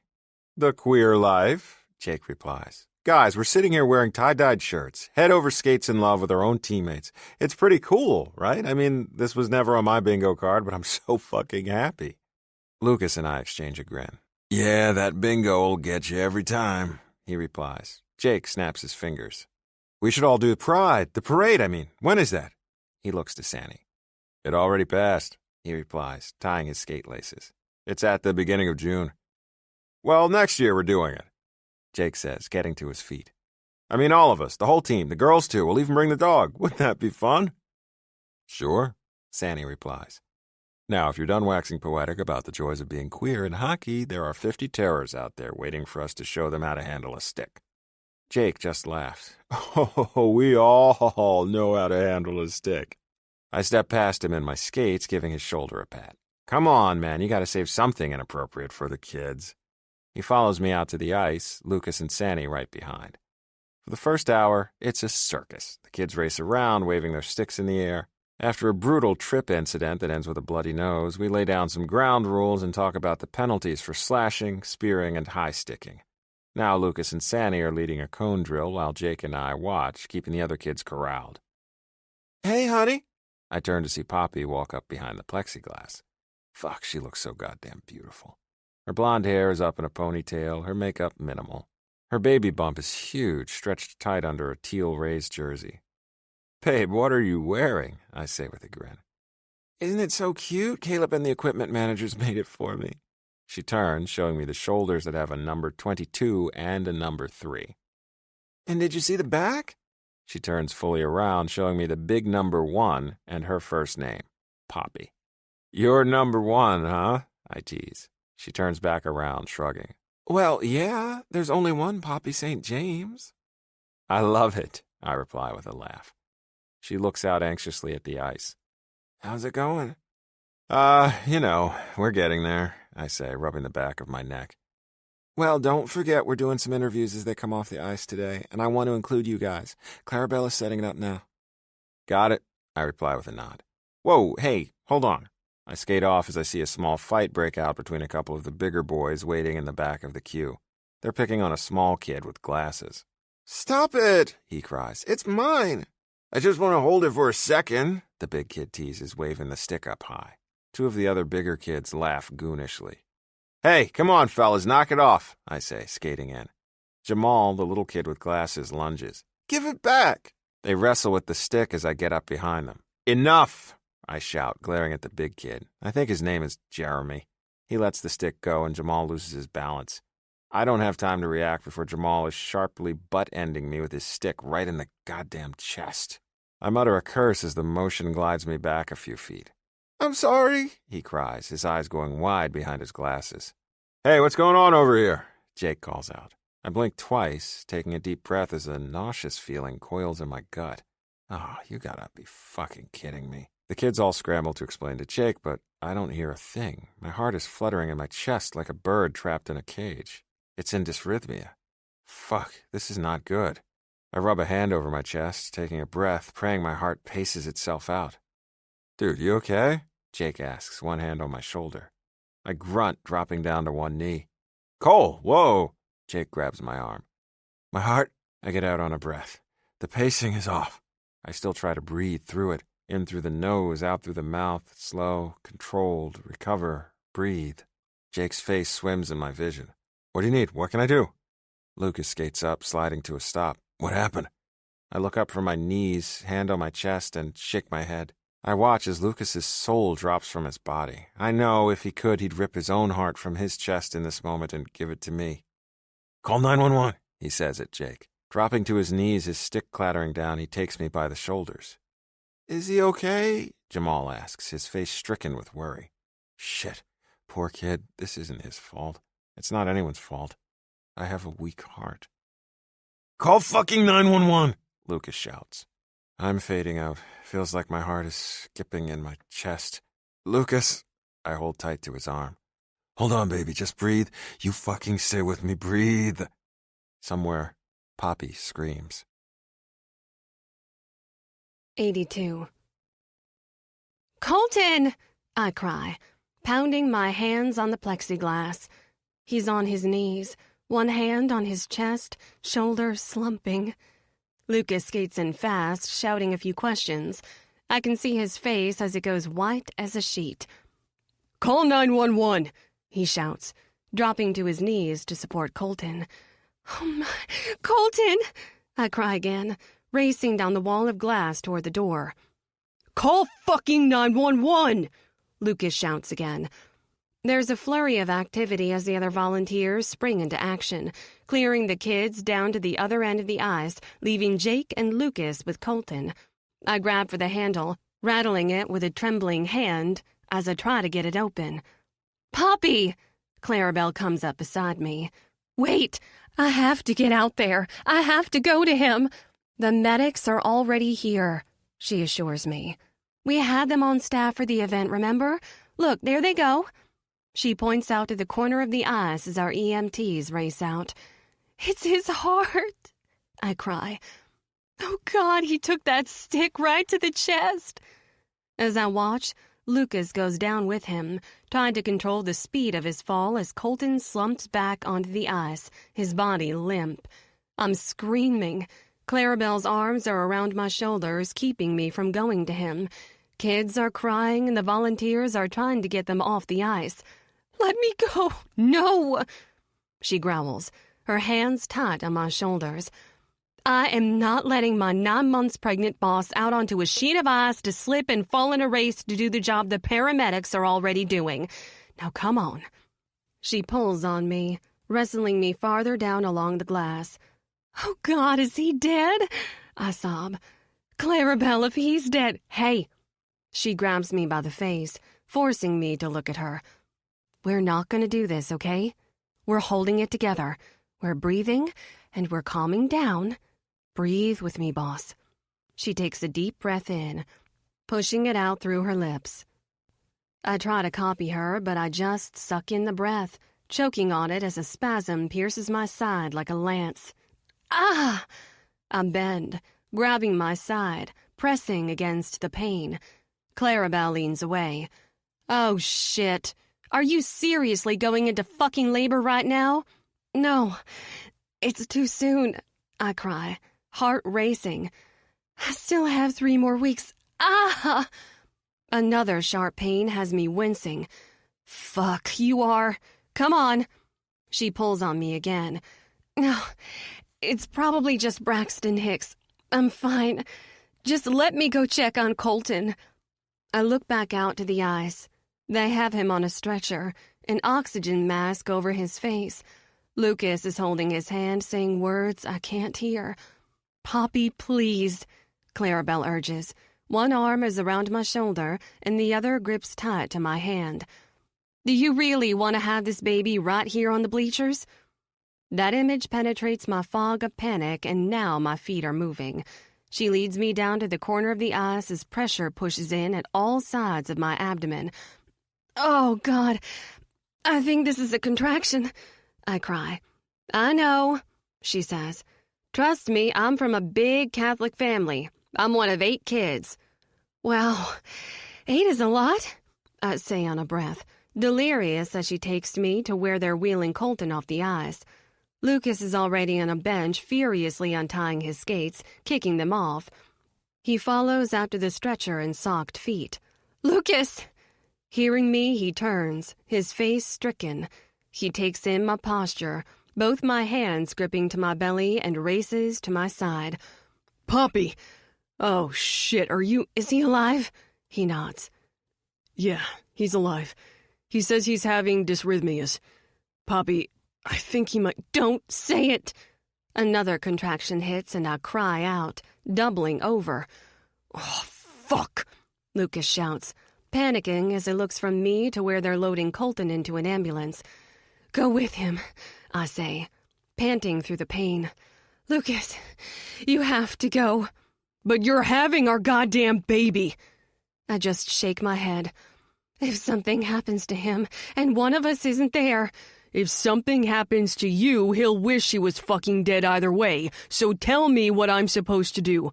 I've got her, Clarabelle assures him. I have Poppy. Lukas, you go with Colton. Go. She'll be fine. I nod, squeezing his hand. Go, baby. Please. With a groan, he kisses my hand and races off in his socked feet, hopping into the back of the ambulance just before they close the doors. The ambulance takes off, lights and sirens on, and I'm left standing by this hockey rink wearing a pair of wet pants. I let out a shaky breath. Clarabelle? Yeah. I think my water just broke.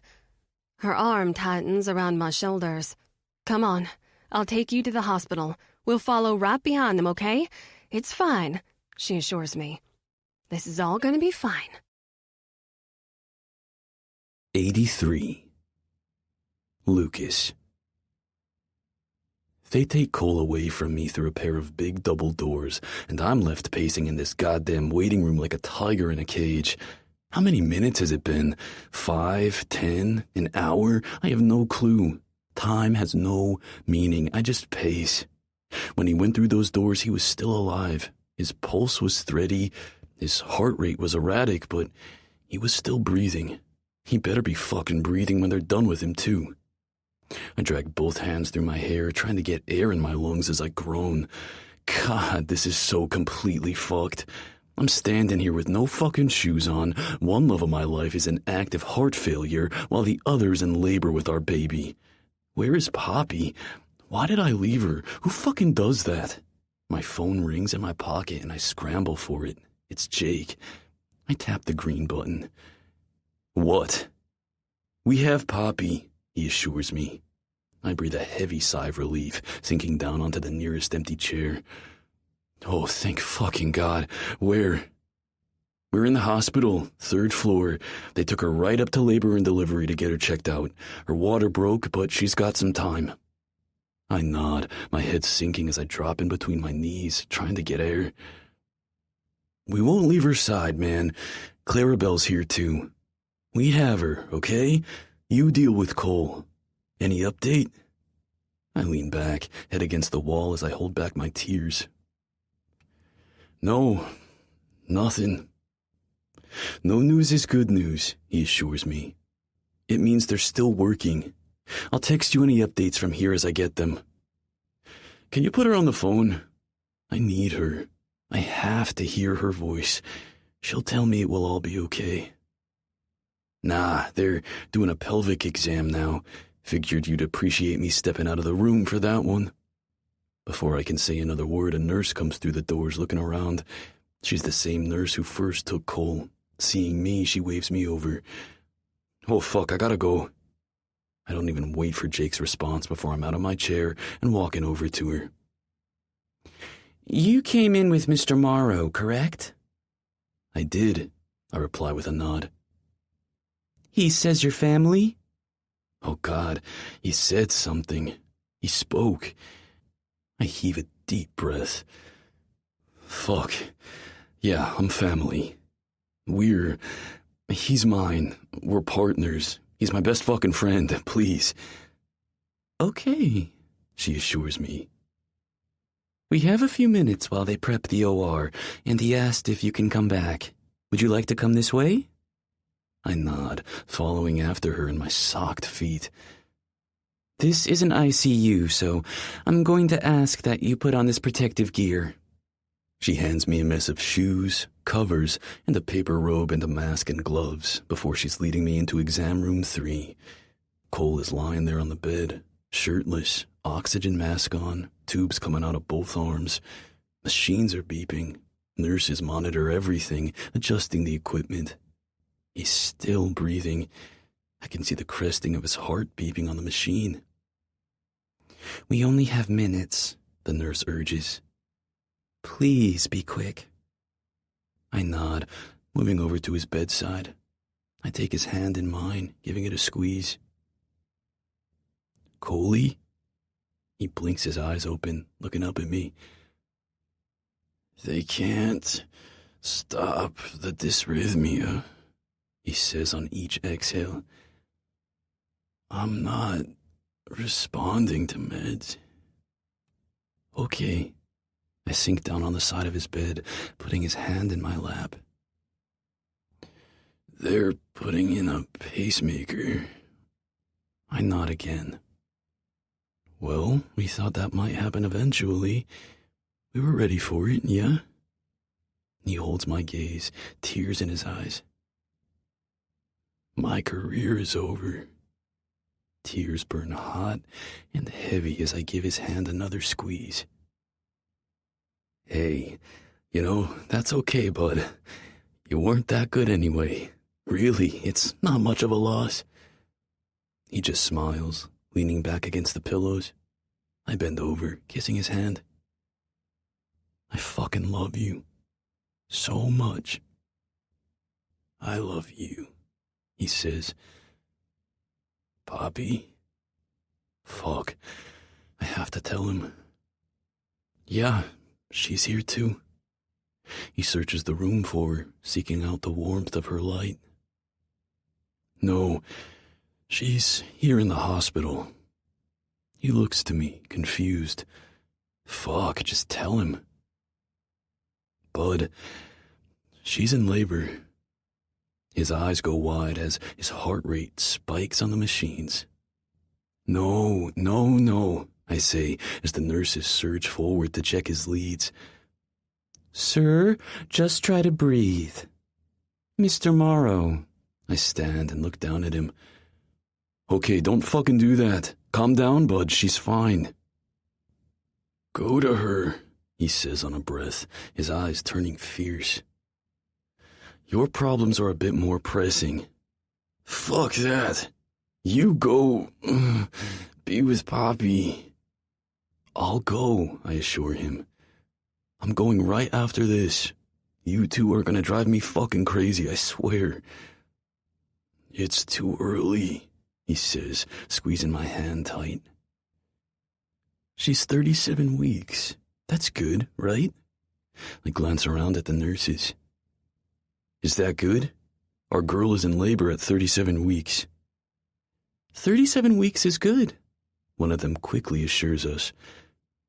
Yeah, that's practically full term, says another. If I die, you have to stay, he says to me. My stomach flips as I glare down at him. What did you fucking say? You'll be such a good father. I want you to promise me. Cole, use my ring. It's in my sock drawer. Stop, I growl. You're just getting a pacemaker implanted. That's a goddamn outpatient procedure. He shakes his head. You take care of them. Sign the papers. If he's mine, adopt him. Stop, I say again, my tears falling. Cole, please. Don't make him play hockey if he doesn't want to. I cup his face, careful not to jostle the oxygen mask. You are not dying. Do you understand me? I am not done loving you, Cole. Poppy's sure as shit not done, and our son hasn't even fucking started. You live. Do you hear me? Don't let her name him after a plant or a fruit, he says on another labored breath. No lime, no oak or twig. Yeah, and no flower names, I got it. Okay, we need to go, the nurse calls out. They're ready for us in the OR. I kiss his brow. Name him now. Cole, name our son before they take you back. He looks to me, tears in his eyes as they start rattling up the rails of his bed, readying him for transport. I brush a gloved hand over his hair. Cole, baby, please, name our son. He pulls the oxygen mask away from his mouth. Licking his lips, he says our son's name. Then they take him away from me, bringing him to a place I can't follow. 84. Poppy. Can someone please tell me what's happening with my partner? I ask for the 20th time, pacing the room in my hospital gown and nubby socks. Colton Morrow. He was brought into the cardiac ICU an hour ago, and we've heard nothing since. Let me ask at the nurse's station again, says the nurse, leaving the room. I look to Clarabelle. Will you please go check? And leave you here alone? She says with a raised brow. I will fire you, I cry, pointing a shaking finger at her. This is insubordination. She shrugs, looking back at her phone. Go ahead. I cry out to the heavens in frustration, both hands on my belly. I've never done very well with feeling this helpless. I'm Poppy St. James. I always have a plan. I'm organized. I have lists. Of course I had a baby bag all packed and ready. Of course the nursery is set and my birthing playlist is synced on all our phones. I knew exactly how this would go. I'd wear the robe I handpicked, and my hair would be braided, and Lukas would rub my feet while Colton held my hand. I wanted to feel ready to become a mother. I wanted to feel calm and centered and freaking prepared. Instead, I'm pacing like a wild animal with my ass hanging out in this thin hospital gown. It's a lurid shade of yellow with little bunnies all over it. And I don't have my soft arch support slippers. I have these ugly maroon hospital socks. I don't even have my baby bag. Oh, God. I don't have a diaper, a onesie, a freaking carrier. How will I even take this baby home? Worst of all, I don't have my loving, supportive partners. I have Clarabelle on her phone, and Jake Price is standing like a bouncer in the hallway. Colton might be dying with active heart failure a floor away, and where is Lukas? Emotions crash in at me on all sides, making me feel like a rag doll tossed in the waves. Right, here's what we're gonna do, I say, pacing back over to the window. He's just gonna stay in. What? Clarabelle looks up over her phone. I glance down at my belly, feeling the baby kick into my spleen. Do you hear me in there? You are not coming out. Not today. No way. So just stop kicking me and take a freaking nap. Poppy, you're already at 7 centimeters. Who freaking asked you? I shout at her. She just holds my stare. They are not going to let you leave when your waters have broken and you're at 7 centimeters. You are having this baby today, boss. It's happening. Make your peace with it. I shake my head, tears welling. I'm not ready. She sets her phone aside. Are you serious? What if I can't do it? What if I'm a terrible mother? What if I raise him to hate me and cut me out and loathe every time the phone rings with my call? I should freaking know. It's been 4 months since I last took one of my own mother's phone calls. We haven't spoken since the wedding. It's certainly not for her lack of trying. Not possible, Clarabelle says gently. She crosses over to me and tucks my messy hair back behind my ear. Poppy, you are literal sunshine. It's annoying how positive and wonderful and upbeat you are. Truly. Working for you has been the bane of my existence. I smile. Really? Really? She deadpans. You're gonna be a great mom, and this kid is gonna love you. You think so? I say on a sniffle. Yeah. You're gonna be the kind of mom who bakes cookies from scratch and loves to finger paint and picks up shells at the beach. I do love to bake, I murmur. See? There you go. I groan, breathing through the pain of another contraction as the door bursts open. I found him, Jake cries, one arm on Lukas as he pulls him into the room. The second we lock eyes, we both break into tears. My heart shatters. Oh, God. No. Lukas catches me before I sink to the floor. Baby, no. He's alive. Look at me. He cups my face. Cole is alive. His heart wasn't responding to any of the medications to stop his dysrhythmia. We were out of options. They're taking him back for a pacemaker surgery now, okay? He's alive. He's alive? He's alive, baby. He kisses my brow. Then he steps away, taking me in from head to toe. Now what about you? What's happening? Where are we? Fresh tears well as I cling to him. I'm sorry. Lukas, honey, I really tried, but he won't stay in. His eyes go wide in confusion. Well, that's a good thing, right? We wanted him to come out eventually, so he's a little early. He shrugs, glancing from Clarabelle to Jake. Probably means he's a Morrow, not a Novikov. You know how I always like to be fashionably late. I give a weak laugh. Come on, babe. We can do this, he assures me. Colton was supposed to be here, I whimper. I don't want him to miss it. He nods. Yeah, I know. But Cole's busy taking care of his own business now. This is gonna be just you and me. But I'm here, and I'm in this. Game time. We are gonna have this baby, and when Cole gets out of surgery, he's gonna get to meet him, and he's gonna be so fucking happy. Yeah?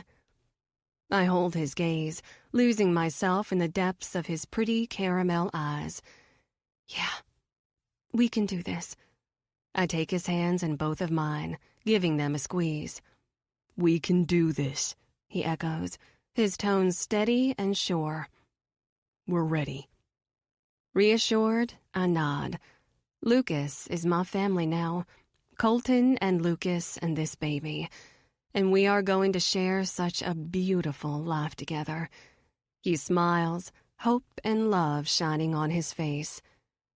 Let's meet our son. 85. Colton. My tongue feels dry. That's the first thought I have as I wake in the ICU. I don't have to open my eyes to know where I am. I know the sounds of a cardiac intensive care unit better than any person ought. There's that sterile smell hospitals have and the gentle whir, hum, and beep of all the machines. An oxygen hose wraps around my face. I don't want to move. I know what they did to me. I know what sits in my chest, just beneath the skin. And I'm so goddamn grateful. Like the doctor said, with my heart, it was only a matter of time. A pacemaker gives me more time. Who knows, with advancements to devices and new medications, I could live to be 100.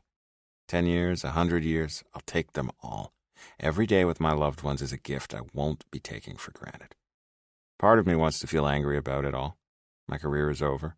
My last game was my last game, and I didn't even know it. But I think maybe it's better this way. There were no tears, no long speeches from the guys. No one had to live with being the one who ended my career with a hard hit. This was such a freak thing, an accident.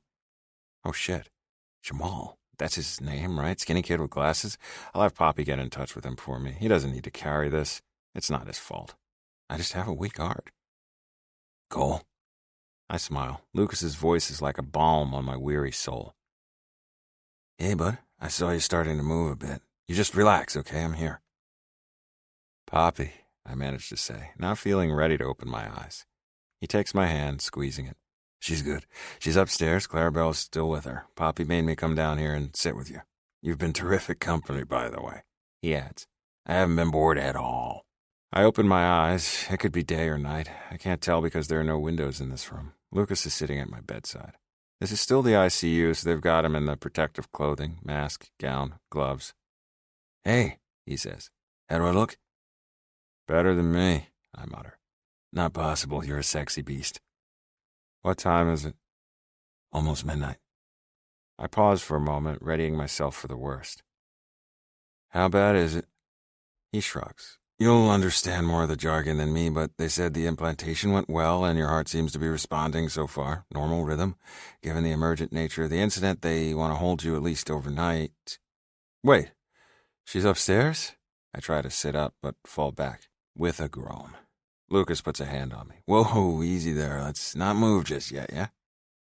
Things still feel a little fuzzy, and I'm so tired. The baby, what's happening? Even through the mask, I can see that he's smiling.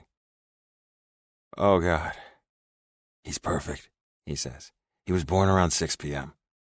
I sigh with relief. Closing my eyes, I send up a prayer of thanks. He's a little nugget, Lucas goes on. He only weighs like 6 pounds. I can't remember the length, but he has 10 fingers, 2 tails, and the cutest little flippers for feet, just like we wanted. I smile, opening my eyes again. And Poppy? But she was a total champ. She cursed like a sailor and nearly broke my hand, but we got there in the end. She's doing great. No complications, and little Bud is happy and healthy. Want to see? I nod. He pulls his phone from his pocket and dials Poppy. Here, let me try to do a video call. She picks up immediately. Hi, honey, she says, her voice filling this room. Hey, Lucas says through his mask. I'm here with Coley. He's awake. Oh, thank God, she says, the relief evident in her tone. Let me see him. Lucas stands and leans over the side of my bed, keeping the camera facing us so I can see Poppy.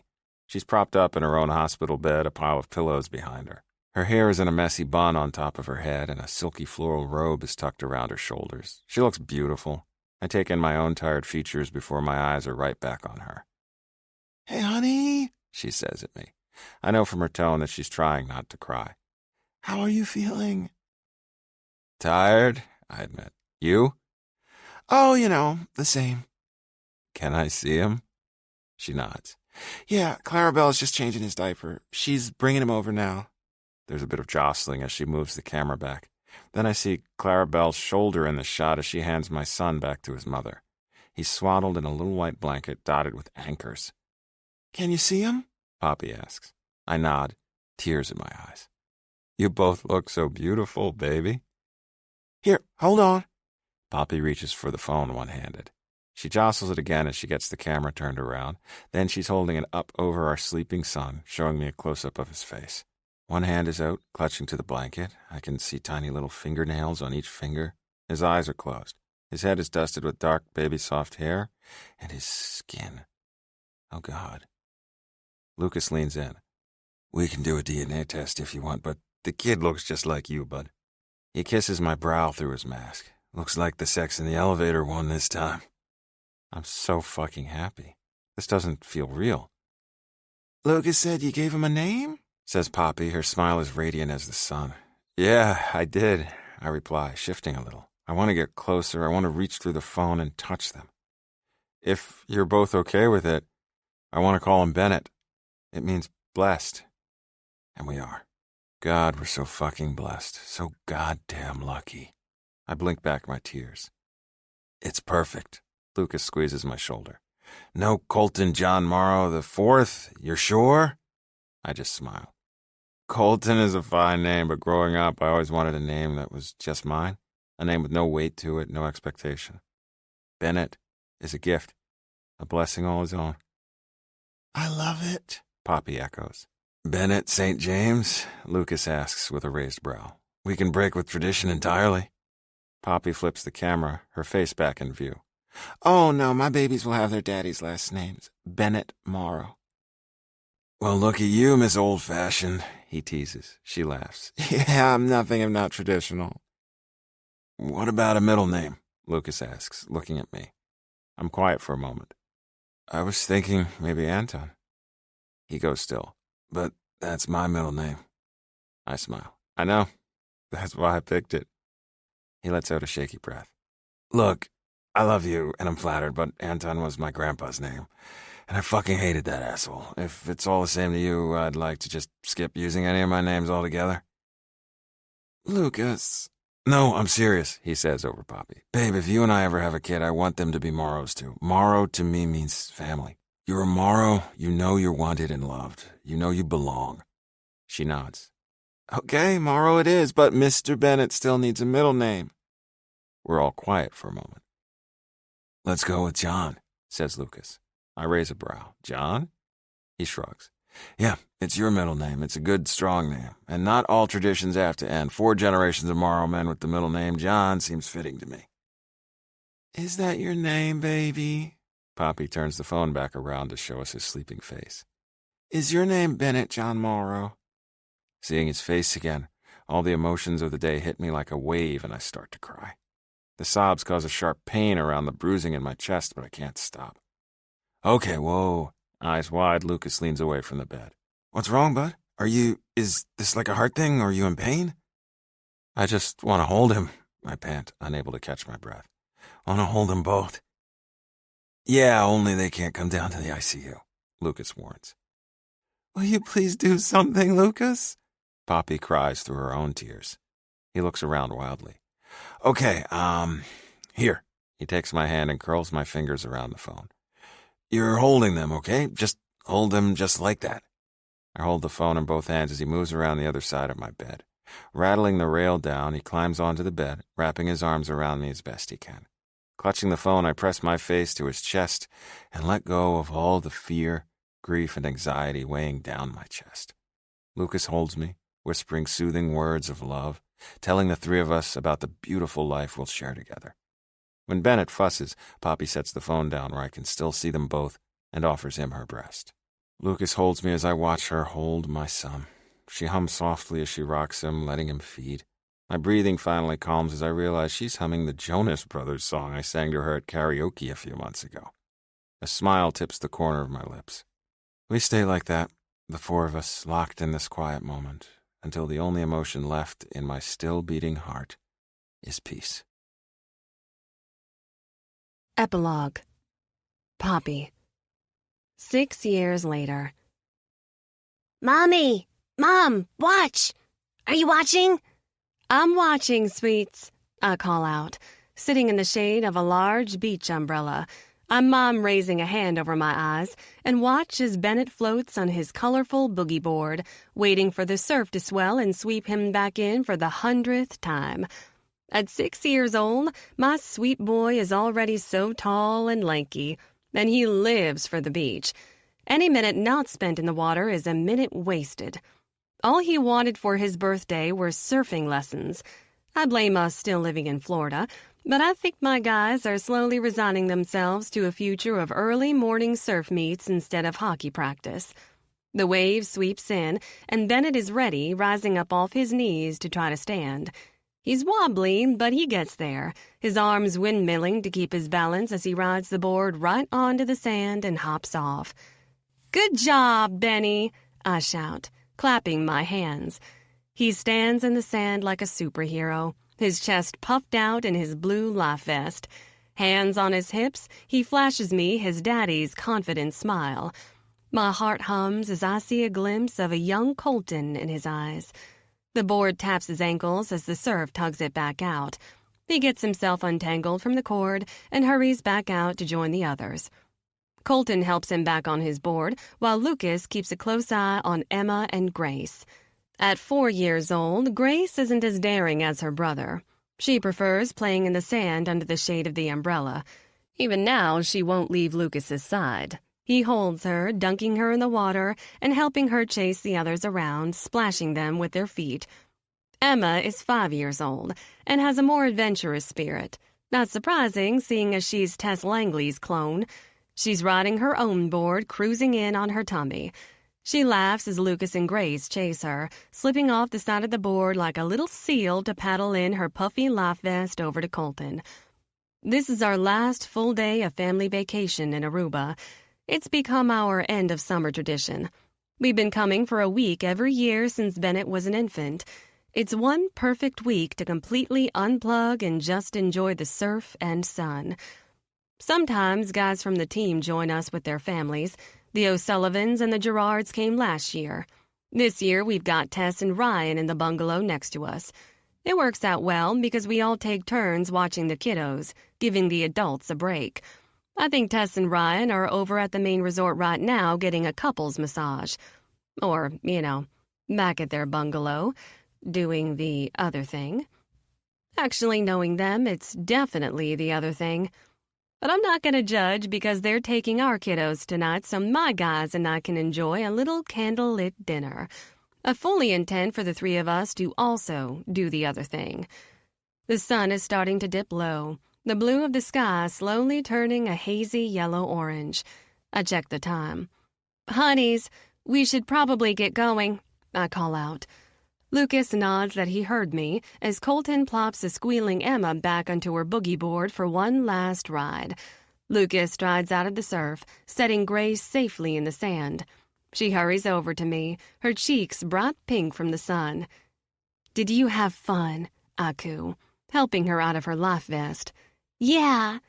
She digs with sandy fingers in the beach bag for a snack. Mommy, I'm hungry. I reach over her and take out a banana, peeling it for her. If Emma is Tess's clone, Christina Grace is mine. Her blonde hair is a tangled mess from the salt water. It'll take me forever to detangle it. She's got my pointed chin and my sassy attitude, too. But then she looks up, cheeks full of banana, flashing me those hazel eyes. I like to think they're a mix of my baby blues and Lukas's salted caramel. "Benno, let's go," Lukas shouts, striding after him as Bennett's wave drifts him a little too far to the left. Colton walks out of the water with Emma in his arms, her board dragging in the surf behind him. "Water feels great," he calls out to me. "Sure you don't want to do a quick swim?" I lounge back in the shade of my umbrella, my hands folded over my growing baby bump. I'm fine right where I am, thank you very much. "You are fine," he teases, plopping Emma on the beach blanket next to Grace. "Look at you, my sandy-toes sun queen." I smile up at him, rubbing my hands over my bump. He watches the motion with a possessive glint in his eye. I purse my lip. Yeah, I know my man. He loves the sight of me pregnant. He better soak it in while he can, because this is the last baby I plan on having. Baby number 3 was a bit of an oops. We certainly weren't trying. I'm pleased, but I'm anxious too. After Grace, it's been harder for me to get back into the routine of work. Lukas is still as busy as ever playing for the Rays. Now he's an alternate captain under Jake Price. And Colton is about to start his 4th year as a part of the Rays media team, providing live commentary. He has a ton of fun and it keeps him close to the action, but it means he's traveling just as much as Lukas. I won't deny that it wears on me. These grueling hockey schedules wear on everyone, family or no. This week in Aruba is my last taste of normal. During the summer months, I have both my men with me to help with snacks and nap times and stocking the fridge, all 3 of us sleeping in the same bed at night. Starting next week, we'll be juggling 5 different schedules again. Adding a 6th is really feeling like a lot. So you better believe I'm going to sit here like a shell on the beach and soak up the privilege of having both my men here to chase our kids in the surf. 2 hours later, the babies are nestled safely in the Langley bungalow for the night, and my guys and I are enjoying a private dinner catered on our candle-lit porch. There's fresh fruit salad, grilled red snapper with Creole sauce, rice and beans, and an Aruban favorite called pasteches. They're like empanadas, made with a cornmeal crust and stuffed with a variety of fillings. The kids love them too. We usually order a few around lunchtime to snack on at the beach. The moon is out tonight, nearly full. It glows silvery white, sitting low on the horizon. The sounds of the ocean echo from yards away across the sand. From somewhere down the beach, a live band plays upbeat Caribbean dance music.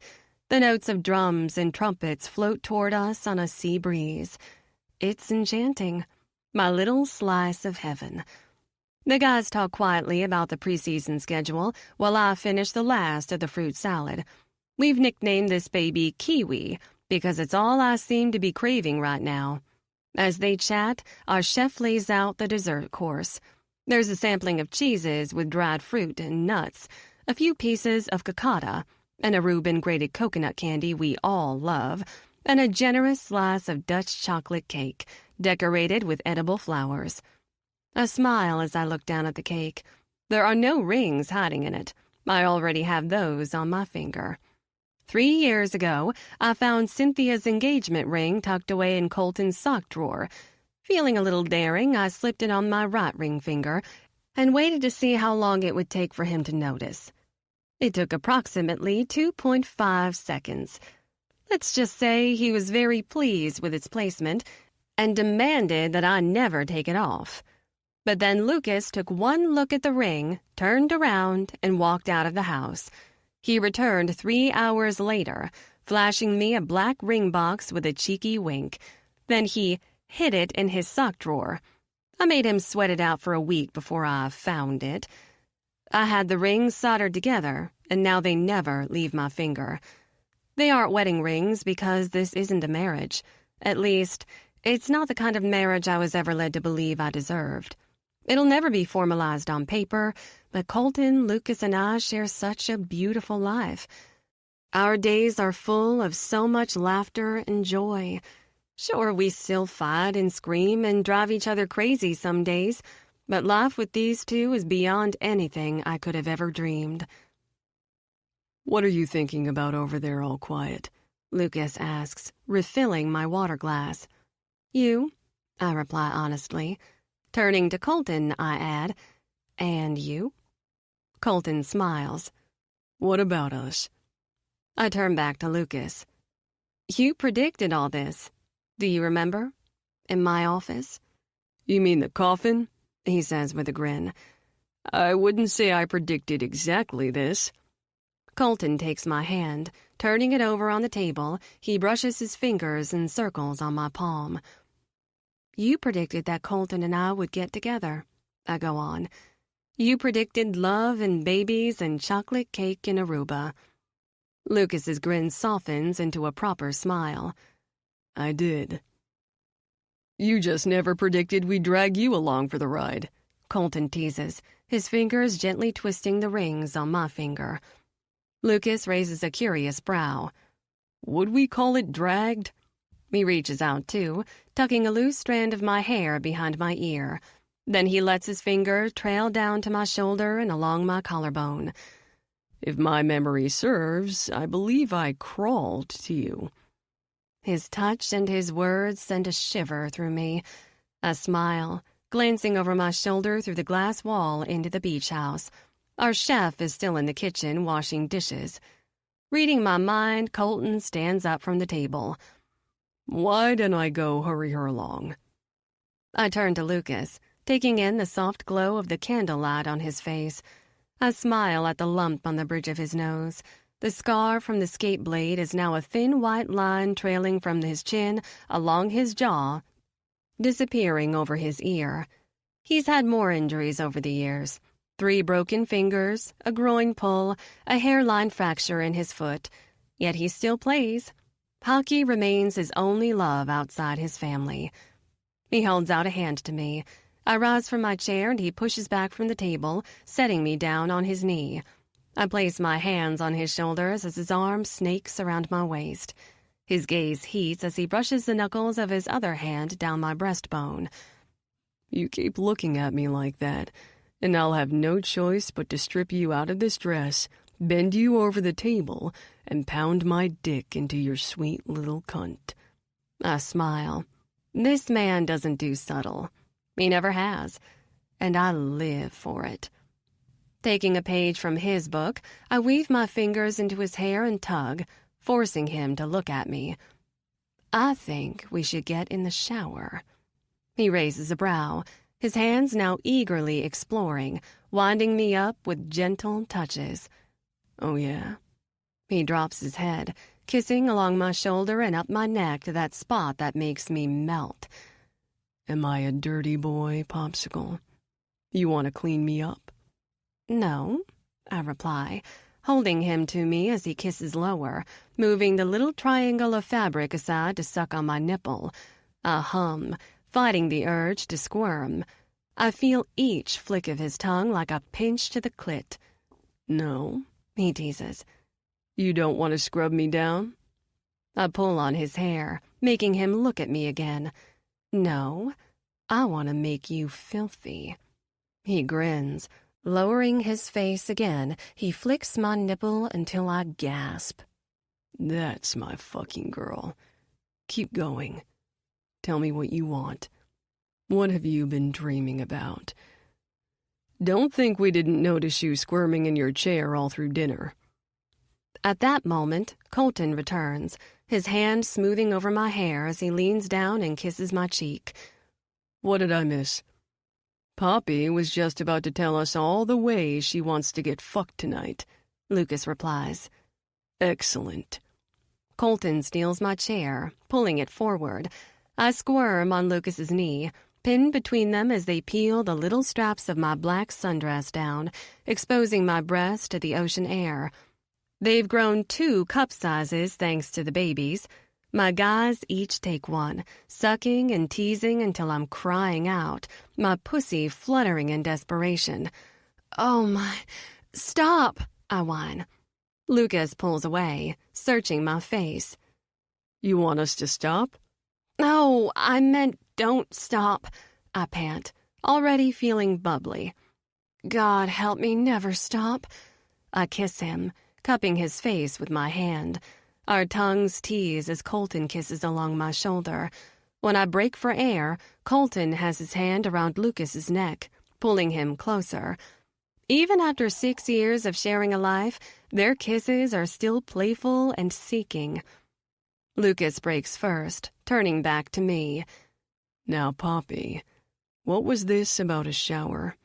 I smile, glancing between them. Well, you know the shower has that handy little bench. Oh, also, I think we should remodel our shower to add one. I'll text Janice the moment we get home, Lukas assures me, kissing my jaw. But you were saying? I brush my hands down their chests, glancing between them. I settle my gaze on Lukas. I was just imagining how fun it would be to ride Colton's cock on that bench while we both suck your dick. Before he can respond, I slip off his lap and step back toward the wall of glass, holding up my dress so I don't trip. They both groan, rising to their feet, their hungry gazes locked on me. The straps of my dress are already off my shoulders. The silky black fabric pulls around my waist. I let the whole thing drop, leaving me standing naked under the Aruban moon. Colton's dark eyes take in all my curves. Fuck. Agreed, says Lukas. Smiling, I cup my breasts, tweaking my nipples. I step back, loving how they mirror me with an eager step forward. Do you know how good it feels, knowing I'm claimed by you, knowing no other man will ever have me? You're goddamn right no man can have you, Lukas growls, stepping closer. You're ours, Poppy. You ride our dicks and wear our cum and grow our goddamn babies. I crow with happiness, feeling like a queen as I let my fingers trail down my body over my growing baby bump. Dropping my hand low, I tease my clit. I'm all yours, and you're mine. You belong to me. I tease my fingers inside myself, loving the feel of their eyes on me. Need burns between us. Say it, I plead, already dancing on that edge. Tell me who I am.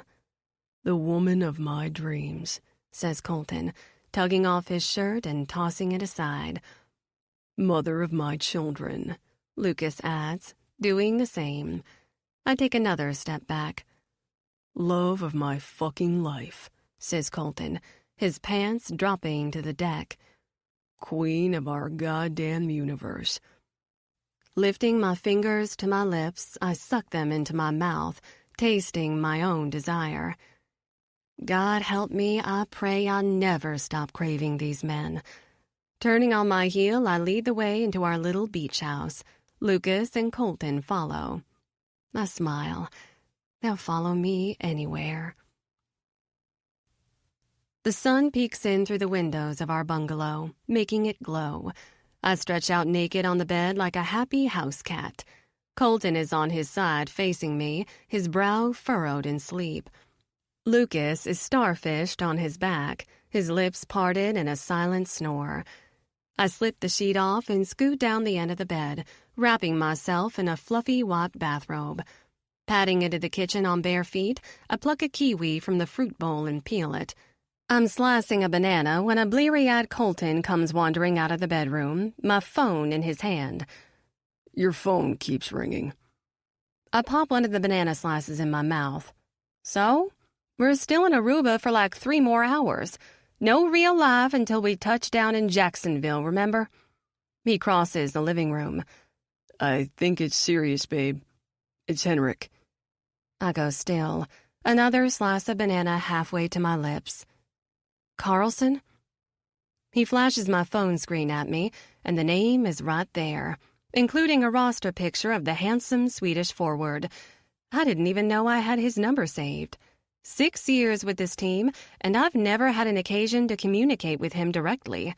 He's certainly never gone out of his way to call me 3 times in a row. Curious, I take the phone and answer the call. This is Poppy St. James. Hello, Poppy. I recognize his voice instantly, his accented English smooth and proper. This is Henrik Carlson, calling from Sweden. I set my paring knife down.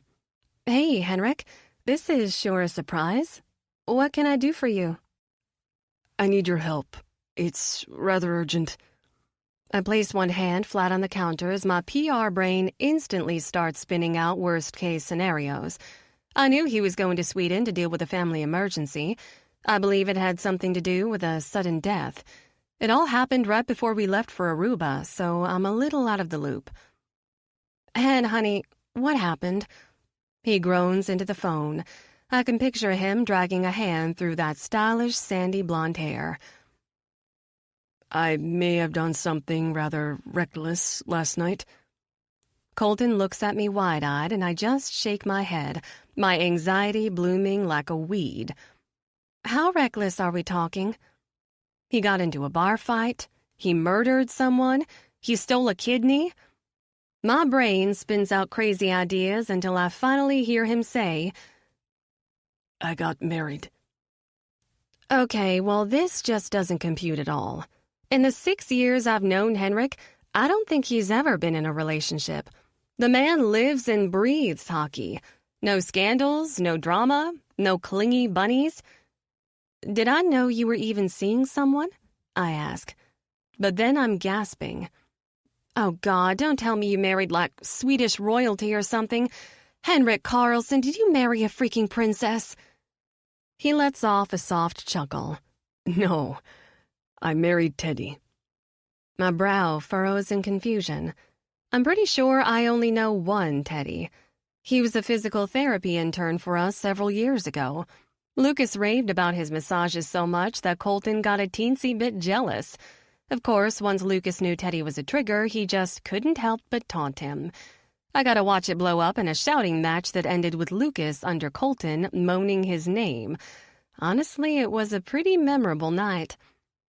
Last I heard, Teddy is now a full doctor of physical therapy. I think he's coming back to the team to fill in while Rachel Price takes maternity leave. But Henrik can't mean that, Teddy, right? I shuffle the phone to my ear as I walk around to the other side of the kitchen island, pulling out a stool. You want to say that name again, Sweets? I'm not sure I heard you right. He sighs. Poppy, last night I married Teddy O'Connor. Yep, it's that Teddy. But this doesn't make any sense. Aren't you in Sweden for a family emergency? Yes, he came with me.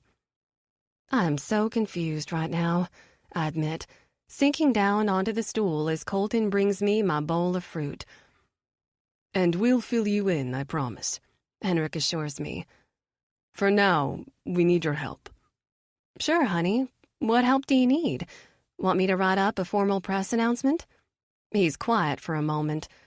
No, I want you to help me defraud the Swedish and American governments. I nearly dropped the bowl of fruit as Colton hands it to me. Defraud the... Oh, I do not get paid enough for this. Setting the fruit aside, I slide my laptop over and flip it open. Switching the phone to speaker, I set it on the bar. Okay, Henrik, why don't you just start at the beginning? This concludes Pucking Sweet by Emily Rath. Narrated by Desiree Ketchum, Alex Kidd,